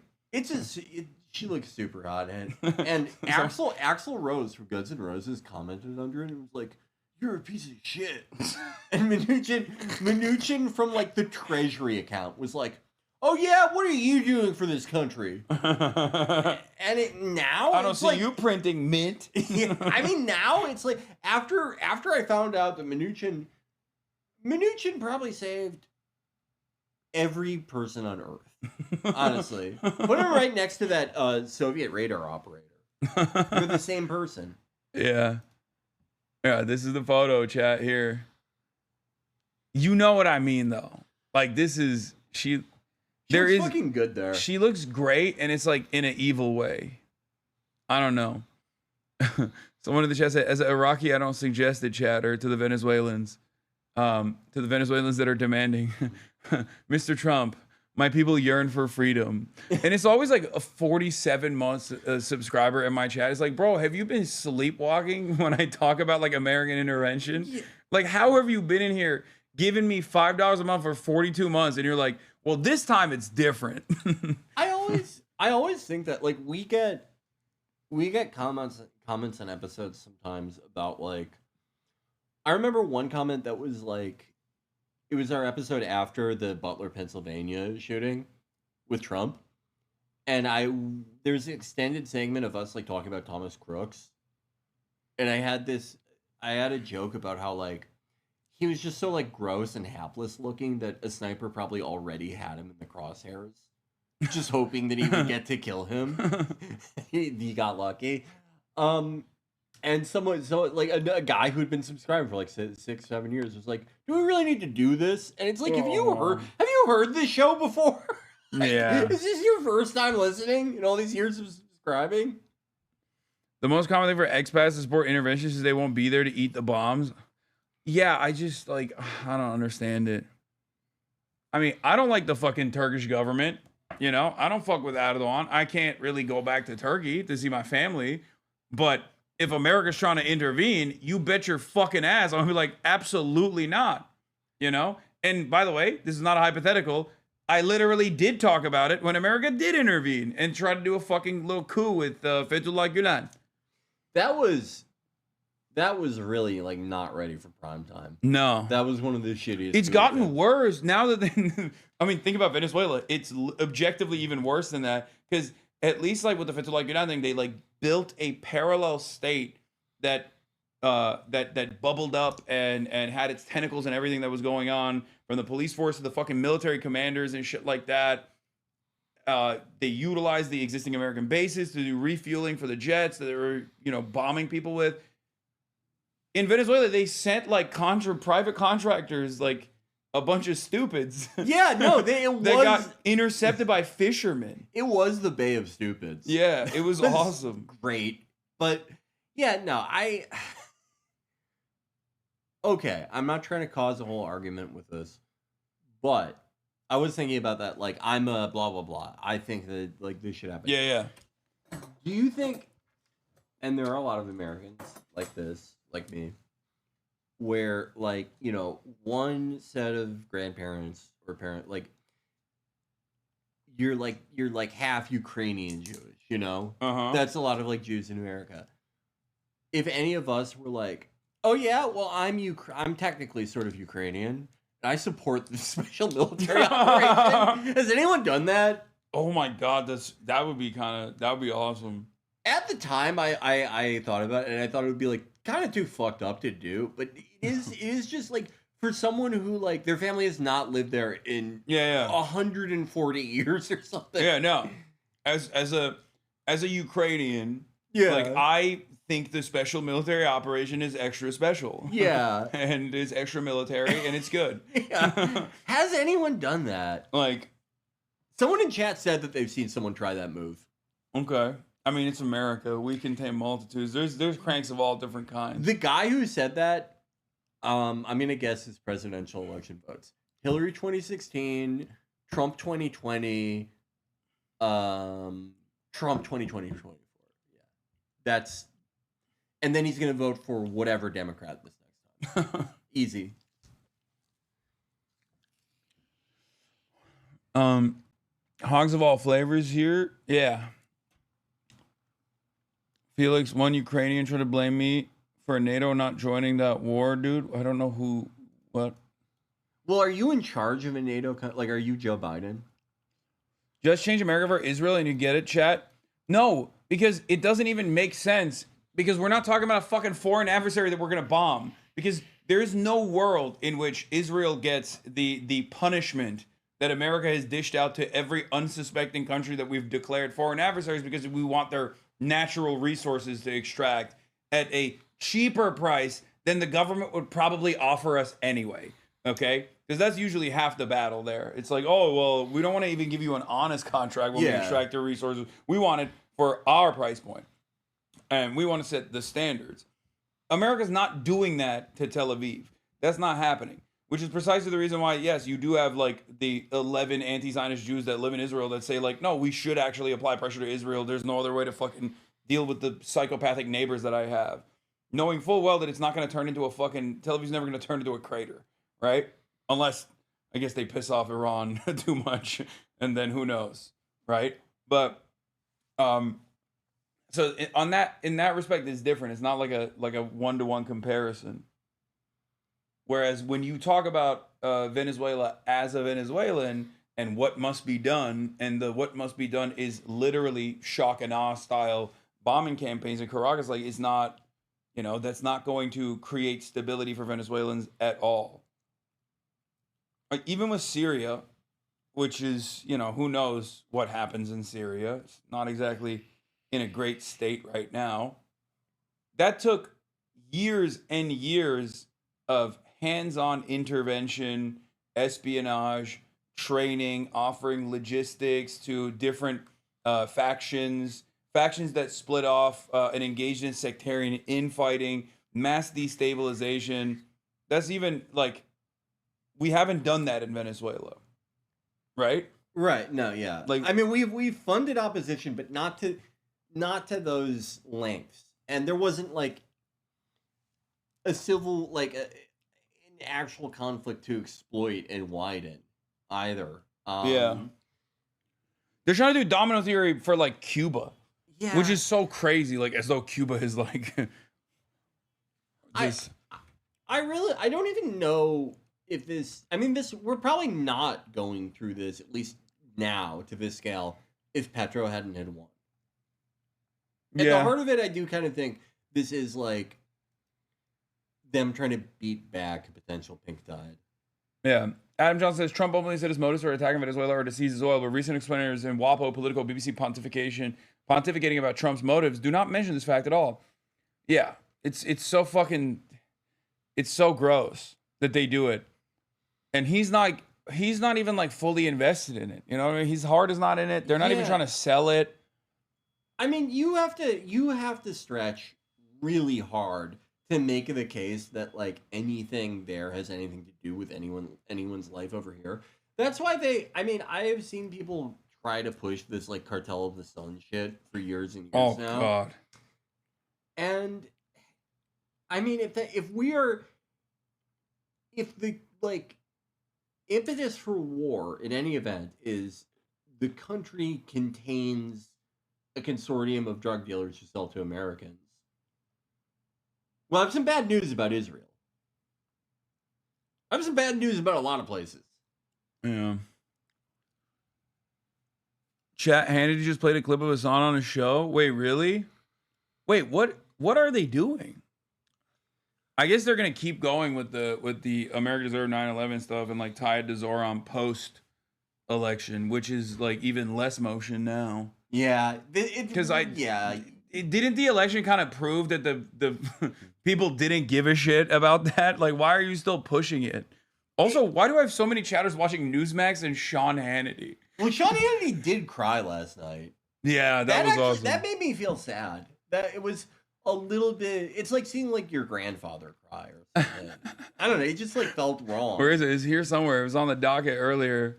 Oh, did you see these guys? Yeah. I'm so glad. Michael Tracy is the perfect person to go to a fucking Andrew Cuomo watch party, by the way. Mr. Contrarian. This guy's awesome. Tracy lives in Skyrim. Like, he is. I see all of his videos through like a Skyrim filter. Like I see his hands poking out. Let's see. Hey, Curtis, you're a fucking scumbag, like I said all these months. You fucking got 8% of the vote. You split the fucking vote for the $7 million. You were a scumbag. I hope every New Yorker spits in your fucking face every single day. So every New Yorker fucking sold out like fucking ever. Dude, also, Curtis, the majority of whom voted for Zoran are like, that's for ruining Cuomo's campaign. Like, no, what? my favorite on this is quite literally. Oh, Ted Cruz is talking about it. I wonder what he's gonna say because he was talking shit about me on the timeline earlier. Gosh, this will be good politically because he'll be the face of the Democrat Party. I think it's terrible for America. I think New York is the largest city in America. It is the financial capital of the world. It is the media capital of the world.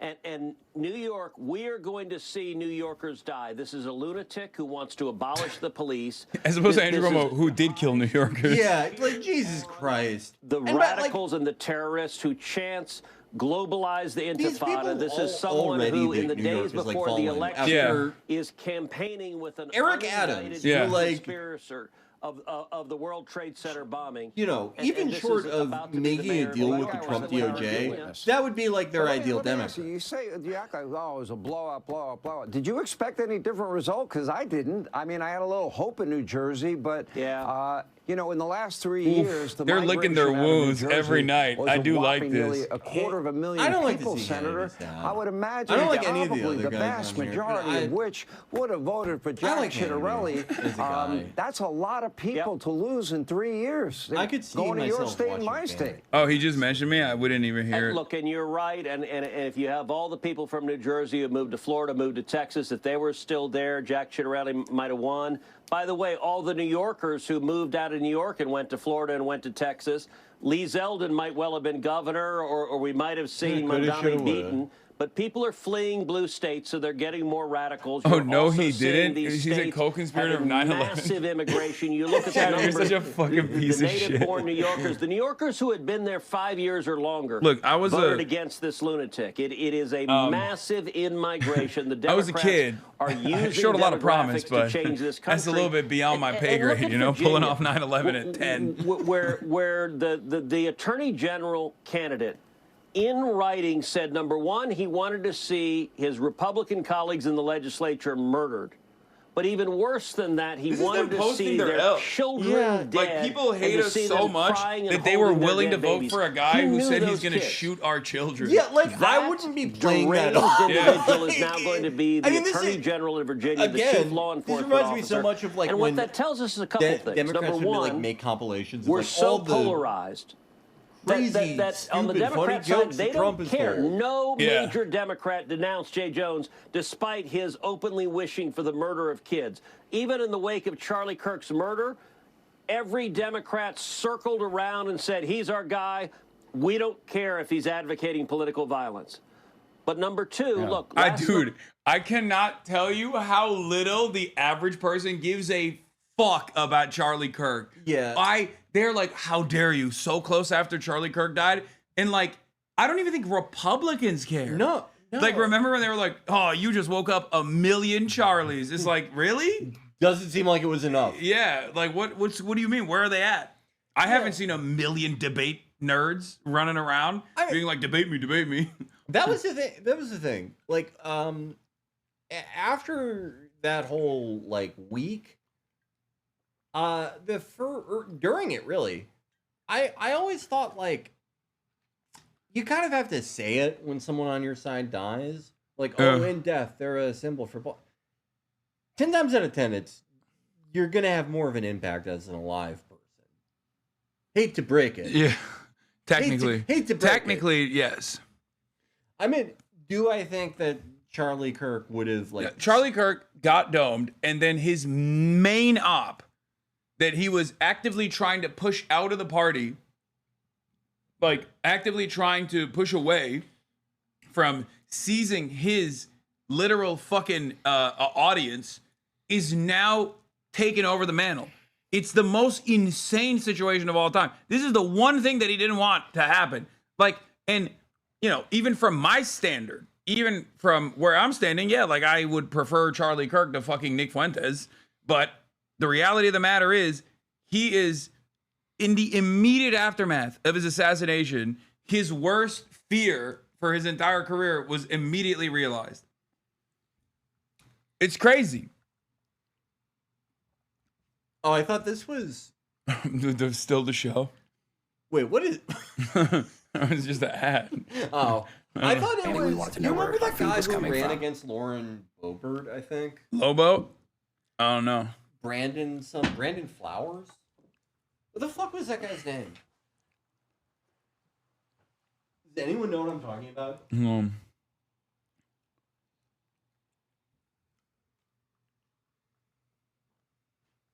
It's crazy, dude.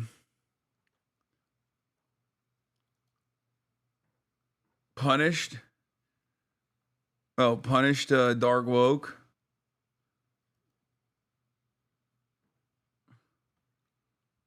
They created 10 million Charlie Kirks and now they're running around doing miscellaneous shit. Oh yeah, it's all the AI stuff.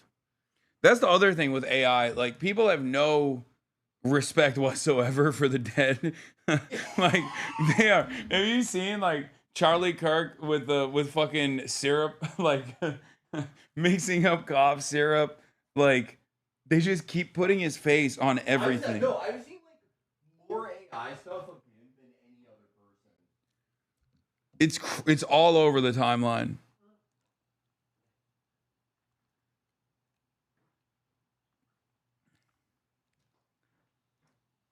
You looked insane last night. I think I would look fine if I was bald.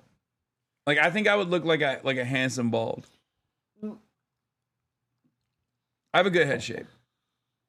I don't think that like they would have won if Charlie Kirk were alive, but like, you know, he had something of an operation. That operation's still there, but he was like, it's not going to be Bry Lillen. Bry Lillen is probably causing more people to stay home than come out. Yeah. That's you at 50? Okay. Well, here's Brett Cooper defending Nick Fuentes, I guess. Which I didn't know she was like that. You are so blinded by your ridiculous, insane hatred of Tucker Carlson that you cannot see how irresponsible and hypocritical you are being. I mean, these tweets from Ted Cruz I'm going to read you next are a great example of this. So just a month ago, he tweeted this. He said, "They don't kill you because you're a Nazi. They call you a Nazi so they can kill you. Political violence is a left-wing phenomenon. Enough is enough. We need to shut it down." And then in response to Fuentes and Tucker this week, he tweeted this. Trump's bombing of the Ayatollah's nuclear facilities made the little Nazi mad. Good. So now you're turning around and you're calling somebody that you don't like a Nazi. You're doing this out of blind rage because you're so angry that the conservative base's attitudes are rapidly. That's not wrong. Yeah. I mean, yes, but also he is a Nazi. I think it's funny. I love that they're fighting. I don't give a shit. But like, he is literally like, I don't know. Oh yeah. I mean, it's over at this point. It's over. It's over. It's only over. like 5% more than them at this point. That's exactly. Thank you. Hey, you've seen the Venn diagram, Ben Shapiro, Nick Fuentes Venn diagram, where it's like they agree on 99%, except Ben Shapiro is Jewish and Nick Fuentes hates Jews. And that's pretty much it. Like, that is, like, you can't have, like, this endlessly expansive, unlimited reactionary movement and then fucking turn around and be like, well, there's one group of people we gotta be woke about, and it's the Jews, which is also historically the one group that the Nazis and right-wingers in general, reactionary movements historically, have blamed for everything. So, like, what the fuck were you thinking? I think it's more than possible to have, like, a generally, like, right-wing movement that isn't, like Jews aren't there's no, like, animus against Jews.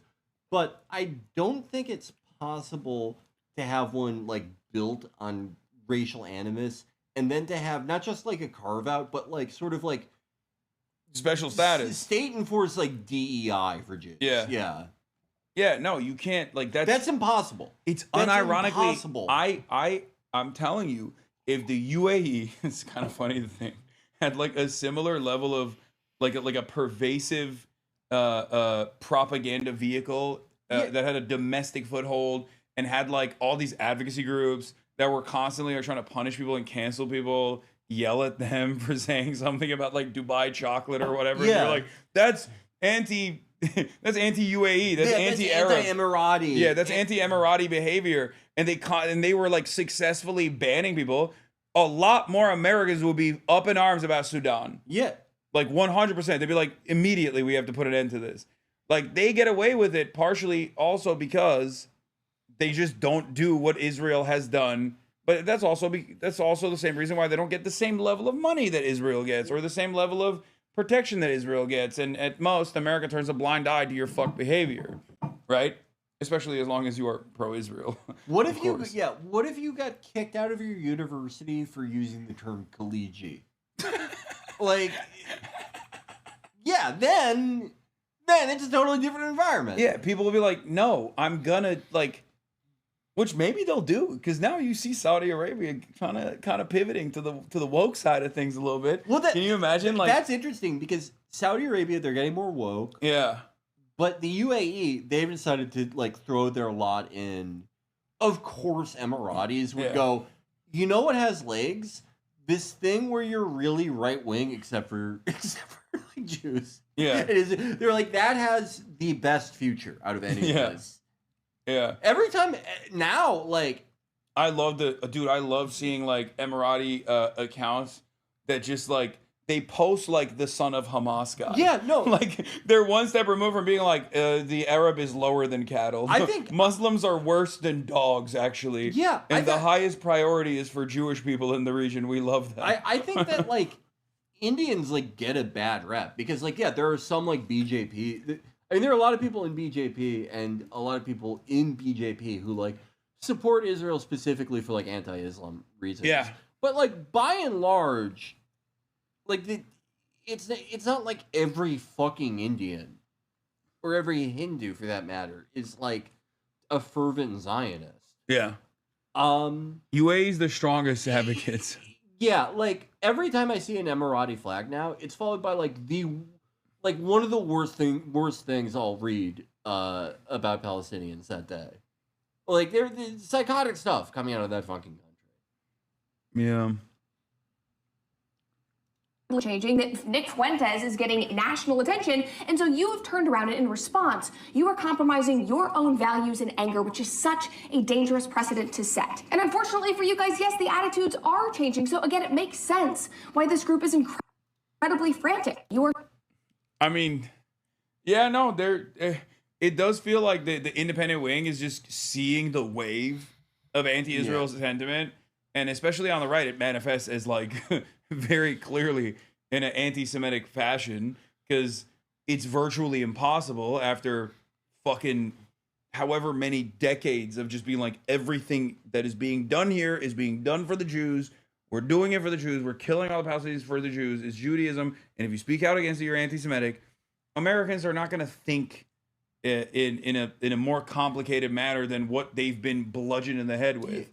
And it's the perfect thing for them, because like that totally exonerates America. Dude, that's what I'm so fucking annoyed. Thank you. Exactly. That's what makes me so mad. It's like, oh yeah, our politicians actually would never do wholesale slaughter of Muslims in the region if it wasn't for the Jews that are hypnotizing them or engaging in blackmail, which by the way still means your favorite politician, Christian politician, is a pedophile. Okay? Yeah. Like what do you mean? Yeah, no, I mean those texts, the Kirk text about like the $2 billion in Tucker, that was not a guy who was like, his heart was moved by images he was seeing. Yeah, no, he's he's a piece of shit. That was, I mean, just in 2023, at the end of 2023, when he made that fucking joke about, oh, well, they'd say they get thrown off of buildings, but now all the buildings are gone. Yeah. His stated goal, his political reason to be was to attract young people to the party. And this one thing was making it harder than anything else. Yeah. Yeah. I think those texts are so funny because it's like, yeah, this was such a principled guy. Yeah. They're not going to give me $2 million? Oh, my, fuck that. Like, if it's between like $2 million and like something you believe in, okay, well, it's cool to have $2 million, but it shouldn't be, if you really believe in it, shouldn't be that hard of a choice for you. Yeah, that, but also, like, yeah, fucking the envoys of Israel are unimaginably arrogant and unimaginably entitled. And how many fucking like insider articles that we read or books that we read about like Bill Clinton being like, who's the fucking superpower here? And then doing literally the bidding of Israel regardless. Lying on behalf of Israel throughout the negotiations process and totally fucking destroying the so-called peace process in its entirety at the behest of Israel. But yeah, they hated the Israeli envoys. They hated Benjamin Netanyahu, but that doesn't change anything. So Charlie Kirk experiencing that exact same emotion was not going to change his public persona or his public positioning on Israel even one bit. And the only reason why he was trying to even find a middle of the road approach here was because he wants everyone to be pro-Israel. He's number one, first and foremost, or not pro-Israel, sorry. He wants everyone to be pro-Trump. And first and foremost, he's loyal to Trump. And Trump is the biggest dick rider of Israel. So how the fuck do you come out and speak out against Trump? That was never going to happen. Right. Like if Trump turned around and was like, fuck Israel, actually, Miriam, thank you for the $250 million. I'm done with this shit. Then yeah, the next day they would be like, yeah, let's put Jews in concentration camps, and everyone would be fine with it. Like all the Republicans would be down with it. But as long as Trump is dick riding Israel, Charlie Kirk was never going to turn around and fucking speak out against it. Kirk would dip his toes and stuff. Yeah. He would like entertain like, some of the stranger things that surrounded October 7th. But at the end of the day, you don't go from haha, all the buildings in Gaza are gone to whatever he was hinting at instantaneously and because out of the goodness of your heart. Yeah. No, he was yeah. The only reason why he was even trying to triangulate is because he wanted to manage the audience. He was trying to do a coalition building without compromising too much on the pro-Israel position that the Trump administration was engaging in. One of the like, I think it was Dinesh D'Souza actually that came out with this take, and I agree with it completely, where it was like the Republican Jewish Coalition or whatever, the thing that happened this past weekend, and Dinesh D'Souza retweeted it and was like, You know, a lot of these guys are actually shitting on Trump. They're just too afraid to say it. Like, everything that you say about Israel, you are saying about Trump. Everything that you say about rhinos, you are technically saying about Trump, because he's just as pro-Israel as everybody else is, if not more pro-Israel. They just don't want to say it to Trump. And it's true. That's always the weirdest thing about, like, the Ian Carrolls. Yeah. Because they're trying to straddle that line. I mean, you can straddle that line because there are, like, enough people who want to hold these two totally contradictory things in their head. Which, like you said, okay, if Trump is being blackmailed, then what the fuck did he do? He was a pedophile, but a white hat pedophile. You don't understand. God. That's what he was doing. Mike Johnson said that once. That was so awesome. And then it never came up again. That was so awesome that he just dropped that bomb. Like, something that we joked about for years, like turning into a real defense line, you know? Yeah. Yeah. A lot of the anti-Israel, anti-Jewish invective on the right is disguised attack on Trump. By the way, Dinesh is getting woke because he's sick and tired of the anti-Indian sentiment on the right. Did you see all this stuff? No, yeah, I mean... He's like, how did this happen to the party? Yeah. It is like, yeah. Like, how did the most predictable thing in the world happen? But it was happening. It was happening to the party while he was still in the party, and he still is. But, like, it's not like this is new. I guess it's gotten worse on Twitter, the anti-Indian hate specifically. Right. But well, I mean, I think with, like, guys like Dinesh specifically, you do have to keep in mind that they are all, like, 65. To him, like, 2004 was, like, yesterday. 2012, for that matter. Yeah. Here's a lot of the anti-Israel, anti-Jewish invective on the right is a disguised attack on Trump. Trump is the one who blew up the Iran nukes. Trump backed Netanyahu and as Israel crippled Hamas. Trump is redrawing the map of the Middle East, but they're afraid to go against Trump, which is true. He's being honest. I think he's kind of, yeah. Oh yeah, r/Democrats banned mentions of Mamdani. Did you see that? It's so awesome. r/Democrats, respect. Keep defending the party like that. I agree. Finally. There are some deep fissures on the right about Zionism, says G here. There have been for a long time since 1967. They were papered over in the interest of coalition unity. But under the pressures of the current conflict, these fissures are reemerging. The long quoted passage here is useful to understand some of the sources of right-wing anti-Zionism, which is very distinct from left-wing anti-Zionism. You know, Dick Durbin in Illinois, the guy he beat for him to become a senator was one of the last anti-Israel Republicans. Not even anti-Israel, like just, you know, skeptical of lobby claims. I mean, Yeah. I think he would get called anti-Israel now and then, but no, they're. Oh, there's a generational divide? No way. No way. Every Republican under the age of 35 is a young Hitlerian. That's so shocking. They're not even, they've moved beyond Hitler too. They're so nerdy about their Nazism that they had to find like esoteric shit, you know? What? Which I guess the Nazis were also into, but. Yeah. Who's the coolest figure to be into then? Like Celine? I don't know. Well, there's the Japanese fascist, the gay one that everybody loves. Oh, Mishima. Yeah. No, I think that's it. It's always going to be like someone who's a cultural figure. Yeah. And not like Celine. Franco's so funny. They're like Franco is hilarious. Franco wasn't supposed to be the guy. Yeah. But why not Mussolini? You think it's because he's like, they think he's too woke? Like, I mean, he did kind of like lose control of like most of his country, Yeah. you know? I don't know. And he looks kind of ridiculous. You know? No, I think among younger people, it's cultural figures. Celine, Ezra Pound, etc., etc. But, I mean, the aspect of Nazism, where you're always going to the North Pole to find Santa. Yeah, they love that will never die. They love Ebola. Yeah. Yeah. Franco, so the guy that was supposed to be in charge of the Phalangists, he was flying from exile back into Spain right as the Civil War was beginning. And this was like, you know, airplanes had only been around so long. And they were like, hey, General, you mind not packing so many outfits? Because we don't know how...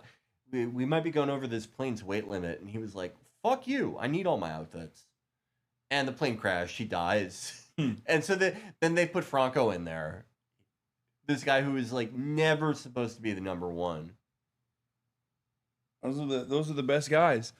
Harris staff meeting exposed something of a generational divide within Heritage, as one staffer who claimed to represent the perspective of the foundation's younger employees said that she did not have a problem with Robert's initial defense of Carlson and wanted to make sure that the views of her generation, who she said were generally more critical of Israel, would still be welcome at Heritage.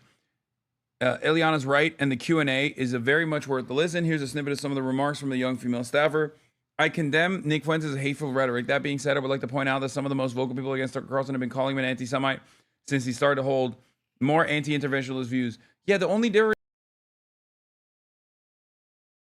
between Tucker Carlson and Nick Fuentes is Tucker Carlson has like 20 years of media experience, and especially from like the professional side of media, and therefore knows what buttons to never touch. Like, that's it. He has tremendous messaging discipline. Like, Nick Fuentes, on the other hand, he's a memer. He's on the internet. He's more freewheeling. You know what I mean? He doesn't give a shit, and he can't stop himself from... And Tucker started as a neocon. Yeah. Yeah, that's That was true. like the first half of his career. Yeah. I mean, there's the video of him. I watched the video of him shitting on Pat Buchanan. Yeah. Literally using the same exact rhetoric that they're using against Tucker Carlson now. Like, yeah. No. Actually, you know what? Does anyone have that old Tucker Carlson video? It's a really good one. I want to show you guys. For those of you who don't know, Pat Buchanan is basically, I guess, like, if you're a right-winger, you feel like he's the most vindicated man, you know? He is, like, they talk about him like how I talk about, like, Corbyn. Yeah. They're all always talk about Corbyn. Yeah. Both vicious anti-Semites, of course. That's why Felix likes Corbyn. Pat Buchanan, he had a show with Donahue on MSNBC where it was supposed to be like a Hannity and Combs knockoff because Donahue was a big liberal, but they canceled the show because both him and Donahue were against the Iraq War. Yeah, Sam Cedar told me he would go on Pat Buchanan's show because it was the only show where that he could say something anti-Israel, and Pat Buchanan would just have him on because he's like, yeah, that was the only time where I could say anything remotely anti-Israel on television at the time. I remember that. I remember like the late Bush administration PaleoCon Renaissance. Look. The sad thing about Pat Buchanan, as far as I'm concerned, and just to restate, I mean, Pat does raise issues that I think are important. I mean, I think that, the sovereignty of the American... He's doing Brylan Holland, by the way. He is so Brylan. He is so Brylan here. Like, oh, you can criticize Israel's, lobby if you would like to. I actually think these issues are important. Yeah. Yeah, military, but don't do it too much. Otherwise, it might be anti-Semitic. Oh my God, yeah, he is. But unfortunately, I mean, he's the reason that we associate both sides discredited. And when attacked, he can always fall back on the line. Well, the tiny cabal that controls American politics doesn't like me because I speak truth to power. This is actually, incidentally, almost verbatim what he said the other day. That I offend the plutocracy, that I'm a wanted man by the inside the Beltway people, and in every sense cast himself as a victim who is sort of a Karen Silkwood of politics, someone who's so truthful that he's being hunted down by the conspiracy that runs Washington. I mean, it's all a bit much. Maybe Pat Buchanan just says things that are kind of kooky, and that's why he's being criticized. It's perfectly valid to question America's relationship with Israel. Israel has a lobby. It's perfectly fair, as far as I'm concerned, to beat up on Israel's lobby. But I don't think that's the reason that Buchanan is being labeled an anti-Semite. It's this kind of, as I've said, this relentless bringing up topics related to Judaism. I mean, famously, Pat, always beats up on Goldman Sachs, but never Morgan Stanley. I mean, it's really hard to. There is no point at which Pat Buchanan has held a press conference and said, I really don't like the Jews. I think they're a sinister force in America. But I think, and it took me years to come to this. I love that. To this position. I mean, I'm not throwing the term anti-Semite around. But you I reach wonder a point what, when you say, well, gee, here's a guy inspired who him to is like going out of it. Go from like to like who's jacking off to this? Like the more traditional TV guy. What's going on? Did someone jack me off? Why was I jacking Wait, Kevin Roberts hit a third statement? No. Oh my God, bro. Keep digging. Dig up, stupid. The boss call after boss call, man. Oh my God. Kevin, God damn. His way to defend Demjanjuk and other accused Nazi war criminals who's constantly attacked Israel, who's attacked American Jews for supporting Israel unduly, who's implied that American Jews push America into wars in which non-Jews die. There really is, and again, I'm not hysterical on this subject, but I do believe that there is a pattern with Pat Buchanan of needling the Jews. Is that anti-Semitic? Yeah. I mean, after a while, you conclude it is, in some sense, anti-Semitic. I mean, Pat Buchanan obviously has a lot of personal and affectionate relationships with people who are Jewish. So on a personal level, perhaps he's not, but on a different, maybe thematic level, I think he probably is. I think that people should be allowed to have differing views on immigration. I think people should be allowed to point out the fact that there is an Israeli lobby, and yes, it's powerful, and debate the merits of that, I guess. I don't think there's strictly speaking anything wrong with that. But Come on, you have some conversations, but not too much. Not too much. God, I think the Weekly Standard was Buchanan is part of the reason it's so hard to have that that was where conversation Fred because he Barnes discredits worked. it by his. It was like the epicenter of like shithead neoconservatism. It's really amazing how much like Tucker skated away from that. But I guess no one really Trump was a big fucking Iraq war booster. I don't think you could ideologically call Trump a neocon just because it's too ideologically like defined for him. But Tucker absolutely was. Yeah. Until bombing sort of recently. Bombing Iraq back into rubble. They're primitive. They're apes. All that stuff. I mean, he went along with he did a little ride along with the military down there. Oh yeah, that famous article where it's like him and Al Sharpton. Yeah. Vice presence, because he gives people who watch him carefully the sense that he has another agenda that has to do with personal dislike, and that he believes in conspiracies, and that he believes that the Jews are this sinister, secretly organized force trying to affect American politics. And those aren't discussions I think normal people, sober people should be having, because I think unless it's me 20 years later and I'm saying the exact same thing that I was criticizing back then. What a trajectory. I mean, the popular knowledge or the conventional knowledge is now, right, that like the Tucker Today was created when like Jon Stewart went on that show and like shit on him, right? Yeah. I mean, that makes about as much sense as anything. Where is he now if that never happens though? Because I tend to think that Tucker, You think that saved his career? Maybe, but I also think that like a guy like that is just such a like gamer. They're so ready to like rebrand and just toss it all aside. I think he probably would have done it anyway or gone for it anyway. Yeah. All right. Let's see. Kevin Roberts, who heads up the Heritage Foundation and Heritage Action, has now released his third public statement on his disastrous video last week.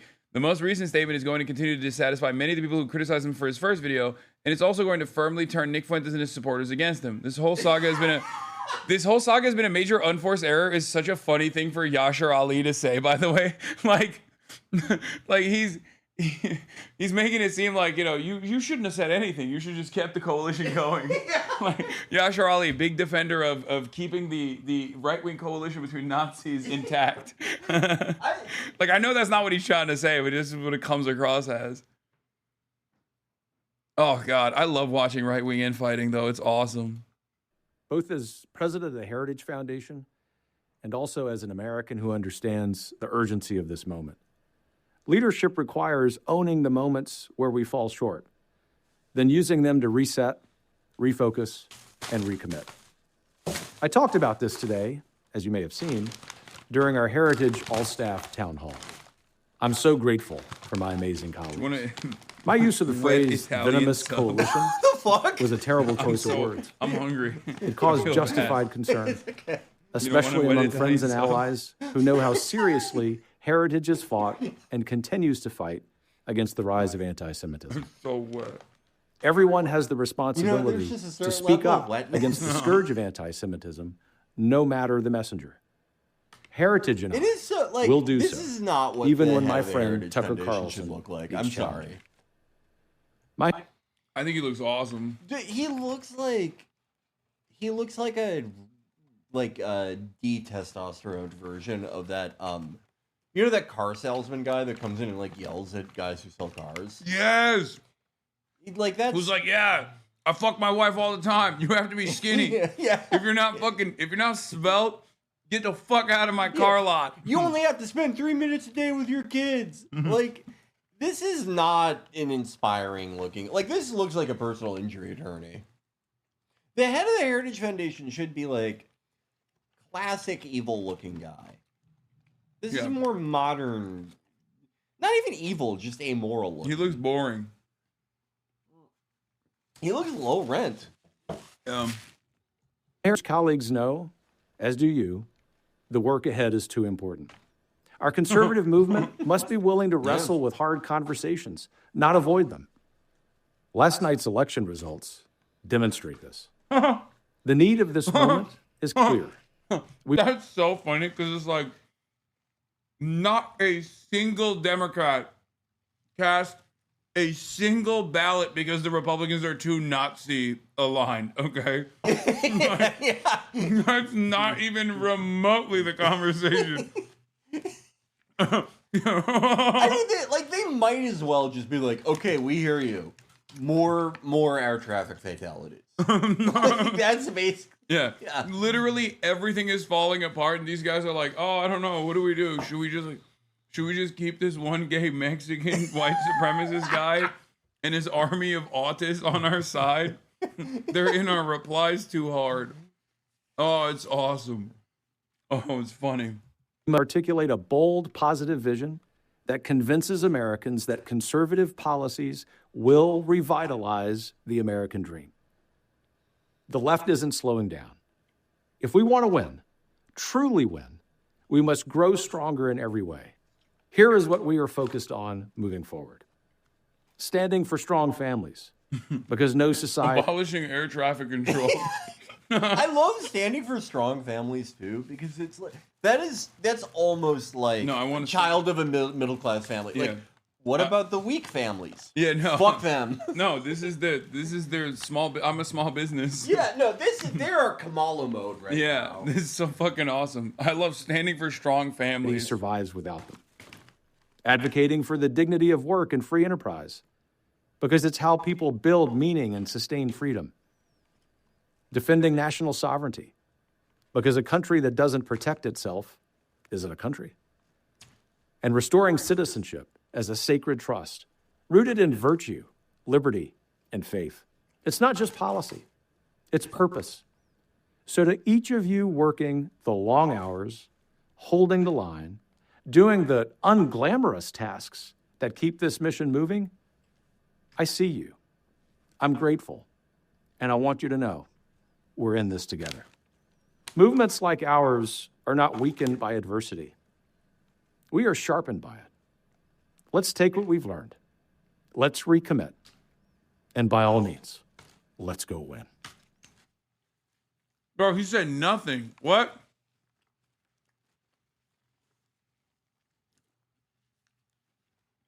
I don't get it. So, do they want groypers or not? Did I miss the beginning?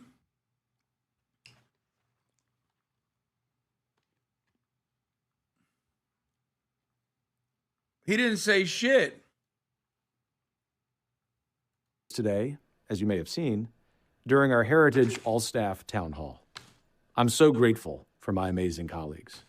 My use of the phrase venomous coalition was a terrible choice of words.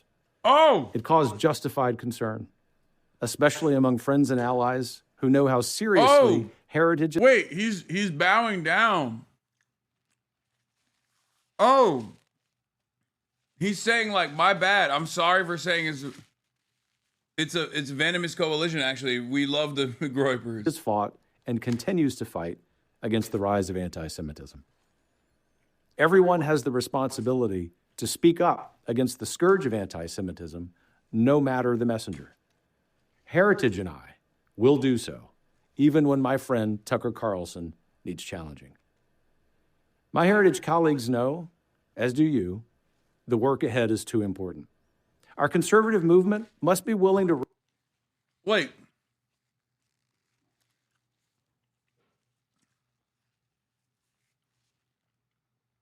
He's saying sorry for saying the Groypers are venomous, but then he's also saying we're going to keep fighting anti-Semitism.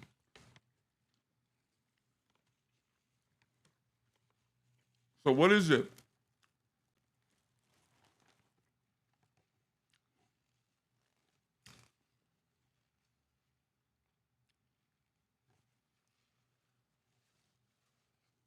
Color grading on this video is fantastic, though. That's...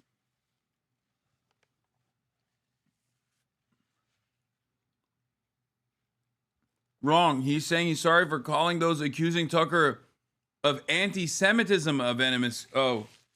Oh, that's what he did? Oh, he didn't call the Groypers venomous. He called the people calling Tucker Carlson an anti-Semite venomous. And that's who he was apologizing for.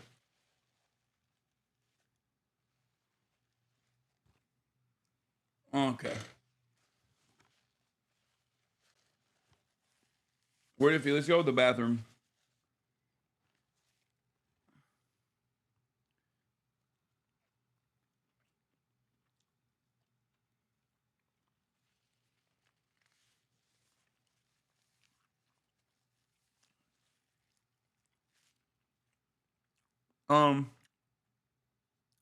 Yeah, I mean, I think at this stage it's still, if Israel loses the right, they're over.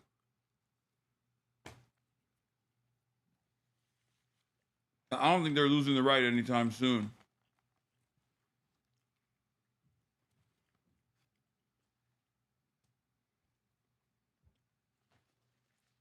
Because who do they have?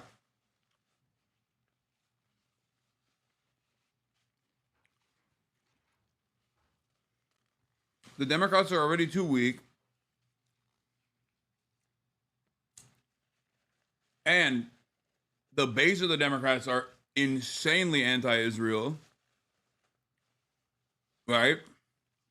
If chatters send me one more Libs of TikTok post claiming Zoran is a Nazi, I'm gonna fucking nuke myself out of orbit. Okay? Please stop. I don't give a fuck. Libs of TikTok is a Nazi. I don't care about her being like, oh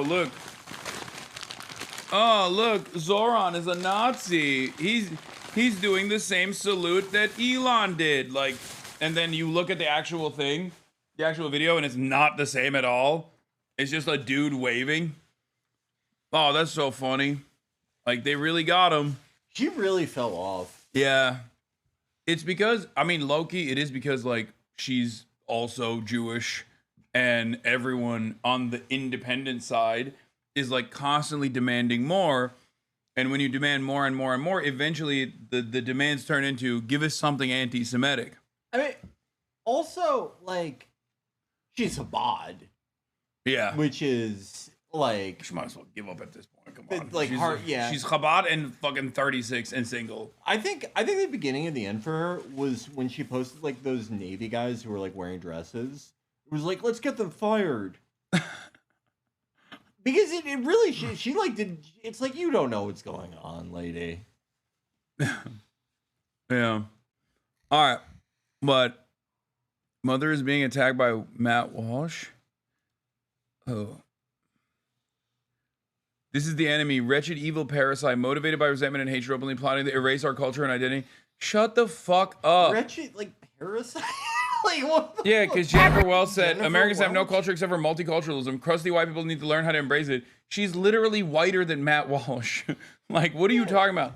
This is strong WASP stock. Matt Walsh, people that look like Jennifer Welsh would kill you when the nation was being founded for your disgusting, backwards Catholic ways.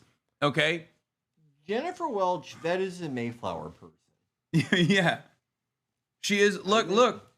That is a wasp to the bone. Okay? I mean, that is something, I think Ed Germana might have been the first to point this out. How, like, this stupid term, like, heritage American, which I've seen. Legacy American. Or legacy American. Tucker invented that, I think. I've seen it, like, more loosely defined as, like, people whose, like, your grandfathers fought in World War II. Yeah. Which, okay. But, I'm cooked. If you're going super hardcore, and it's, like, anyone after, like, 1830, like, fuck you. All those Mayflower people, all those pre-1830 people, they're super lived up. Like anyone who like they can trace back their ancestors who fought in the American Revolution, they are J. Jones voters. They're rocking with J. Jones. Yeah. And I do feel like, I mean, didn't they also despise Catholics as well? Like, wasn't there like a holdover resentment towards Catholics early on? I mean, not to the same degree as like it was in Europe, of course, but among a lot of them, yeah. Yeah. So yeah, Matt Walsh. Islam was more accepted. Fuck you. Yeah, it really was like that. We are building a new coalition as a pro-Muslim, pro-everybody except Catholicism. They really like. Thomas Jefferson was like the biggest weeb for Islam, but there were a few of them. Yeah. Anyway, all right. Well, that'll be all for today, ladies and gentlemen, because I have an early flight, and I'm gonna be in DC tomorrow. I'm hanging out with Summer Lee. That's gonna be really fun. Very excited about that, and I'll be doing my regular stream as well. And then I have CrookedCon. I'm gonna have a CrookedCon panel. I'm so grateful for Zoran winning because then it makes the panel so much better for me. That would have. Oh my god! Can you imagine? No, I would have. Well, I couldn't because I would have killed myself. So I mean, I had to do stuff after. I mean, I had to do stuff at all in 2020, which is like shit. Yeah. That was What a bad year. It's the worst. But anyway, shouts out to Felix Biederman for coming on the pod. Thank you coming for on the having me. broadcast. What do you want to promote? I guess. Yeah, we have released all the episodes of season 1 of the Players Club, but both episodes of our new D&D campaign are out. We are thinking that we're going to do another one with these characters because people like them so much. I mean, I don't think any characters have made me laugh as hard as Dutch Hagen and Columbot. Prolific Overwatch better. Yeah. The concept of betting on like on a character. Yeah, he's so a Hanzo. funny. He just only bets on Hanzo. I mean, does Will even play Overwatch? No. Oh, okay. So he just heard the character name and he just inserted that into the character. Okay. It's such a funny interpretation of it. The scene where Columbot, his plague mask gets filled with water. Oh, with water. That fucking killed me. But point is, these were really fun to do. So we're going with these guys at least one more time. We had too much fun with them. But no, that's about it. I don't think I'm even gonna like start really getting started on the playthroughs for season 2 of Players Club till next year. But that one's gonna be pretty easy to do compared to this one. I'm doing FromSoft, so I one of those have to recap as much. But that's about all for now.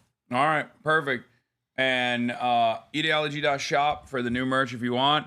And I will see you tomorrow, ladies and gentlemen. Oh, look at that. Or my gray bars are back. What are the gray bars? I don't know. It's like it's artifacts, like the alerts that I have for some fucking weird reason. Yeah. Hey, I'm just the doing this to OBS sound thing. Like Bo Burnham in the beginning, but I'm chill. It is what it is. So hi. Why is this not fucking? What the hell? There it is. All right, everybody. Bye. See you tomorrow from DC.